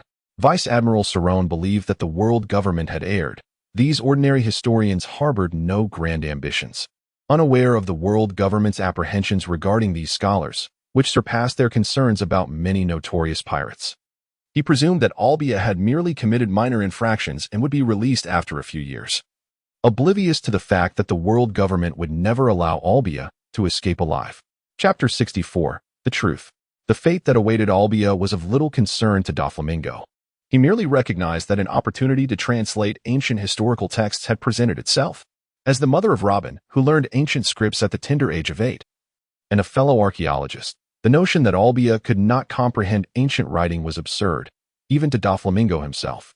Furthermore, with Albia imprisoned at the Navy headquarters, Doflamingo's abilities derived from the powers of his illusion fruit made it exceedingly simple for him to intervene. Doflamingo shared a rather casual relationship with Kazan and Vice Admiral Cerrone, akin to mere acquaintances who exchanged pleasantries upon meeting. This camaraderie stemmed from Kazan's role as a leader among the new generation of pacifists within the Navy.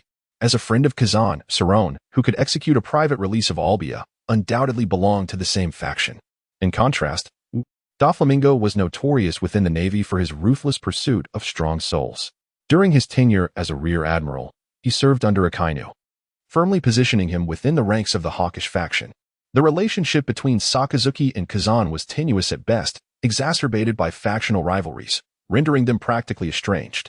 Consequently, Doflamingo's rapport with them was similarly strained. Albia was confined under the direct supervision of Vice Admiral Cerrone. Ordinarily, Doflamingo would have to navigate around both men to visit her. However, for one endowed with the powers of the illusion fruit, this posed no significant challenge. He need not even lift a finger, as a mere dream conjured for Miss Albia would suffice. Seated quietly in her cell, Albia occasionally exhibited a flicker of concern upon her countenance. Her worries did not center on her own predicament. Vice Admiral Cerrone remained oblivious, yet as an archaeologist, she was acutely aware of the world government's disdain for individuals engaged in historical research. Having embarked on this perilous path, Albia had already cast aside her own life and death. Her genuine apprehension lay with her daughter, Robin. She pondered how young Robin was faring. Surely, Doctor Clover and the others would take good care of her? Forgive me, dear Robin, for being such a useless mother. As Albia wallowed in self-pity, a wave of drowsiness enveloped her. Suddenly, she yawned and drifted into a serene slumber. Where am I? What am I doing? Albia gazed around in confusion, realizing she had seemingly returned to the excavation site. What was I just doing? A sense of disquiet washed over her. Suddenly, she heard cheers erupting around her. We found it. We found it. Albia lifted her gaze to see her expedition team unearthing a stone tablet from the ruins, inscribed with ancient characters. Immediately dismissing her earlier unease, she pushed forward, eager to read every word. I have finally pieced together the true nature of the Supreme Plan, extracting the essence of the entire planet and its life forms to evolve into so-called deities, merging all beings into one. That is the essence of the Supreme Plan. Our ancestors thwarted it, though perhaps not entirely, as history has been largely obliterated over the past century. It is known that the world lost at least 23% of its population and land during that time. The reasons behind our transformation into celestial dragons remain unclear. I suspect our ancestors' interference rendered us an integral part of this plan. The Nefertali family left no records. Though they seemingly escaped the Holy Land due to several well-preserved battleships of the Pluto class, it is said that they had their memories erased upon departure. Being a celestial dragon is not a mark of glory, but rather a source of shame. We are merely vessels for sacrifice. Since a century ago, our lineage has been limited to a certain number, with any excess newborns subjected to blood sacrifices and mixed blood offspring sent to become offerings at birth. All we can do is wait for 700 years, the day when a certain power accumulates enough to reignite the plan. That should be when that individual's strength is at its weakest. Should the plan succeed, the life and energy of the entire planet will merge into a singular entity, ascending to a higher realm, becoming all-knowing and all-powerful.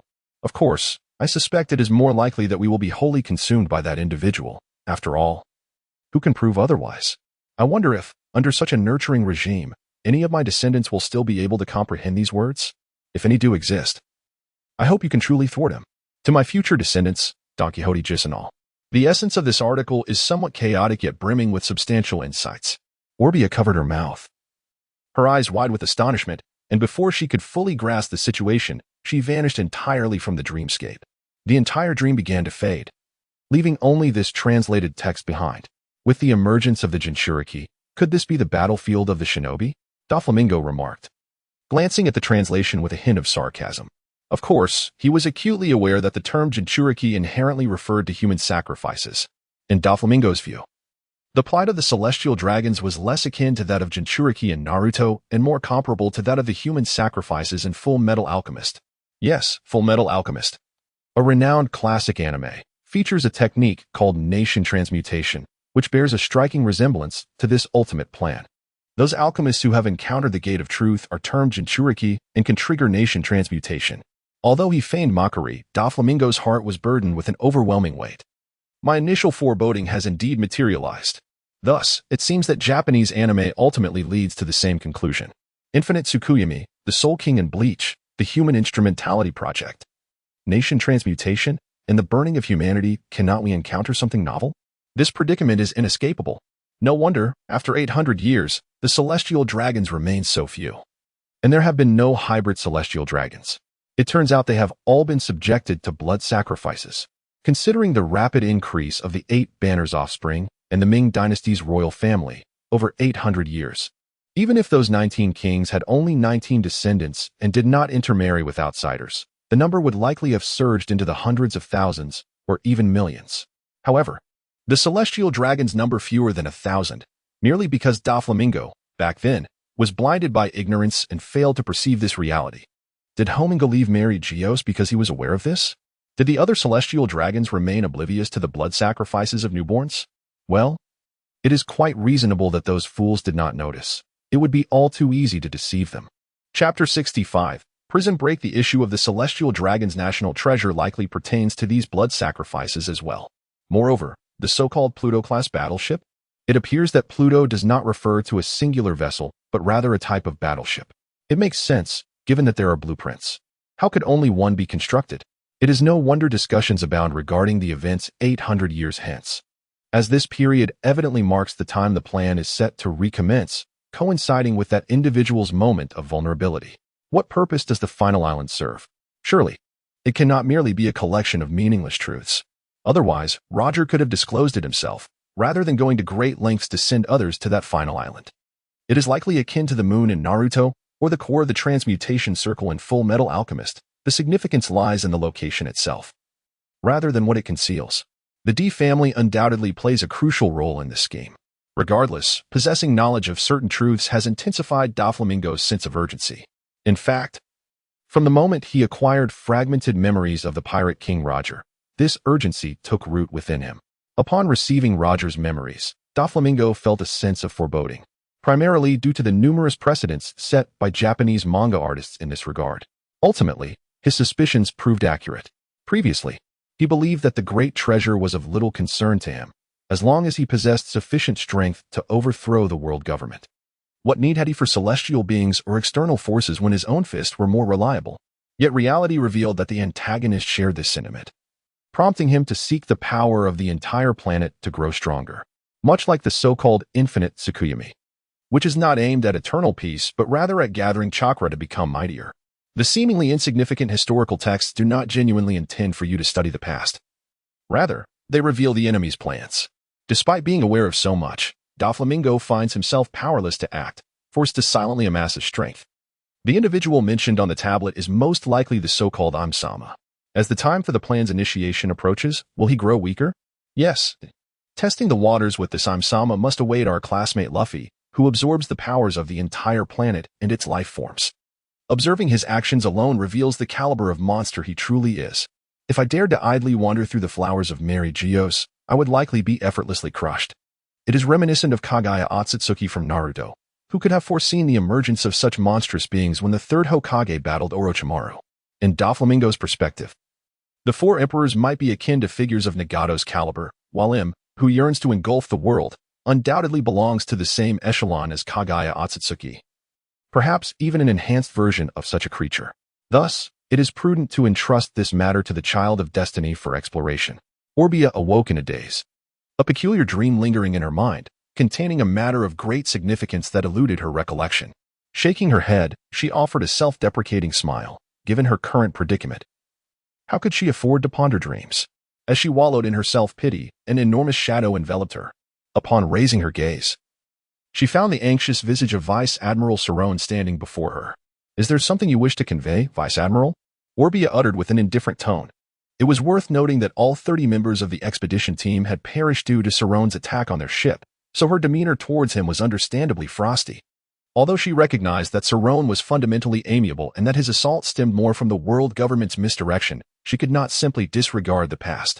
Miss Orbia, dire news. The world government has delivered its verdict. You are to be executed in 3 days. Vice Admiral Cerrone's face bore a look of panic. Orbia managed a bitter laugh. Thank you for this news, but I find it hardly surprising. How can this be? You are merely a group of ordinary historians. The naive, giant Vice Admiral's face flared with anger. What does the world government intend to achieve? Perhaps they seek to permanently obscure a history that vanished a century ago. Orbia replied, leaning against the prison wall, her gaze vacant. This is intolerable. I must seek clarity, Cerrone declared, slamming the ground before turning to leave. Orbia closed her eyes wearily, fully aware of the world government's stance. Cerrone would surely not uncover satisfactory answers. Indeed, the following evening, a dejected Cerrone returned to Orbia's cell, sitting silently before her. Do not despair. I have known from the outset what I was undertaking and the repercussions that would follow, Orbia said calmly, meeting the giant's gaze. They're initiating a demon extermination order. Cerrone gritted his teeth, fury lacing his voice. What? Orbia was momentarily stunned, a chill running through her as her hands and feet grew cold, her teeth chattering. The Navy intends to carry out a demon extermination order against O'Hara. Cerrone's voice erupted with rage. This is not justice. How can they possibly do this? Orbia gasped, her mind reeling. O'Hara was renowned as the greatest repository of knowledge across the seas. Had they truly lost their minds? In that moment, her thoughts turned to her young daughter, Robin, who was also on the island. No, I must escape. She turned her pleading gaze toward Vice Admiral Cerrone. Please, let me go. The scholars of O'Hara are innocent. And even if you escape, what can you achieve? Cerrone's countenance was heavy with concern. Regardless, I cannot permit this. So, let me accompany you. The previously burdened giant suddenly broke into a broad smile, addressing the nearly despondent Orbia. Orbia stared in disbelief at Sarone's exuberant expression, tears of joy streaming down her face. Swiftly, the giant vice admiral helped Orbia escape the cell, effortlessly concealing her within his hat, and nonchalantly walked out. The naval guards outside could not fathom that the vice admiral would assist a prisoner in fleeing, allowing him to slip away with ease. As they neared the warship, they were halted by a figure illuminated by moonlight. Chapter 66, A Gift from the Skies. It was Vice Admiral Steve. What brings you here at such a late hour? Sarone attempted to maintain his composure, though his anxious demeanor, beaded sweat on his forehead, and frequent adjustments of his hat betrayed him. Is there something you wish to discuss? It is you, Vice Admiral Sarone, is it not? Doflamingo said with a sly smile, arms crossed. Ah, just out to admire the moon, Sarone replied awkwardly, waving his hands with a rigid grin. Glancing upward, he noted, Ah, tonight is a moonless night. Just admiring the moon. I thought perhaps Vice Admiral Sarone was intent on rescuing O'Hara. Doflamingo remarked, eyes fixed on Sarone's hat. Sarone stiffened, momentarily rendered speechless. Very well, since you are merely moon-gazing. I shall take my leave. Doflamingo strolled past Sarone, suddenly flicking a ring toward him. It was clearly a ring designed for a human, landing in Sarone's bewildered hands. This is a trinket I encountered during my travels. Wear this ring and give it a twist to gain the ability to become invisible. While it may not fool those with observation hockey, it is rather amusing. Consider it a gift for you, Sarone. With that, Doflamingo vanished into the night. Watching the distance where Doflamingo had disappeared, Sarone exhibited a look of astonishment as he examined the ring in his grasp. Orbia pushed aside Sarone's hat. It seems Vice Admiral Steve has discovered our vulnerability. Sarone chuckled lightly. Indeed, Vice Admiral Steve is renowned within the Navy for his mastery of observation hockey, ranking among the top 3 at naval headquarters. We were unlikely to escape his notice. However, it is unexpected that a hawkish officer possesses such a soft and just heart. As he spoke, Sarone handed the ring to Orbia. You should try this ring. If it proves effective, it will grant you a means of self-defense. Orbia nodded, curious, and donned the ring. As she twisted it, she vanished from Sarone's sight. Remarkable. You truly have disappeared, Sarone exclaimed, reaching out to touch the space where she had been, only to be met with a swift kick to the face from the embarrassed Orbia, silencing him. It merely obscures visibility, whether through observation hockey or listening. One can still sense anomalies. However, that is impressive, akin to a devil fruit, Sarone mused, scratching his head. In that case, let us hurry. With this ring, our endeavors will be much simpler. At last, a hint of a smile graced the face of Orbia. Well said, nodded Sorrow, who promptly began his search for the warship. Just as Orbia and Sorrow were preparing to head to O'Hara, an unexpected visitor had already arrived there. In the early morning, a peculiar flock of birds descended upon O'Hara, each grasping packages the size of a fist beneath their feet. Strangely, many of these packages appeared to be writhing, as if they contained small creatures within. Upon reaching the Tree of Knowledge, the birds released their burdens and chirped away into the sky. The scholars and the doctor standing at the entrance of the Tree of Knowledge were taken aback by the sudden shower of packages. Is this a gift sent to us? I am uncertain. There is an odd feeling about it.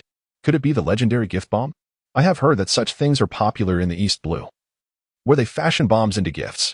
It seems to have originated from a group of individuals known as the Clown Gang, who were said to suffer from uncontrollable laughter. At this moment, the youngest scholar within the Tree of Omniscience, Little Robin, had already demonstrated the abilities of the Blossom fruit. An arm sprouted from a gift box, deftly unwrapping it in a matter of moments. Inside the box lay a peculiar small red sphere. Curious, Robin squeezed it and discovered its squishy texture, yet remained oblivious to its true nature. Suddenly, the package jolted violently, emitting strange sounds. Ah, who is squeezing Uncle Buggy's nose? Startled, Little Robin exerted a slight pressure with her floral arms, her fingers sinking into the red orb. Do not poke my nostrils. The scholars exchanged bewildered glances, their expressions a mix of confusion and intrigue. However, driven by her insatiable curiosity, Robin activated her fruit's powers, sprouting numerous arms, swiftly opening all the gift boxes. Fingers, toes, eyes, flesh, hearts, mouths, ears, and an array of bizarre, seemingly dissected human body parts were revealed within. Most alarming was that these body parts still retained warmth, with some even exhibiting signs of movement. What on earth is this? Is it the fabled rabid dog virus? Dr. Clover gaped in astonishment, his eyes wide as a frog's. Mouth agape, nearly allowing his drool to spill forth. What nonsense! It's me, Uncle Buggy, a solitary mouth proclaimed loudly. Soon after, the dismembered body parts began to coalesce, ultimately forming a bizarre clown with a red nose. Damn clown, stop messing with me. Clown Buggy rubbed his red nose, straightening it. An expression of impotent fury etched on his face. Ahem, may I inquire what brings you to O'Hara, Mr. Clown? Dr. Clover cleared his throat, preparing to speak. Oh, who is the clown? Who do you mean? Uncle Buggy is no clown. Buggy nearly leapt in indignation upon hearing this. His red nose pointed accusingly at Dr. Clover's forehead, declaring loudly, Mr. Buggy, may I ask what your purpose is in O'Hara? O'Hara? This is the West Sea? Buggy's face morphed into one of astonishment, sniffing vacantly. Indeed, this is O'Hara in the West Sea. Dr. Clover proudly gestured towards the great tree behind him. Behold, the legendary tree of omniscience. Glancing up at the massive tree, Buggy wore an expression that was hard to decipher. Was it laughter or tears? So, I have been cast into the West Sea once more. Over the past year, Clown Buggy had become all too aware of his second personality. Every morning, awakening amidst pools of blood or surrounded by a group of manic clowns shouting his name, he had grasped the gravity of his situation. Chapter 67. The arrival of the clown. Thanks to the training from his second personality, Buggy's strength had surged, preventing him from falling victim to the clown's myriad of mischiefs. After all, when the clown goes berserk, it cares little for the well-being of its host, always opting for amusement over survival. Even if it meant joking with its own life, it was no trivial matter to the clown. Thus, that morning, Buggy awoke to find himself dismembered into hundreds of pieces, stuffed into boxes. After a strenuous effort to escape the dark confines of the boxes, he found himself unceremoniously deposited in O'Hara, West Sea. So, the clown hails from the East Sea? Robin propped her chin on her hands, observing the clown Buggy devouring his meal. Who are you calling a red-nosed clown, you brat? Buggy retorted, glaring with wide eyes and bared teeth, his anger palpable. Now, Buggy had acquired another forbidden term alongside red nose, which was clown. It was unavoidable. His self-proclaimed second personality had nearly driven him to madness. Were it not for a stroke of luck, he might have perished countless times. Occasionally, he could vaguely sense his second personality, but the madness, chaos, and wickedness it exuded nearly terrified him into submission. I actually possessed such a terrifying second personality? Buggy could hardly fathom such a formidable side of himself. His second personality, calling itself the clown, was information he had gleaned from his deranged admirers, thus solidifying the clown's status as another taboo term for him. Buggy's fierce appearance failed to intimidate little Robin. Her wide eyes locked onto him as she queried, "But you truly are a clown. What exactly is your purpose in the West Sea?" "Good question." "I, too, yearn for an answer," Buggy grumbled, shoveling another mouthful of fried rice. Feeling a sense of inner turmoil, resigned to the antics of his second personality, he accepted his fate, unwilling to resist, merely striving to maintain some semblance of a life. The scholars of O'Hara were generally kind-hearted. Although Buggy, or rather, the clown, had committed numerous significant acts, he maintained an air of mystery, thus evading a bounty on his head. Despite the rather gruesome manner of his arrival, the scholars, seasoned and knowledgeable, quickly recognized the effects of the chop-chop fruit. Coupled with his comical appearance, this naturally lowered their guard. Consequently, they warmly welcomed him, even preparing a room for him to stay. As night fell quietly, Buggy, who had been snoring and blowing bubbles in his sleep, suddenly opened his eyes. The seemingly ludicrous makeup he wore by day now took on a sinister and terrifying aura in the dark.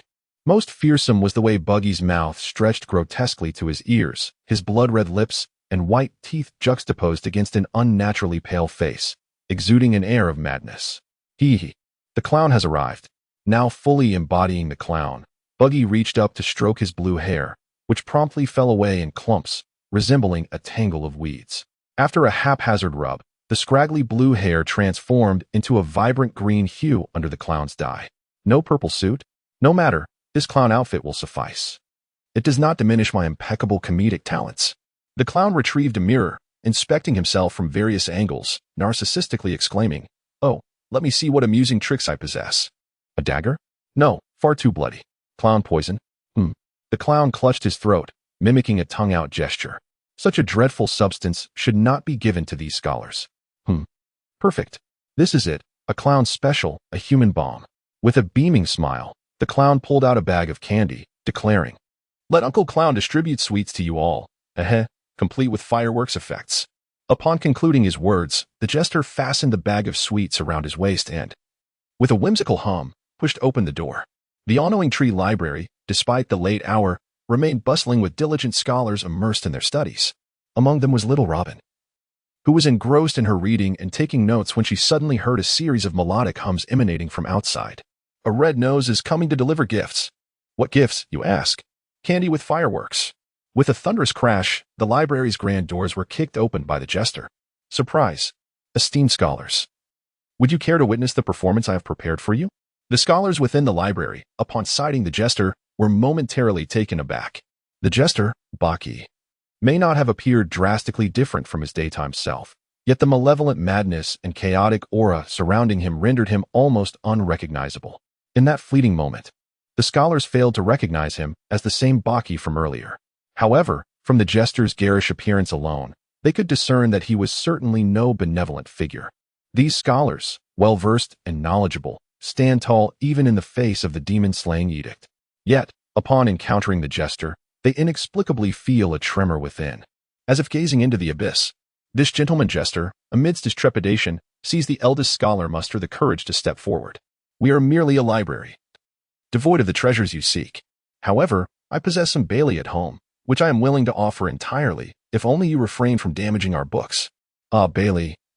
Exuding the fragrance of humor, luring one towards moral decay, the jester muses melodically for a moment, then shifts his tone. However, that toilet paper holds no value for me. I have come to the tree of omniscience for you, for the knowledge that lies buried. Knowledge is the ladder of progress, and extraordinary wisdom is the greatest treasure. The jester, extending his arms, exclaims fervently, then turns his gaze toward the scholars. Is what I say not profoundly reasonable? Indeed, it is. The scholars exchanged glances, ultimately responding with a reluctant agreement. While the sentiment expressed is accurate, might you consider your appearance? One cannot possibly look like a seeker of knowledge in such attire. Nevertheless, these scholars dare not provoke the jester, recognizing their own impotence, while the jester before them is evidently not one to be trifled with. Inciting his ire would surely spell disaster for themselves. Chapter 68. I demand an ancient text translation dictionary. Well, it seems we have reached our first consensus, the jester declared, snapping his fingers. I hope you will continue to collaborate with me in such a friendly manner. Are you Mr. Bucky? Robin, who had been observing the jester, hesitantly inquired. The jester's transformation was not particularly heartfelt. In essence, he merely changed his hairstyle and grinned, never intending to deceive anyone. Indeed, the drastic change in demeanor left all present in disbelief that this was the same peculiar jester, Bucky, from earlier in the day. However, Robin's keen observation and remarkable memory served her well. Bucky's earlier appearance had left a lasting impression, especially since she had playfully pinched his distinctive red nose several times, which now resided comfortably on the jester's face. Oh, is that not the adorable little Robin? The jester smiled, extending his hand, which seemed to detach from his wrist, gently stroking Robin's head. The scene appeared rather chilling, yet it undeniably acknowledged Buggy's identity. After all, the powers of the devil fruit cannot be imitated. Mr. Buggy, how did you become like this? Robin was curious to inquire. The clown, however, pressed a finger to his lips and shushed her. Robin obediently fell silent. And the clown smiled as he remarked, everyone has their second side, do they not? The matter at hand should not be my identity, but rather what I truly desire. Well then, Mr. Clown Buggy, what exactly do you seek? A scholar bravely asked. It's quite simple, the clown replied with a grin, snapping his fingers. I merely wish for a translation dictionary of ancient scripts. A translation dictionary of ancient scripts? The scholars exchanged bewildered glances before one hesitantly spoke up. The tree of knowledge does not possess such a thing. The ancient scripts we have acquired are merely fragmented lessons gleaned from other texts. Ah, what a dilemma. The clown lamented, covering his face momentarily before revealing a rather sinister smile. However, I believe it should not pose a challenge for you to compile an ancient script dictionary together. Indeed, that should not be an issue, the scholar mused, furrowing his brow in contemplation. It may indeed be prudent for us to create such a dictionary, as it would greatly enhance our translation efforts. Very well. Let us commence forthwith, the clown cheerfully insisted. I can hardly wait to obtain that dictionary. Wait a moment, Mr. Clown. What do you intend to do with that dictionary? A younger scholar unexpectedly interjected. Ah, what ill intentions could a clown possibly harbor? He replied with a playful grin. Perhaps just to disseminate these dictionaries. stir up some trouble for the world government, and ignite a greater fervor in this world. Though he spoke with a jesting tone, an unmistakable aura of mockery and unrelenting malice seeped through his words. Is the dictionary of ancient scripts truly useful? Perhaps not at present. However, once the Navy captures all of O'Hara, that dictionary will truly serve its purpose. Do not forget, to become the Pirate King, one must first decipher the crimson historical texts. Presently, there are still numerous scholars capable of reading ancient scripts. Yet after the O'Hara incident, only an 8-year-old Robin will remain. At that point, all aspiring pirate kings will surely covet this dictionary. Of course, the clown's whimsical thoughts were simply driven by the pursuit of amusement. What he would ultimately do with it was likely still uncertain even to him. After hearing the clown's words, the scholars turned pale. The eldest among them fell silent for a moment before declaring, "I'm afraid I cannot entrust the ancient script dictionary to unsuitable individuals. It would bring profound calamity to the world. This world is already fraught with tribulations." The clown cackled as he advanced. "I believe it would not mind enduring a few more perilous trials. And who told you I was consulting with you?" As soon as the words left his lips, the clown swiftly reached out and, in an instant, removed the head of the elder scholar. "I am, in fact, coercing you," he bellowed, laughing maniacally. "Dr. Bruce, how vile! You wretched madman." The remaining scholars were both astonished and enraged, yet they could only shout a few exclamations, for the clown's figure flickered and vanished before their eyes. One by one, heads fell from their bodies as the clown continued his grim work. When he finally ceased his movement, he held 7 or 8 heads aloft, resembling a hunter of some sort. The sole remaining figure in the library, young Robin, was left pale and terrified, her face drained of color. Witnessing the scholars being decapitated one after another, she bit down hard on her own hands, stifling any sound. "Hey, what is going on?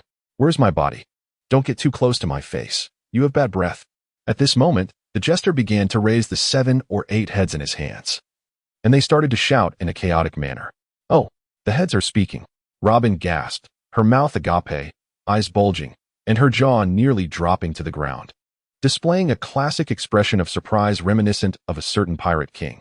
The jester chuckled as he placed these heads on the ground, then proceeded to uncover their tops, resembling the fabled cannibals of legend. The only thing that disrupted the atmosphere was the heads engaging in a raucous discussion. "Jester, what in the world are you doing? I feel so short. This angle is so strange. Hee hee hee. Jester, are you really peeling back our skulls? I've always wanted to study the human brain. What's the difference between a scholar's mind and that of an ordinary person?" It must be acknowledged that the people of the pirate world possess a grand spirit. Several scholars, having escaped death, began to babble absurdities. Even Robin, who had just been terrified to the brink of losing her soul, leaned closer, her hands covering her eyes. Yet the gaps between her fingers could not hide the curiosity etched on her face, evident to any observer. "How peculiar. Mr. Jester, you're not planning to use the teachers for your monkey brain stew, are you?" Upon hearing Robin's words, all the scholars' heads turned pale with fright. Truly, Robin had a penchant for dark humor, demonstrating potential at such a young age. Chapter 69. Candy bombs and demon-slaying orders. The jester's smile remained unaltered. "I might do that someday. I hope you enjoy the feast I prepare, little Robin." Robin shivered. "No, thank you." Given the jester's bizarre demeanor, who knew what kind of feast he would concoct? Yet, fortunately, it seemed the jester had no immediate intentions of harming the scholars, allowing Robin to breathe a quiet sigh of relief. After unveiling each skull, the jester retrieved candies from his pockets and placed them inside the scholars' heads, then replaced the skulls as they were. He then began to spin these heads and positioned them back on their bodies. Why does this body feel so strange? That's my body, you fool. Hey, why can't I lift my hand? Apologies, it seems I placed your head on backward. You're currently viewing your own back. After a chaotic flurry of activity, the scholars finally managed to reattach their heads properly. All right, fortunate audience. The jester gleefully clapped his hands twice and pulled out some candies from his pocket. The scholars' attention was immediately captivated, having witnessed the jester placing candies inside others' heads. Though they could not see their own heads, they could deduce that all contained the same items. They then watched as the jester gently set the candies aside and retrieved a peculiar remote control, aiming it at the candy and pressing a button lightly. Boom. The candy erupted into a fireball the size of a basin, cracking the ground beneath it. Subsequently, the jester pointed the remote at them. "Now, I wonder if you could assist me in compiling an ancient lexicon?" Upon witnessing the power of the candy bomb, the scholars turned ashen, their faces displaying sheer terror. "Well, you see." "Oh, I see, the jester said dismissively, then pressed the button. Wait, wait. We agree. The scholars, terrified, shut their eyes. However, the jester's remote merely emitted a soft sound, releasing a flower. Excellent. It appears we have reached a consensus. The jester tossed the remote aside and pulled out another one from his pocket. The scholars, having narrowly escaped, sighed in relief. However, this time, they were not inclined to test whether the jester's device could control the candy bombs in their heads. So, what are we waiting for? Let us commence. The jester continued. You have only 7 days to complete this dictionary. Wait, 7 days is hardly sufficient. 7 days is more than adequate. Compiling the lexicon is not solely your task. After stating this, the jester gestured outside. The scholars within the Tree of Knowledge finally observed a throng of scholars gathered at the entrance, indicating that all of O'Hara's scholars had been ensnared. Judging by the grim expressions on the faces of those outside, it was evident they too were under the jester's control. Such haste may lead to errors, one scholar remarked, frowning. After all, you only have 7 days.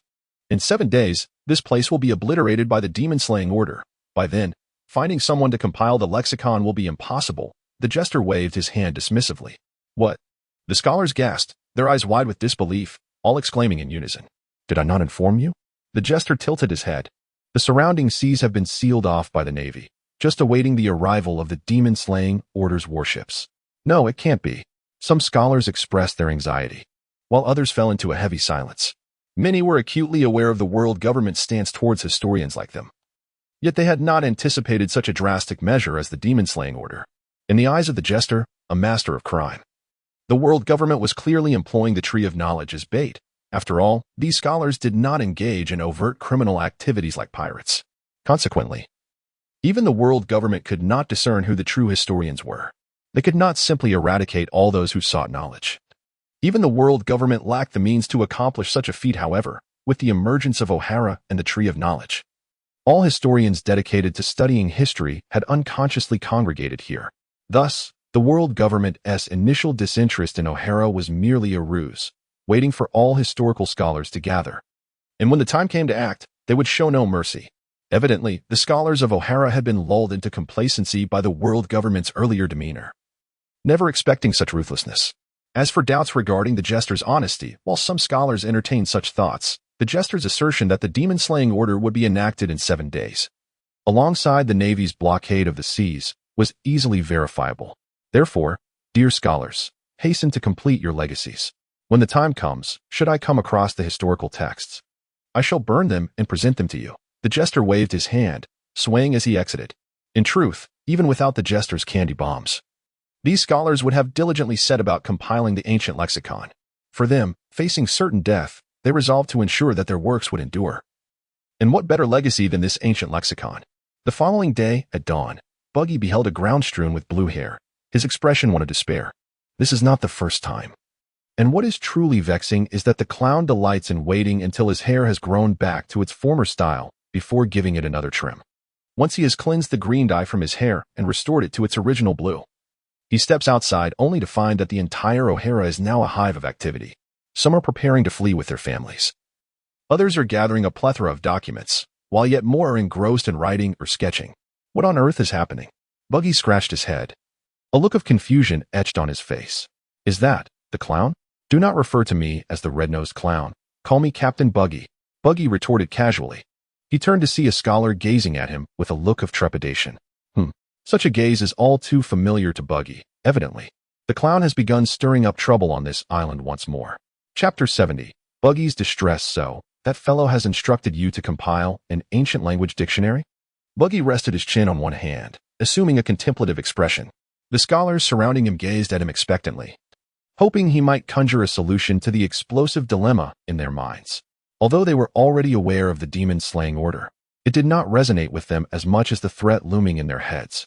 However, Buggy had no thoughts on how to resolve their predicament. The clown could manipulate the devil fruit to his advantage, directly developing various awakening techniques, but Buggy lacked such prowess. Though he could harness some power after awakening the chop-chop fruit, his abilities were limited to splitting objects apart, with no means of restoration. In other words, had Buggy been in charge, the scholars would have met their demise long before he removed their heads. While he could manage combat with his devil fruit, utilizing it to assist others in division would equate to murder. Moreover, given Buggy's intellect. Attempting to outsmart the clown would be akin to performing a grand display of martial prowess before Guan Yu. Thus, Buggy wore a pensive expression, truly contemplating what benefits the historical language dictionary could yield for him. I recall that the notorious pirates of the New World are in pursuit of scholars capable of deciphering the historical texts. Perhaps this dictionary could fetch a handsome price. Buggy's gaze flitted around the scholars before him, surprised to discover that they could indeed comprehend ancient script. If the notorious pirates of the New World were to discover this, it is likely that these scholars would be completely plundered. Even someone like Buggy, who has journeyed alongside the Pirate King and witnessed the vastness of the world, could not fathom that there were so many scholars capable of deciphering ancient texts. Back on Roger's ship, everything relied on Roger's ability to hear the voices of all things, as well as Kazuki Oden's lineage of historical text creators, who could directly comprehend the contents of historical manuscripts. The scholars encircled Buggy, shifting uncomfortably, sensing something amiss in his gaze, as if he were eyeing a multitude of walking berries. "I am afraid I lack the means to extract the bombs from your heads. You should hasten to complete the ancient dictionary. Let that fellow retrieve them himself." Buggy waved dismissively, adopting an air of superiority. He was not one to be easily placated. While he may not be deemed utterly villainous, he certainly embodied the cunning and sly nature of a genuine pirate.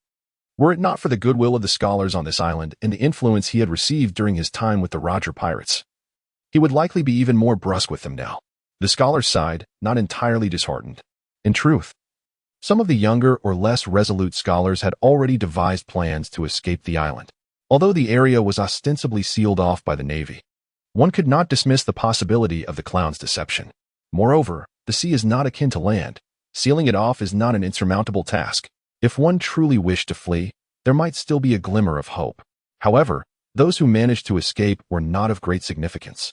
It was evident that those who would falter in a crisis possessed limited abilities. The true essence of the island lay with those who were prepared to safeguard the Tree of Knowledge and compile the final ancient dictionary.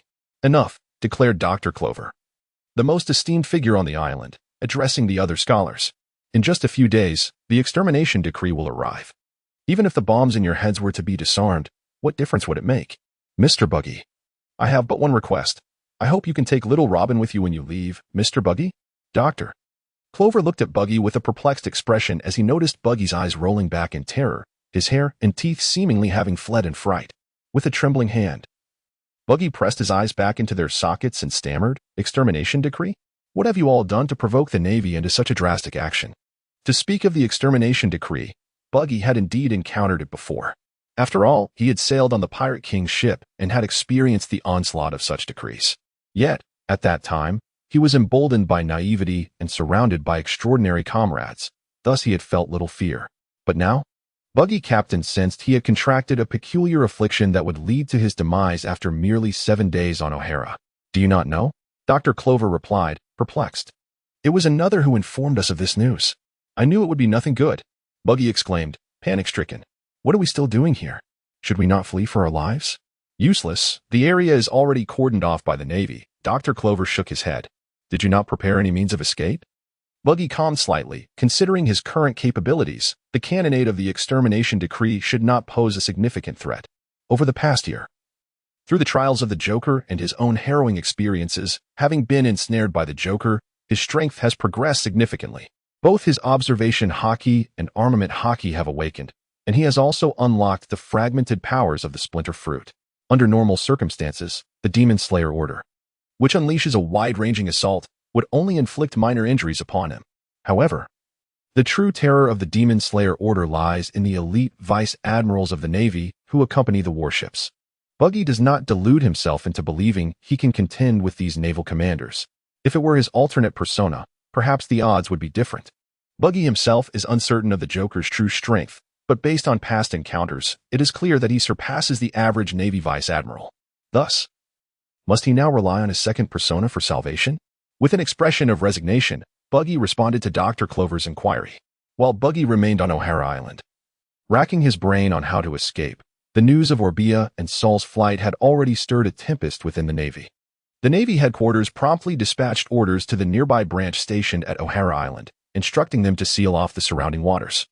While the warship designated for the Demon Slayer Order, originally set to depart in 7 days, was immediately dispatched.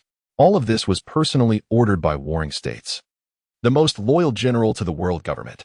He not only dispatched over 20 warships and several vice-admirals to carry out the demon-slaying decree, but also sent the two naval candidates, Akainu and Akiji, to accompany the fleet.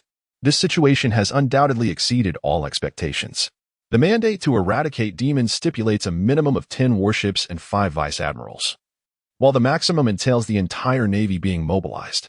Nevertheless, considering that Ohara is merely an ordinary island in the West Sea renowned for its archaeological, historical research, and libraries, even the bare minimum of the demon-slaying decree would be deemed excessive. Moreover, the deployment of such formidable figures signals an intent to utterly annihilate Ohara. Chapter 71. The commencement of the demon-slaying decree. Among the vice-admirals participating in this decree, the infamous Don Quixote Doflamingo is included. However, upon boarding the ship, he reclines on a deck chair, exhibiting an apparent desire to shirk responsibility. This behavior is hardly surprising. The world of One Piece is rife with eccentricities. And within the Navy, as long as one possesses combat prowess, one's conduct is largely overlooked. Even if he were to demand a lavish sedan chair for his daily outings, as long as it does not hinder the eradication of pirates, no objections would arise. Furthermore, the execution of this demon-slaying decree is merely aimed at a commonplace island in the West Sea. To describe it as using a sledgehammer to crack a nut would be an understatement. It's akin to employing artillery to swat a fly. To the other Navy personnel, Doflamingo's apparent lethargy seems entirely reasonable. In the eyes of his fellow Navy officers, Doflamingo, seemingly idle, is actually concentrating on the other fragments of his soul. Theoretically, he could share all sensory perceptions with his other selves. However, he has chosen not to activate this ability. The mere distraction caused by multitasking could diminish his strength significantly. Thus, Doflamingo typically engages in mental exchanges with his avatars during moments of leisure, and now is such a moment. After a brief interlude, Doflamingo opened his eyes, a peculiar expression gracing his features. Just moments ago, he had received word from his shadowy counterpart, the Shiki, who had stealthily infiltrated Impel Down and not only recruited many skilled individuals from the prison, but had also liberated 3 notorious pirates to form an alliance: the World Destroyer Bondi, Wald, the Red Count Bartholomew, Lidefield, and the Devil's descendant Douglas, Barrett. This revelation left Doflamingo sprawled in his chair, a strange expression upon his face. Indeed, the entertainment had only just begun. Although Shiki had entered covertly, after releasing all the prisoners, they had fought their way out with fervor. These 4 individuals are indeed formidable monsters of the highest caliber among pirates. United, they possess a sliver of hope, even against the might of the Navy headquarters. Let alone dealing with a mere Impel Down. The entirety of Impel Down has been virtually obliterated, allowing nearly all pirates to escape. The already tumultuous era of piracy feels as if a splash of cold water has been thrown into a boiling pot of oil, leaving one to ponder the ensuing chaos. Regrettably, these great pirates are primarily lone wolves. Barrett has always adhered to the doctrine of individual strength above all, while the Red Count is an ardent advocate of solitude. The only one slightly more amiable, the World Destroyer Wald, possesses a volatile temperament and has grown distrustful of others due to past betrayals. Had these 4 banded together, they would have instantly formed a new Rocks Pirates crew. Nevertheless, these 3 pirates have consented to ally with the Golden Lion, acknowledging a debt of gratitude towards him. Yet, given their stature, even a loosely formed alliance poses a formidable threat to the current maritime landscape. One can only imagine that Admiral Sengoku has begun dyeing his hair white once more. Had the other 3 pirates not just emerged from Impel Down in a weakened state, it is likely that Doflamingo would have led them straight to the Navy headquarters. At that point, there would be no need for any extermination order. They would have simply rushed to the Navy headquarters for support. However, although these pirates have temporarily spared the Navy headquarters and the world government, their alliance is inherently aimed at the latter. In a scenario where the 4 support one another, capturing them in the future will likely prove exceedingly difficult. Meanwhile, the situation with the Phantom clone is progressing favorably, and the Jester clone is faring well too. Upon learning of the Navy's extermination order, the scholars of Ohara immediately embarked on a relentless mission to compile a dictionary. Given their current pace, it is certain that the dictionary will be completed before the extermination order reaches them. As of now, Doflamingo remains unaware of the Jester's true intentions. Yet he senses that this dictionary holds significant importance for many of their future plans. Simultaneously, Alvia and Saul are tirelessly making their way to Ohara, eager to alert the scholars. A few days later, in the waters not far from O'Hara, a vessel from the world government arrived at the Navy's warship, led by Spandam of the CP-9 intelligence agency. In truth, the extermination order was summoned by Spandam himself, which is of paramount concern to these historians, as they are always wary of the agents directly under the world government's command. Doflamingo, disinterested in engaging with this fool, refrained from any interaction. In fact, the Navy's rear admirals generally hold a disdainful view of this sycophantic world government official. After all, in the Navy, ascending the ranks is straightforward. One simply needs to be capable in battle. In contrast, the world government officials prioritize loyalty, often placing lesser emphasis on ability. Hence, the higher the official, the weaker their competence, facilitating easier control by the world government. Nevertheless, as the primary leaders of this extermination order, Akainu and Kazan could not evade the encounter and were compelled to deal with Spandam directly. It remains unclear how their discussions unfolded, but it was not long before the world government ship set off for O'Hara, likely to assess the situation ahead of time. On O'Hara Island, chaos reigns as world government agents have already landed and are clashing with the scholars. Despite it being daylight, the jester persona sits unabashedly in a room, meticulously perusing the dictionary in hand. Having thoroughly reviewed all the dictionaries, the jester closes the one in his grasp, a sinister grin creeping across his lips as he produces a piece of parchment inscribed with what appears to be historical texts. After a trying day, anyone's beliefs can shift. He chuckles ominously. A thunderous roar echoes outside, signaling the agent's retreat and the commencement of the extermination order. Rising to adjust his attire, the jester's choice is peculiar. He is neither clad in his distinctive jester garb nor adorned in his purple suit, but rather dressed like the scholars around him. Upon exiting his chamber, he observes the island in disarray, and as he hums a tune, he wanders in search of something. Soon, he spots a figure lying on the ground, the leader of all O'Hara's scholars, Dr. Clover, blood saturating the earth beneath him, his complexion pale, clearly lifeless. Per doctor, sacrificed beneath the tyranny of the world government. The jester feigns sorrow, covering his face. Then, in a horrifying twist, he tears his own visage away with the powers of the split fruit. Subsequently, he caresses Dr. Clover's face, removing his skin as well. Alas, dear doctor, allow me, the jester, to inherit your legacy and launch an assault against the world government's oppression. Ha ha ha. Chapter 72. The Jester's Jest on O'Hara Island. Alvia removes a ring from her finger and hands it to the weeping Robin. Robin, take this. With a simple twist, it will render you invisible. You must survive. Tears stream down Alvia's face as she speaks. I have not been a worthy mother. The path ahead is yours to traverse. Vice Admiral Saul, I entrust Robin to you. With that, Alvia turns away, fleeing like the burning tree of omniscience. Vice Admiral Saul's face is also streaked with tears. Fear not, I shall care for little Robin. Due to the invisibility ring, both Saul and Alvia arrived together at O'Hara, yet this did not alter Alvia's fate. However, just as Saul and Robin intended to leave, they collided with Kazan, who awaited them. Robin's invisibility ring might deceive ordinary folk, but it holds no sway over Kazan, who possesses observation haki and cannot be so easily fooled. Yet, faced with his friend and feeling disillusioned by the Navy's current mission, especially after witnessing Akainu's bombardment of refugee vessels, Kazan ultimately relents, sealing Saul in ice while pretending not to notice, allowing little Robin to escape on a small raft. As Kazan, lost in thought, gazes into the distance, his observation haki detects an approaching presence. Turning, he sees Dr. Clover. Bloodied, with one arm and leg severed, his life force flickering like a candle in the wind. His face is ashen, nearly delirious, yet he persists, leaning on a branch to drag himself forward. Apologies, this path is blocked. A flicker of hesitation crosses Kazan's face as he positions himself in front of the ailing scholar. Of course, Kazan believes that even without his intervention, Dr. Clover's time is nearly up. He could perish at any moment. Ah, is this the Navy? Doctor. Clover raises his gaze to the insignia on Kazan's hat, desperation evident in his voice.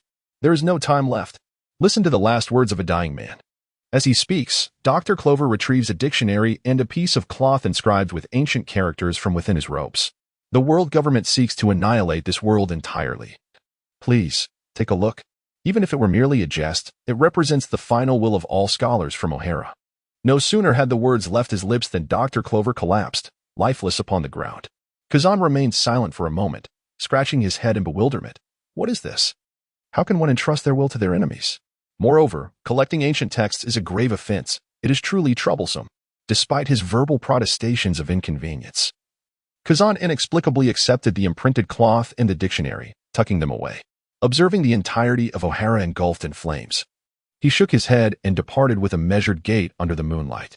In the distance, aboard a naval warship, Don Quixote Doflamingo stood with his arms crossed, impassively watching the scene of O'Hara's destruction unfold, his expression devoid of joy or sorrow. Thanks to the jester's timely warning, it is possible that some scholars of O'Hara may have narrowly escaped disaster, yet this bore little significance to Doflamingo. The primary role of the O'Hara scholars was to decipher ancient texts. Now, however, they were supplanted by the ancient text dictionary. Even though the dictionary was now in Kazan's possession, for Doflamingo, who possessed the powers of the string fruit and could effortlessly extract memories from any visual recollection, a single glance would ensure eternal retention of that knowledge. Conversely, Doflamingo's current concern lay with the jester's scheme. It was a true psychological gambit. He squinted, pondering what choice Kazan would make upon discovering the truth. The jester was indeed a master of manipulating the human psyche, and his audacity was remarkable. Clearly, the figure of Dr. Clover that Kazan beheld was merely a guise crafted by the jester, the severed limbs the result of the dismemberment fruit's abilities, and the blood easily smeared from the bodies of the deceased.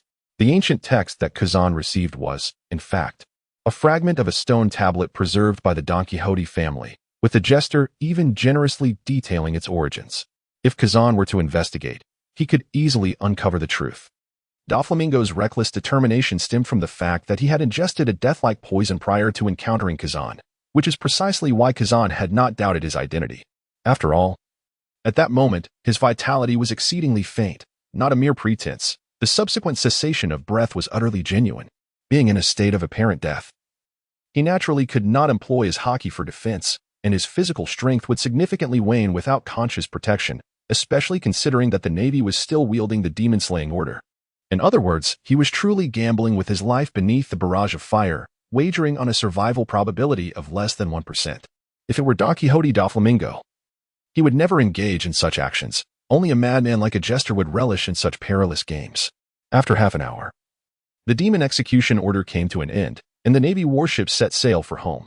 On the small boat, the weary little Robin succumbed to slumber, her ring emanating an otherworldly glow, from which a ghostly figure began to materialize. In the captain's quarters of the Navy warship, Kazan held a freshly translated ancient text. His countenance ashen, the entire room succumbing to an unintentional chill he exuded. On the devastated O'Hara Island, reduced to ashes, Buggy, the fortunate possessor of Conqueror's haki, opened his eyes to find the island obliterated, save for himself and his severed limbs, untouched by cannon fire and flames. Clearly, the repercussions of the O'Hara incident were only just beginning. Upon the Navy's return to headquarters, a barrage of grim news left the personnel in shock. First and foremost was the situation at Impel Down, as the demon execution order was being executed. Fleet Admiral Sengoku and Admiral Kong had not used the Din Din Mushi to inform them. However, upon their return to Navy headquarters, the news could no longer be concealed. The so-called impregnable Impel Down had proven that when calamity struck, it was nothing short of cataclysmic. Nearly all prisoners had escaped, rendering decades of naval efforts in vain. Moreover, Navy hero Monkey D., Garp's son, Monkey D., Dragon, had tendered his resignation to the Fleet Admiral, effectively withdrawing from the Navy. The current Navy was oblivious to Dragon's intentions. Despite their fervent attempts to dissuade him, they ultimately acquiesced to his decision. Chapter 73. Dragon's departure. The mass breakout from Impel Down coincided almost perfectly with Dragon's resignation. The Navy was primarily focused on the developments at Impel Down, unaware of the profound impact the seemingly inconspicuous Vice Admiral Dragon would eventually have on the world. Yet, one person was aware. Dragon was an anomaly within the Navy, reticent and abstaining from alcohol, often avoiding social interactions. After bidding farewell to a few acquaintances, he prepared to board his vessel. However, upon stepping aboard, his expression shifted upon noticing Doflamingo standing on the deck. "Care for a drink, Dragon?" Doflamingo inquired, raising his glass of rum. "I do not drink," Dragon replied, maintaining a serious demeanor. "Oh, I nearly forgot. You are indeed the Navy's oddity who never partakes in alcohol." Doflamingo acknowledged with a nod. Upon hearing the term Navy oddity, Dragon raised an eyebrow. "I do not consider myself an oddity, at the very least. I have no shame regarding the justice I stand behind." "Ah, merely unashamed of justice, not of the world government, I presume?" Doflamingo remarked, sharpness in his tone. At the mention of the world government, Dragon snorted, his expression revealing his disdain. Doflamingo, however, remained unfazed. It was no secret that many within the Navy privately criticized the world government. Among them was Dragon's father, Garp. Are you preparing to overthrow the world government? Doflamingo squinted his eyes, opting for a direct confrontation. Dragon's expression remained unchanged, betraying no hint of panic at being exposed. How did you come to know this? Admiral Steve? His phrasing of the question, how did you know, rather than denying it, indicated that Dragon had no intention of concealing anything. Consider it a gift of foresight, Doflamingo replied, his gaze intense. What, do you intend to deny it? Ha ha ha. Dragon suddenly burst into laughter. Why would I deny it? If I lack the courage to admit even this, how could I possibly overthrow the world government? Doflamingo's lips curled into a smile as he addressed Dragon's unseen presence. Admiral Garp, what do you think? Your son has already confessed. Dragon's previously triumphant expression faltered, replaced by alarm as he turned hastily. Old man, weren't you in the new world? Yet. He found only emptiness behind him, and it dawned on him that he had fallen prey to Doflamingo's trickery. Turning back, he saw Doflamingo doubled over with laughter on the deck. Ha ha ha. Hey, I say who? Enough. Are you done laughing? Dragon finally lost his composure, glaring fiercely. Clearly, having been raised under the iron fist of Garp's affectionate discipline, Dragon bore a profound psychological shadow regarding his father. Otherwise, he would not have chosen to resign while Garp was absent from the Navy headquarters. Have you laughed enough? Uffed. All right, don't be angry, Doflamingo said. Noticing Dragon's hand had formed into a claw, brimming with haki, he finally regained his composure. Since you are intent on overthrowing the world government, have you considered an alliance with me? An alliance? Dragon's face reflected skepticism as he regarded Doflamingo.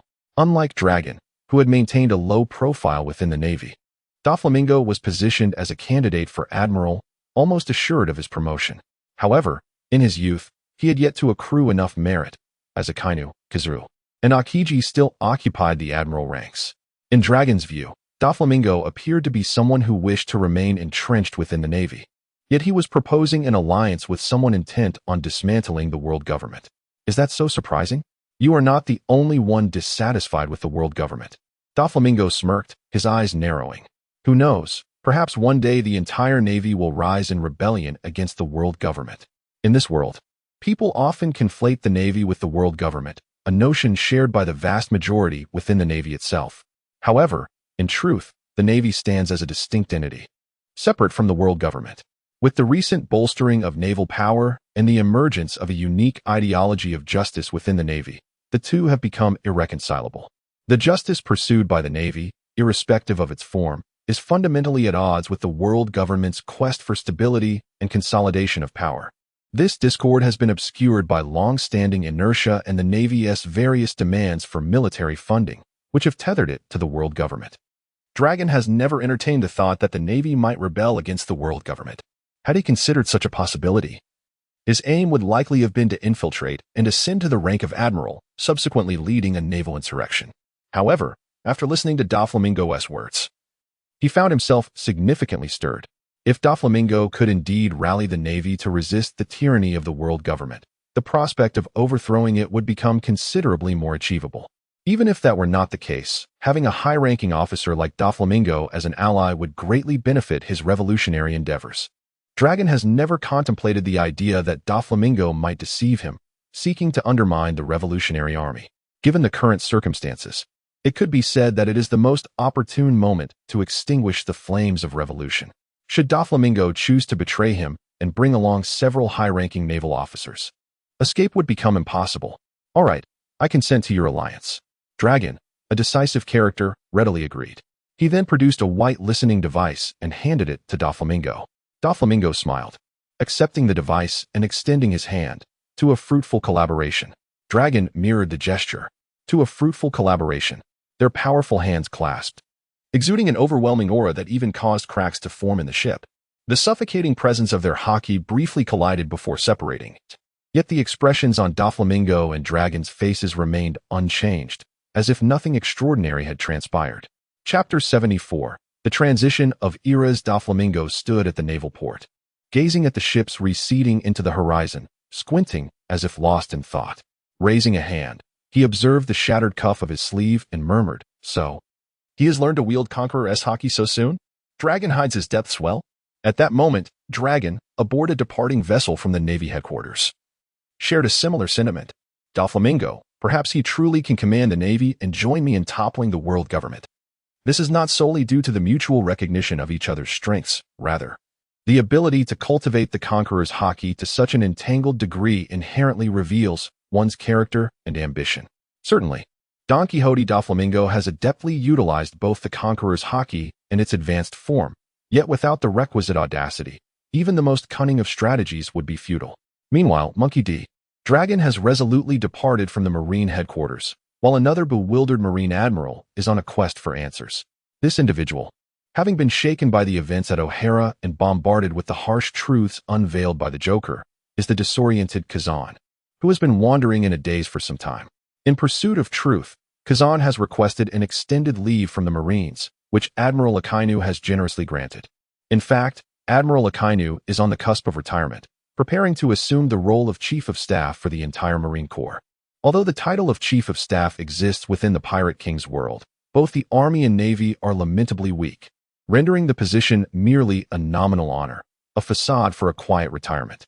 The Impel Down incident, while not directly tied to the Marines, resulted in the demise of nearly all guards and high-ranking officials within the prison, with only a few formidable figures like Magellan managing to survive. Consequently, the responsibility for this calamity ultimately falls upon Admiral Akainu.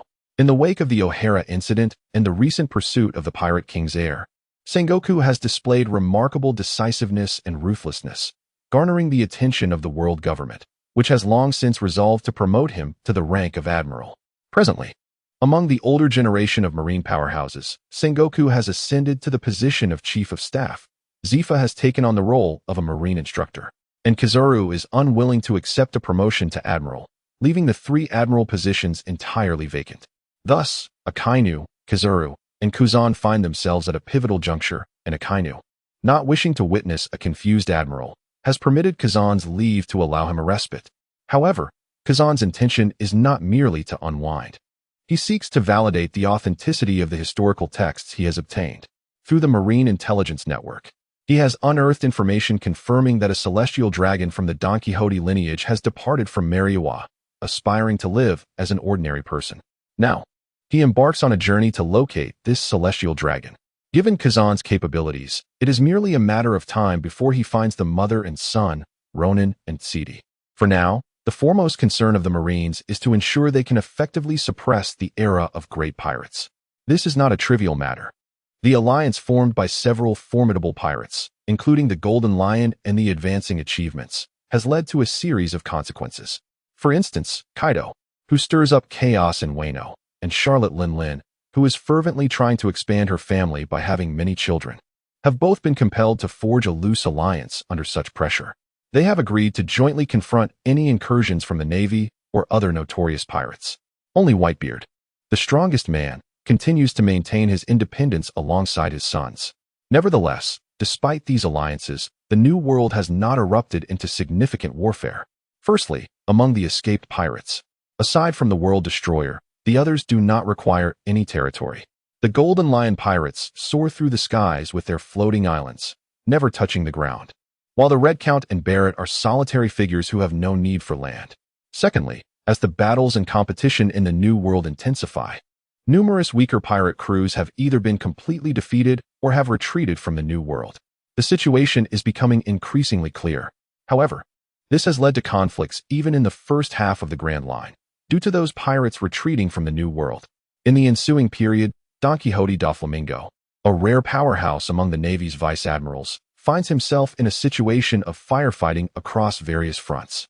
With his current strength, Doflamingo has reached the pinnacle of the second tier, almost akin to future figures like a warlord or vice admiral. Should he choose to fully unleash his devil fruit abilities, he would not be at a significant disadvantage even against the strongest admirals of the Navy.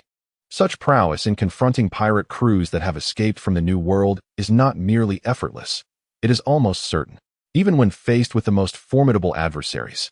Retaining the powers of the devil fruit allows for a stalemate. Furthermore, Doflamingo's insatiable thirst for formidable souls compels him to seek out the toughest challenges in every confrontation.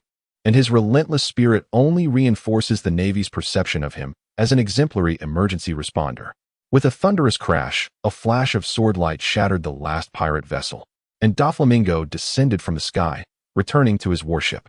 Truly, he is worthy of the title of the Navy's foremost swordsman, Admiral Steve. How impressive! It is akin to the legendary celestial beings descending from the heavens. Upon returning to the deck, Doflamingo was greeted by a chorus of accolades, a reality to which he had grown accustomed. In truth, these praises were not mere flattery, but a genuine acknowledgement from the Navy personnel. In the realm of pirates, formidable figures often attract a throng of admirers. This is simply a characteristic of the world of One Piece. In fact, as long as one is not utterly incompetent, showcasing strength a few times can easily garner a legion of devoted followers.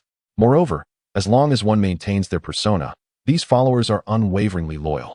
Oh, let us retrieve those pirates who have fallen into the water and search the ship for any treasures, Doflamingo commanded as he sheathed his blade. Ninghu. Yes, Admiral Steve. The sailors promptly saluted before embarking on their tasks. Following the annihilation of the pirate ship, the spoils acquired by the Navy must primarily be submitted to Navy headquarters. However, if one wishes to keep a portion for themselves, it is permissible as long as it does not exceed reasonable bounds. The unspoken rule typically dictates that valuables small enough to conceal within one's clothing will not be scrutinized by the Navy's inspection team, whereas items stored in an officer's personal quarters are exempt from searches.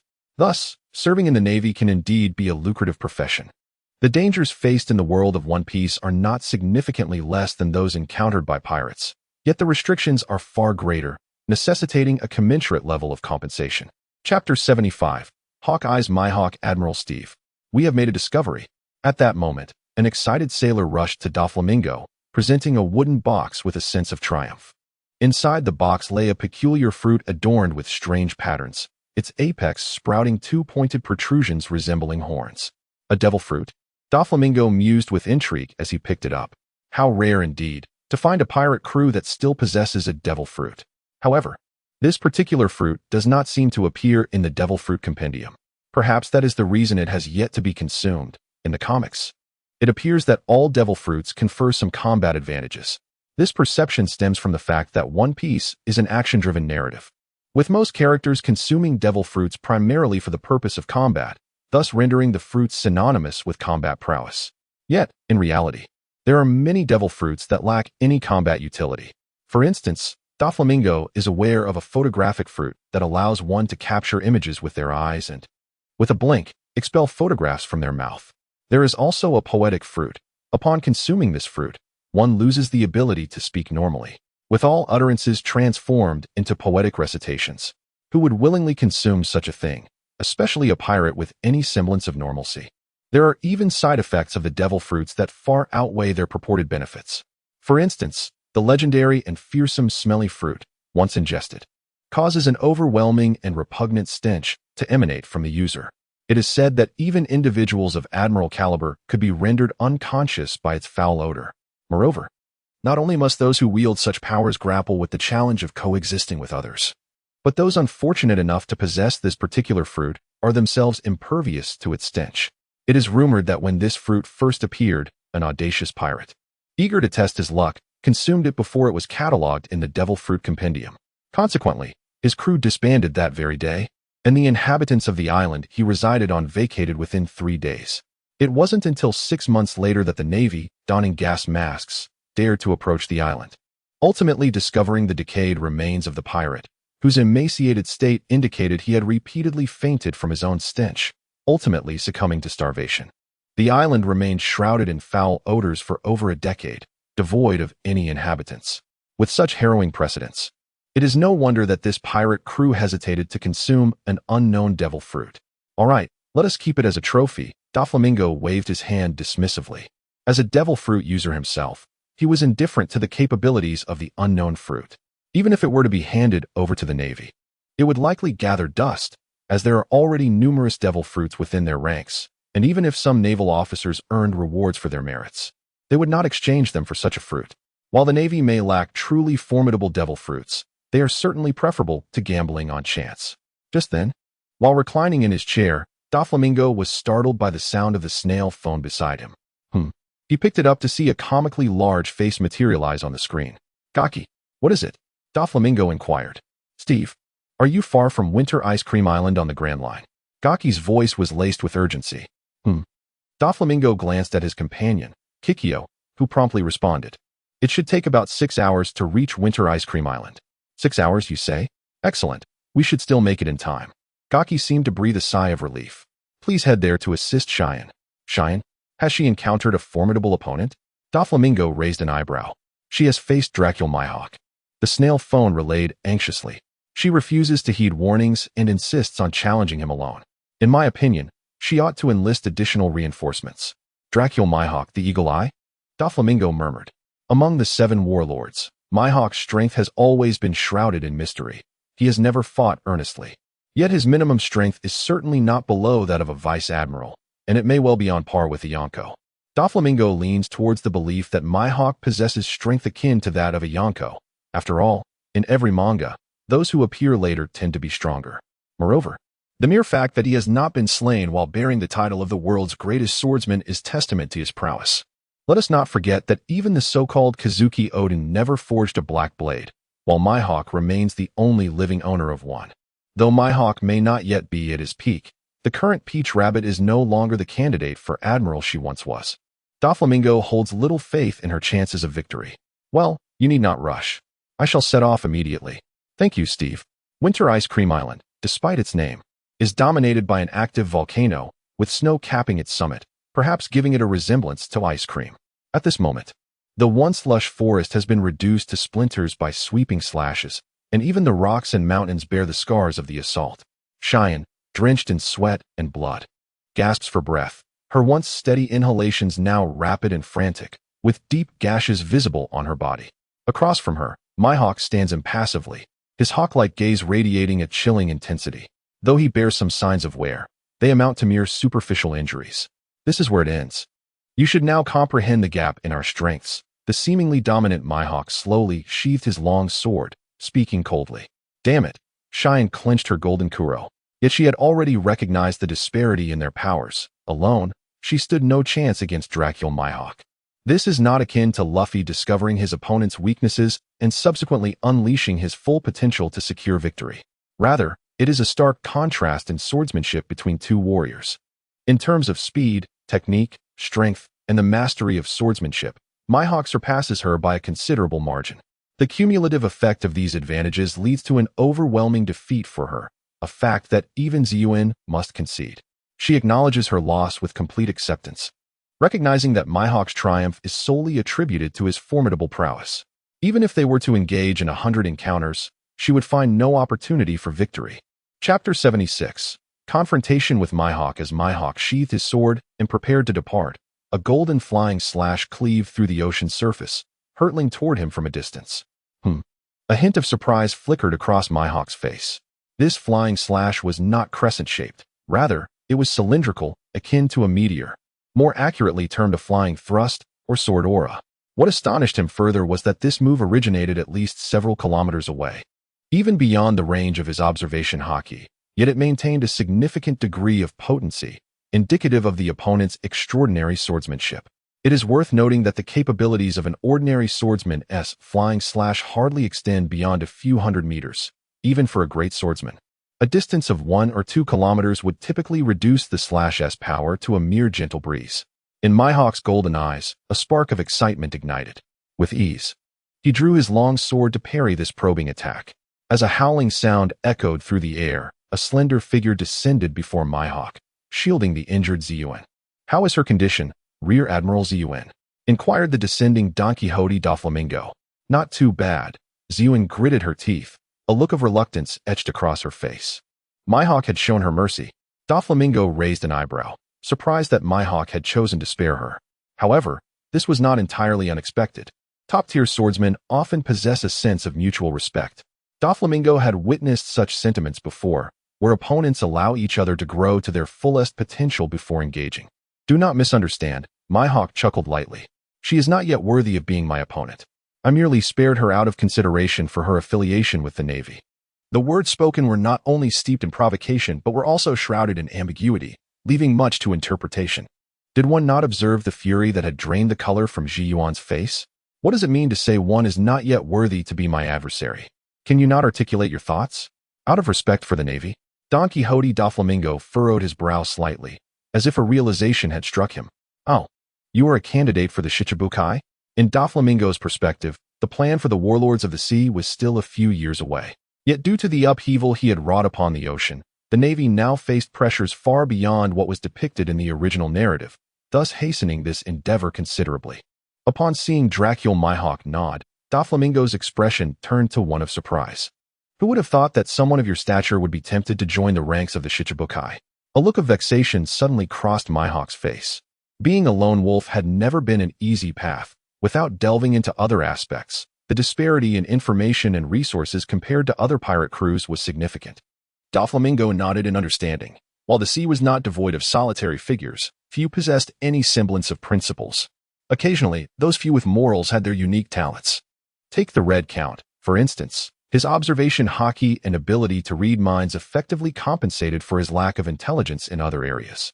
Moreover, his morally ambiguous nature allowed him to procure berries with relative ease. Mihawk, with his inherently high moral standards, coupled with the pride unique to swordsmen, found it beneath him to engage with common folk, making it impossible for him to acquire wealth through plunder. Consequently, his primary source of intelligence was the news birds. As for his sailing expenses, they were entirely reliant on the dark underbelly of piracy. Lacking any crew, he could not even trade pirate bounties for rewards. For Mihawk, his strength was sufficient, yet he lacked the support of subordinates for menial tasks and intelligence gathering. Becoming a Shichibukai would render the command of ordinary Navy personnel and the collection of internal intelligence quite manageable. As for the Navy's orders, Mihawk was indifferent. Should he feel inclined, he would engage, but if not, he would remain aloof. However, at this moment, I find myself somewhat relieved that the prospect of becoming a Shichibukai has only just been communicated to me via the world government snail and is yet to be followed by a formal invitation. As Mihawk spoke, a smile broadened across his face, and he slowly raised his long sword before suddenly bringing it down with force. Thus, I shall engage in a life-and-death duel with you, the foremost swordsman of the Navy. As the sword energies surged forth, Doflamingo lifted his weapon, shattering the descending strike. While retorting, my status as the Navy's premier swordsman holds little weight. After all, those capable in the Navy are primarily brawlers. It is indeed true that during the Warring States period, figures such as Karp and Zifa honed their fists against the rugged peaks, embodying the essence of formidable masculinity. In contrast, the subsequent generation of admirals, Akainu, Kizaru, and Fujitora, are predominantly masters of devil fruit abilities. Although Kizaru and Fujitora possess some swordsmanship, for them, it merely serves as an ancillary skill. Therefore, while Doflamingo may be regarded as the foremost swordsman in the Navy, this distinction does not imply that his prowess ranks him among the elite within the naval forces. However, once this was articulated, Doflamingo found himself bereft of further leisure to converse. The clash of their weapons resonated sharply, unleashing a tempest of fierce energy that fissured the ground beneath them. Instantly, the two transformed into swirling black tempests, their movements intertwined. The sounds of combat echoed, clang, crash, and the brilliant sparks of their blades danced amid the swirling winds. Ji Yuan, with keen eyes, observed their exchange. While these two may not yet be considered the pinnacle of swordsmen, they undoubtedly stood as unparalleled masters within the younger generation. The intricacies of their dueling provided Ji Yuan with invaluable insights. With a resounding impact, the two warriors momentarily disengaged, their expressions solemn. Doflamingo's blade, the Mingo Fox, quivered slightly in his grip before he leapt into the air, unleashing a blindingly swift arc of light, akin to a thunderclap. This was his legendary technique, the heavenly flying immortal. Mihawk's eyes sparkled with intensity. Without hesitation, he executed a forehand and a backhand slash, creating a cross-shaped flying cut. He then propelled himself forward, following the trajectory of his attack. The heavenly flying immortal effortlessly shattered Mihawk's crossed slash, meeting the blade's edge head-on. For a brief moment, they remained locked in combat. Yet Doflamingo began to gain the upper hand. Despite this, the energy from the heavenly flying immortal only succeeded in leaving a few shallow gashes on Mihawk's form. Even while wounded, Mihawk's formidable spirit did not wane. Instead, it sharpened, and as he wielded his long sword, he subtly began to reclaim the advantage. Doflamingo furrowed his brow. Although the heavenly flying immortal represented one of his highest martial achievements, its application bore a significant flaw. After executing this technique, the peak of prowess was often followed by a decline. Should he fail to inflict significant harm on his opponent, his own momentum would falter. In the past, Doflamingo had either faced naval adversaries far superior to himself, engaging in training bouts, or he had confronted pirates, swiftly incapacitating them with a single, decisive strike. Thus, he had never been aware of the inherent shortcomings of the heavenly flying immortal. Chapter 77. Rosinante joins the navy. The blinding light of the sword gradually dimmed, and the once rapid movements of the combatants slowed significantly. At this moment, Doflamingo and Mihawk had been engaged in battle for an entire day and night. In the realm of swordsmen, this duration is regarded as exceedingly lengthy, for while the masters among pirates possess remarkable stamina, the swordsmanship profession is no exception. Nevertheless, even with equivalent stamina, a swordsman characterized by high offense and low defense rarely prolongs the duration of combat excessively. It is akin to a game where all participants possess identical health bars. However, when two equally balanced warriors engage in combat, the outcome will undoubtedly favor the latter, those with formidable offensive capabilities yet fragile defenses. With a muted grunt, Don Quixote Doflamingo struggled to maintain his stance, once again spewing forth a crimson spray. On the visage of Dracul Mihawk, a significant gash marred his previously stoic countenance, now tainted with an additional degree of ferocity. Yet, judging by the injuries he bore and the aura surrounding him, it was evident that he fared considerably better than Doflamingo. Truly, he is destined to be the world's greatest swordsman. His aptitude for swordsmanship is nothing short of spectacular. In the realm of swordplay, I must concede that I am still inferior to him. After a prolonged engagement lasting an entire day and night, the initial disparity in swordsmanship between Doflamingo and Mihawk was negligible. However, as the battle progressed, Mihawk gradually began to gain the upper hand over Doflamingo. The latter could distinctly sense that Mihawk had absorbed much of the essence of his swordsmanship, resulting in a remarkable enhancement of his own skills. Of course, Doflamingo's prowess had also seen significant improvement, yet in comparison to Mihawk, his advancement remained somewhat sluggish, leading to his gradual subjugation in the duel. This is also due to the significant enhancement of Don Quixote Doflamingo's swordsmanship talent after acquiring the Pearl of Skills from Yiguching. Otherwise, with his innate aptitude for swordsmanship, he would merely be relegated to trailing behind Dracul Mihawk. Thus, Doflamingo is now contemplating whether to employ the techniques of the nameless flow swordsmanship or to unleash the powers of his devil fruit. However, at this moment, Mihawk has sheathed his weapon. The battle has reached a point where further conflict could lead to a genuine life-and-death struggle, rather than a mere contest of swordsmanship. Clearly, Mihawk is acutely aware of the present circumstances, and although he is unaware of the true nature of Doflamingo's devil fruit abilities, he recognizes him as a formidable user of such powers. Indeed, Doflamingo's ability to manipulate intangibility is exceptionally formidable. When applied in close combat, this power is exceedingly tricky, requiring opponents to constantly be vigilant of the shifting realities. Otherwise, they may suffer severe injuries or even death from a single strike. In this scenario, even if the fruit user refrains from employing the technique of intangibility, the opponent will inevitably be drawn into a significant amount of distraction. It is quite formidable, and achieving even 70% of 1's potential can be considered commendable. Hawkeye, though aware that he currently holds the upper hand, realizes he cannot contend with the likes of Doflamingo, who is capable of utilizing the powers of the devil fruit. Thus, it would be wise for him to withdraw gracefully, opting for merely a bout of swordsmanship before ceasing further engagement. Observing Hawkeye's decision to retreat, Doflamingo finds himself at an impasse. In truth, his prowess does not solely lie in conventional swordsmanship. Rather, it is in the multifaceted techniques of the Weno Ryu swordsmanship. Even without invoking the powers of the devil fruit, his combat effectiveness is considerably heightened when employing this style. After all, it is exceedingly challenging for a modern thinker to embody the mindset of a swordsman like Yiguching. Yet the receptivity towards a Weno Ryu is undeniably profound.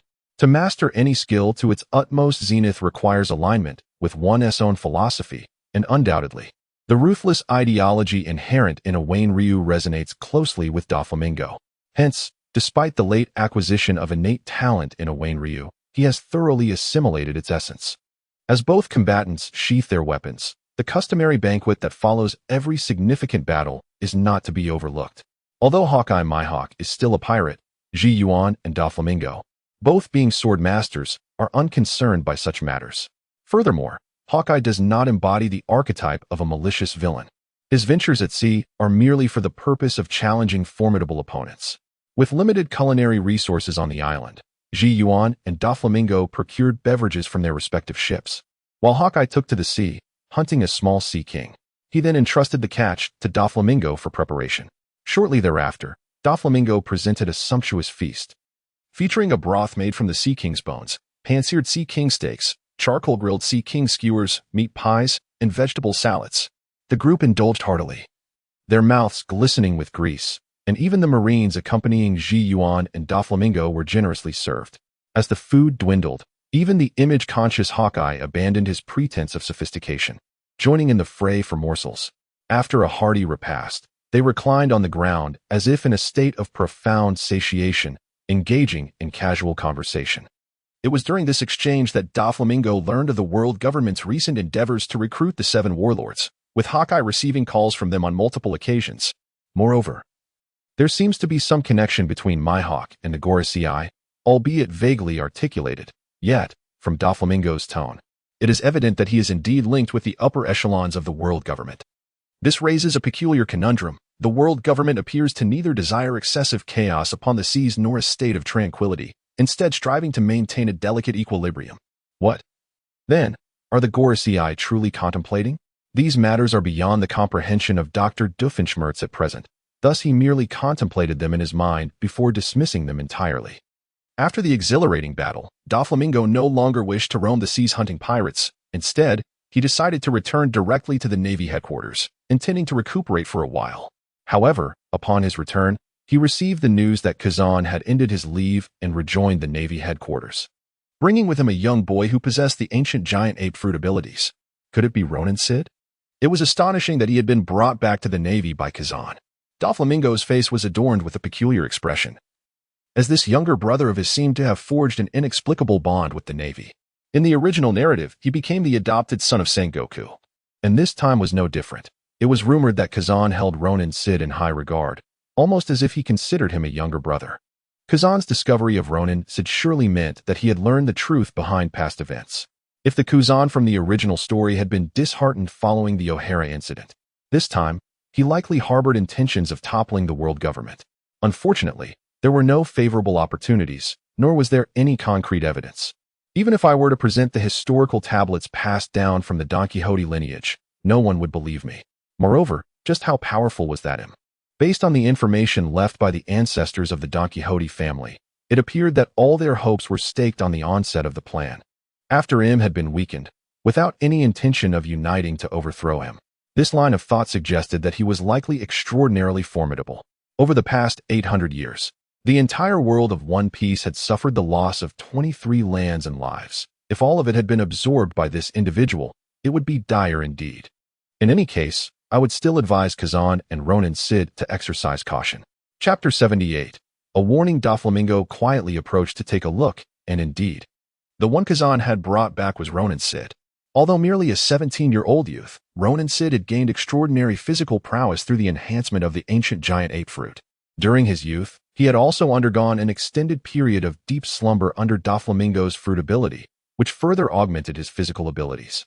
While Doflamingo was still residing in Mariawa, Ronan Sid had accompanied him during a period of training, right after he had recovered from a peculiar illness and engaged in rehabilitative exercises.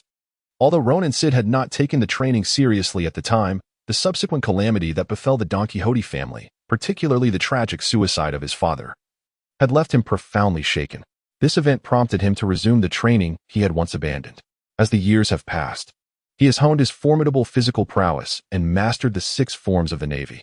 His combat abilities now rank among the elite of the new generation within the Navy, bolstered by the support of Admiral Akiji. A new star is undoubtedly rising within the naval ranks. However, Don Quixote Doflamingo does not venture out to acknowledge Ronan Shidi. The world government has already confirmed Ronan Shidi, who remains oblivious to the secrets of the Don Quixote family's stone tablet.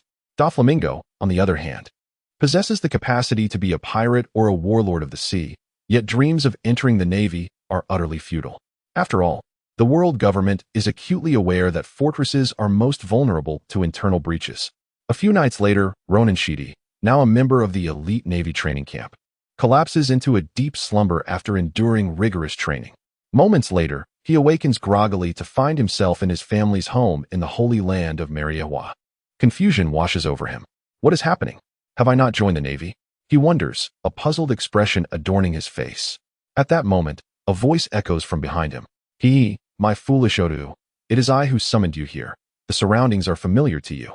Brother? Ronan Sheedy exclaims in delight, turning to see Doflamingo standing before him.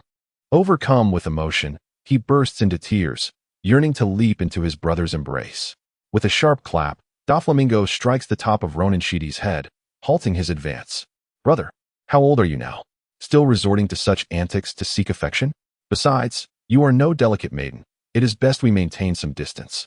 Given that Ronan Sheedy has consumed the ancient giant ape fruit, he now towers nearly 4 meters in height, making it difficult for the shorter Doflamingo to withstand such an assault. Wiping his tears, Ronan Sheedy laments, "Father and mother have both passed away. Now, you are my only remaining family. Is that so?" Doflamingo sighs softly, already aware of the events surrounding homing. He had not anticipated that even his adoptive mother had succumbed to illness. Nonetheless, he merely reflects on this, for he does not share a profound bond with his adoptive parents, thus feeling only a fleeting sadness. Alas, tears alone cannot resurrect them. Have you not considered seeking vengeance? With gritted teeth, Ronan Sheedy sees it is all the pirates' fault. They attacked our family. Doflamingo pauses, recalling that the world government agents had indeed disguised themselves as pirates during the incident.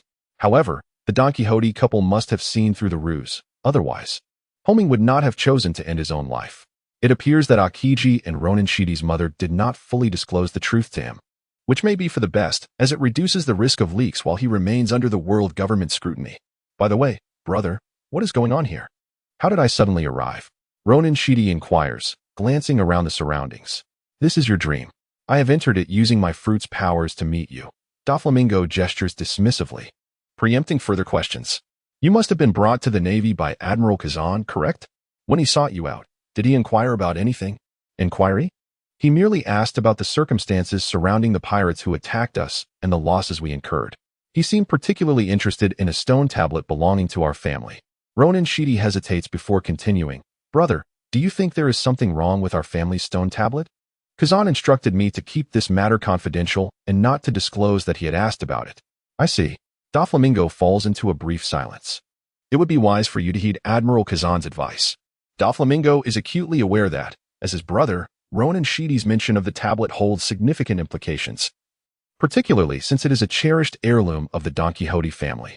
He hopes Ronan Sheedy will exercise caution in his words.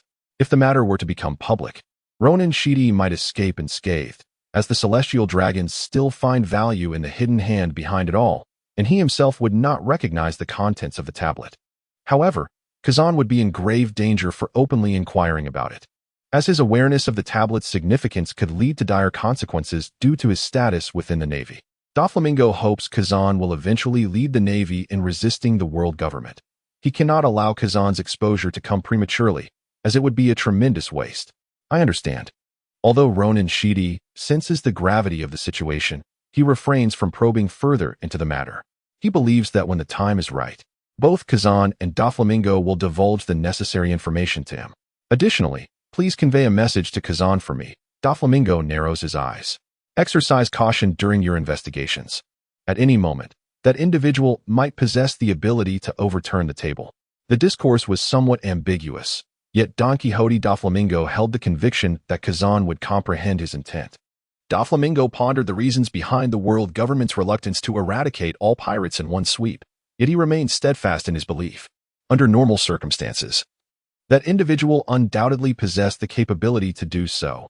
The world government's choice to merely maintain equilibrium upon the seas must surely be driven by ulterior motives. In Chapter 79, Journey to the New World, Ronancity, though oblivious to the true meaning behind Doflamingo's words, diligently recorded them and vowed to convey the message. It is worth noting that Doflamingo's decision to have Ronancity relay his words stemmed from a sense of helplessness. Given his current abilities derived from the illusion fruit, he might infiltrate Kazan's dreams, yet he lacked the means to draw Kazan directly into his own dreamscape. After all, Kazan had risen to the ranks of a vice admiral. Despite the formidable prowess of Doflamingo's illusions, his physical limitations prevented him from overpowering Kazan entirely. The prospect of invading another's dream was fraught with peril, as it was. After all, the opponent's domain, where a misstep could lead to devastating psychological repercussions. Doflamingo had no desire to engage in such foolishness or to expose his identity. Thus, he reluctantly enlisted Ronancity's assistance. Subsequently, the two conversed for a time longer, during which Doflamingo engaged Ronancity in several mock battles, offering guidance on his training direction. They even agreed to frequently meet in dreams henceforth. Doflamingo left a small fragment of his soul within Ronancity's dream, serving as a form of locator. This act was made possible by the deep trust Ronancity placed in Doflamingo. Otherwise, even an ordinary person could easily dispel such a soul fragment from their dreams. The following morning, as dawn broke, Ronancity awoke and reflected upon the events of his dream. It was truly remarkable. He flicked his fingers and confirmed that his spear technique had significantly improved, evidently a result of his training within the dream. Only then did he fully ascertain that the dream had indeed been real, a message relayed to him by his brother, Doflamingo. Upon this realization, Ronancity's countenance grew tense. He sprang from bed, freshened himself, and hurried directly to Kazan's office. As for how Ronancity would convey the message to Kazan, and how Kazan would react with uncertainty, Doflamingo had confidence that the young admiral was indeed a clever individual. With the message in hand, he would undoubtedly know how to safeguard himself. Meanwhile, Doflamingo meticulously organized the intelligence he had acquired from the Navy. Originating from the North Blue, Akainu had never lingered privately in those waters. Each visit was merely to suppress piracy. Had his family perished? Yet, Akainu seemed to harbor an unusual obsession with the New World. Typically, the Navy would not place their families in such perilous territory. The four seas were far more hospitable, with a significantly lower mortality rate. But what if his family were not ordinary individuals? What if they possessed formidable combat prowess? Before joining the Navy, Akainu had indeed spent some time in the New World, often returning during his leave to combat pirates. However, upon closer inspection, unless on specific missions, he seemed to operate within a confined region of the New World. Perhaps I should investigate the New World. With this thought, Doflamingo began perusing the Navy's assignments. Presently, tasks concerning the New World had become exceedingly scarce. To some extent, the Navy had adopted a laissez-faire attitude towards the New World. After all, one need only consider the climate and maritime conditions. The density of pirates and formidable fighters within the New World had reached a terrifying level, occupying less than a fraction of the world's landmass. It harbored nearly half of the world's strongest individuals, who, despite their mutual conflicts, displayed an outright rejection of the Navy. Should these pirates become incensed enough to unite against the Navy, the latter would find itself utterly outmatched. Rather than risk such a confrontation, the Navy might as well allow the pirates to engage in their own internecine struggles, perhaps ultimately leading to their own self-destruction. This is no jest. Pirates who fall into the hands of the Navy are seldom eliminated by their fellow marauders. This holds true not only in the New World, but throughout the entirety of the Grand Line. It is no wonder that the world government devised the Shichibukai plan. For indeed, it is the fellow pirates who are the most ruthless in dispatching their own. Nevertheless, despite the scarcity of tasks, some still exist.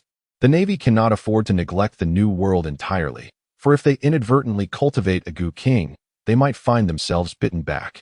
Reflecting on it, the Navy seems to be in quite a dismal position. The world government above regards it merely as a tool, while the pirates below perceive it as a target for their assaults. Ironically, the true architects of the chaos in this world, the world government, are not often the ones targeted by the pirates. Clearing his mind of distractions, Don Quixote Doflamingo soon identified the mission he wished to undertake. This was it: to monitor the movements of the beast Kaido, particularly near the naval base on the outskirts of Weno, close to Manling Island, which conveniently coincided with the area where Sakazuki frequently lingered. With his decision made, Doflamingo did not linger at the naval headquarters for long. Once his subordinates had recuperated sufficiently, he led them to accept the mission and ventured back into the New World. On board the naval vessel, the young Kenjiro diligently pored over the Navy's maps. Manlang Island in the New World was no ordinary place. It was rumored to be home to various dragons, with some claiming to have witnessed the legendary giant dragon there. The thought of such a mythical creature sparked a flicker of curiosity on Doflamingo's face. What manner of dragon could it be? In the world of One Piece, dragons come in many forms, with the weakest undoubtedly being the dinosaurs, merely formidable beasts in a realm where even monkeys can mutate into towering giants. They hardly rank at the top of the food chain. The more powerful dragons remain elusive. Theoretically, both Western dragons and Eastern divine dragons could manifest in this world, as each island possesses its unique and strange ecosystem. Should such legendary creatures emerge, Doflamingo would not be surprised. The One Piece anime has indeed introduced remarkable beings like millennial dragons, characterized by their scales, wings, and the ability to breathe fire. Kanjuro said earnestly that the Navy had received numerous eyewitness reports, and it was said that Dr. Vegapunk had even sent people to the island to collect dragon blood and scales. Honestly, I would not be surprised by anything that surfaces in this peculiar world. Except perhaps Ultraman, Doflamingo muttered to himself, recalling the artificial dragon encountered by Luffy and his crew, likely a creation of Dr. Vegapunk. Regrettably, it had been devoured by some gluttonous fool, leaving behind only the remark that dragon meat was delicious. Chapter 80. Ultrasonic Waves in the New World. A large naval ship sailed across the ocean. Ahead, several pirate ships brazenly surrounded it, intent on launching an attack. The audacity of the New World pirates was truly astonishing. It seemed only a few years ago they would not have dared to confront the Navy unless absolutely cornered. Standing on the deck, Doflamingo wore a look of helplessness as he criticized the situation, oblivious to the fact that he was the puppet master behind the chaos in the New World. Were it not for his shadow clones inciting the Golden Lion to wreak havoc and impel down, the New World would not be in such turmoil. A horde of powerful pirates had gathered in the New World. Even without direct confrontation, the impending storm of tension had become unbearable for the ordinary pirate crews beneath them. Moreover, the presence of so many formidable pirates instilled confidence in their subordinate crews. Especially when facing the Navy, these pirates often banded together out of a shared enmity, resulting in the current scenario where the Navy was retreating while the pirates grew increasingly arrogant. Boom! Several black cannonballs struck near the naval vessel, causing Doflamingo's expression to shift dramatically. How dare they bombard my ship? The New World pirates had evolved into a sort of alternative warlord. Their ships and weaponry were significantly superior to those of the weak pirates from the first half of the Grand Line. When engaging in firepower exchanges with the Navy, the previous one-sided defeats were no longer commonplace. Before Doflamingo could fully comprehend the situation, the opposing pirate ship fired again. A barrage of cannonballs hurtled toward them, one of which was aimed directly at the naval warship. With a swift motion, Doflamingo unleashed a flying slash, cleaving the cannonball in two and sending shockwaves that split the pirate ship asunder. Gasps erupted from the decks of the pirate vessels, with shouts of sword master echoing in the air. Quickly, the pirate ships turned to flee. However, Doflamingo was not inclined to let them escape unscathed. How dare they fire upon his ship? Yet, before he could prepare another flying slash, a bullet imbued with dark armament hockey shot towards him. He deflected the bullet effortlessly, but the sniper's interference made it evident that he could not eliminate the pirate ships with another flying slash. Humph, I shall engage you, Doflamingo scoffed, leaping into the air and employing the moonwalk technique as he charged toward the pirate vessels.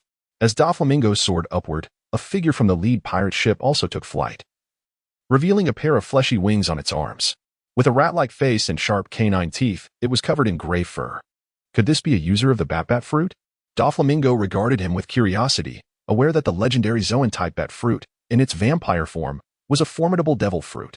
Yet, a typical bat-type devil fruit user would possess only a few unique traits, primarily the ability to fly, with little else to commend. As the pirate soared halfway, he suddenly opened his mouth, releasing a peculiar wave. Doflamingo felt a slight tremor in his body, a tingling sensation that disrupted his moonwalk, nearly sending him crashing into the sea. An ultrasonic attack. In an instant, Doflamingo recognized the technique employed by his opponent. While few in the pirate world understood bat behavior, in modern society, bat's ability to navigate through ultrasonic waves was widely known. Doflamingo had not anticipated that this bat fruit user would harness the power of an ultrasonic attack. Nonetheless, all attacks ultimately depend on tangible strength. In a clash of equals, this ultrasonic attack might prove an effective surprise move. However, if there was a significant disparity in power, it would amount to little more than a light massage for the opponent. Undoubtedly, Doflamingo and the bat fruit user exemplified a classic case of overwhelming strength disparity. with the ultrasonic attack only serving to momentarily stun Doflamingo. As Doflamingo approached, the bat fruit user wore an expression of astonishment. In the past, his ultrasonic attacks had rendered ordinary foes incapacitated, leaving them vulnerable. Yet, those who could ignore his ultrasonic waves were typically powerful pirates capable of dispatching him with ease. Oh no, I've hit a brick wall. The bat fruit user soaring in the sky was suddenly alarmed and immediately sought to retreat. However, despite being a flying ability user with agility and speed surpassing that of his peers, the chasm between him and Don Quixote Doflamingo was insurmountable. Doflamingo exerted force beneath his feet, executing a swift move. In an instant, the bat fruit user felt every hair on his body stand on end, even as he desperately evaded. A massive wound was still inflicted upon his wings by the slicing attack. "Oh, how swiftly you evade!" Doflamingo exclaimed, as he appeared almost instantaneously behind the bat fruit user, casually flicking his blade. Was it due to the bat's ultrasonic ability that heightened his observation haki? How infuriating! With a gaping wound on his back, the bat fruit user struggled to maintain flight. "I serve the mighty Kaido of the beasts. Foolish Navy, if you harm me. Lord Kaido will certainly." Yet another flash of sword light passed, and the bat fruit user's head was severed, blood spraying forth. Doflamingo reached out, grasping a handful of the fallen man's hair. The headless body swayed momentarily before plummeting into the depths of the sea. "Kaido of the beasts, I tremble in fear." "Huh, do you think I was raised in fear?" Doflamingo sneered. Although in the original manga of One Piece, Kaido stands alongside 3 others as one of the 4 emperors. Their strengths have varied across different timelines. Among them, Charlotte Linlin has seen the least change. She has relied on her inherent gifts, showing little fluctuation in power from adulthood to the start of the manga. As for Whitebeard, this time marks the pinnacle of his strength, rendering him unmatched by any pirate. Yet, as time progresses and he ages, he enters a phase of decline, culminating in his demise during the Paramount War. Red-haired Shanks, conversely, is still in his formative years, likely on par with Mihawk's strength, if not slightly inferior, considering Mihawk is 4 years his senior. A gap significant enough at this youthful stage to create a considerable disparity in power. Lastly, Kaido, while currently formidable, has yet to reach his zenith. Even if Doflamingo cannot defeat him, he possesses a reasonable assurance of escape. Chapter 81. Unwarranted Calamity. Doflamingo was confident in his own strength, unable to win. At least he had no fear of death, thus he felt no trepidation toward Kaido. Moreover, Kaido was preoccupied with suppressing Weno country and likely reluctant to provoke an adversary like Doflamingo. Initially, Kaido presented himself as a brutish figure, but soon revealed his cunning and treachery. Doflamingo had merely dispatched an ordinary animal fruit user, not a significant figure among Kaido's ranks. A mere animal fruit user would hardly warrant Kaido's attention. Even if he learned of it, Kaido would likely dismiss it. Doflamingo believed that imagining Kaido would seek retribution was overly ambitious. It is essential to note that Doflamingo is not an unfettered rookie. As a powerful new generation officer being groomed for the Admiralty, should Kaido kill him, the Navy would undoubtedly mobilize to eliminate Kaido, regardless of the world government's desire for balance. As for Kaido's claims of being indestructible, such proclamations are best taken as jest. Throughout the manga's serialization, Kaido has not demonstrated any truly indestructible traits, relying instead on his strong haki and physical resilience. Ordinary torture devices and chains are ineffective against him. But if a powerhouse like Garp were to hammer away at his head for 10 minutes, one might see if he could withstand it.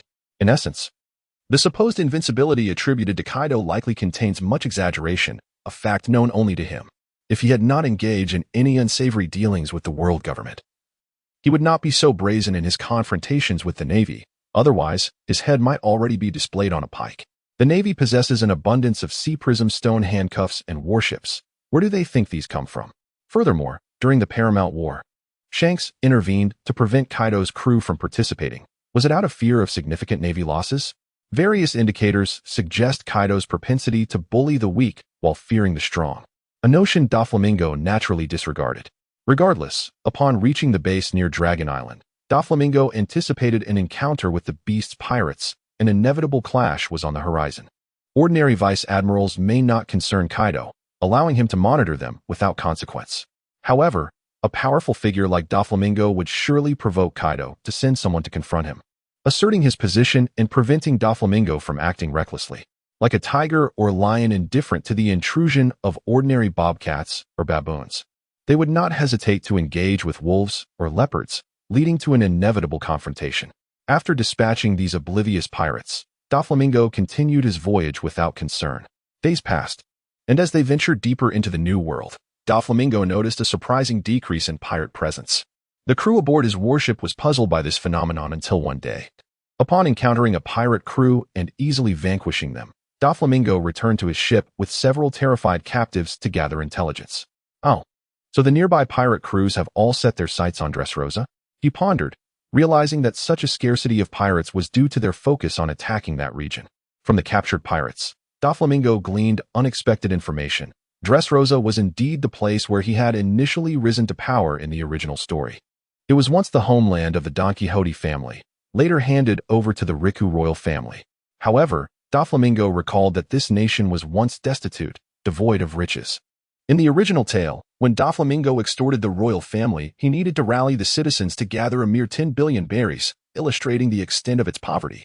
The manga's depiction of prosperity occurred only after Doflamingo's rule, wherein he exploited a vast number of free laborers and engaged in black market dealings to foster development. Moreover, every nation in the New World is characterized by fierce resilience. Those that have avoided being devoured by powerful pirates undoubtedly possess substantial strength. Dressrosa remains a member of the world government, providing a certain degree of protection. Why would pirates suddenly take an interest in such a poor and challenging target? Curious, Doflamingo continued to inquire. These pirates were not particularly tough, and soon enough, they divulged all pertinent information. Dressrosa was indeed impoverished. But the pirates were not there to plunder its residents. Their aim was to seize the rare Don Quixote tribe, the legendary Little People. As for why these little people had become exposed and attracted such a multitude of pirates, the root cause lay with Doflamingo himself. This all traced back to his time in Mariewa. Once, I performed the classic tale of Gulliver's travels for the celestial dragons, simultaneously informing them that the diminutive folk had indeed made their presence known in the lands once ruled by the Don Quixote family and Dressrosa. Don Quixote's intention was to provide a source for his performance. After all, one cannot simply transform into a grand artist on a whim. Although the celestial dragons, in their ignorance, might not have perceived such nuances, Don Quixote endeavored to conceal his true intentions.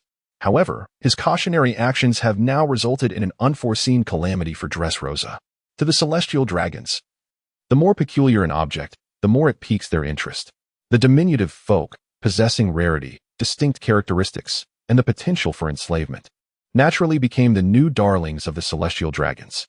As the saying goes, what pleases the upper echelons ignites fervor below. Following the broadcast of Gulliver's travels, the value of the diminutive folk as slaves skyrocketed, surpassing even that of merfolk and giants.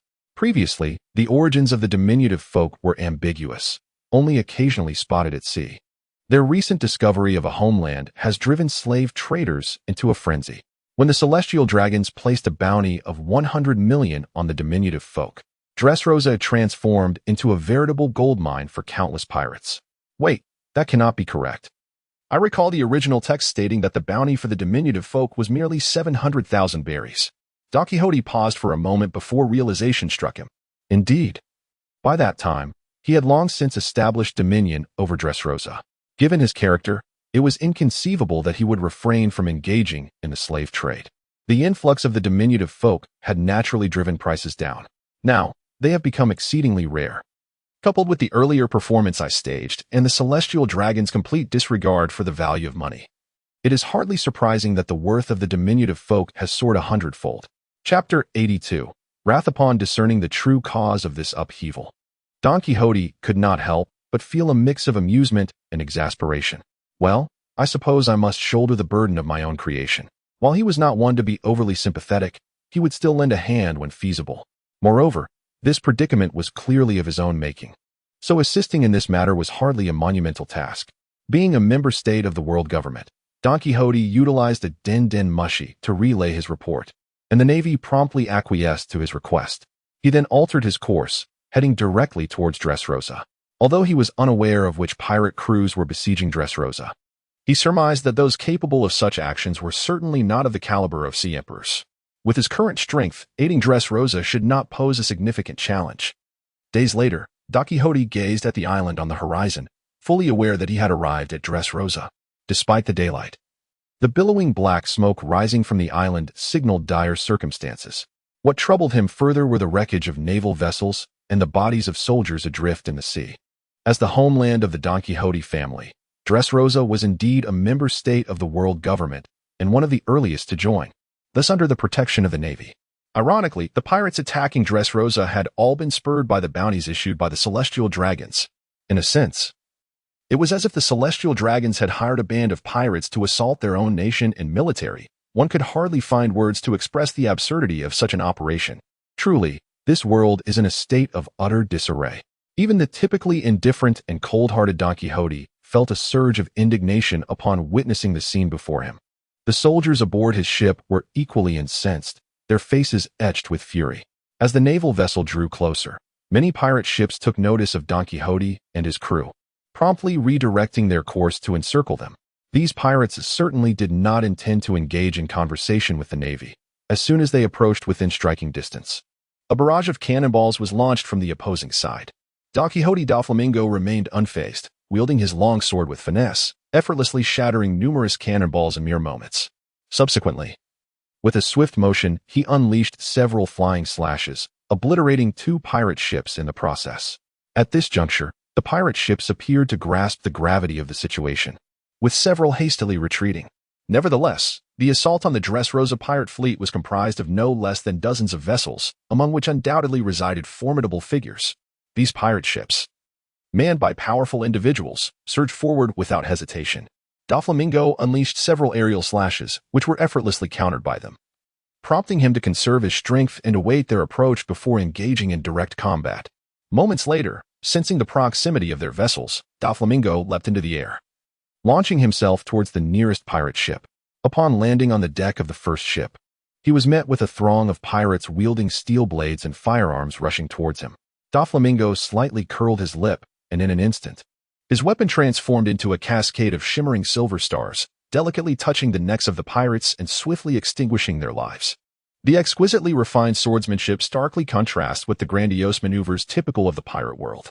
This technique was conceived by Don Quixote Doflamingo after he intuitively grasped the essence of celestial transcendence. The greatest advantage of such intricate moves lies in their remarkable ability to conserve stamina. Following his previous encounter with the formidable Mihawk, Doflamingo recognized the paramount importance of endurance in battles among the strong, prompting the development of these techniques. Beyond their finesse, these moves also yield a swift lethality against ordinary henchmen. Within mere seconds, the deck is strewn with lifeless bodies of pirates, leaving only a few slower ones standing. As Doflamingo, wielding the pristine and bloodless sword, Mingu, turned his gaze towards them, the remaining pirates trembled in fear. Surrender. One pirate, quick to react, discarded his weapon and knelt with raised hands. Yet, before Doflamingo could utter a word, a massive iron club crushed the pirate's skull. "You dare to surrender to the Navy?" bellowed a towering figure, a 5-meter giant, as he swaggered over, iron club in hand. Simultaneously, several other powerful pirates approached from different ships. "Damn the Navy. They're as bothersome as mosquitoes. We swat one batch only to see another arrive," the giant mused, pausing with his club. "So, those Navy scoundrels were dispatched by you?" Doflamingo inquired, lowering his eyes and pointing Mingu to the ground. "Indeed, those Navy folk were quite formidable, but alone, I couldn't handle them. However, now with our alliance of 23 pirate crews, do you really think a mere Navy vice admiral can withstand our combined strength?" The giant laughed maniacally. 23 pirate crews united? Doflamingo finally raised his gaze. A collection of refuse, even united, amounts to nothing more than a heap of rubbish. Just as a look of anger flickered across the giant's face, he was suddenly met with a blinding flash of sword light, surging towards him like a bolt of lightning. What speed? The thought barely crossed the giant's mind before he felt a chilling sensation at his neck, and his head toppled to the ground. The surrounding pirates reacted in various ways. Some, astonished, instinctively attacked Doflamingo, while others adopted defensive stances or fled in panic. However, with the execution of that singular strike, a formidable aura erupted from Doflamingo. The encircling pirates felt their courage wane, their movements faltering. Conqueror's Haki. As many pirates contemplated this, Doflamingo's Minga traced a circular arc, which then expanded, severing several pirates in half. Only 2 powerful pirates managed, at a critical moment, to block the spreading sword energy, preserving their lives but turning pale. Devoid of any fighting spirit, The casualties among the attacking and defending pirates were substantial, while those attempting to flee met a slow demise, first paralyzed by the conqueror's haki, then cleaved in two by the expanding sword energy. Observing the two pirates whose eyes reflected despair, Doflamingo showed no mercy, swiftly dispatching them in a few strokes. The remaining pirates aboard the ship were far from the strongest. The true elite had undoubtedly already infiltrated Dressrosa. After eliminating this batch of pirates, the remaining vessels dared not obstruct him, with many crew members abandoning ship, fleeing towards the heart of Dressrosa. Doflamingo, surveying the deserted pirate ship, chose not to order its sinking. Any ship capable of navigating the New World was, in every respect, on par with the Navy's modern warships. This can indeed be considered a significant acquisition. Naturally, Don Quixote Doflamingo would exhibit a degree of leniency towards his own possessions, although he is yet to eliminate all the pirates. Doflamingo is already suffused with confidence regarding his victory. Dressrosa is but a diminutive island nation, its entirety merely the size of a city. In the original narrative, Doflamingo's singular technique, the birdcage, could encompass the entire nation, suggesting a population of no more than several tens of thousands. In truth, Doflamingo had once contemplated whether to establish this nation as a stronghold. After all, the Don Quixote lineage inherently possesses dominion over this territory and among pirates. The notion of bloodline superiority is widely accepted. Engaging in a coup d'etat would not be an insurmountable challenge at most. Doflamingo would adopt a more meticulous and considerate approach towards the deposed royal family. However, upon learning of Dressrosa's diminutive scale, he promptly abandoned this idea. It was simply too small. This was Doflamingo's sole impression. While it might evolve into a prosperous nation, it could never ascend to the status of a formidable power. For a nation to be truly strong, it must possess a demographic and territorial foundation akin to that of Alabasta or Weno, enabling it to contend with the world government. Otherwise, even if he were to painstakingly seize control of the nation, it would yield little advantage to his plans for revenge. This so-called coalition of 23 pirate factions, amounting to merely over 2,000 marauders, has driven an entire nation to the brink of annihilation, revealing the inherent fragility of such a small state. At this moment, the entirety of Dressrosa is engulfed in smoke and chaos, a landscape marred by ruins, bloodshed, severed limbs, and shattered appendages scattered in the distance. The cacophony of the pirates' boisterous taunts intertwines with the anguished cries of the terrified populace. Doflamingo, accompanied by the Navy, advanced through the debris, ultimately encountering two pirates engaged in plunder. With a swift strike, he dispatched the two foolhardy brigands and rescued a handful of civilians. After exchanging a few words, he instructed his naval subordinates to conduct rescue operations autonomously while he himself turned his gaze towards the horizon. In Dressrosa, the so-called King's Heights, the clamor of battle and the sounds of conflict reached a fever pitch. To Doflamingo's astonishment, he beheld a colossal ring of towering stone walls encircling the heights. He surmised that these formidable fortifications had effectively obstructed a vast number of pirate cannon fodder, thus allowing Dressrosa to endure to this point. It struck him as peculiar, for such structures were absent in the original narrative. Shaking his head, he hastened his pace towards the heart of Dressrosa, towards the King's Heights. Here unfolds a scene of frantic preparation for battle. Numerous ordinary individuals hastily bear the weight of fallen stones and rolling logs, scurrying about in a state of disarray. Injured soldiers are being carried down by the populace. Upon the city walls, the soldiers of Dressrosa display expressions of vigilance as they observe the pirates below. Among them are the diminutive members of the Tontada tribe, wielding delicate bows and arrows, assisting in the watch from the ramparts. In addition to the native soldiers of Dressrosa and the Tontada tribe, some naval personnel are also lending their support atop the fortifications. The diminutive folk originally resided on an uninhabited island to the north of Dressrosa, beneath the canopy of an ancient forest. However, this desolate isle is encircled by sheer cliffs, making the most accessible route one that traverses the bridge from Dressrosa. Thus, these pirates had first arrived in Dressrosa. It is worth noting that King Riku himself is known for his benevolence, rendering it implausible for him to permit those pirates to hunt the Tontada tribe. Furthermore, any ruler possessing a modicum of rationality would never consent to allow such ruthless pirates passage through Dressrosa. It is reasonable to believe that the pirate crews would not shy away from plundering Dressrosa while simultaneously hunting the Tontada tribe. Consequently, these marauders have resolved to first vanquish the kingdom of Dressrosa before embarking on their pursuit of the Tontada. The audacious assault by the pirates undoubtedly reached the ears of the Tontada tribe, a race known for their innocence and benevolence. Upon hearing the news of the attack on Dressrosa, they promptly rushed to offer their assistance. However, despite the fact that the fighting prowess of the little folk surpassed that of ordinary humans, their numbers barely totaled a few thousand, and lacking elite combatants, they were ultimately unable to shift the tide of battle in Dressrosa. Gradually, they were pressed back to the royal hill by the relentless pirates. Had it not been for King Riku's swift decision to open the royal treasury and retrieve a powerful weapon capable of altering the course of the conflict, Dressrosa might have already faced annihilation. On the ramparts of Dressrosa, King Riku wore a grave expression as he listened to reports from his subordinates. As of now, the casualties among the soldiers amounted to 223, leaving fewer than 2,000 capable of continuing the fight. Additionally, a third of the populace had failed to evacuate to the royal hill. A tall, serious-faced officer clad in armor began to deliver his report to King Riku. Observing the raucous pirates below, Riku sighed, "You have my deepest gratitude, Cyrus. Were it not for your efforts, Dressrosa would likely have ceased to exist by now." Cyrus bowed his head in humility. "Please do not say such things, Your Majesty. If you had not bestowed upon me the power of the stone devil fruit, I would not have been able to withstand such a multitude of pirates.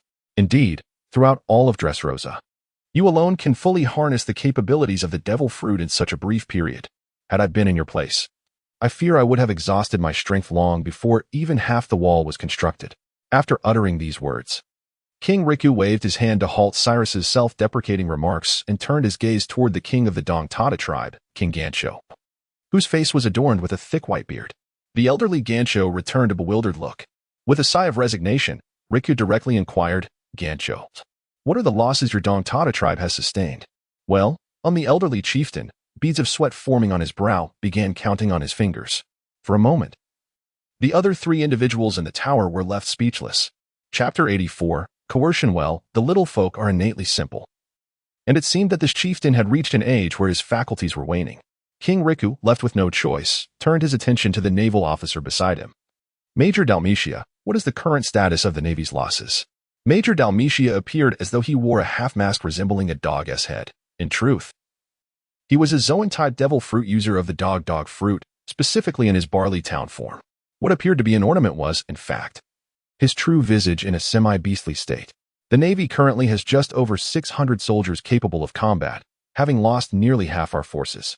Dalmatia, one hand bandaged and suspended against his chest, muttered through bites of a large bone, his words somewhat muffled. It is not that he is impolite, rather, he is hastily consuming his meal to recuperate from his injuries in preparation for the next wave of attacks from the pirates. A troubled expression appeared on the face of King Riku.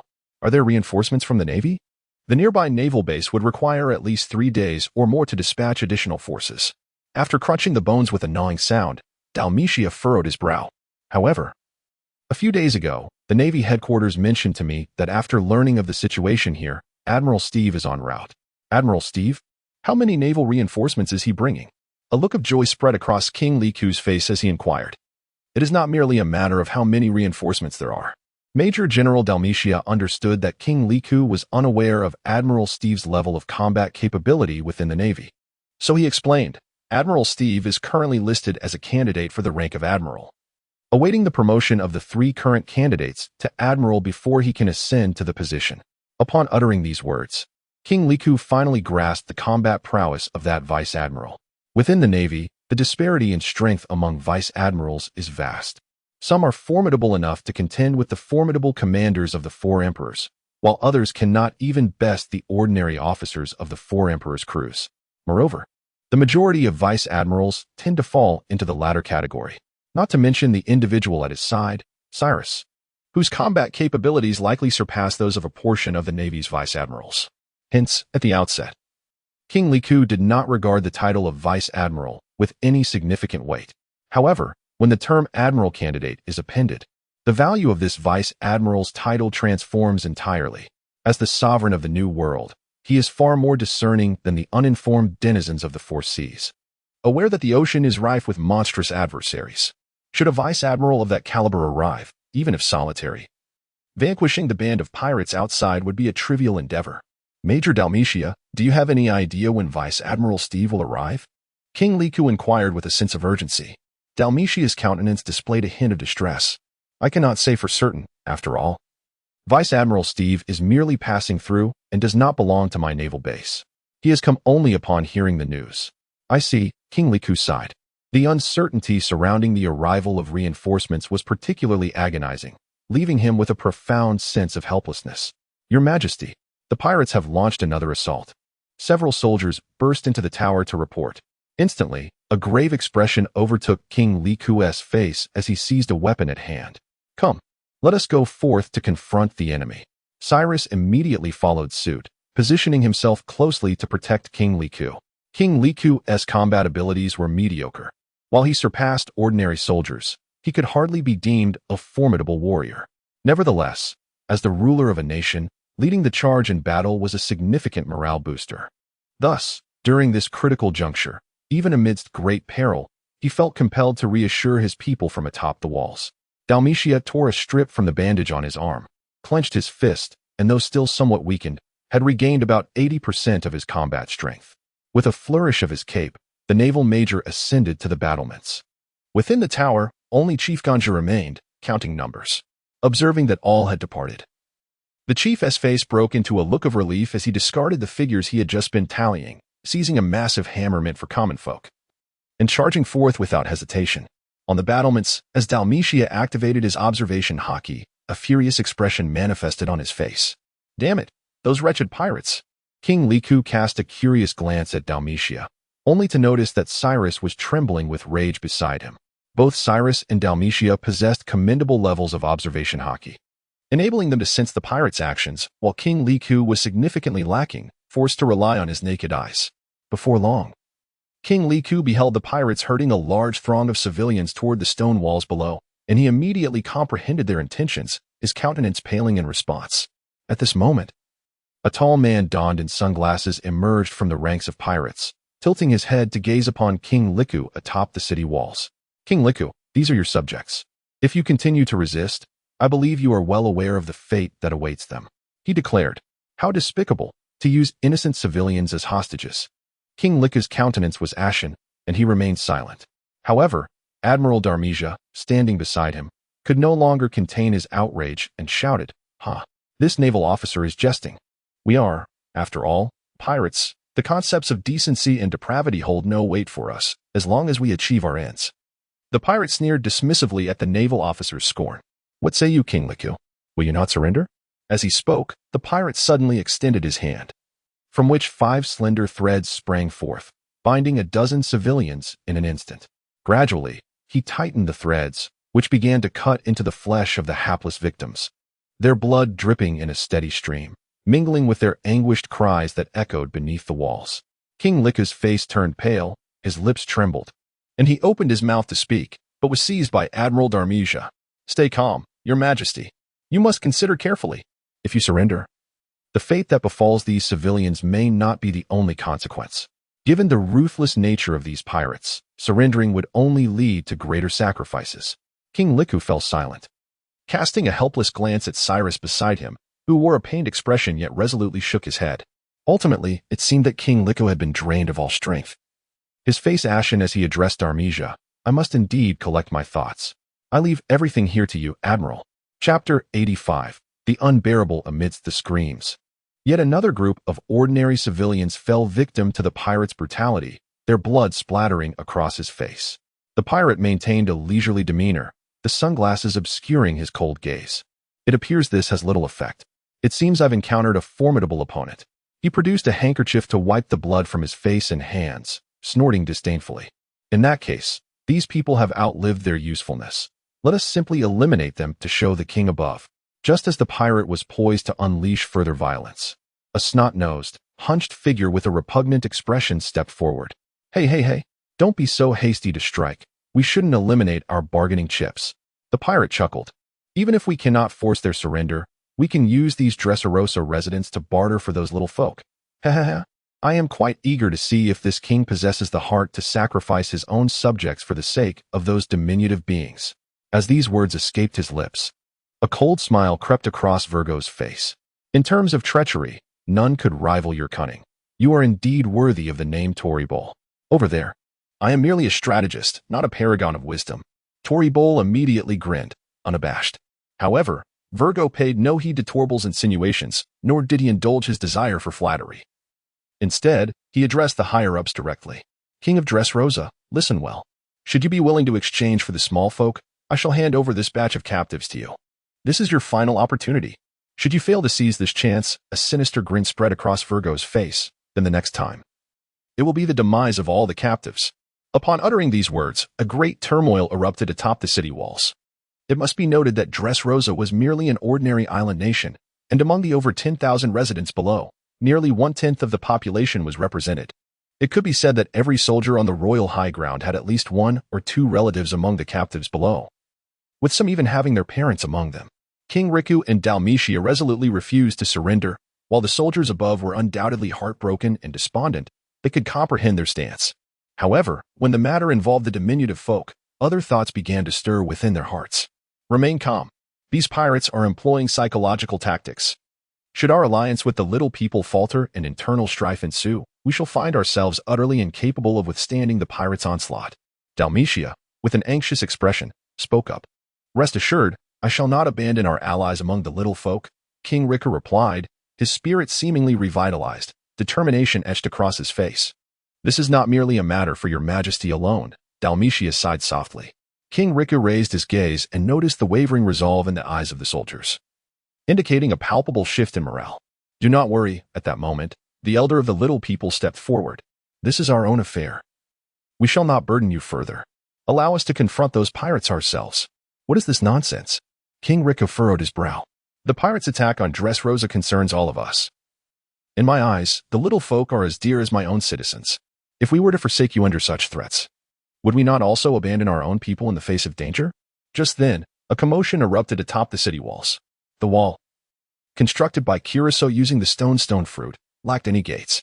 Suddenly, small umbrellas began to descend from the walls, beneath which were the diminutive figures of the little people. They're jumping down on their own, Curacao exclaimed, his complexion shifting.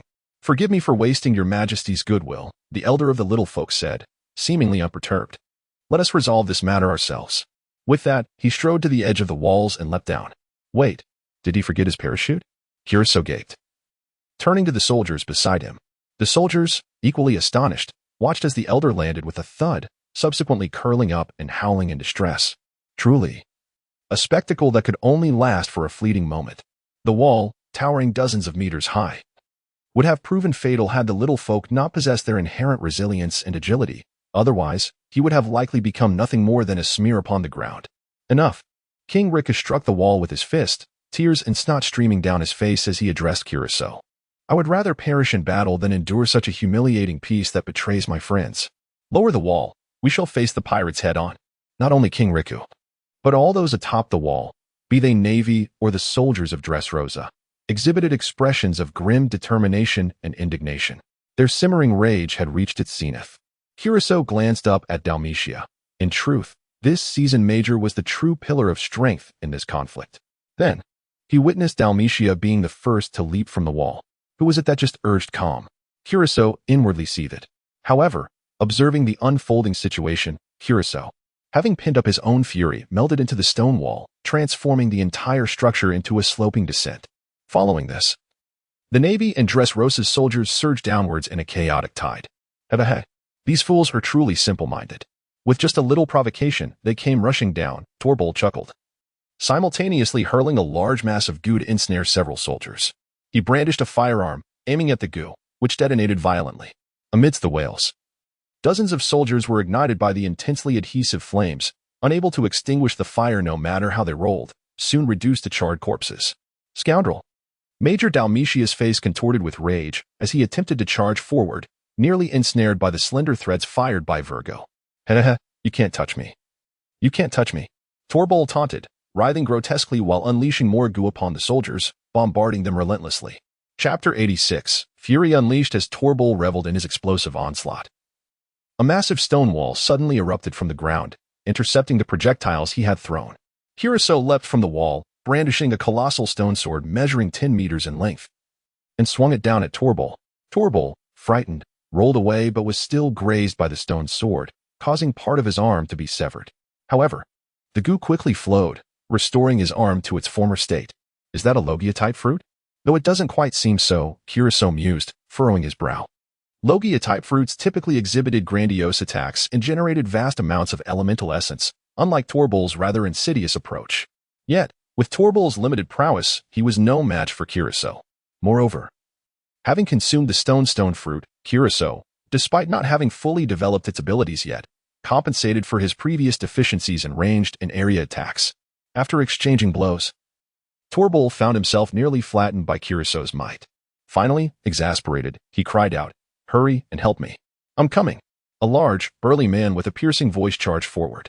However, Curacao drew forth another towering stone sword, effortlessly swatting the giant away like a baseball. Torbol exchanged a silent glance with his comrade, realizing that while he enjoyed testing his strength against others, this was not the time for such folly. Engaging an opponent capable of manipulating colossal matter in a direct confrontation was sheer madness. Turning his gaze to another companion, he noted, "Ah, well done.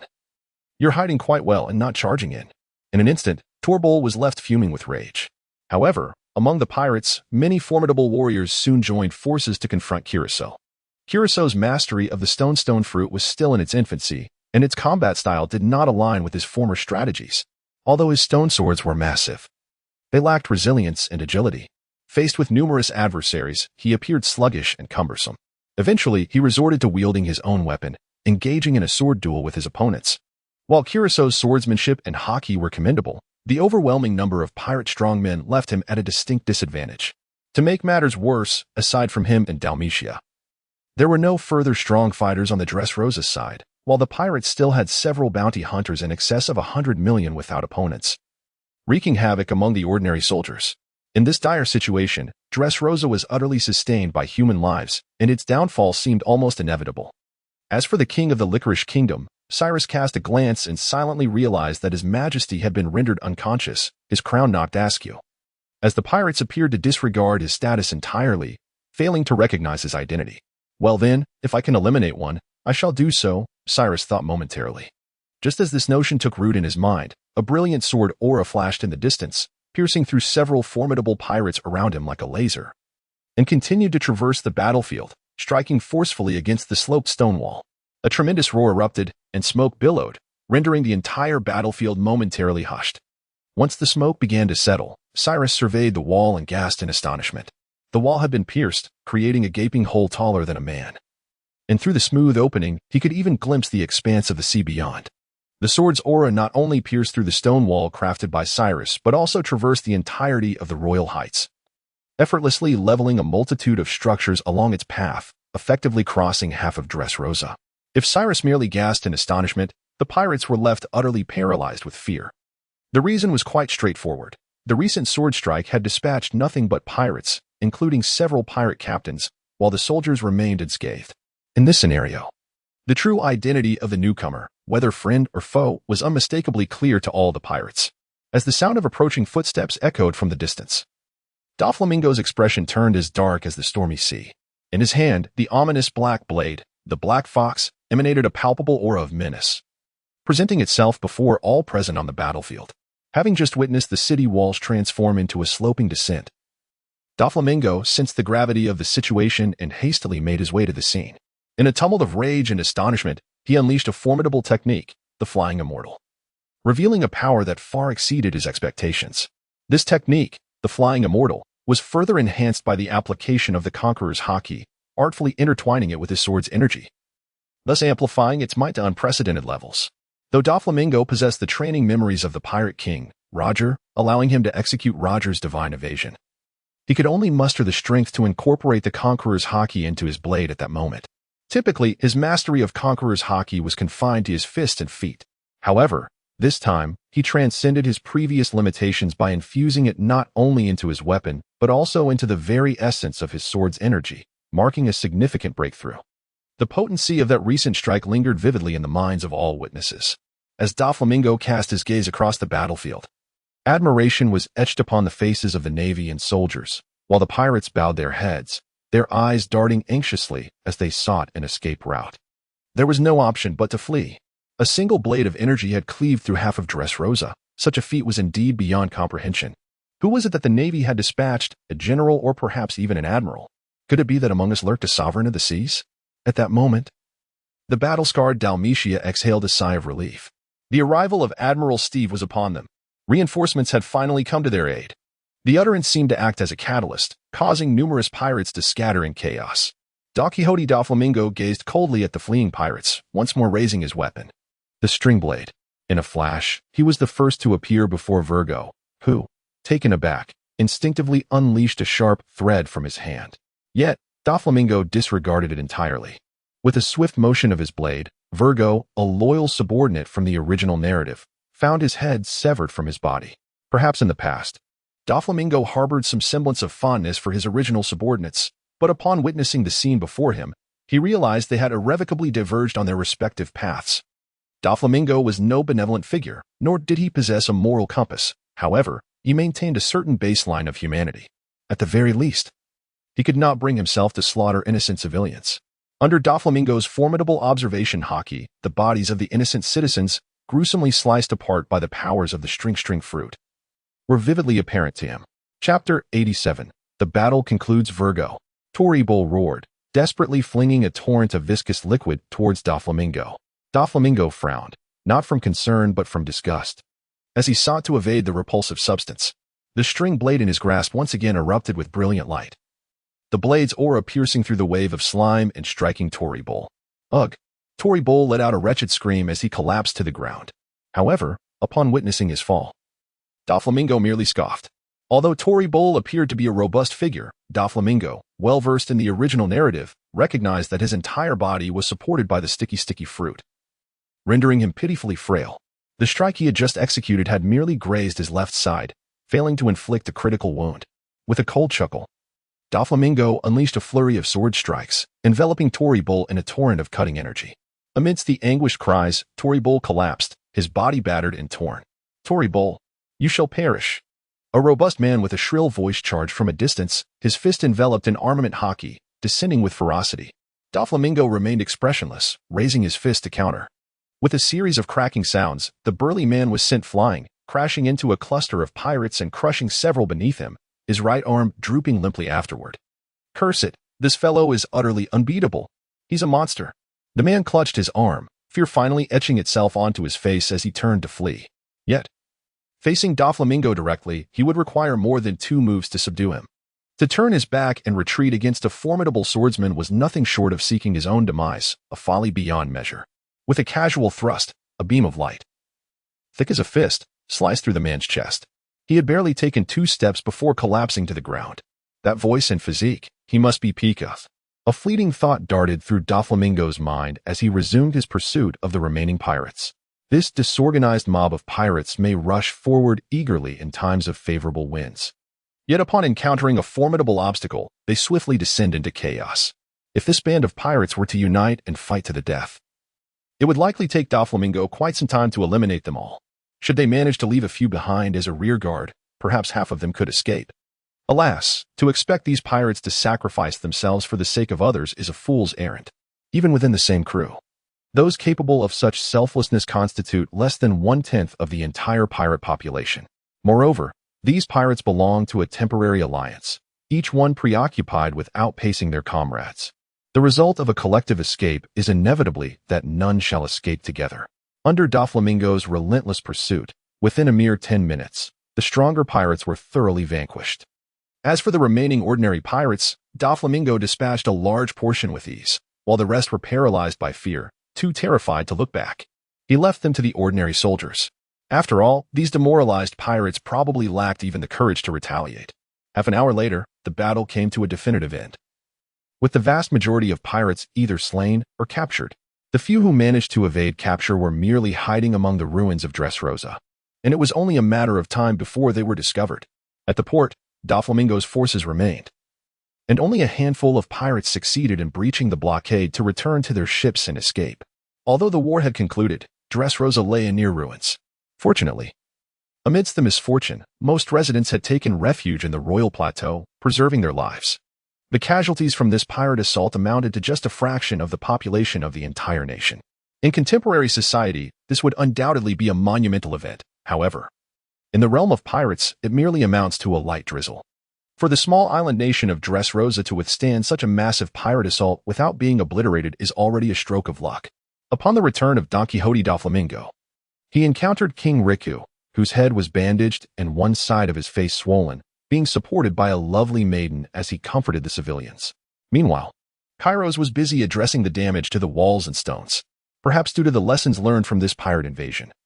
They refrained from dismantling the stone walls but instead constructed a few gates. Additionally, Kairos fashioned some stone houses for the homeless refugees. Major Dalmesia commanded his subordinates to tend to the wounded while also helping to maintain order at the scene. However, upon seeing Doflamingo approach, the three of them immediately displayed expressions of surprise. "Major Steve, we are truly grateful for your assistance in this crisis," King Riku said as he stepped forward. "I still have some treasures in my royal treasury. You may choose a few." "Enough of that. Combating pirates is our duty. The funds in your treasury are better reserved for the reconstruction of Dressrosa." Doflamingo waved his hand dismissively. "This place likely needs resources more urgently. And since most of those pirate ships are left behind and cannot be moved, we will leave them to you." "That is indeed appreciated. We kindly request that Major Steve and Major Dalmesia stay a few more days. We wish to host a grand feast." "Very well." After arriving in the pirate world, Doflamingo gained considerable insight into the so-called feast culture. Regardless of victory or defeat, a feast must be held. Celebrations were held for good fortune, while feasts were also convened to dispel misfortune. Yet, upon witnessing Dressrosa's state of disrepair and the exhausted Kairos, who was still utilizing his devil fruit powers, and Dalmesia, who was bloodied while directing rescue efforts, Doflamingo sighed. "As for the feast, I doubt we have sufficient ingredients in Dressrosa at present. Allow me to handle that." "Oh, I must trouble you, Major Steve." King Riku intended to say more, but, observing Dressrosa's condition, he acquiesced with a humble face. "By the way, I haven't introduced you yet. This is my daughter, Scarlet." "Who are you?" King Riku turned to look, only to find that the daughter who had been supporting him had vanished. And now a burly soldier held him up. "I believe Princess Scarlet is over there," Doflamingo said casually, gesturing. "There." Princess Scarlet was blushing as she wiped the sweat from Kairos's brow. King Riku was immediately struck dumb. His expression one of despair as he muttered about being an uncharismatic father. One might think he was under the influence of a negative spirit. Doflamingo found this entirely unsurprising. He had long grown accustomed to it. Chapter 88. A grand feast. The resources in the pirate world are, in fact, exceedingly abundant. Otherwise, it would be impossible to support such colossal creatures. Not to mention the myriad sea kings, the islands are replete with giant beasts, all evidence of material wealth. Yet, the abundance of resources does not guarantee accessibility for the common folk. Oftentimes, these plentiful resources can be perilous. For formidable individuals like Doflamingo, this is not a concern. Few creatures in the pirate world pose a threat to him. Utilizing his keen Kinbunshiko haki, Doflamingo swiftly located several large sea beasts or smaller sea kings. He then executed them with swift, aerial slashes beneath the waves. When they resurfaced, he used his ship to drag them ashore, and within a mere half-hour, a mountain of meat was piled on the beach. Subsequently, Doflamingo exhibited his culinary skills, crafting bone broth, braising or grilling the meat, and preparing awful pies. Thanks to Doflamingo's prowess, he managed to prepare a substantial feast in just a few hours, with the assistance of others. As he cooked, the rich aroma wafted through much of the town, drawing the residents of Dressrosa to the source. Slurp, slurp, little Joragumo, unable to resist, stealthily grabbed a large awful pie, only to have Doflamingo smack her on the head with his sword sheath. "Eating, are we? I didn't see you helping with the cooking. Now you want to eat. Come help serve the dishes." "Oh," Joragumo obediently replied. As a member of Doflamingo's crew, her strength had significantly improved over the years, allowing her to effortlessly carry trays several times her size. Naturally, while balancing the tray, she discreetly snuck some roasted meat into her mouth, which Doflamingo pretended not to notice. After all, in the world of pirates, everyone eats heartily, indifferent to a bit of saliva from a little imp. Observing the ravenous expressions on the faces of the Dressrosa residents, Doflamingo mused that even if someone were to spit in the dishes, they would still devour them. Indeed, as soon as the food was served, it was snatched away in an instant. Fortunately, the large sea beast Doflamingo had slain weighed over 100 tons, supplemented by various grains and vegetables, providing ample sustenance for everyone. So delicious. Truly delightful. Major Dalmesia transformed into a gluttonous state, devouring the food with abandon. Kairos and King Riku also threw caution to the wind, feasting heartily, not to mention the residents below. Only Princess Scarlet maintained a semblance of decorum, though her speed of consumption was no slower. Additionally, A group of little people devoured meat chunks larger than themselves, gnawing at them like mice, among whom the most enthusiastic was the dashing elder who had leaped from the wall and broken his leg. Doflamingo wiped his mouth, after all. The cook is always the first to be satisfied, so he refrained from competing for food. In truth, to save time, he had only prepared a large pot of simple fare, barely scratching the surface of his culinary talents. However, to the people of Dressrosa, this was already an unparalleled delicacy. After indulging as Doflamingo reclined on the beach, he noticed a little girl, still in the throes of losing her baby teeth, vigorously gnawing on a large bone. Is it not absurd for one so young to indulge in such greasy fare, unafraid of an upset stomach? Doflamingo remarked. However, he also understood that the denizens of the pirate world were inherently resilient, particularly in their digestive capabilities, which were astonishingly robust. Even without undergoing the arduous training of life restoration, an ordinary individual could effortlessly digest food amounting to a third of their body weight. It was indeed no significant challenge for children as young as 6 or 7 to devour substantial portions of fish and meat. Ah, the body, it has recovered. The healing was remarkably swift, surpassing even the usual rate of recovery by several folds. Dalmatia and Cyrus felt an unbearable itch at their wounds, and upon unwrapping their bandages, they discovered their injuries were mending at an astonishing pace, their faces reflecting sheer astonishment. The food in the pirate world was already rich in nutrients, and after being refined by Doflamingo's culinary expertise, its effects were nothing short of miraculous, rivaling that of elixirs. This abundance of nourishment was one of the reasons behind his rapid enhancement of strength. Of course, there were times when such nourishment could be excessive. What is happening? The little girl, who had just been gnawing on meat, clutched her bleeding nose, her expression one of utter dismay. It's all right, little sister. Here, have some candy. Once you finish it, the bleeding will cease. Little Kaiki, adopting a big sister demeanor, offered the girl a packet of mint candies. These were specially crafted by Doflamingo to alleviate heat-related ailments. During a period when Kaiki indulged in these sweets and suffered from frequent nosebleeds, Doflamingo, unable to bear the sight, not only trained her to digest the nutrients, but also concocted some candies specifically to counteract the heat. Thank you, big sister. I am Violet, the little girl said, holding her nose while happily accepting the candy. It's delicious, cool, and sweet. Doflamingo's special candies indeed proved to be remarkably effective. Violet's nosebleed was swiftly resolved, and the flavor of the mint candy brought a radiant smile to her face. Is this little girl Violet? A hint of surprise crossed Doflamingo's face. And then a thought struck him. Indeed, who else could be the little girl seated beside King Riku? Violet was the possessor of the Paramecia-type devil fruit, the Mera Mera no Mi. While its combat enhancement could be considered moderate, its auxiliary abilities were overwhelmingly powerful. She possessed the power of clairvoyance, X-ray vision, telepathy, and a mode of attack utilizing her tears. The clairvoyance allowed her to extend her vision to a radius of 4,000 kilometers. What does such distance signify? The southernmost point of China is Mengla County in Yunnan, while the northernmost is Mo City in Heilongjiang, which are approximately 3,800 kilometers apart in straight-line distance. In other words, standing at the southernmost tip of China, she could effortlessly see the northernmost point, not to mention the bug-like ability of telepathy. In Doflamingo's eyes, the capabilities of this fruit were on par with the legendary auxiliary fruits such as the memory fruit, undeniably strategic in nature. Chapter 89. Setting sail again. Although Violet's fruit abilities were highly coveted by Doflamingo, he could not permit her to board his ship, considering her tender age of merely 7 or 8 years. Furthermore, this little girl was the second princess of the Dressrosa kingdom, and now that King Riku witnessed Cyrus absconding with his eldest daughter, Scarlet, he was scrutinizing his loyal subordinate with palpable discontent. Observing Cyrus being inundated with barrels of alcohol by King Riku made it evident how troubled he was.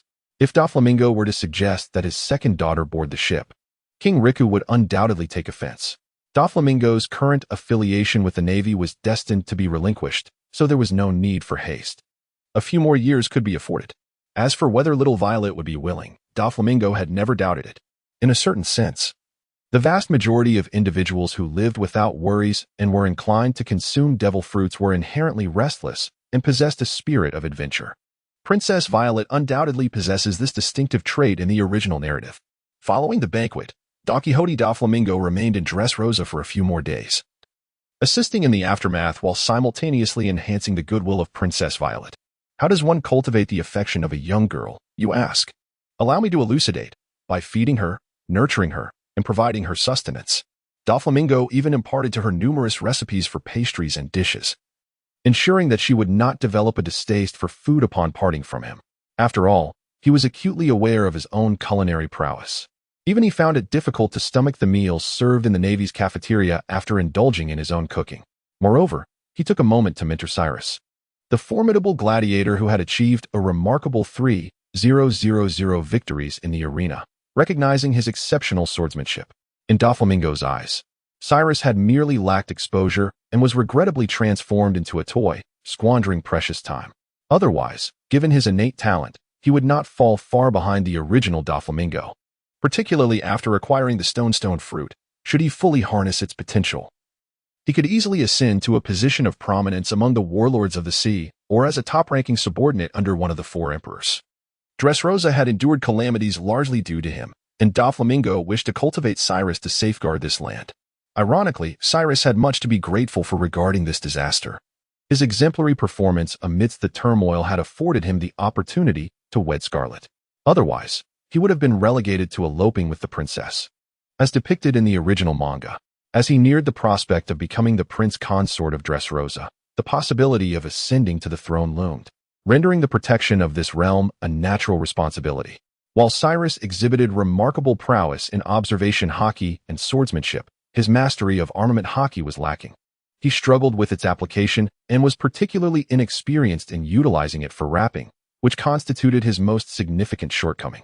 Additionally, the combat systems associated with the stone fruit and a swordsman diverged greatly, necessitating personal exploration for integration. Within the entire pirate world, Doflamingo undoubtedly ranked as one of the most knowledgeable regarding the cultivation of hockey. In contrast, other pirates primarily honed their skills through innate talent, while the Navy's strength was marginally superior, relying on the experiences of predecessors. Having absorbed a wealth of training experiences from formidable souls, Doflamingo had, in fact, begun to establish his own framework for hockey cultivation. Merely a few days had passed, yet Cyrus had made significant strides in mastering armament hockey. His previous mental acuity and physical condition had been sufficient, and he was now merely awakening latent potential.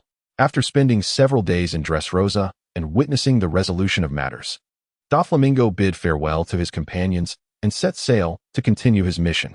However, after traveling several kilometers, he encountered an unexpected surprise. "Is this something you discovered in the fruit warehouse?" Doflamingo mused, gazing at a peculiar fruit resembling a pear, adorned with spiral patterns. "Indeed. What sort of devil fruit is this?" Little Kikyo nodded vigorously, her eyes sparkling with curiosity at the fruit in his hand. "This should be the line fruit," Doflamingo gently remarked, caressing it. Certain characteristics of devil fruits can often be discerned from their exterior, for instance, the flame patterns of the flame fruit, the linear motifs of the line fruit, or the smoke patterns of the smoke fruit. Some fruits resemble flowers, while others take on the shape of candles, smooth surfaces, or even skulls, with the orochi fruit displaying 8 grass-like tendrils. Of course, many devil fruits possess appearances that offer no clues whatsoever. Nevertheless, as he spoke, Doflamingo felt a profound sense of witnessing destiny unfolding. This embodies the power of vengeance that Doflamingo chose in the original work. Now, after a convoluted journey, it has returned to his grasp. Regrettably, Doflamingo had long since consumed a devil fruit, and he does not believe that seizing Doflamingo's corporeal form would entail bearing his fate. Thus, he merely extended his hand towards little Jijiko and inquired, "Would you care for a taste?" The base price of a devil fruit is 100 million berries. But this particular fruit is merely an ordinary zoan type, akin to animals such as deer, horses, sheep, and pigs. The string fruit is not particularly remarkable among devil fruits. In the original narrative, Doflamingo could wield it with great finesse, showcasing abilities such as flight, healing, and duplication, all of which were a testament to his own prowess. For an average individual, the string fruit offers little more than the ability to cut and control others. Nevertheless, even so, if this devil fruit were to be auctioned, it would fetch at least 300 million berries. Unfortunately, little Jijiko harbored no interest in the string fruit. "No, if it were the slip fruit. I would prefer that instead, as it could enhance my skin sensitivity and elevate my navigator's talents." He, I fear you wish to enhance more than just your navigational skills. Doflamingo remarked mockingly. The combat capabilities of the slip fruit are, in theory, comparable to those of the string fruit, yet the price difference could exceed tenfold. After all, women are capable of going to great lengths for the sake of their beauty. If one were to juxtapose the three Admiral's Logia types with the slip fruit, 90% of women would undoubtedly opt for the latter. In Doflamingo's view, little Jujiko's desire for the slip fruit was akin to chasing a fleeting dream. Unless she were extraordinarily fortunate, there was no way she could obtain it given her capabilities.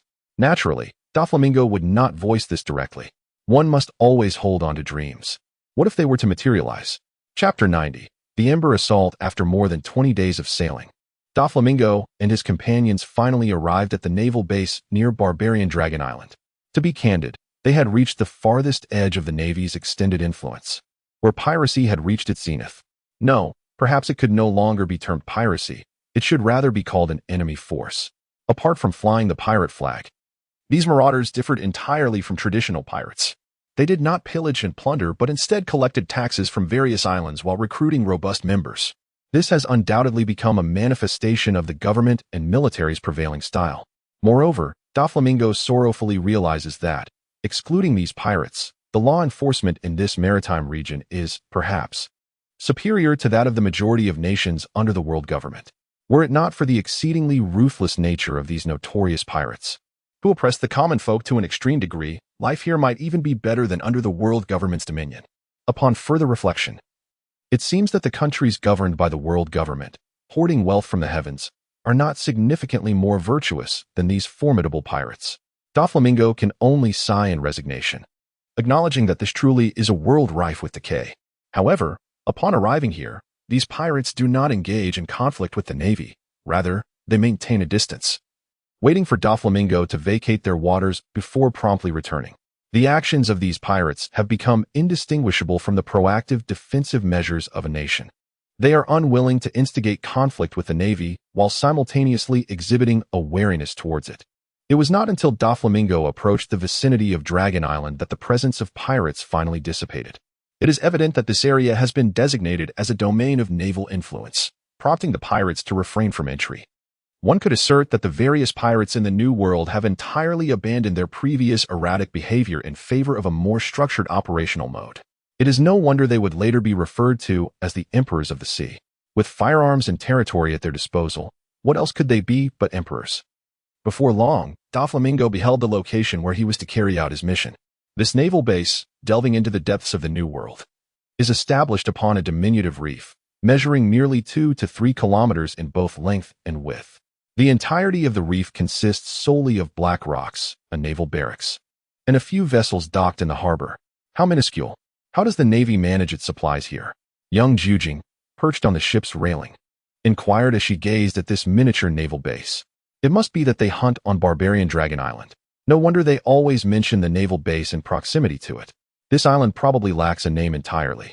Doflamingo cast a glance. Unlike Jujing, his focus was not on the size of the base, but rather on the Marines stationed here. A powerful observation haki swept across the area. Although there were only 400 to 500 Marines, their average caliber was remarkably high.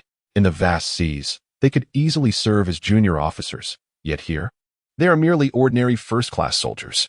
Individuals such as sergeants and corporals have at least awakened a form of haki, exuding an air of formidable prowess merely by their presence. This is undoubtedly true. To survive in such a treacherous place as the New World, one must possess considerable strength. For those lacking even a modicum of power would have perished long ago. Among the most formidable individuals present, the one standing at the forefront is a certain Major General. None other than Major General Anthony, who previously held command at this base during his shift with myself. The Lieutenant General already bears strands of white in his hair. According to the records, he is in his 60s and does not stand out in strength among his peers of the same rank. It is evident that his placement here serves merely to oversee Kaido. As soon as Don Quixote Doflamingo disembarked, the Lieutenant General approached him with a greeting. "So it is you, Lieutenant General Steve. At last, you have arrived. I leave this in your capable hands." The seasoned veteran exchanged a few words with Doflamingo before hastily boarding a warship to retreat, leaving Doflamingo in a state of bewilderment. "What is the matter, Vice Admiral Anthony? Am I truly that fearsome?" Doflamingo pondered, touching his face in confusion. "Well, soon enough, "You shall find out," replied an officer standing nearby. Likely the deputy commander of the base, who held the rank of colonel. Doflamingo, still perplexed, activated his observation hotkey and sensed a formidable life force approaching from the distance. What could it be? He gazed toward the horizon, where an unusual black pterosaur came into view. A pterosaur? A beast that had fled from Zo Island? No, that's not, the adjutant began to say, but before he could finish, the pterosaur flapped its wings, raining down a multitude of flames that ignited Doflamingo's warship. "Sir, take cover at once." "Damn it, die." Doflamingo, seeing his ship ablaze, had no time to heed his adjutant's words. He unleashed a piercing beam of light from his weapon, striking the pterosaur squarely on the head. Ugh! The black pterosaur let out a cry, spinning several times before nearly plummeting to the ground. Fragments of black masks fell from its head, revealing the enormous flames erupting behind it. Could this creature be one of Kaido's calamities? That peculiar species known as ash? The realization dawned on Doflamingo. Indeed, every month, this creature would soar over to harass the islands with its flames. Although they had clashed in the past, the adjutant's hesitance spoke volumes. Doflamingo comprehended the unspoken truth. They had never truly fought. The adversary had refrained from lethal force, perhaps out of respect for the Navy. Yet with such incessant harassment, how could the Navy maintain focus on monitoring Kaido's movements? Reporting to Navy headquarters would yield little consequence, for the seas were currently tumultuous. As long as Kaido did not openly obliterate the naval base, the Navy would not dare to sever ties with him. No wonder that old fool fled so swiftly. He has left me with this mess. Doflamingo ground his teeth in frustration. He was aware of the dire situation in the New World, but he had never anticipated it would be this dire. At this moment, the black wyvern had steadied itself and let out an angry curse. With a powerful flap of its wings, a torrent of flames cascaded down like raindrops. "Damn! If I cannot defeat Kaido, can I not handle you?" In response to the provocation, Don Quixote Doflamingo wasted no time and unleashed a brilliant flash of sword light that struck the black wyvern's wing. The creature staggered, flying unsteadily through the air, seemingly aware of Doflamingo's prowess. Suddenly, it shouted, "New Navy, what is your name?" Doflamingo smirked. "I am Nababa. The next time you, black-feathered chicken, come around, I shall strike you again. When Big Brother Kaido arrives, I hope you can still utter such words, Nababa." With that, the black wyvern turned and soared away. Chapter 91.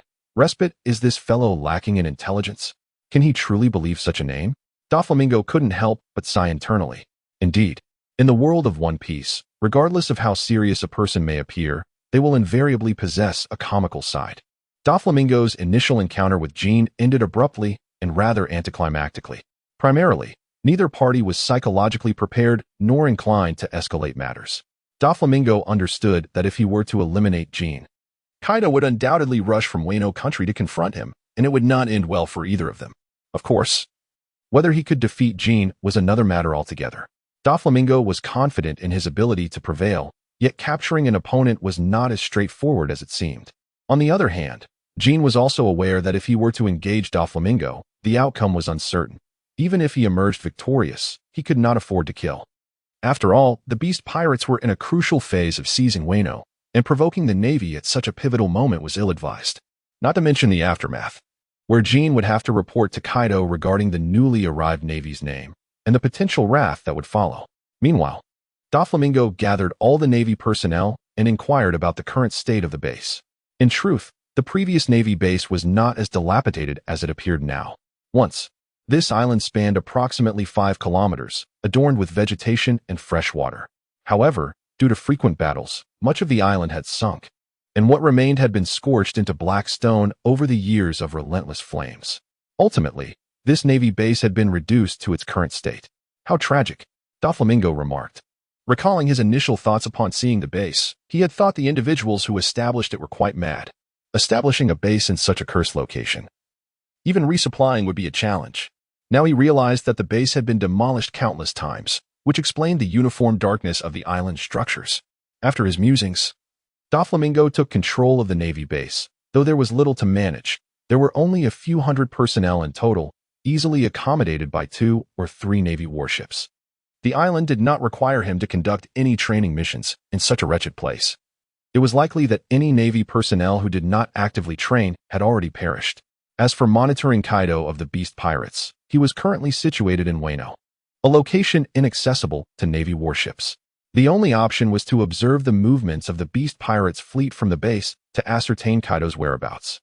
In other words, this Navy base was merely idling. Unless the Beast Pirates made a significant move, the so-called surveillance served little purpose. Doflamingo was indifferent to this situation. He had no genuine desire to decipher the movements of the Beast Pirates, and he was already well aware of their activities. The current year was 1500 in the sea calendar, and Kazuki Oden was still frolicking about, dancing in the nude. It would not be until 2 years later, after Oden's demise, that Kaido would truly seize control of Weno. Until then, he could hardly venture far from his stronghold, at most meandering nearby. What troubled Doflamingo was that the Navy base he occupied fell within the vicinity of Weno. With Kaido's dragon fruit abilities, the journey from Weno to this location would take only a few hours. This meant that Kaido could very well pay him a visit, perhaps unleashing a thunderous barrage. Even if Kaido did not provoke the Navy, it was entirely reasonable for him to engage in a bout with Doflamingo. As long as no one was killed or severely injured, it could merely be considered a normal conflict. Naturally, Doflamingo was undeterred. He was no pushover. Long before arriving here, he had already contemplated a confrontation with Kaido. If he couldn't win, he would simply flee. There was no shame in that. The pressing concern was the supplies within the Navy base. Previously, a portion of the Navy's sustenance relied on vegetables and fruits cultivated on the island, supplemented by resupply ships. Additionally, Navy strongmen would catch various sea creatures, ensuring an ample food supply. Now, with the island so ravaged, cultivating vegetables and fruits was out of the question. And the chaotic conditions of the New World had further restricted ship resupplies. The capture of sea creatures posed no problem for Doflamingo, even as a devil fruit user. He could easily procure bountiful catches. However, subsisting solely on meat without vegetables would lead to adverse effects, even for the robust physiques typical of pirates. Ordinary Navy personnel would certainly suffer from nutritional deficiencies. How did you previously acquire vegetables? Doflamingo inquired while listening to his subordinate's report. Sir, we would gather vegetables and fruits from Manlong Island, where the vegetation is lush. A single harvest can sustain us for half a month, the subordinate replied. Manlong Island sparked a contemplative look on Doflamingo's face. This island seemed quite famous. Indeed, to this day. This Navy base was still referred to as the Navy base near Manlong Island, while the base itself had been largely overlooked. After all, there were dragons on Manlong Island. The subordinate suddenly adopted a fervent expression, exclaiming, "Those are legendary dragons, with massive wings, formidable scales, and the ability to breathe fire." Is dragon meat palatable? Doflamingo asked, feigning disinterest. His only memory of dragons in the pirate world was the artificial dragon created by Vegapunk, which Luffy had declared to be delicious. Eating dragons. Eating dragons. The subordinate appeared utterly astonished, his hair standing on end as he exhibited a classic pirate expression. What's wrong? Is it forbidden to eat dragons? Doflamingo glanced at the subordinate, who seemed excessively enamored with the notion of dragons. Oh, it's not that we can't eat them. However, we have tried in the past, but regrettably, we were unable to defeat it. Ultimately, we could only barter with the sea creatures we captured for time to operate on the island, the subordinate said, suddenly suppressing his astonishment with a tone of resignation. Good heavens! Doflamingo initially thought the subordinate was infatuated with dragons, but it turned out he had considered the prospect of feasting on one from the very beginning. Is that dragon particularly powerful? Doflamingo queried, perplexed. The artificial dragon created by Vegapunk was indeed formidable, though not particularly intelligent, akin to an ordinary beast, perhaps even less so. A typical vice admiral might struggle initially against such a dragon, but once acquainted with its predictable patterns, they could easily defeat it. Clearly, the dragon from Manlong Island was not the dim-witted artificial variety. At the very least, it possessed the intelligence to engage in trade with the Navy. A level of intellect approaching that of humans. Very strong, exceptionally strong. It easily defeated the previous vice admiral in just a few moves. Chapter 92. The Great Dragon. Upon hearing the subordinate's description of the dragon, Doflamingo's interest was piqued. A creature of great power, capable of flight, and possessing intelligence, he mused to himself. Surely, this would make for an excellent mount. Since the last encounter with the user of the mercury fruit, Doflamingo had come to realize that he seemed to lack the ability to soar. While utilizing moonwalk for aerial combat was not without its merits. Attempting to chase after a flying adversary using this technique was, without a doubt, a futile endeavor. No matter how extensively he developed his illusion fruit powers, It appeared that flight was an ability beyond his grasp. Thus, he would have to rely on external means. If he were to procure a flying dragon steed, it would undoubtedly be both impressive and practical. Let us proceed to Barbarian Dragon Island at once to gather supplies, Doflamingo commanded with an expression brimming with enthusiasm. Without delay, Doflamingo summoned every member of the naval base. After all, this was the territory of the beast pirates, and should he depart, there was a risk that the troublesome Jean might come to cause chaos in his absence. Without a formidable presence to maintain order, it was conceivable that the remaining sailors could be easily overwhelmed. Thus, Doflamingo decided to mobilize his entire force, leaving only an empty shell of a base behind. Although the island where the navy was stationed had been nearly obliterated, the ships remained relatively unscathed, for large warships soon accommodated all personnel, and they swiftly set sail for Barbarian Dragon Island. The island was indeed quite close to the naval base, requiring merely 1 or 2 hours of navigation before it came into view. Barbarian Dragon Island exhibited a rather peculiar topography, presenting a jagged appearance on one side and a flat expanse on the other, as if it had been cleaved from a larger landmass. Perhaps this was indeed the truth. For the ocean is a realm where anything can transpire. Even from a distance, Doflamingo could discern various dragons and creatures lounging upon the island. Crocodiles, dinosaurs, pterosaurs, colossal pythons, ankylosaurs, and gargantuan lizards created a scene reminiscent of a prehistoric menagerie, with insects of considerable size not much smaller than humans. The trees upon the island were exceedingly dense, resembling a tropical rainforest, with each towering at least several dozen meters high, evoking a sense of having entered a land of giants. Doflamingo's observation hockey swept across the island, revealing an array of formidable life forces that astonished him, particularly the overwhelming and brutal aura emanating from a mountain at the island's center. Judging by its vitality, it nearly surpassed that of a marine admiral. Undoubtedly a creature of extraordinary prowess. Is that the dragon's lair? Doflamingo inquired of his aide, his eyes brimming with eager anticipation as he pointed toward the mountain. Indeed, that is the lair of the fire dragon. The rear admiral once attempted to set a trap for it, but alas, that endeavor did not come to fruition.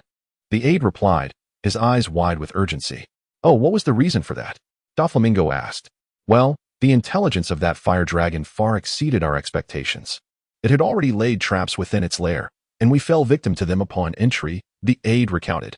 Doflamingo smirked. It was certainly not uncommon in the pirate world for animals to possess intelligence surpassing that of humans. Creatures like the kung fu dugong, desert camel, and the quick-run duck possessed intellect rivaling that of several luffies combined. And when it came to legendary beings such as dragons, it was hardly surprising that they would exhibit heightened intelligence. The notion of the fire dragon being outsmarted was entirely plausible. Before the group could approach the coastline, a resounding dragon's roar echoed through the air, followed by the emergence of a colossal flying dragon from the mountaintop. This creature was entirely black, adorned with 2 spiraled horns resembling those of a ram, its mouth filled with glinting, sharp teeth, and its scales glimmering with a metallic sheen. Its blood-red eyes exuded an aura of flames with each breath, and it flew with remarkable speed, its streamlined tail equipped with formidable bony spikes. Upon its appearance, the dragon ascended rapidly into the sky before plummeting like a meteor towards the ocean. Just before it struck the water, it soared back upward, sweeping across the tops of all the warships. The mere passage of the creature unleashed a powerful force that intimidated all the ordinary sailors. Some of the weaker personnel were so frightened they tumbled to the ground, while a small figure, Shank, cowered behind Doflamingo, seemingly amused. The great dragon emitted a series of guttural chuckles before landing gracefully upon the shore.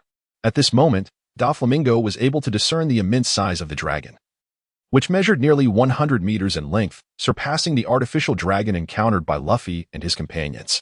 Its ferocious aura was accompanied by a glimmer of intelligence in its gaze. Oh, this is the legendary Lord Dragon. The first mate appeared to worship it fervently, resembling a zealous fan. The timid Kikyu, nearly frightened out of her wits, clung to Doflamingo's pant leg and forcefully kicked the first mate. What are you doing? We might soon become a feast of dragon meat. Ignoring the exchange between Kikyu and his neurotic subordinate, Doflamingo stepped forward, as if traversing invisible stairs, and slowly unsheathed his sword, the Mingu. Whether it was for a banquet of dragon meat or to tame the colossal creature, the first step was to bring it down. Thus, Doflamingo had no intention of further conversation. He was prepared to display his might. The dragon's gaze sharpened, although Doflamingo had yet to unleash his conqueror's haki. The potent energy he exuded had already instilled a sense of danger in the dragon. With a thunderous roar, the dragon unleashed a torrent of flames, which coalesced into a blinding beam of light directed at Doflamingo. With a melodious clash, Doflamingo's sword erupted with brilliant light, transforming into a slender beam that collided with the dragon's fiery onslaught. Despite the seemingly delicate nature of Doflamingo's attack, it effortlessly sliced through the dragon's flames, akin to a laser striking its neck. The dragon roared once more, a fine line of blood appearing on its neck, eliciting an unmistakable fury in its eyes. With a furious flap of its wings, it stirred up a massive cloud of dust and seawater, launching itself at Doflamingo like a meteor. Doflamingo smirked. Even though this dragon possessed a life force comparable to that of formidable beings like Garp and Sengoku, the concentration of such vitality within an ordinary body was fundamentally different from the vast expanse of a dragon's form. If combat prowess were solely determined by life energy, then the colossal sea kings of the deep and unique creatures like the Elephant Lord would undoubtedly reign supreme. However, in actual combat, victory would not belong to those beasts. As the dragon charged, Doflamingo sneered, channeling an overwhelming surge of energy into his sword. A dazzling beam of light erupted, striking the dragon squarely on the head. After being hit by this celestial strike, the dragon, resembling a drunken stagger, swayed unsteadily before plummeting into the sea, blood streaming from its head. The icy waters seemed to awaken the dragon, perhaps exacerbating the pain from its wound, prompting it to rise once more from the depths.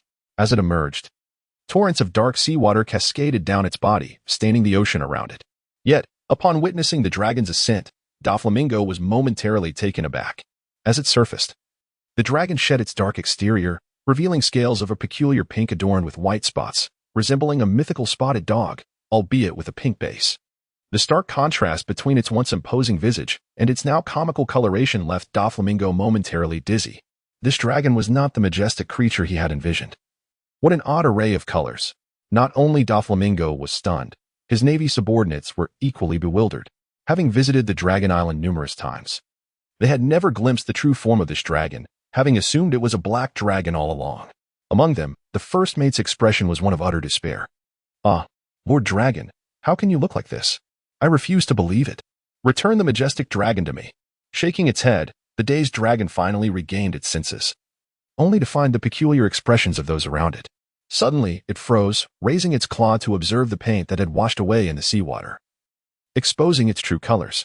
In a moment of indignation, the pink dragon let out a piercing roar. Doflamingo instinctively tensed, uncertain of how this mortifying scene would provoke the dragon's wrath.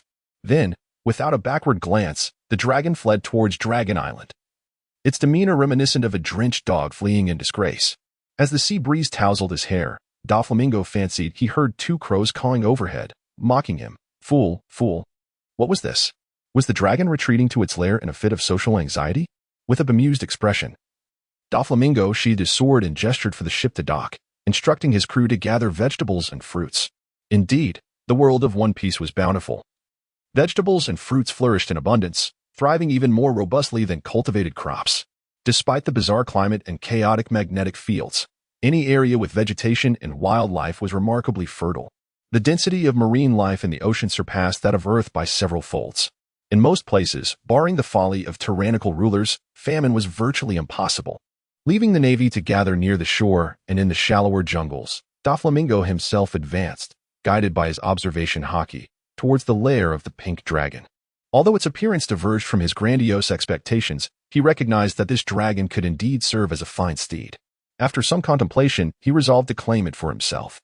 As for its coloration, he could always apply some paint later. Given the dragon's evident concern for its appearance, it might even welcome the enhancement. Before long, Doflamingo arrived at the mountain's summit, which appeared to be a dormant volcano, its belly hollowed out by magma. Near the peak, the dragon had excavated a cave, undoubtedly its lair.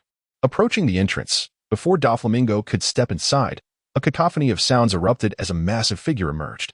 To his astonishment, a black dragon appeared, stealthily emerging with a large bundle strapped to its back.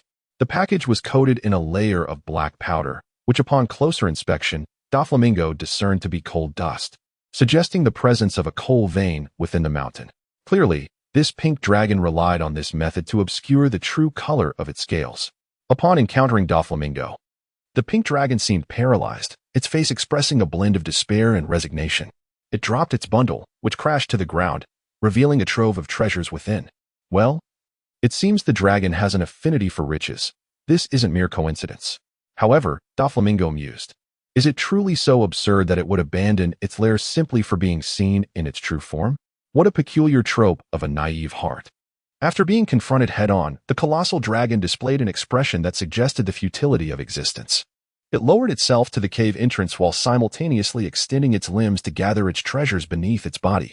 Doflamingo, amused, gazed at the dragon and inquired, might you be inclined to join me in exploring the world? The dragon shut its eyes, feigning ignorance. Yet, Doflamingo continued, out there. Even the issue of your coloration could potentially be resolved. At that moment, the previously closed eyes of the colossal dragon opened wide, revealing an expression of yearning. Yet, a hint of skepticism lingered in its gaze. It extended its claw and waved it a few times, leaving Doflamingo utterly perplexed by its intentions. Furrowing his brow, he finally spoke, let us discuss matters within the realm of illusion. Direct communication will be more convenient this way. As soon as he uttered these words, Doflamingo fully unleashed the powers of his illusion fruit, and in an instant, both he and the dragon were enveloped in the illusion. Ah, I can speak now, the dragon exclaimed, somewhat bewildered. It glanced around but failed to perceive any notable changes in its surroundings. Doflamingo had merely utilized the illusion for mental communication without altering the environment, so to the dragon, everything appeared as it always had, except that it could suddenly articulate speech. Tell me, are you truly willing to venture out to sea with me? Doflamingo inquired, gazing at the dragon. Do you really possess a method to alter the color of my scales? The dragon responded with a question of its own. Doflamingo nodded, considering it a manageable task. With a bit of advanced spray paint, it would certainly surpass the drab coal gray of your current appearance. If necessary, we could even seek out a devil fruit. I believe there are fruits that could change colors or mimic a chameleon, which should suffice in altering your hue. Chapter 94. Subduing the dragon scratched its head. Devil fruit? What is that? The devil fruit is known as the treasure of the sea, Doflamingo replied, conjuring various peculiar images of devil fruits with a flick of his wrist. Each devil fruit possessed unique abilities: storm and lightning, flames and ice, size manipulation, transformations, soul space, time and life. These fruits encompass nearly all conceivable powers in the world. As long as we find the appropriate fruit, acquiring the ability to change your color will be a trivial matter. If we cannot find one, I can always arrange for a custom-made paint that never fades. Alternatively, I could provide you with a suit of armor. What do you think of a battle armor named Source Armor? The dragon's eyes gleamed with excitement. Your ideas are quite appealing. Yes, let us set sail. From now on, you shall be my subordinate, and I will protect you.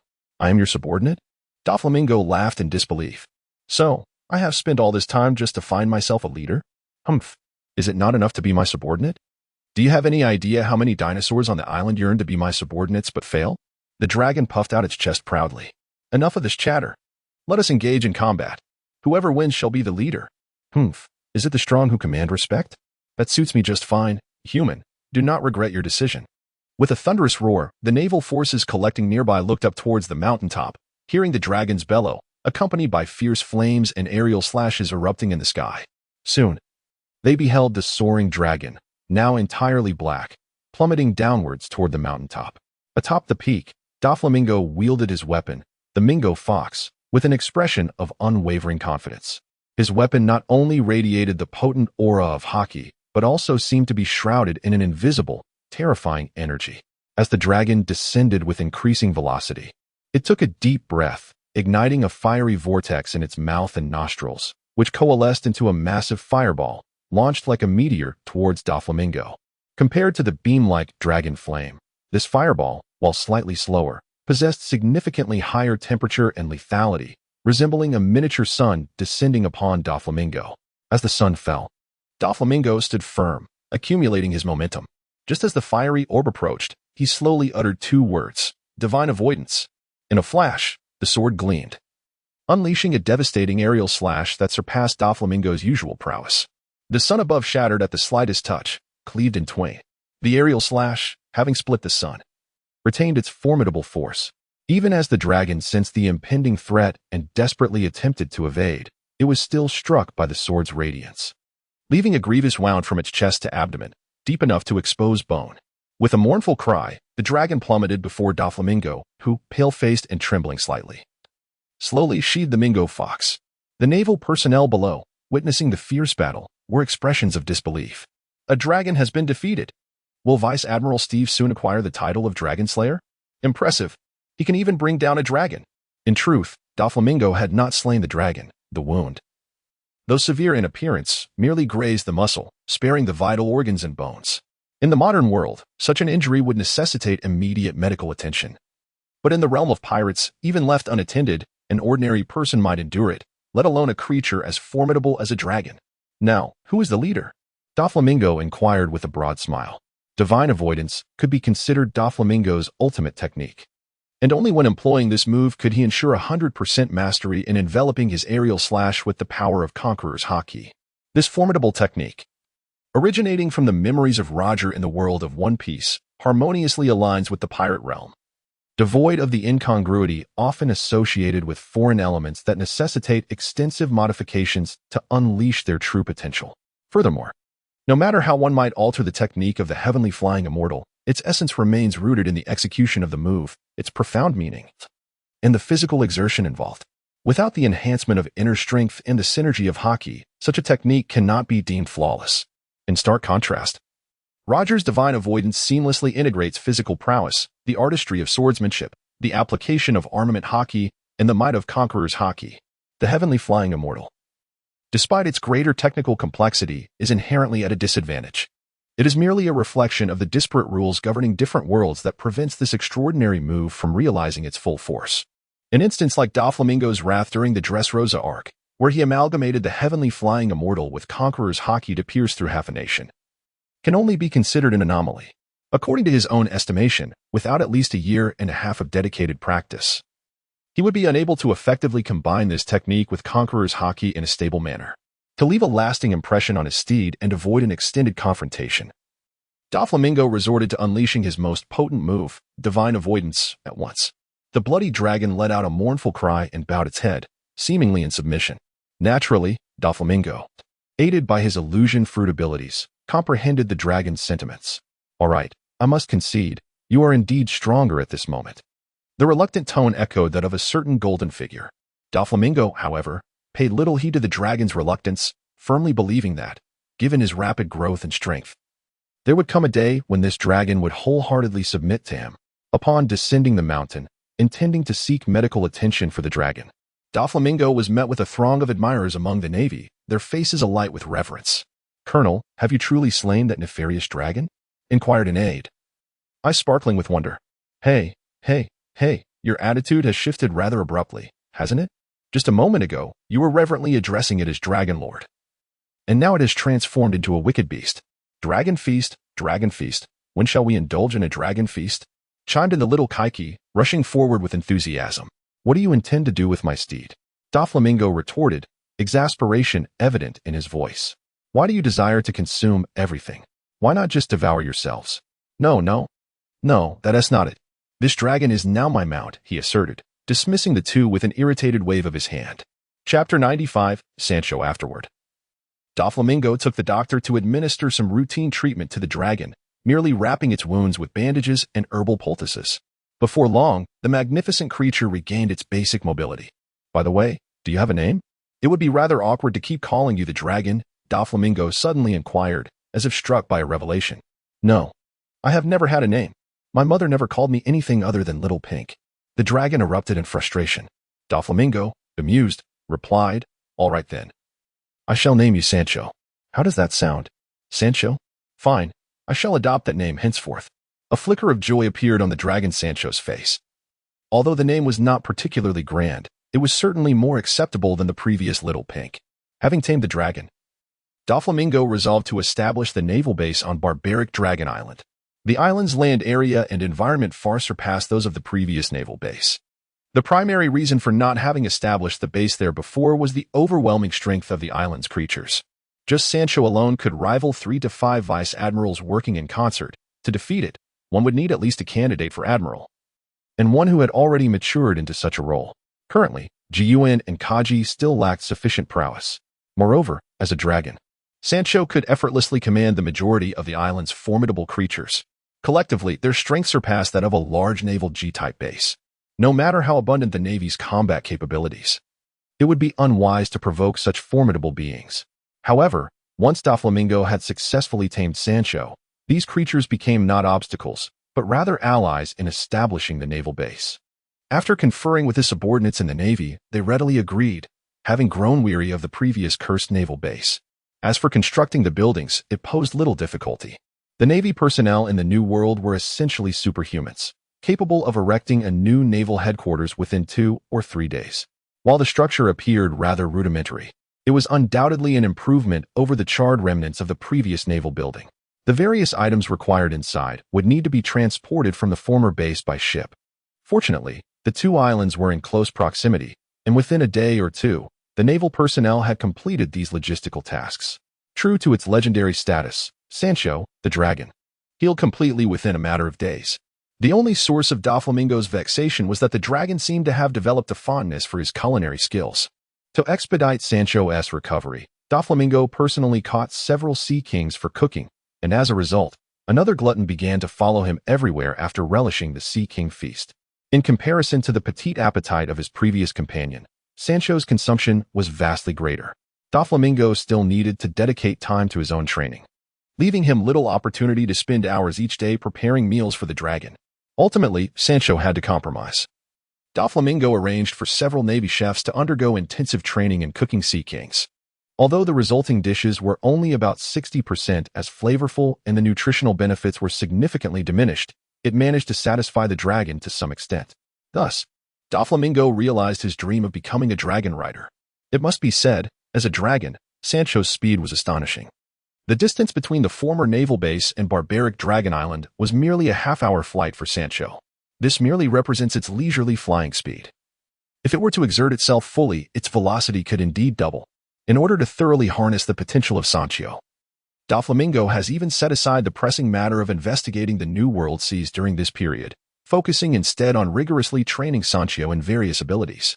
It is important to note that creatures within the pirate world are capable of training, whether in swordsmanship or hockey. Many intelligent animals have attained mastery in these arts. Given Sancho's status as a colossal dragon, it is evident that swordsmanship is beyond its reach, yet the cultivation of hockey is certainly within grasp. After all, hockey is a fusion of life energy and willpower.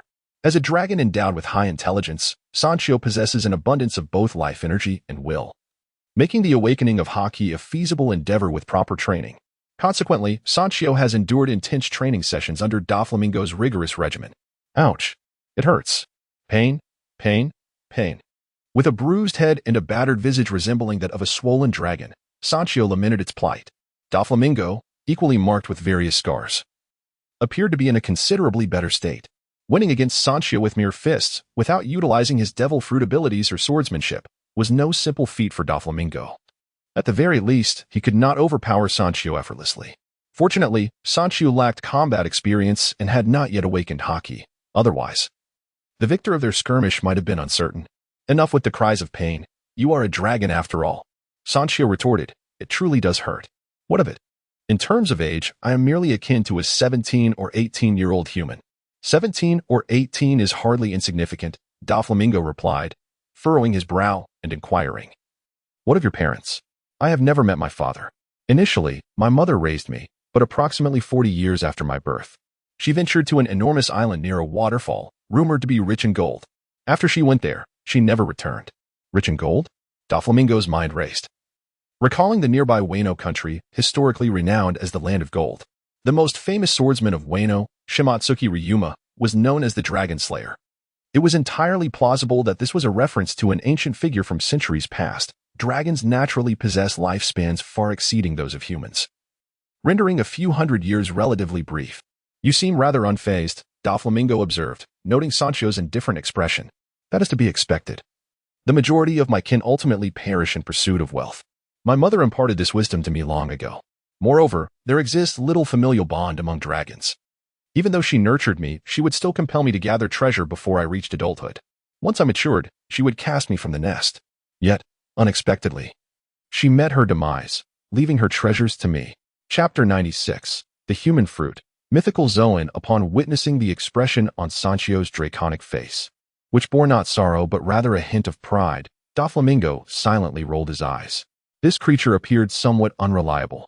He hoped not to end up with a dragon that bore a disdainful demeanor.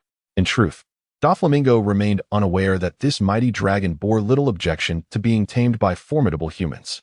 In Sancho's mind, humans live merely a century or so.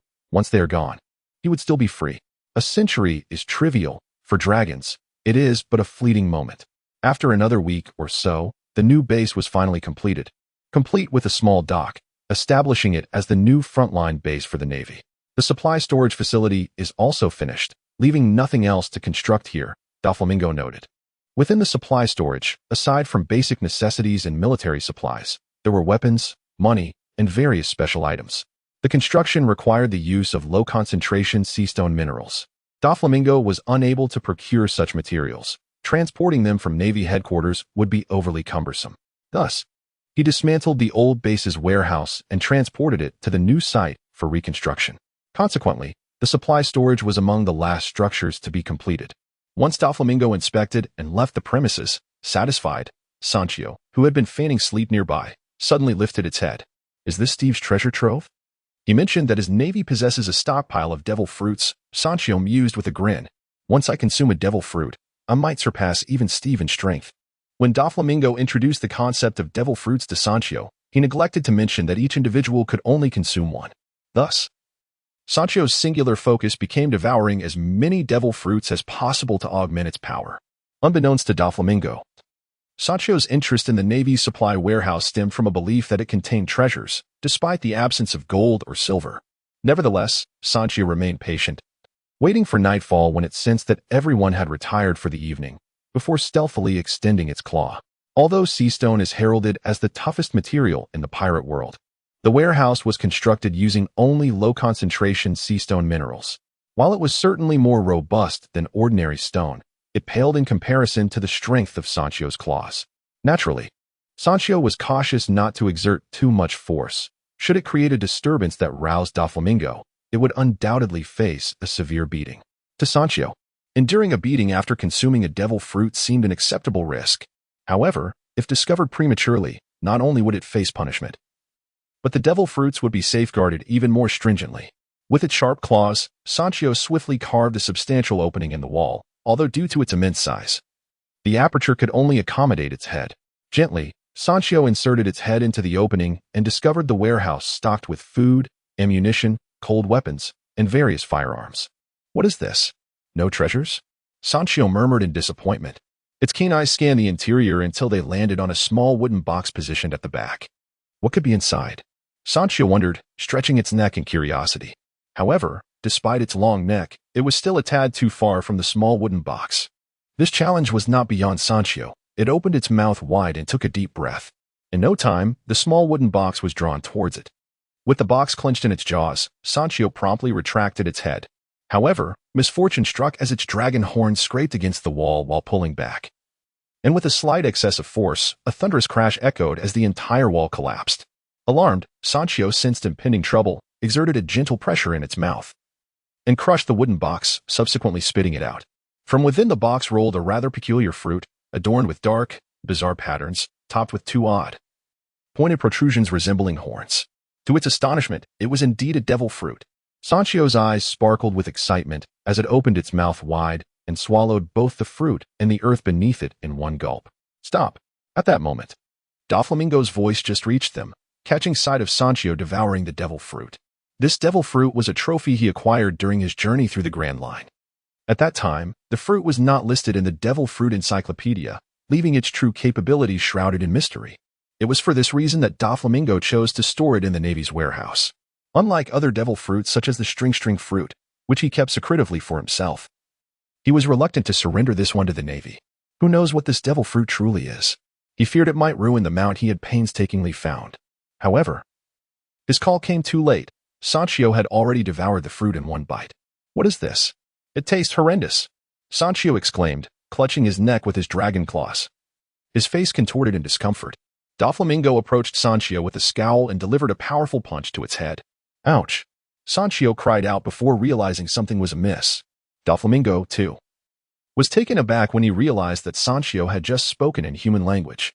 Upon closer inspection, Sancho showed no apparent physical change, but its life force had significantly increased, and 2 additional sharp horns sprouted from its head. Could it be that this creature had grown in an instant? Was the fruit related to time manipulation? Yet, how could it suddenly speak? As Doflamingo pondered, he noticed Sancho's entire dragon form began to shrink. The massive dragon body, once over 100 meters long, gradually reduced to about 7 or 8 meters. Its forelimbs and hind limbs transformed into arms and legs, while its wings and tail vanished, and even its scales retracted, revealing smooth, pale skin. Eventually, before Doflamingo stood a woman, approximately 7 or 8 meters tall, adorned with 4 majestic horns. Her naked form exuding a captivating beauty with cascading black hair. Sancho? Doflamingo murmured in disbelief, struggling to comprehend how such fortune had befallen this creature. Granting it the mythical Zoan-type devil fruit. Although the specifics of the fruit remained unknown, its ability to take on human form and sprout horns was undeniably indicative of a Zoan-type fruit. Chapter 97. Demon Clan formed. The commotion caused by Sancho did not escape the attention of others, yet soon, the approaching Navy personnel were swiftly dismissed. Therefore, what you have consumed should be the human fruit, mythical Zoan-type, the Oni fruit. Doflamingo seated himself upon a stone, his expression still one of incredulity. Sancho awkwardly adjusted herself, now clad in a navy coat, which Doflamingo had painstakingly procured in her size. The unfamiliar clothing was uncomfortable for someone who had never worn garments before. What is this Oni fruit? It has turned me into a human. No, not a human, but a demon, I suppose. Let's just call me a horned person. Doflamingo weakly attempted to clarify. The demon he referred to was not akin to the vengeful spirits of ancient Eastern lore, but rather a powerful entity from Japanese mythology, the legendary SHJ. Known as the King of Demons. Renowned for their love of sake and battle, these formidable beings were celebrated for their immense physical strength. Yet, even among demons, you bear an uncanny resemblance to a human, Doflamingo mused, stroking his chin in bewilderment. Oh, I feel I might be able to transform into another state, Sancho declared. And with that, her form began to shift once more. Her body swelled dramatically, reaching nearly 10 meters in height, her muscles bulging and skin reddening. With a rip, the navy coat Doflamingo had donned upon her was torn asunder. Doflamingo gazed at her in astonishment. Does the demon clan possess shape-shifting abilities? It makes sense. The legendary SHJ often transformed into a handsome youth to entice maidens. In Japanese folklore, SHJ emerged from the grievances of children aborted due to female infidelity, embodying both the beauty of a human and the grotesque visage of a demon. They were known to seduce maidens, and if their hearts were unmoved, they posed no threat. However, should they fall for the SHJ's allure, their fate would be dire. Of course, there are numerous interpretations of such renowned demons in Japanese legend. Yet the ability to transform into a human remains a consistent trait. Nevertheless, Sancho appeared indifferent to her shape-shifting prowess, soon reverting to her dragon form, resting on the ground. Ah, this is much more comfortable. Transforming into a human seems rather pointless. It doesn't change my color. It hardly serves any purpose for me. But being able to speak is a nice touch, she chuckled. Noting Sancho's dissatisfaction, Doflamingo sighed. This is a mythical Zoan-type devil fruit. Moreover, it is the human fruit. A variety that allows one to retain their combat style while gaining immense power. The Oni fruit, in comparison to ordinary Zoan-type fruits, possesses extraordinary attributes, an indomitable body akin to steel and the legendary strength of the demon clan, said to be capable of shaking the heavens and the earth. Furthermore, recalling the legend of SHJ, who continued to dance and bite even after losing its head, it likely possesses remarkable regenerative abilities. This is indeed the pinnacle of physical prowess. Could it be that this creature bears a resemblance to Kaido? Furthermore, Kaido is also considered a member of the demon clan. Of course, Kaido's demon lineage is more akin to a subspecies of humanity, considerably inferior to the legendary demons. Yet it possesses extraordinary physical strength, power, and regeneration, exhibiting traits akin to those of demon entities. However, who among the dragon that consumed the Oni fruit and the demon that consumed the azure dragon fruit will emerge as the true strongest being? Presently, Kaido's strength undoubtedly surpasses Sancho's. However, in terms of potential, they might be equally matched. Perhaps in the future, Sancho might indeed be able to overpower Kaido. As Doflamingo indulged in these musings, Sancho's loud voice pulled him back to reality. By the way, when will you find a devil fruit that changes color? Transforming into a human seems rather useless to me. Doflamingo's lips twitched. You still want to eat a devil fruit? A person can only consume one devil fruit in their lifetime. If one were to consume a second, they would immediately explode and perish. Sancho froze. Her entire dragon form petrified. What? How can such absurdity exist? Just think about it. If devil fruits could be eaten in abundance, how could any remain? Unless they come with severe side effects, wouldn't everyone have consumed them by now? Then, what about my color? Sancho asked, her face filled with panic. Doflamingo fell into silence for a moment before finally sighing. I'll find a craftsman to paint you, I suppose. New. Sancho's wretched wails echoed throughout the Navy base, robbing everyone of a peaceful night's sleep. Although Sancho was downcast over the devil fruit incident for 2 days, she soon regained her spirits. The reason was simple. She had mastered the armament hockey. Not only that, but after consuming the devil fruit, her strength underwent a significant enhancement. Initially, she paid little heed to this transformation, only to realize the extent of her progress during her confrontation with Don Quixote Doflamingo. After all, the dragon itself is a creature of formidable power and robust physique. Thus, in the absence of a benchmark, she remained oblivious to the magnitude of her newfound strength. It was only when she recognized that a punch, which would have caused her to spit blood in volumes, merely inflicted excruciating pain and a momentary upheaval of her insides, that she comprehended the extent of her improvement. Her already formidable power had surged to a level that left her utterly astonished, leading her to grasp just how significant the impact of that devil fruit had been on her abilities. Aha! From this day forth, I, Sancho, shall be the master. Oh! Feeble humans, I hereby declare you my personal chef and subordinate. It was apparent that Sancho, feeling empowered, quickly became arrogant. However, she soon found herself at the mercy of Doflamingo's illusionary powers. With her mental fortitude lacking the awakening of observation hockey, she was utterly defenseless against Doflamingo's illusionary capabilities, manipulated at will to inflict harm upon herself. Upon regaining her senses, she beheld the injuries inflicted by her own hands, controlled by the illusion, and the enormous sea prism stone shackles on her wrists, leaving her at a loss for tears. In this manner, she reaffirmed the hierarchy of dominance to her mount, and Doflamingo appeared quite satisfied. Frankly speaking, without the utilization of his devil fruit abilities, Doflamingo might not necessarily have triumphed over Sancho. The disparity in innate talent was simply too vast. Even though Sancho had hardly labored, with less than a month of training, the terrifying physique of a dragon, combined with the extraordinary capabilities of a top-tier Zoan-type devil fruit, had elevated her physical prowess to that of a formidable general. In this scenario, despite her nascent mastery of the armament hockey and her abysmal technical skills, she can still contend with the weapon-wielding Doflamingo on equal footing. Should the battle prolong, her chances of victory would only increase. Chapter 98. The Battle of Dragons. It is indeed unjust. Lying atop the mountain, Doflamingo, exhausted from his recent training session with Sancho, addressed the colossal dragon beside him. After merely a modicum of training, coupled with the devil fruit, your power has surged to such an extent that it renders my previous arduous efforts akin to feeding scraps to a dog. Sancho, panting heavily and exhaling wisps of flame through his nostrils, retorted, But I am a dragon. Is it not natural for me to surpass humans? Furthermore, your devil fruit ability is remarkably formidable. By the way, you must refrain from discussing my devil fruit abilities with those Navy subordinates of mine, Doflamingo instructed. As a thought struck him, his illusionary powers had yet to be revealed. Although he could erase such memories if exposed, it was prudent to exercise caution. A grand feast, Sancho proposed, his enormous eyes glimmering with anticipation. Agreed, it is settled, Doflamingo replied nonchalantly, dismissing the matter with a wave of his hand, thereby finalizing their arrangement. This made Sancho feel somewhat at a disadvantage. However, observing Doflamingo's expression, she dared not casually raise her price. To be honest, witnessing Sancho's current prowess truly filled Doflamingo with envy, even igniting a desire within him to seize the essence of a mighty dragon. Unfortunately, Sancho was a female dragon. And more regrettably, Doflamingo could not ascertain whether possessing a creature that had consumed a devil fruit would lead to catastrophic conflict between the powers of the fruits, resulting in his own demise. After all, one only has one life, and he was not inclined to indulge in such perilous ventures.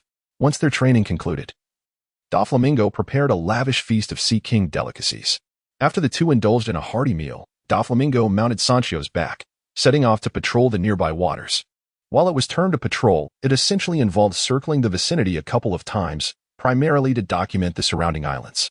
Doflamingo aimed to ascertain where Sakazuki tended to linger during his vacations.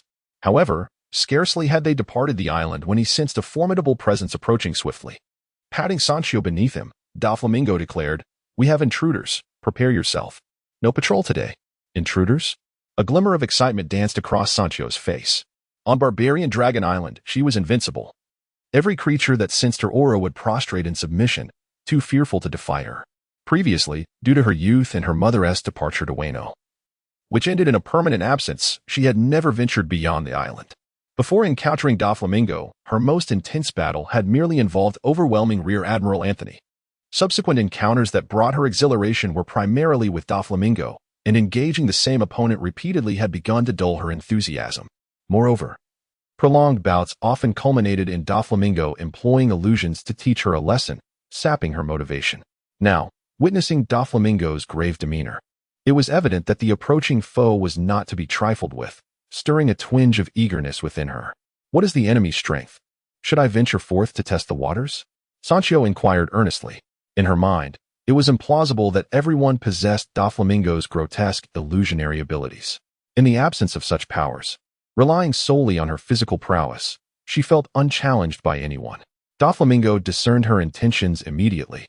Yet he acknowledged that Sancho was indeed on the cusp of becoming one of the ocean's most formidable warriors, especially given her inherently exceptional physique. Unless faced with a devil fruit ability that countered her, even the mightiest would require considerable time to defeat her. However, the formidable presence approaching was not a match for Sancho. Very well, I entrust this one to you, Doflamingo replied nonchalantly, nodding in agreement. With that, he dismounted from Sancho's back and returned to the island. In the distance, a small black speck appeared in the sky, rapidly transforming into the silhouette of a black wyvern, accompanied by a thunderous roar. Damn Navy, how dare you mock me? I shall reduce you to ashes. After departing the Navy base, Jean had returned to his pirate ship and informed his crew about the new and powerful Rear Admiral. When asked the name of this new adversary, he instinctively uttered Nababa, only to be reminded by a crewmate, leading him to realize his blunder. In a fit of rage, Jean incinerated several of his subordinates who had overheard him. He then resolved to lead his entire crew in an assault on the Navy base. However, upon their arrival, they missed Doflamingo and his crew by mere moments. Later, when Doflamingo began relocating the Navy base, Jean had been summoned back to Weno by Kaido. After hastily concluding his affairs there, he was alerted to the Navy's relocation and rushed to exact revenge. That fellow has quite a slow reaction time. But does he truly think he can come alone for vengeance? Who does he believe he is? Doflamingo scoffed, recalling their previous encounter where he had maintained the upper hand, astonished that Jean dared to confront him alone once more. At that moment, the exhilarated Sancho charged forward. Jean was slightly taken aback. Had the colossal dragon of Barbarian Dragon Island truly been tamed by her? Tame you, you wretch. I shall tame you instead, Sancho retorted angrily, feeling humiliated at being labeled as tamed when she considered herself merely a temporary subordinate of Doflamingo. Enraged, Sancho unleashed a massive fireball that struck Jean directly. However, moments later, Jean emerged from the flames unscathed. With a powerful flap of his wings, countless flames rained down upon Sancho like a barrage of blades. Yet, when the inferno subsided, Sancho remained entirely unaffected. Jean's black attire possessed formidable fire resistance, and he belonged to a peculiar race imbued with flames. As for Sancho, she was inherently a magnificent fire dragon, dwelling in a lair surrounded by scorching underground magma. Both dragons had maxed out their fire resistance, rendering their fiery assaults ineffective. Realizing the futility of their fiery exchanges, Sancho and Jean ceased their ineffective efforts and lunged at one another, claws tearing, wings striking, and tails sweeping. As the two dragons became entwined in a fierce aerial battle, Jean, being somewhat smaller, was agile in both attack and evasion, yet he could not rival Sancho in strength, defense, or attack range. Chapter 99. Disruption. After an exhausting half-day of combat, Jean was predictably defeated. You wait. I shall return, he declared, uttering the classic defeatist words with a sense of indignation, his black leather attire tattered and flames flickering from beneath, as he fled Barbarian Dragon Island in a disheveled state. Despite his formidable power, he could not match Sancho, who was bolstered by the physique of a dragon and the peculiarities of a phantom beast. In their beast forms, Jean was no match for Sancho, who possessed extensive battle experience, ultimately forcing him to retreat in disgrace. Ha! I'll be waiting, you black-skinned lizard. Sancho laughed triumphantly, her body marked with numerous scars, all of which had begun to heal. She appeared in far better condition than Jean. A sense of humiliation filled Jean's heart. Having been mocked by Doflamingo previously, this time he hadn't even faced Doflamingo directly, but had instead been thoroughly beaten by his mount, leaving the typically arrogant Jean feeling utterly humiliated. Returning to seek out Kaido? No. At this hour, Kaido could not possibly leave Weno. Moreover, even Kaido would not recklessly offend the Navy, that Steve was undoubtedly a key figure being groomed by them. Kaido would only teach him a lesson, but killing him was out of the question. Even if all the members of their pirate crew mobilized, they might not stand a chance against him. That wretched scoundrel. I want he swallow this grievance so easily. Jean fled in disgrace, while Sancho descended with pride, her minor wounds healing rapidly. Doflamingo cast a jealous glance at her. After her fierce battle with Jean, Sancho exhibited no signs of fatigue, rather she seemed to have gained strength. Currently, Sancho was in a phase of rapid growth, her formidable potential merely beginning to unfold. Thus, each battle and training session showcased marked improvements. I'm starving. I want a grand feast, Sancho exclaimed exuberantly upon landing, basking in the sun and shaking her body. Adorned in the latest marine-grade spray paint, touted to last for decades without fading. Her black scales gleamed with a metallic luster under the sunlight. Ever since she had donned this new black scale armor, this dragon had developed an affinity for sunbathing. Doflamingo rolled his eyes. Considering she had helped him eliminate a nuisance, he ultimately prepared a sumptuous seafood feast for her. Initially, he had expected Jean to behave more submissively after being beaten, but to his surprise, just 2 days later, Jean returned to Barbarian Dragon Island to provoke her once again. On this occasion, the battle between Sancho and Jin unfolded with greater ease, as they managed to repel Jin in a remarkably shorter time. However, Jin seemed to have taken a particular interest in marauding Dragon Island, provocatively challenging them every few days, only to be thwarted by either Sancho or Doflamingo. While both Doflamingo and Sancho found this incessant challenge somewhat tiresome, they never turned down an engagement, nor did they join forces against Jin. After all, both were in a period of rapid growth and strength, and having a dedicated adversary proved immensely beneficial for their development. Within a span of 2 weeks, Sancho had awakened his observation haki and had also mastered several techniques of armament haki flow, frequently concluding battles with Jin in a matter of mere hours. Doflamingo's prowess had also seen significant enhancement. Even without the use of his devil fruit abilities, he could hold his own against Jin, often gaining the upper hand. Jin's lack of Conqueror's haki placed him at a disadvantage against Doflamingo's Conqueror's haki entanglement. Were it not for the substantial physical toll of this ability, Doflamingo could have easily defeated him. As for Jin, if his initial motive was vengeance, it had now transformed into a matter of pride. He had relinquished fantasies of defeating Sancho, who was rapidly advancing in strength amidst their intense skirmishes. However, Jin remained unconvinced of Doflamingo's superiority. Regrettably, as time passed, despite Jin's significant progress through fierce confrontations, he still lagged behind Doflamingo. The gap between them not only remained but appeared to widen. Frustrated, Jin slowly rose from the ground, his gaze fierce as he looked at the still-breathing Doflamingo. Today, I was 2 minutes quicker than yesterday in defeating you, Doflamingo provocatively remarked. You should have given up by now. Ridiculous. Jin shot a glare at Doflamingo, his face a mask of shame and fury. The outcome remains unchanged. Sancho yawned nearby. It's time to put an end to this. If you weren't Kaido's subordinate, you would have long been sent to impel down. I don't have much time to waste on you, Doflamingo stated calmly as he sheathed his sword. During this period, due to the presence of Jean, Don Quixote Doflamingo dared not leave the base. Although the training yielded satisfactory results and improved his strength, it had nonetheless consumed a significant amount of his time. He did not venture into the new world merely for special training. This time, you may consider it a victory, but monitoring our beast pirates is no simple task. Jin's daily visits to the naval base were merely to vent his frustrations. However, he now understood that his chances of success were slim.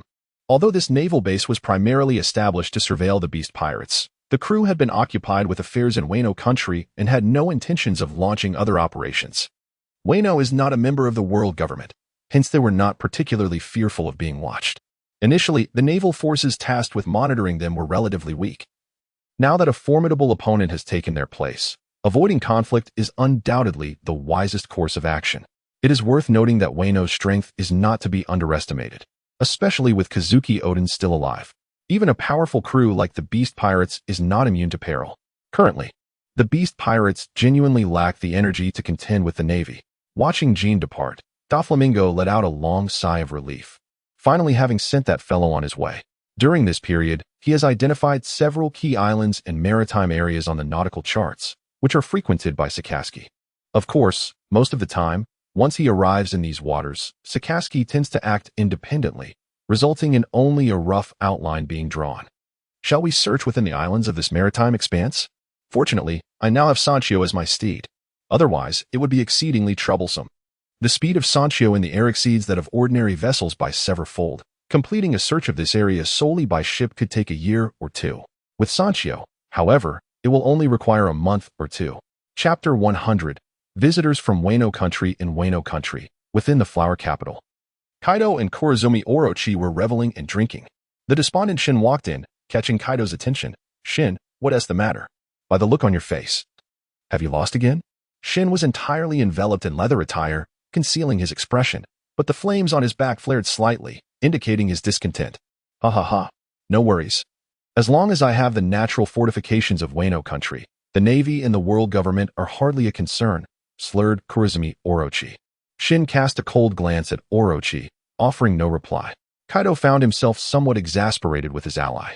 This statement suggests that Kaido is akin to a frightened creature, seeking refuge within the borders of Weno. Despite being acutely aware of his unreliable ally, he has never anticipated such a foolish proclamation from him.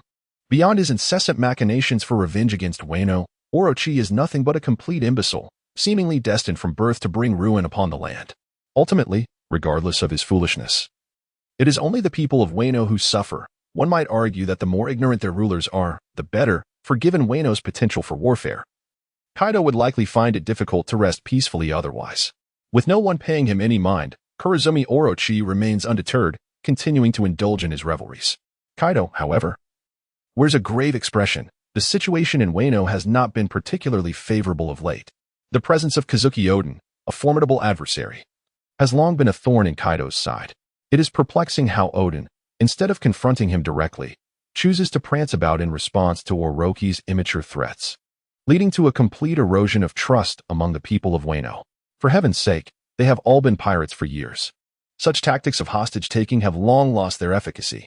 After all, even a fool understands that compromise only begets greater harm, regardless of whether Kazuki Oden has lost his mind.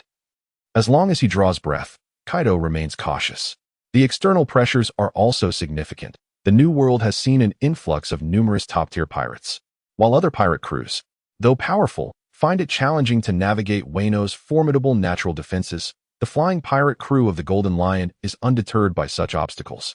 With Weno's abundant resources and a wealth of skilled warriors, it stands as a prime location in the New World, leaving one to ponder whether the Old Lion might be tempted by its riches. At this moment, Kaido was genuinely reluctant to have his top subordinate running amok, even provoking those formidable forces at sea. Kazuki Oden, in a state of bewilderment akin to being under a dazing spell, seemed unable to grasp the situation. Yet it was uncertain when he might regain his clarity. War could erupt at any moment, and Jin was acutely aware of this fact. Although Kaido was cunning and brutal, he possessed a generous side towards his key subordinates. Otherwise, he would not have tolerated Jin's frequent excursions over the past few months. However, there was a limit to his patience, and Jin could not afford to be oblivious to his own standing. Moreover, throughout their recent engagements, Jin felt his own strength was advancing rapidly, yet his two opponents were progressing even more swiftly. Continuing the struggle would ultimately amount to futile efforts on his part. Rest assured, Lord Kaido, I shall refrain from such endeavors in the future, Jin declared, arms crossed, and a sullen expression on his face. Upon hearing this, Kaido's visage brightened with a smile as he raised a massive wine gourd and took a hearty swig. Fear not, once the matters in Weno are resolved, I shall assist you in confronting that so-called marine supernova. Given the current stature of the beast's pirates, it was only natural for them to keep an eye on the stronger figures within the Marines, and Steve, the marine supernova, had long been etched in Kaido's mind. Of course, his willingness to accompany Jin in overpowering the weaker was fueled by another reason. Jin had reported that the dragon on Manlong Island had been tamed. Kaido had a penchant for formidable and fierce beings, as evidenced by the animal users within the beast's pirates. Until Jin's report, Kaido had primarily focused on animal abilities. However, the revelation that the dragon on Manlong Island had been captured by the Marines and turned into a steed seemed to open a new realm of possibilities for him. In addition to animal users, powerful creatures could also suffice. Although talking animals like that dragon were rare, creatures exhibiting near-human intelligence with the potential to master the dual haki were not entirely uncommon. At the very least, such creatures were likely more numerous than those possessing animal fruit abilities. While it was indeed rare for an animal capable of defeating its own vice-captain to exist, there were certainly many strong animals that could serve as a formidable force. Thus, Kaido had developed a profound interest in that dragon, particularly as Sanchiu was not merely a top-tier fighter, but the leader of Manlong Island, commanding the obedience of all its creatures. Were it not for his entanglement with Weno's affairs, Kaido would have already made his way to Manlong Island. Convinced that as a half-dragon himself, capturing a giant dragon would be a mere formality, as Kaido pondered how to tame more beasts to bolster his strength. An island drifted into the high skies above Weno. Kikikika, is this Weno? On the island, a golden-haired lion with a peculiar ship's wheel atop its head surveyed the vast land below, bursting into laughter. What a splendid place. No wonder that Brat Kaido has set his sights here. Weno's expansive territory was significantly larger than that of ordinary islands, boasting precious resources such as sake, iron, and sea stone. Additionally, the abundance of skilled fighters within Weno, while complicating conquest, also promised an unending base of formidable troops once it was secured. Could it be that Lord Golden Lion is also interested in this place? A peculiar voice, laced with a hint of mockery, emerged as Buggy the Clown grinned, standing beside the Golden Lion. Kikikika, my pirate crew is called the Flying Pirate Crew, but alas, I cannot make Weno take flight, the Golden Lion replied nonchalantly. If it were a tad smaller, I might find it intriguing. Turning suddenly, the Golden Lion's expression shifted to one of astonishment. Oh, a cream cake that talks. That's Buggy the Clown, you fool, sighed Dr. Indigo, one of the Golden Lion's subordinates, delivering a slap to him. Chapter 101. The clowns encounter unfazed, Buggy chuckled lightly, acknowledging that this encounter with the Golden Lion was indeed fortuitous. After executing a perfect prank in O'Hara, Buggy had enjoyed a few days of rest. Meanwhile, the unfortunate Buggy, after enduring a period of anxiety, eventually resolved to seek out his former captain for support. After all, once his second persona manifested, he would lose all recollection of his actions. This time, he had been fortunate that the Demon Slayer Order had not claimed his life. Next time, he might not be so lucky. Thus, the best course of action was to find a reliable individual to monitor his second persona, lest he unwittingly lose his own life. While the idea was sound, its execution proved challenging. Though his memories were not particularly vivid, he was aware that his second persona was considerably stronger. With the continuous training of his second persona, especially following the awakening of the fragmented demon fruit, he possessed the strength of over 100 million pirates, rendering his second persona even more formidable. To effectively keep an eye on his second persona, he would at least need a Marine Rear Admiral, right? Indeed, Buggy had known quite a few powerful Rear Admirals within the Marines, perhaps not 100, but certainly 70 or 80. After all, he had been a member of the Roger Pirates, engaging in battles against the Whitebeard Pirates and the Golden Lion Pirates, as well as countless confrontations with the Marines. He had encountered many strong individuals. However, those willing to assist him were markedly fewer, though he could still muster nearly a dozen potential allies. The crux of the matter was that he could not locate any of these helpful individuals. After the disbandment of the Roger Pirates, everyone had gone their separate ways without disclosing their destinations. Consequently, Buggy the Clown was left with knowledge of only Shanks and the ship's doctor, Kuroka's. While the Roger Pirates were renowned for their strength, disparities existed even among the powerful, and Kuroka's was undoubtedly among the weaker ones. He had merely been invited aboard during the Roger Pirate's second voyage. While his strength was commendable, it certainly did not match that of a Marine Rear Admiral. The remaining option was his lifelong rival, the detested Shanks. Alas, Buggy the Clown, for all his willingness to beg anyone for assistance, would never bow to Shanks, the nemesis of his existence. In this scenario, Buggy suddenly recalled Kazuki Oden, the first to disembark, a figure of immense strength, second only to Captain Roger, and the heir to the throne of Weno.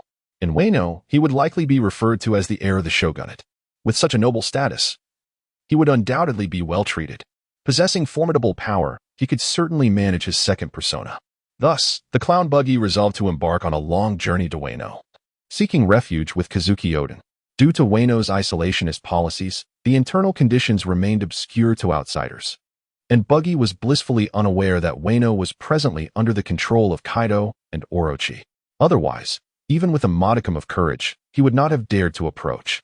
Situated in the New World, Buggy lacked the means of the clown, who could effortlessly command a flock of birds to traverse the calm belt. Instead, he was obliged to embark on a ship to the Grand Line. However, as Buggy prepared his vessel, and before he could set sail from the West Blue, his inner clown began to stir restlessly after a brief respite. The notion of traveling to Weno was met with unreserved enthusiasm from the clown. It remained a mystery how Buggy would react upon witnessing the current state of Weno. The clown was undeniably curious. For him, inhabiting Buggy brought immense joy, inciting a desire to play pranks on his host. As the clown sought to take action, Buggy naturally had to yield. Allowing the clown to seize control of their shared body, he devised a hot air balloon and tamed a multitude of seabirds, ascending into the sky and directing the birds to carry him straight to Weno. This method of venturing into the New World is tantamount to courting death. For the climate within is no longer merely capricious. It seems as though the heavens themselves are playing a cruel jest. However, who could challenge the innate fortune of Buggy? Shortly after entering the New World, the jester fortuitously encountered the airborne Golden Lion pirates. Golden Lion, having retained a vivid recollection of this jester from the Roger pirates, was intrigued. Before the clash between the two formidable pirate crews, all members of Roger's crew remained unfazed, with only Buggy appearing as if the apocalypse had descended, even urging his captain to consider surrendering. Now, observing Buggy's nonchalant demeanor, Golden Lion, filled with curiosity, seized him and brought him to the island. Buggy, being the affable character he is, took the opportunity to request Golden Lion to escort him to Weno country. Although Golden Lion was not easily swayed, Buggy's prowess as a master persuader shone through. A mere hint about Weno's historical significance had Golden Lion eagerly rushing to comply. Upon regaining his composure, Golden Lion recognized the identity of the so-called cream cake. It was none other than the coward of the Roger pirates. Yet now Buggy had evidently evolved. Golden Lion's most vivid memory of Buggy was the moment he implored Roger to surrender. The timid boy had transformed, embodying the essence of a top-tier pirate crew officer. Despite still donning the clownish attire, the comical aura that once enveloped him had vanished, replaced by a chilling aura of madness. Even Golden Lion felt a subtle sense of danger when confronted with him.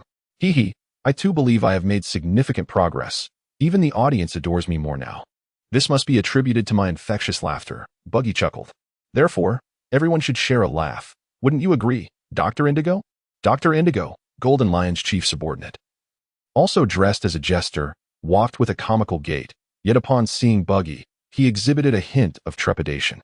Though similarly attired, Dr. Indigo, with his slightly unhinged scientist persona, appeared as a pale imitation next to Buggy, whose essence seemed to embody pure chaos and madness. In their exchanges, Dr. Indigo sensed the abyssal darkness lurking beneath Buggy's whimsical exterior. How dare you bully my subordinate? Golden Lion exclaimed, visibly displeased. He had brought forth numerous formidable criminals from Impel Down, some far surpassing Indigo in strength, yet his true confidant remained this doctor who had accompanied him for some time.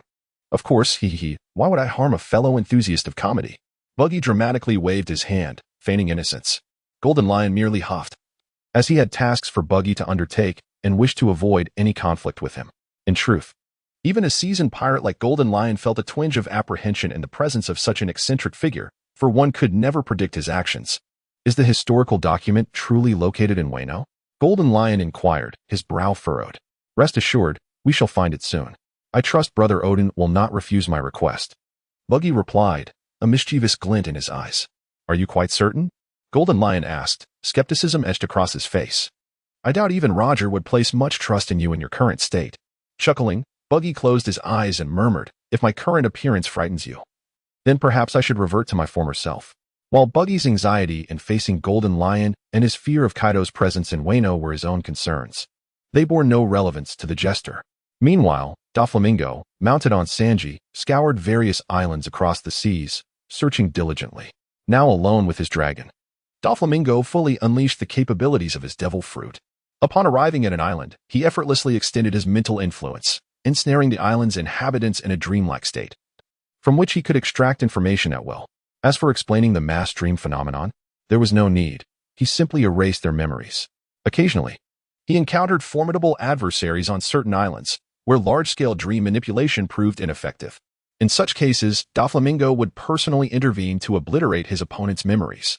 To date, he had yet to encounter anyone strong enough to resist his illusions. Among the abilities of his devil fruit, the creation of illusions stood supreme, while mental manipulation lagged behind. Nevertheless, with Doflamingo's mastery of his powers, even a typical Navy vice admiral would find their memories wiped clean. After spending over half a month traversing several islands, Doflamingo finally uncovered a trace of Sakazuki. Although the Red Dog had left no photographs, distinctive items, or disclosed his identity to the islanders, often donning disguises, Doflamingo needed none of that. He would first ensnare them in his dream realm and conjure an image of Sakazuki, obscuring his features before inquiring, "Has anyone seen a 3-meter-tall man adorned with rose tattoos?" In such circumstances, no matter how well Sakazuki conceals himself, he will ultimately reveal his true identity. So, is this Sakazuki's residence? The isle is known as Cherry Blossom Island, renowned for its unique climate that allows the cherry blossoms to bloom perpetually. At the heart of the island, Doflamingo gazes upon a seemingly grand and spacious residence. Faint echoes of laughter wafting from within. Through the perceptive capabilities of his observation haki, he discerns the presence of several individuals in the room. One woman in her 20s or 30s emanating an aura akin to that of a formidable pirate of immense caliber. An elderly gentleman, perhaps in his 50s or 60s, exudes considerable strength as well. The remaining individuals possess a prowess that suggests they are no less than million-strong pirates. Among them are 3 young children. Though still in their tender years, their vitality is remarkably robust. From his sensory perception, Doflamingo is almost certain that they are the offspring of a kainu. It appears that this fellow's wife is entangled in the underworld, holding a position of significant authority within the criminal syndicate. Doflamingo's expression is one of indescribable intrigue. A kainu, it seems, harbors secrets deeply, returning each time masked. Perhaps even his children remain oblivious to his true identity. According to the intel he gathered on the island through his illusions, the most powerful faction here is the Rose Gang, which is known to leave behind tattoos resembling cherry blossom petals on its members. The female leader, rumored to be of Weno descent, arrived and single-handedly subdued the entire underground underworld of the island, a legacy that has persisted for 3 generations. Her husband is shrouded in mystery.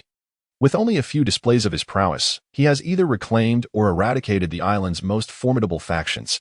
Most inhabitants speculate he must be a high-ranking officer from some notorious pirate crew. For those who spend extended periods at sea without returning are undoubtedly considered pirates. Yet, no one has ever fathomed that he is, in fact, a marine admiral.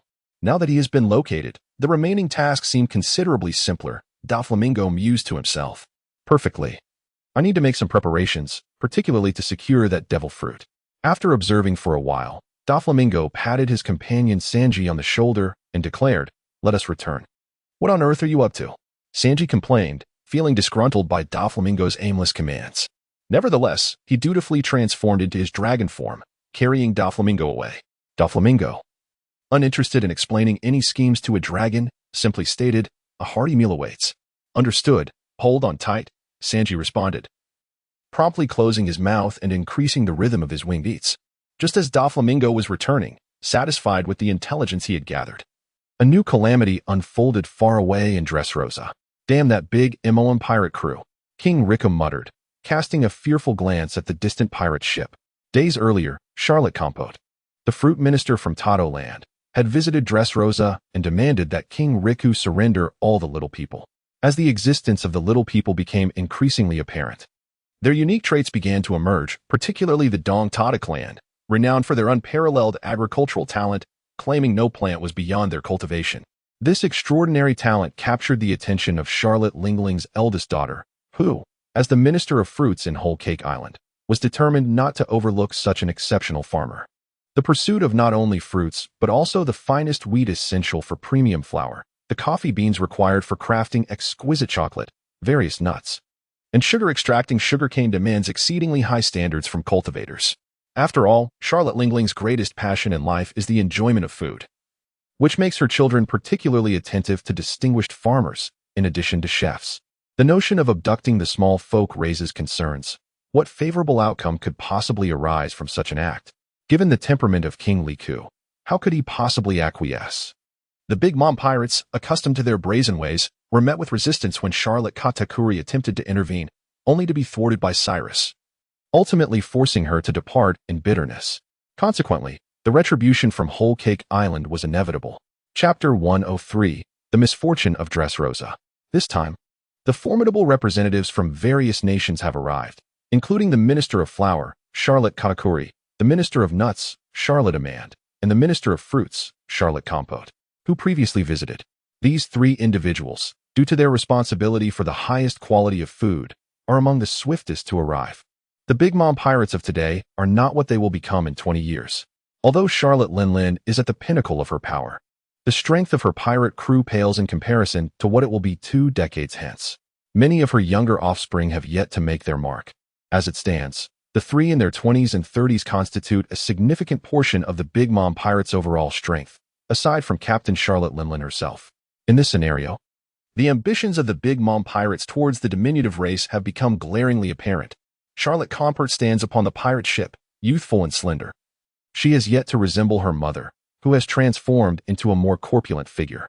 Despite her alluring appearance, her body is wrapped in bandages, exuding a faint hint of blood that detracts from her beauty. Is this truly Dressrosa? They shall seize it outright, allowing them to capture all the diminutive folk within. Katakuri, with arms crossed, possesses a combat prowess that, while not yet rivaling that of his future self 20 years hence, is nonetheless formidable enough to position him among the highest ranks of the Yonko crew. The illustrious reputation of the Charlotte family has already begun to reverberate across these seas. However, such a course of action would be imprudent. They are, after all, part of the world government's allied nations. The ramifications of a direct annexation would be monumental. Charlotte Comport remarked, "Then let us control them, compelling them to deliver culinary delights and souls to us annually." Katakuri replied without hesitation, "Indeed, I find myself intrigued by the individual known as Cyrus, the one who managed to injure my elder sister. I wish to use him to hone my skills with the whitefish," Amanda mused, her hand resting on the hilt of her sword. Her elongated neck, paired with her icy demeanor and languid tone, emanated a sense of chill and melancholy. Yet, this fearsome lady is not only cold and ruthless, but also among the most formidable within the Charlotte clan. In terms of combatability, she rivals the notable stars of war, and due to the factor of age, she may even surpass the younger warriors of tomorrow. Comport's expression turned grave as she cautioned, "Do not underestimate him. Cyrus's strength is not vastly inferior to my own. Katakuri should have a fair chance, though I cannot say the same for Amanda." "Isn't this fortuitous?" Amanda exhaled a ring of smoke from her cigarette, her voice carrying an ethereal detachment. "Such a person indeed deserves the opportunity to be struck down by the whitefish." The trio's dialogue merely acknowledged Cyrus, for in their eyes, the other inhabitants of Dressrosa were inconsequential, while their arrogance may seem unfounded. There is no denying their entitlement to such pride. It appears the people of Dressrosa are not compliant. Do they still wish to resist? Katakuri frowned as he observed the soldiers advancing toward their pirate vessel. "Quite normal," Charlotte Comport traced her fingers over her wound. "Did they not expel me last time? Let these individuals witness the true terror of a top-tier pirate crew. I shall etch fear into their hearts." Amanda's gaze glimmered with a bloodthirsty intensity. "Let us not squander time," Katakuri declared. "Dressrosa will likely seek aid from nearby naval bases, so we must conclude this swiftly." No sooner had he spoken than a tremendous aura erupted from him, seemingly flattening the very sea itself and stilling the waves. The soldiers stationed on the shore reacted most dramatically. In an instant, the thousands of soldiers from Dressrosa collapsed, having succumbed to the might of Katakuri's conqueror's haki before any true confrontation had begun. As the overwhelming power surged forth, King Rika struggled momentarily before falling unconscious, leaving only a scant few standing, most of whom trembled, weapons quaking in their grasp. It is said that Dressrosa is known for its Colosseum, and indeed, there are some formidable individuals here. Katakuri coldly scrutinized the few who remained upright, his gaze honing in on Cyrus, who stood resolutely at the forefront. Unaffected by the conqueror's haki, Cyrus clenched his jaw, contemplating the imposing figure of Katakuri, the pinnacle of Big Mom's creations. "Since you know my name, why persist in resistance? The outcome is already predetermined. Further defiance will only lead to greater sacrifice," Katakuri stated slowly. "Preposterous. This is my homeland. I shall not allow you pirates to trample upon it," Cyrus declared, adopting a stance, fully aware that his chances were slim, yet resolute in his defiance. "Ah, how amusing. Allow me to be your opponent." Amanda stepped forward, not waiting for Cyrus's response. As she unleashed her white fish in a seemingly slow, yet peculiarly enveloping motion that encased Cyrus entirely, Cyrus swiftly parried Amanda's assault, and the two engaged in a fierce clash. Amanda's swordsmanship, appearing languid, was in fact a calculated buildup of power, while Cyrus, though seemingly robust, relied on speed and agility in his technique. Their contrasting styles matched their comparable abilities, resulting in an evenly contested battle. However, after a brief exchange, Cyrus found himself at a disadvantage. It is crucial to note that the aftermath of such confrontations between powerful beings is not to be underestimated. The sharp, flying slashes could carve deep grooves into the earth. Presently, the port was littered with soldiers rendered unconscious by Katakuri's conqueror's haki, with even King Rika sprawled on the ground, devoid of any capacity to resist. As the battle raged on, dozens of soldiers fell victim to the residual force, cleaved apart by the lethal sword energy. This situation certainly does not affect Armand. Rather, the scent of blood and the mournful wails of those on the brink of death, awakened by the sword's aura, only heighten her excitement. For Cyrus, however, in such circumstances, he cannot afford to fight freely. He must strive to mitigate the residual impact of Armand's assaults, minimizing the damage inflicted upon him. In such a constrained state, battling a peer-level adversary, he finds himself immediately at a disadvantage. Chapter 104. Baki. Pitiful, weak, and helpless, the two continued their entanglement for a while. At the cost of a deep wound visible down to the bone on his chest, Cyrus finally seized an opportunity to extricate himself from Armand's onslaught. Seizing the brief moment to catch his breath, he promptly unleashed the powers of the stone fruit. He summoned a multitude of stones, encasing all the unconscious soldiers at sea as if to protect them. Subsequently, an abundance of stones climbed upon Cyrus, compressing continuously to form an immensely thick armor upon him. The originally earthy yellow stones, after compression, infused with a substantial amount of armament haki, reflected a sheen akin to obsidian, significantly enhancing Cyrus's defensive capabilities.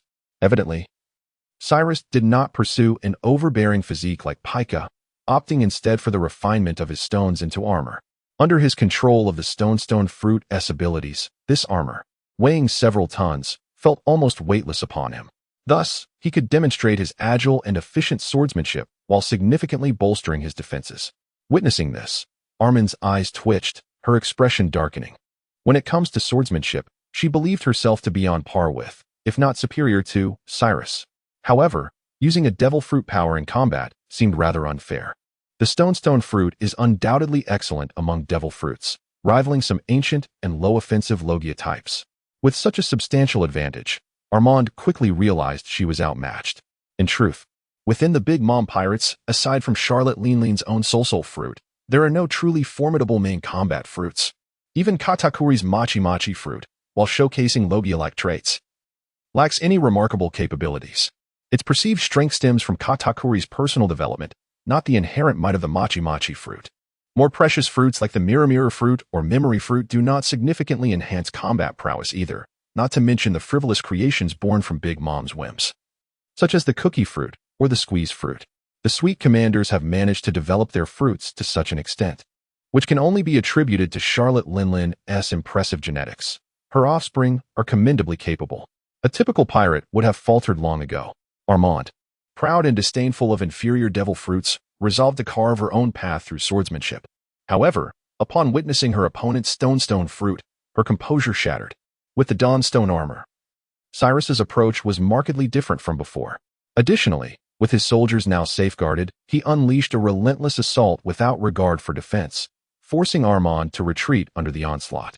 Cyrus felt immense pressure. He aimed to defeat Armand swiftly, hoping to deny the remaining two any chance to assist her, thus perhaps preserving a glimmer of hope against these pirates.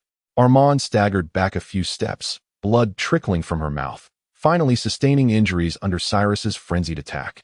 As her gaze hardened, she was about to retaliate when Katakuri stepped forward. Enough, we have little time to waste. I'll ask you one last time, Cyrus. Do you wish to surrender? Regardless of how many times you ask, my answer remains unchanged, Cyrus declared, raising his sword.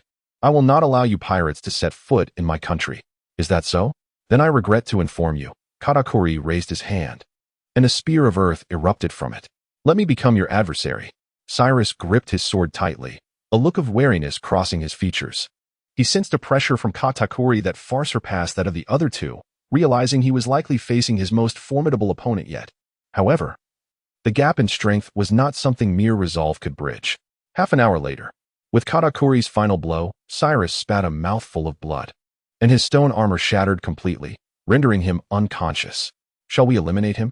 Charlotte Compat inquired, gazing at the unconscious Cyrus. Katakuri contemplated briefly. No need. His naive and stubborn nature makes it difficult to compel him through threats. It is better to keep someone like Cyrus, who understands when to advance and retreat. The Liku royal family has bestowed great favor upon the little people, and Cyrus remains loyal to them. As long as we hold the Liku royal family, we need not worry about their disobedience. Is that so? Armand sighed, sheathing her sword. Well, it lacks meaning if I Haven T personally defeated him. The events transpiring in Dressrosa had yet to reach Don Quixote Doflamingo, who was currently more concerned with the clown that had fallen into Weno, or rather, Baki. Forgive me. Forgive me, forgive me.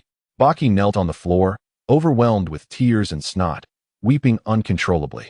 Sitting in the main seat, Kazuki Oden smiled. Do not worry. It's all right. After all, the stone wasn't taken away, merely duplicated. The clown had advised the Golden Lion to use himself as a hostage to exchange for the historical text of Weno's road signs. Subsequently, he entrusted his body to Baki for an authentic performance. Naturally, the awakened Baki was nearly paralyzed with fright. Could someone tell me why, upon waking, I find myself face to face with my greatest fear, the Golden Lion? Baki had encountered many great pirates. Yet the only one he truly feared was the Golden Lion. There was little he could do. Big Mom claimed she intended to become the Pirate King. Yet she spent the majority of her time giving birth, rarely crossing paths with the Roger pirates.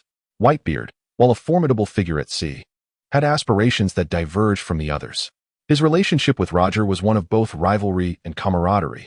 Upon seeing Baki, he would merely chuckle and move on. As for the marine hero, Garp, he would at least refrain from crushing Baki's skull with his iron fist. At worst, he would simply give him a beating and toss him into impel down. If fortunate, Garp might treat him as inconsequential and let him go.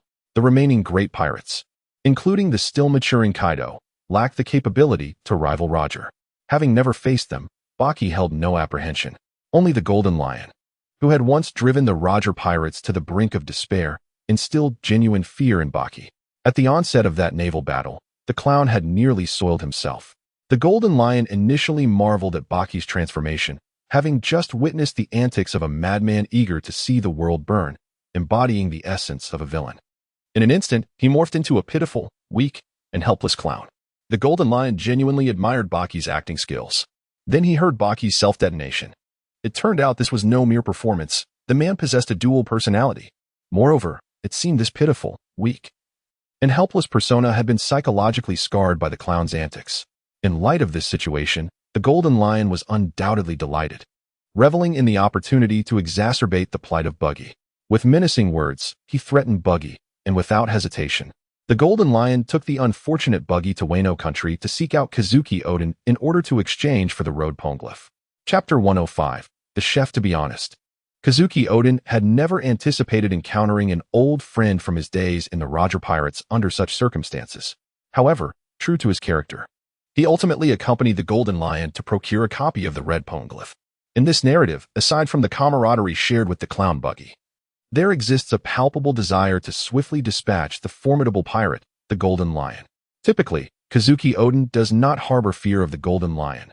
Both are dual-wielding swordsmen, and he perceives his swordsmanship to surpass that of the Golden Lion.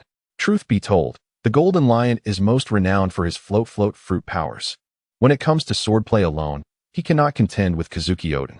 However, given the current circumstances, with Kaido already a significant pirate presence in Weno, the addition of the Golden Lion raises concerns about future stability. Moreover, Buggy is quite cunning.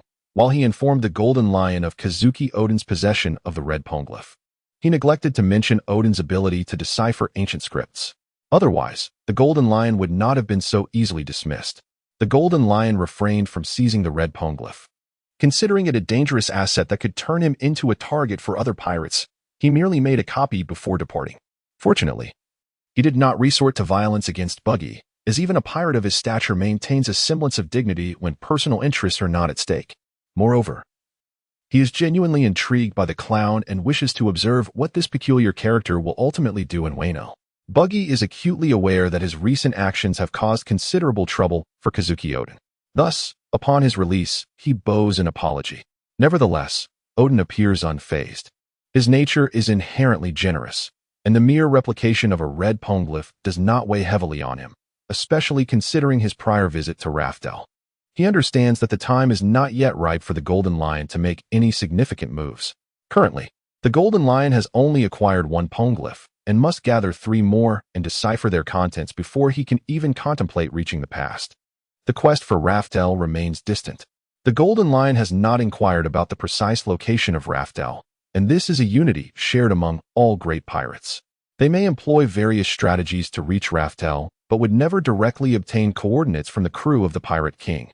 This is a point of pride among them. If one aspires to be the Pirate King, they cannot bow to Roger. By the way, Buggy, how did you come across the Golden Lion? Kazuki Odin inquires, sipping his drink. Having spent over a year aboard Roger's ship, Odin understands Buggy's character well. It seems peculiar for someone of Buggy's disposition to venture into the new world and encounter the Golden Lion. Upon hearing Odin's question, Buggy recalls his troublesome alter ego, the clown, and is swiftly overcome with emotion, tears streaming down his face. In a fit of sobs, he recounts his experiences to Odin, eliciting hearty laughter from him. After the laughter subsides, Odin invites Buggy to settle in Weno, remaining silent about his own challenges involving Kaido and Orochi. It is not that he considers Buggy too weak. Rather, he recognizes that Buggy's current strength is comparable to that of his own subordinates. If assistance were needed, Buggy would indeed be a valuable ally. Odin believes that this is his own affair and must be resolved by him alone. Thus, Buggy finds a comfortable refuge in Weno. His alter ego, the clown, inexplicably ceases to make frequent appearances.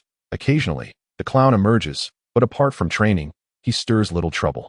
Of course, while the surface appears calm, the clown's true intentions remain a mystery. On Don Quixote Island, the recently returned Don Quixote Doflamingo slowly opens his eyes, severing the connection with his clone. In truth, the clown's journey to Weno was unexpected, yet having arrived, he intends to harness the martial prowess of Weno's samurai. Doflamingo finds this notion agreeable, for he knows his time with the Navy is limited. Once he extricates himself from their grasp, whether by absorbing Weno's warriors as combatants or simply enlisting them as allies against the world government, it will serve his interests well. Particularly, Weno has long been at odds with the world government and has maintained a closed-off existence, lacking any reverence for the celestial dragons or the governing body. Their approach to the celestial dragons is devoid of psychological burdens, unlike ordinary pirates who, despite their bravado, tremble in their presence. As for how to recruit Weno's warriors, the clown has already devised a plan, and Doflamingo is inclined to follow his lead.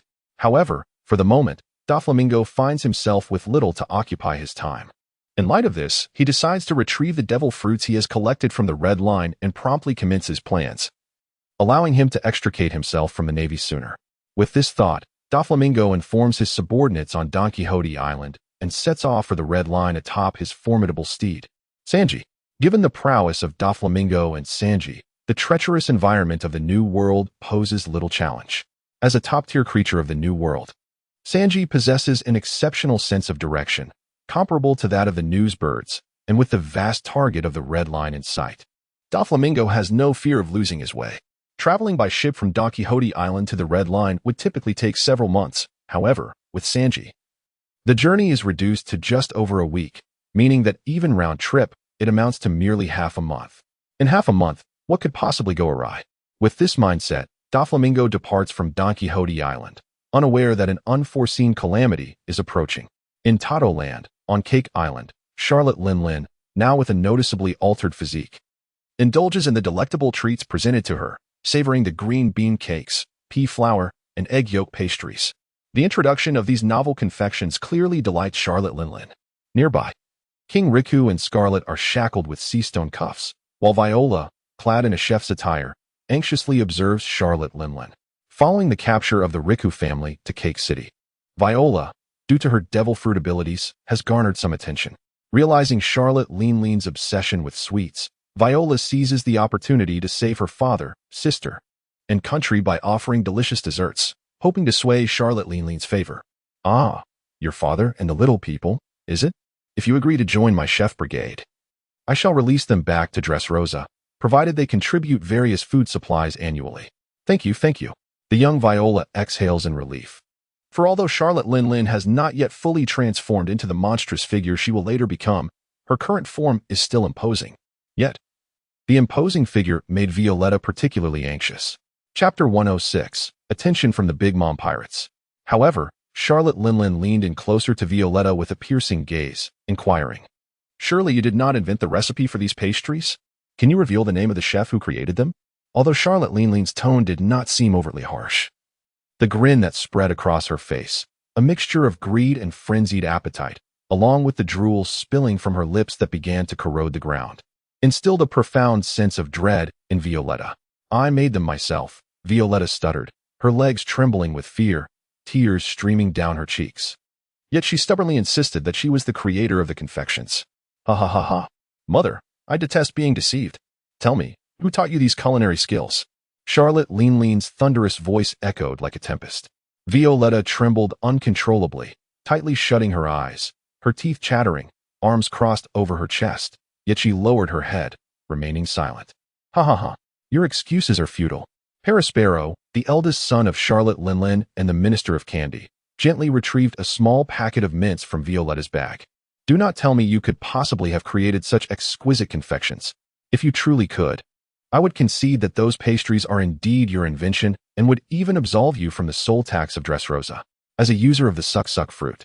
Perispero was undoubtedly a connoisseur of sweets, having encountered numerous delicacies. Nevertheless, the delightful taste and effects of these mints astonished him, even with the enhancement of his powers. The best confections he could produce paled in comparison. Violetta clenched her jaw but ultimately remained silent. "What about you two?"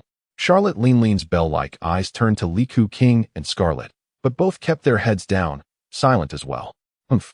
A sinister smile crept across Charlotte Linlin's face as she swiftly reached out towards Violetta.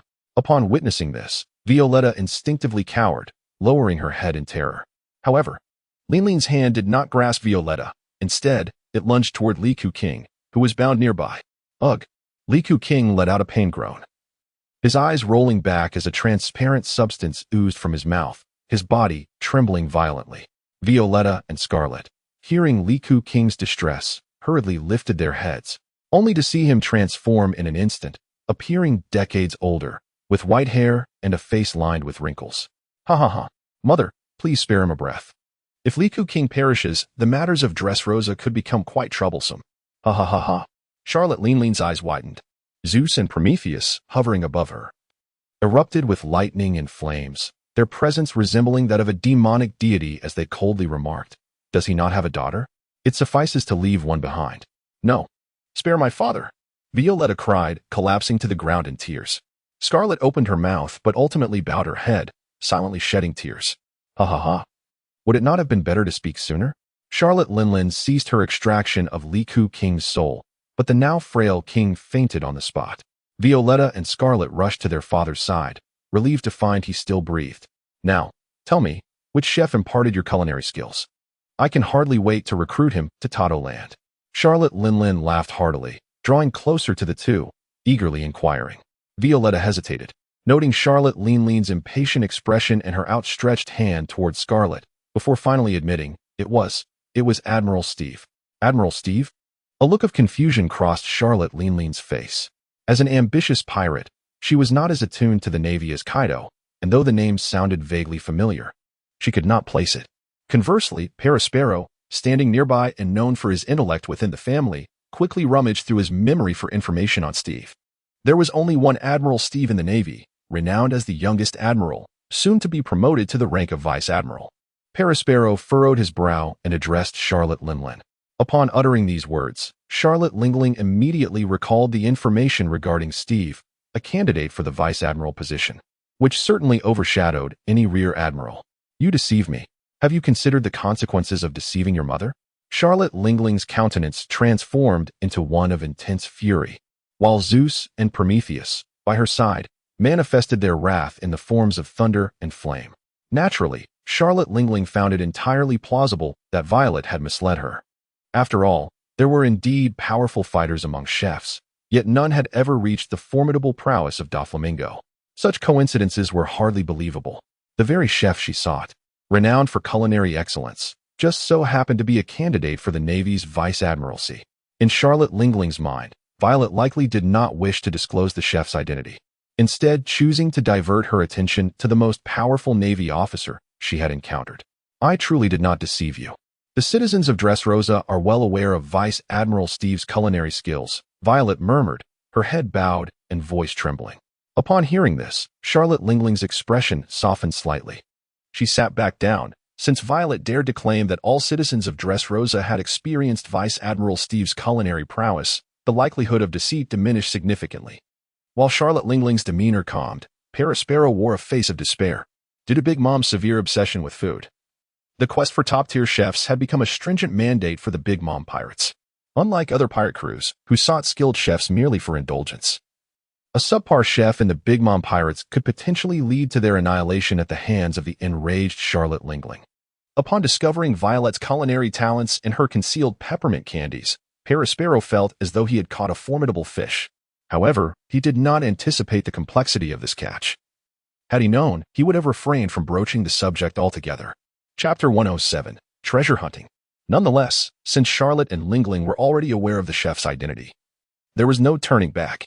For Charlotte Lingling, nothing eclipsed the allure of exquisite cuisine. Regardless of the circumstances, no one would deter her from savoring delectable dishes. Under normal circumstances, she might have contemplated the ramifications of offending the Navy, but when it came to matters of food, not even the fleet admiral could stand in her way. Indeed, Charlotte Lingling's gaze had already shifted to Perispero. Perispero, my eldest son, have you heard? No matter what means you employ, bring back that Vice Admiral Steve. Ensure he joins our pirate crew. Perispero froze for a moment. Mother, do you even realize what you're asking? That is a candidate for admiral. Who among the Big Mom pirates, aside from you, could possibly contend with him? And you expect him to join our crew? He has a promising future in the Navy. Why would he want to become your son-in-law in our pirate crew? Have you considered the Navy's reaction? Luring a candidate admiral to our pirate crew is an outright slap in the face to the Navy. Even if we succeeded in bringing him back, it is likely we would find ourselves besieged by Sengoku, Garp, and the three admirals the very next day. Though Perispero had a torrent of grievances brewing within him, he swallowed his words upon witnessing the icy glint in his mother's eyes. Let us give it a try. Perhaps it could work out. Even if it doesn't, I must at least appear to make an effort, lest I bear the brunt of her wrath. Charlotte Lingling often extolled the virtues of familial love and unity, yet in truth, she embodied the antithesis of this ideal. Her children feared her more than they revered her. Perispero had no desire to suffer the consequences of his mother's whims. At this moment, Perispero was filled with profound regret, questioning his own actions. Why did he have to expose that little girl when he could have simply allowed her to serve as a chef? Now, he found himself shouldering the blame. A predicament of his own making. All right, mother, I shall bring him back to our family, he promised. The resentment simmered beneath the surface. Despite his inner turmoil, Perispero maintained a facade of compliance. However, mother, he is a vice admiral. I fear that relying solely on myself may not suffice. Your point is valid, Charlotte Lingling acknowledged, her intellect shining through beyond culinary matters. After all, having navigated the treacherous seas for so long, she had an inkling of her son's capabilities. A vice admiral's strength would undoubtedly surpass that of an ordinary rear admiral. The extent of his power, however, was uncertain. Some vice admirals possessed skills rivaling those of full-fledged admirals, while others fell short, akin to the standard high-ranking officers of a formidable pirate crew. Considering the age of Vice Admiral Steve, Charlotte Lingling inclined towards the latter view. Nevertheless, her Big Mom pirates were not particularly formidable at present. As her children had yet to reach their peak potential, they did not even have a complete cadre of suite commanders. With only Katakuri and the eldest Perispero qualifying as top-tier officers, and even Perispero's strength appeared somewhat lacking, there were no individuals among them who could be regarded as experts at the level of a vice admiral. Well, you and Katakuri should go together. Oh. And bring along a few of your suitable sisters to see which one he fancies, Charlotte Lingling instructed with an air of entitlement. The appearances of Big Mom's daughters were difficult to describe, perhaps due to her interspecies marriages. Some were strikingly beautiful while others were peculiarly shaped. However, Big Mom had always held a firm belief in her daughter's beauty. Moreover, given the diverse tastes of individuals at sea, she entertained the idea of employing beauty as a strategy. Very well, mother, Perispero thought to himself, rolling his eyes at the added complexity of his mother's demands, yet ultimately finding himself unable to refuse. Well, I shall await your good news, Big Mom chuckled, finishing her pastries before returning to Cake Island with her parasol in hand. Perispero, on the other hand, wore a sour expression as he prepared to consult his perfect younger brother on how to fulfill their mother's task. The open space was left with only the sisters Violet and Scarlet, who clutched the ailing King Liku, weeping quietly. Unbeknownst to them, Doflamingo was currently engaged in excavating his treasure. The Red Line, as the largest landmass in the world of pirates, was sparsely populated, making it quite easy to bury treasures there. Logically, given the elevation of the Red Line, it could be classified as a plateau, curiously. The oxygen levels and temperatures there bore little difference from the ocean below. Were it not for the celestial dragons residing there, this place would be the most habitable of all. Regrettably, due to the celestial dragons, the entire Red Line was devoid of other inhabitants. Even if a cataclysm were to submerge the entire world of pirates, the Red Line, towering at an altitude of 10,000 meters, would remain unscathed. Doflamingo harbored serious doubts that the man-made disaster 800 years prior could have involved a great flood. Otherwise, why would the celestial dragons choose to reside at such heights? I'm so hungry. Have you found what you buried?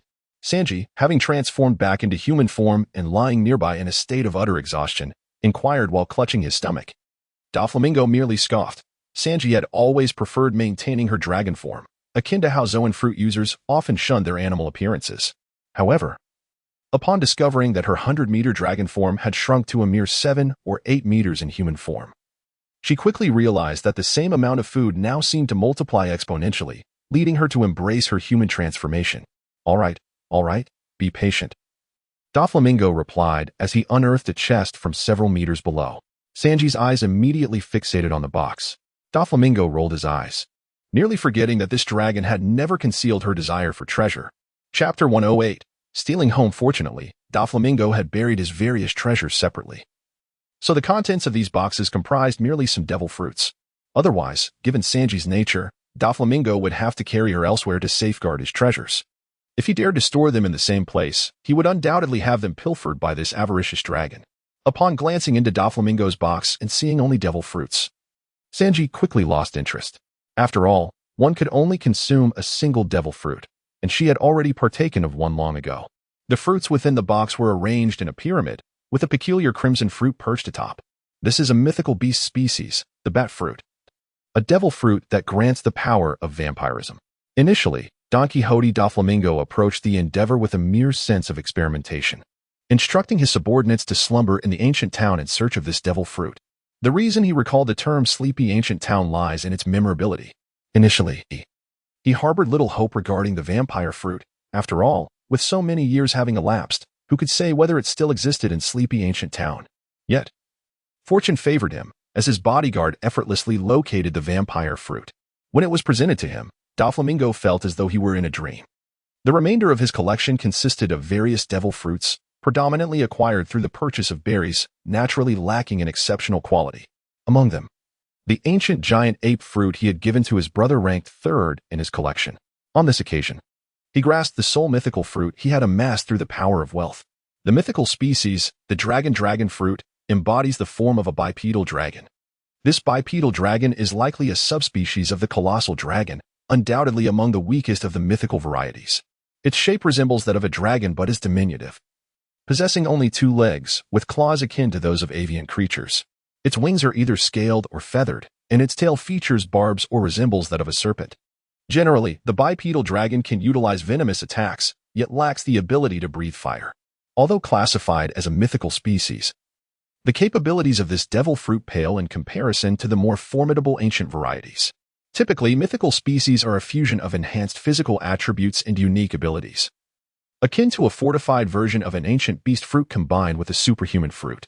The enhancement in physical prowess offered by the bipedal dragon fruit is only marginally superior to that of stronger ancient species, and its unique venomous attack is hardly remarkable, which is why it is deemed the least powerful among mythical species. Nevertheless, the term dragon lends it a certain prestige, and its dragon-like appearance has garnered considerable admiration from the celestial dragons. By chance, he leveraged his association with the celestial dragons to assist a king in resolving a dilemma, subsequently exchanging a substantial sum of money to acquire this coveted fruit. At that moment, he believed this fruit might prove useful in the future. Thus he deliberately erased the king's memory of the fruit, ensuring that the king retained only a vague recollection of his transaction with Don Quixote Doflamingo, while being unable to recall the exact cost of the exchange. As for the legendary mythical species, the dragon fruit, Doflamingo harbored doubts about whether it had been consumed by the upper echelons of the world government, such as the Gorosei. Otherwise, the fanatical celestial dragons would have long since unearthed this fruit. Having completed his search, he declared it time to retreat, promising a grand feast. Doflamingo took possession of the bipedal dragon fruit and subsequently reburied the treasure chest. Oh, Sancho nodded, salivating at the corner of his mouth. He then transformed into his dragon form and soared into the sky, carrying Doflamingo. Naturally, they circumvented Mary Geos. After all, who could predict how those deluded celestial dragons would react upon seeing Sancho, a genuine Western dragon? Next, the plan was to create an opportunity for Sakazuki's family to discover the bipedal dragon fruit, and then arrange for slavers to capture whoever consumed it and sell them into slavery to the celestial dragons. I am eager to witness whether the esteemed Akainu will continue to support the celestial dragons and the world government once he experiences misfortune firsthand. This scheme was conceived by the Joker during a period of ennui, and one must concede, as a master of manipulation within the DC universe. His prowess in this regard is unparalleled. His ability to devise corrupting notions is prodigious, effortlessly generating a plethora of them.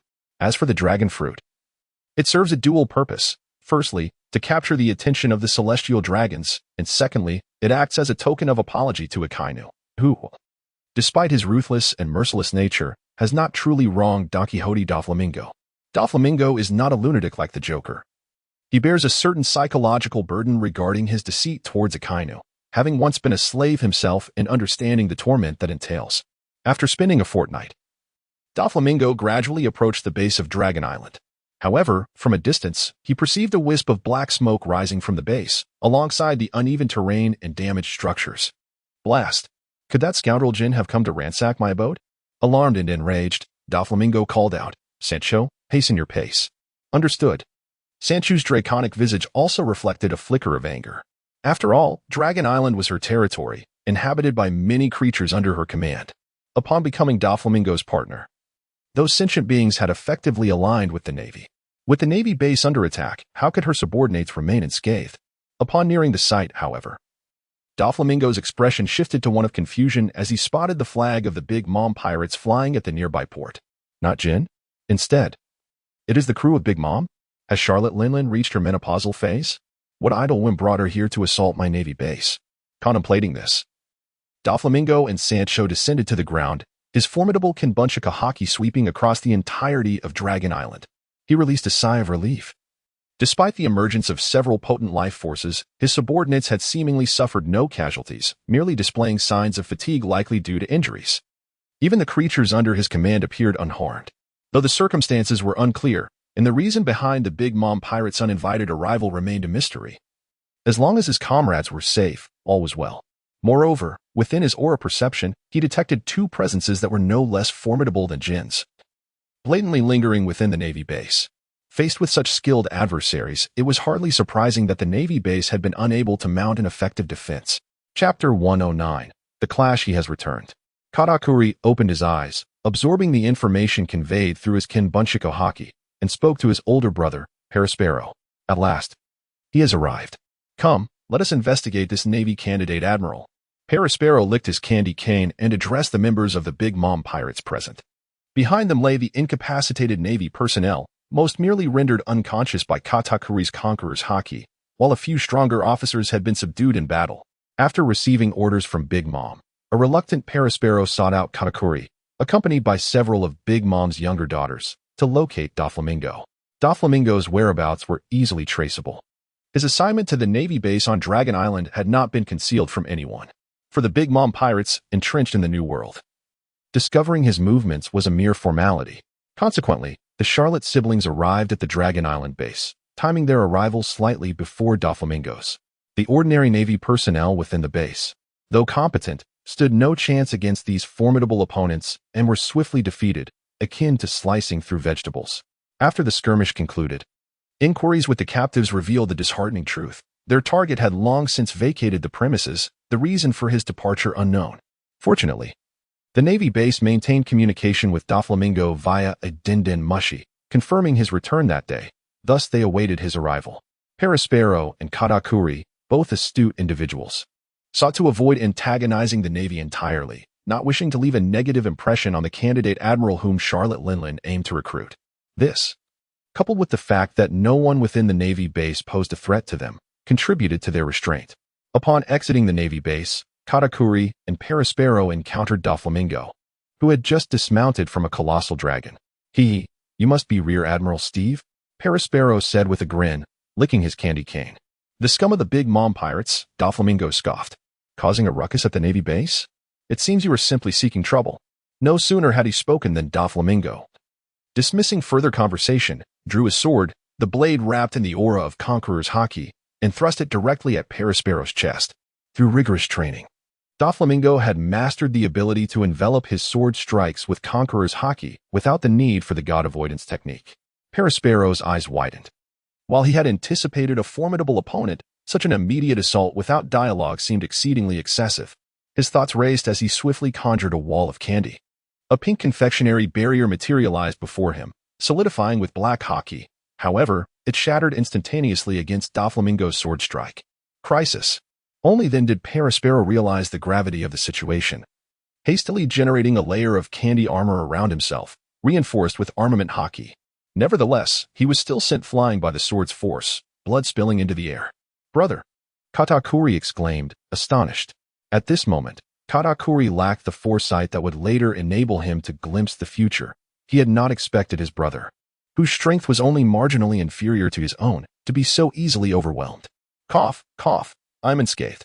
Perispero rose with difficulty, wiping the blood from his lips. His candy armor, enhanced with armament haki, had been obliterated, and blood continued to flow from his chest. Perispero wore a bitter smile as he regarded the situation.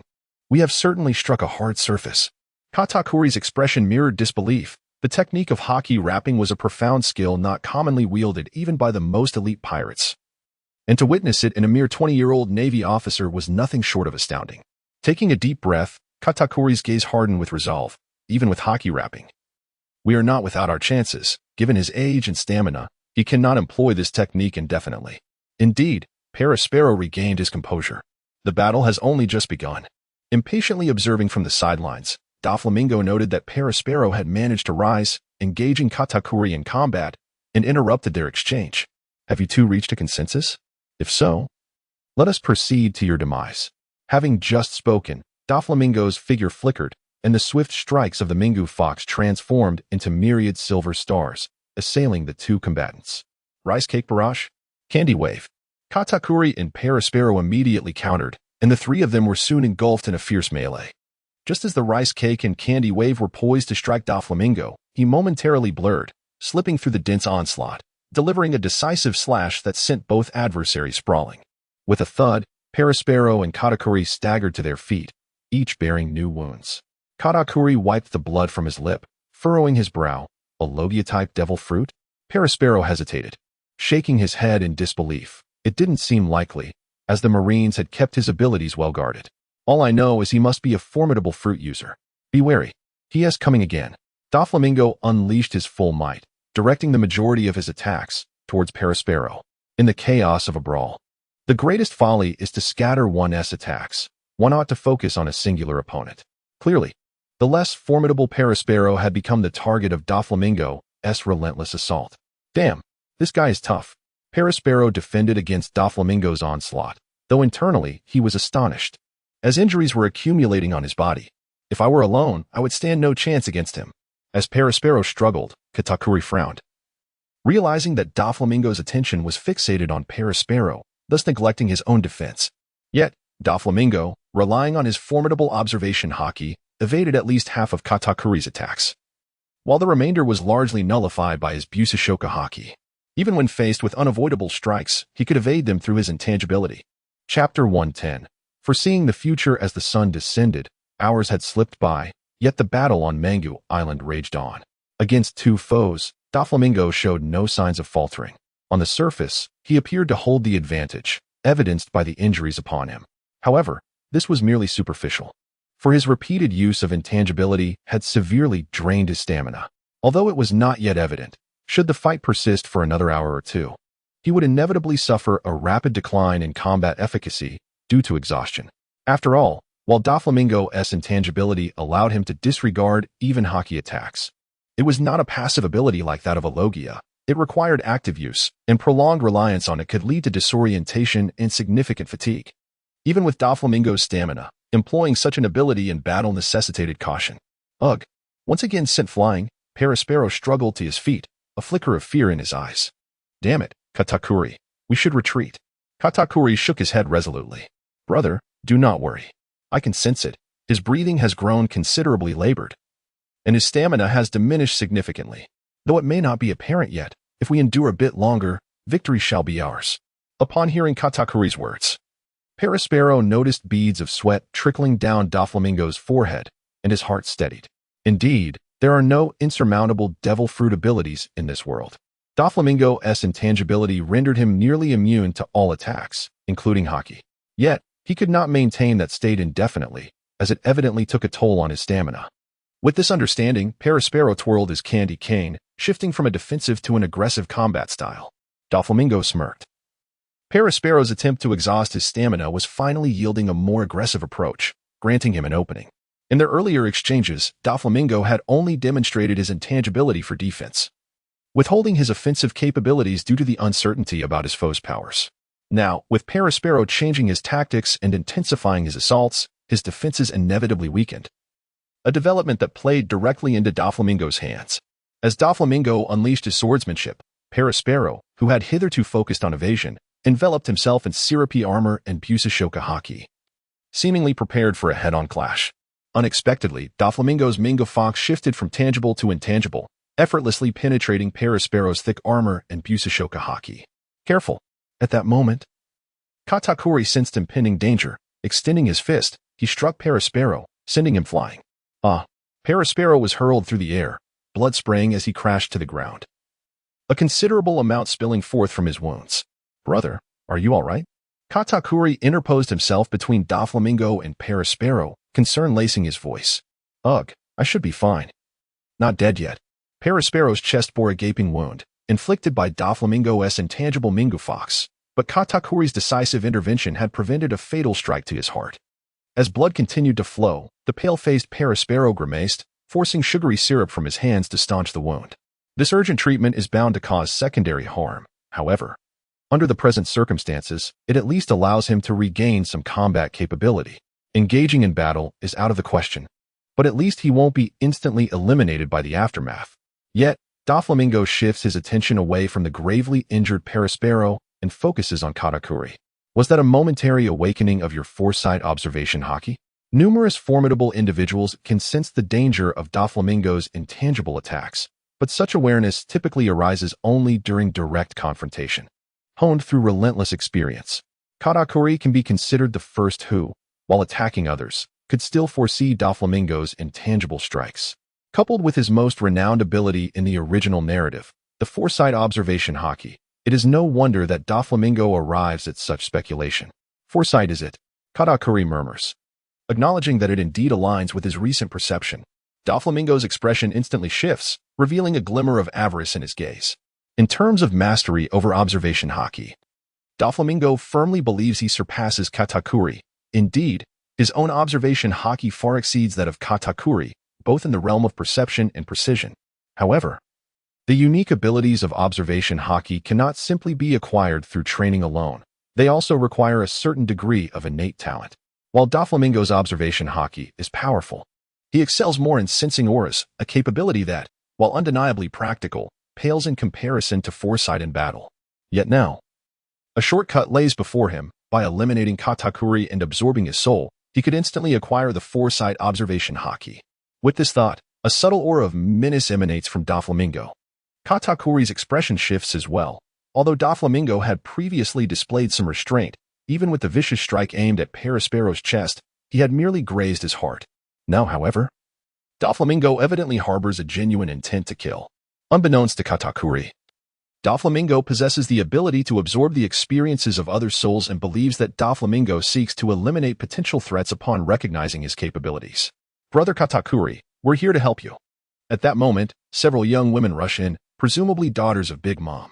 Be careful, our opponent is no ordinary foe, Katakuri protests slightly, yet ultimately does not dismiss their assistance. Though he is known for his protective nature towards his siblings and his aversion to external interference in his battles, he lacks the confidence to defeat Doflamingo alone. Having already engaged alongside Perispero, he feels no psychological burden in accepting help now. Moreover, should he falter, the Vice Admiral might act with less restraint towards his mother, potentially leading them all to impel down. If luck were to run out, he might even perish at the hands of this Vice Admiral. Should this Vice Admiral decide to eradicate everyone, it is not beyond the realm of possibility. Therefore, for the sake of everyone's safety, joining forces is undoubtedly the wisest choice. Although his sisters are young, as daughters of Big Mom, their combat prowess is far from weak, and they could at least serve to distract Doflamingo. Chapter 111, The Cat and the Mouse. Hey, it's hardly fair to gang up on one person. A booming voice interrupts as the enormous dragon, Sancho, lifts its massive head. The heat and sulfurous scent emanating from it causes Katakuri and his sisters to squint. Katakuri's heart sinks as he gazes at the dragon. His observation haki does not grant him the ability to gauge the strength of life forms. Though he senses that this dragon possesses significant power, he cannot fathom just how formidable it truly is. In his mind, this dragon, while a mythical creature, likely lacks training or technique. Even with formidable strength, it should be somewhat limited. At most, it might rival a vice admiral or a pirate with a bounty of 200 or 300 million. Not to mention, his sisters are likely not much weaker than some of the less capable vice admirals. However, upon hearing Sancho speak, Katakuri quickly realizes his miscalculation. While many intelligent creatures exist, few are willing to learn or possess extensive knowledge. The fact that this dragon can speak implies it has undergone some form of education. With a dragon's innate abilities, combined with learning, it would easily master the two forms of haki, elevating its combat prowess to a new level. Facing such a creature would be exceedingly challenging. The thought that this dragon merely speaks without any notion of learning haki does not even cross Katakuri's mind. This is bad. With this dragon here, escape may not even be an option. Katakuri's expression darkens further as he takes a deep breath, fixing his gaze on Doflamingo. At that moment, an unwelcome voice interrupts. Hey, you there, do you not value your subordinates' lives? A young woman with peculiar purple hair and a slender frame, brandishing a pistol, threatens Doflamingo while holding several naval officers captive. Rest assured, I shall avenge them. I guarantee your demise will be 100-fold more horrific than theirs. Doflamingo merely smirks, showing no signs of concession. Despicable, heartless man. The woman kicks a wounded naval officer, seemingly in a fit of rage, and attempts to fire her weapon. However, under Doflamingo's icy gaze, she ultimately refrains from pulling the trigger. Cough, cough. Perispero covers his mouth, blood sputtering forth as Doflamingo's intangible blade pierces his lung. I don't believe it has escalated to this point. Does the Navy truly wish to confront the Big Mom pirates directly? That question should be directed at you, Doflamingo retorts, lifting his head with a sardonic smile. It is you who has intruded upon us. This is a misunderstanding. Perispero frowns, seemingly about to speak.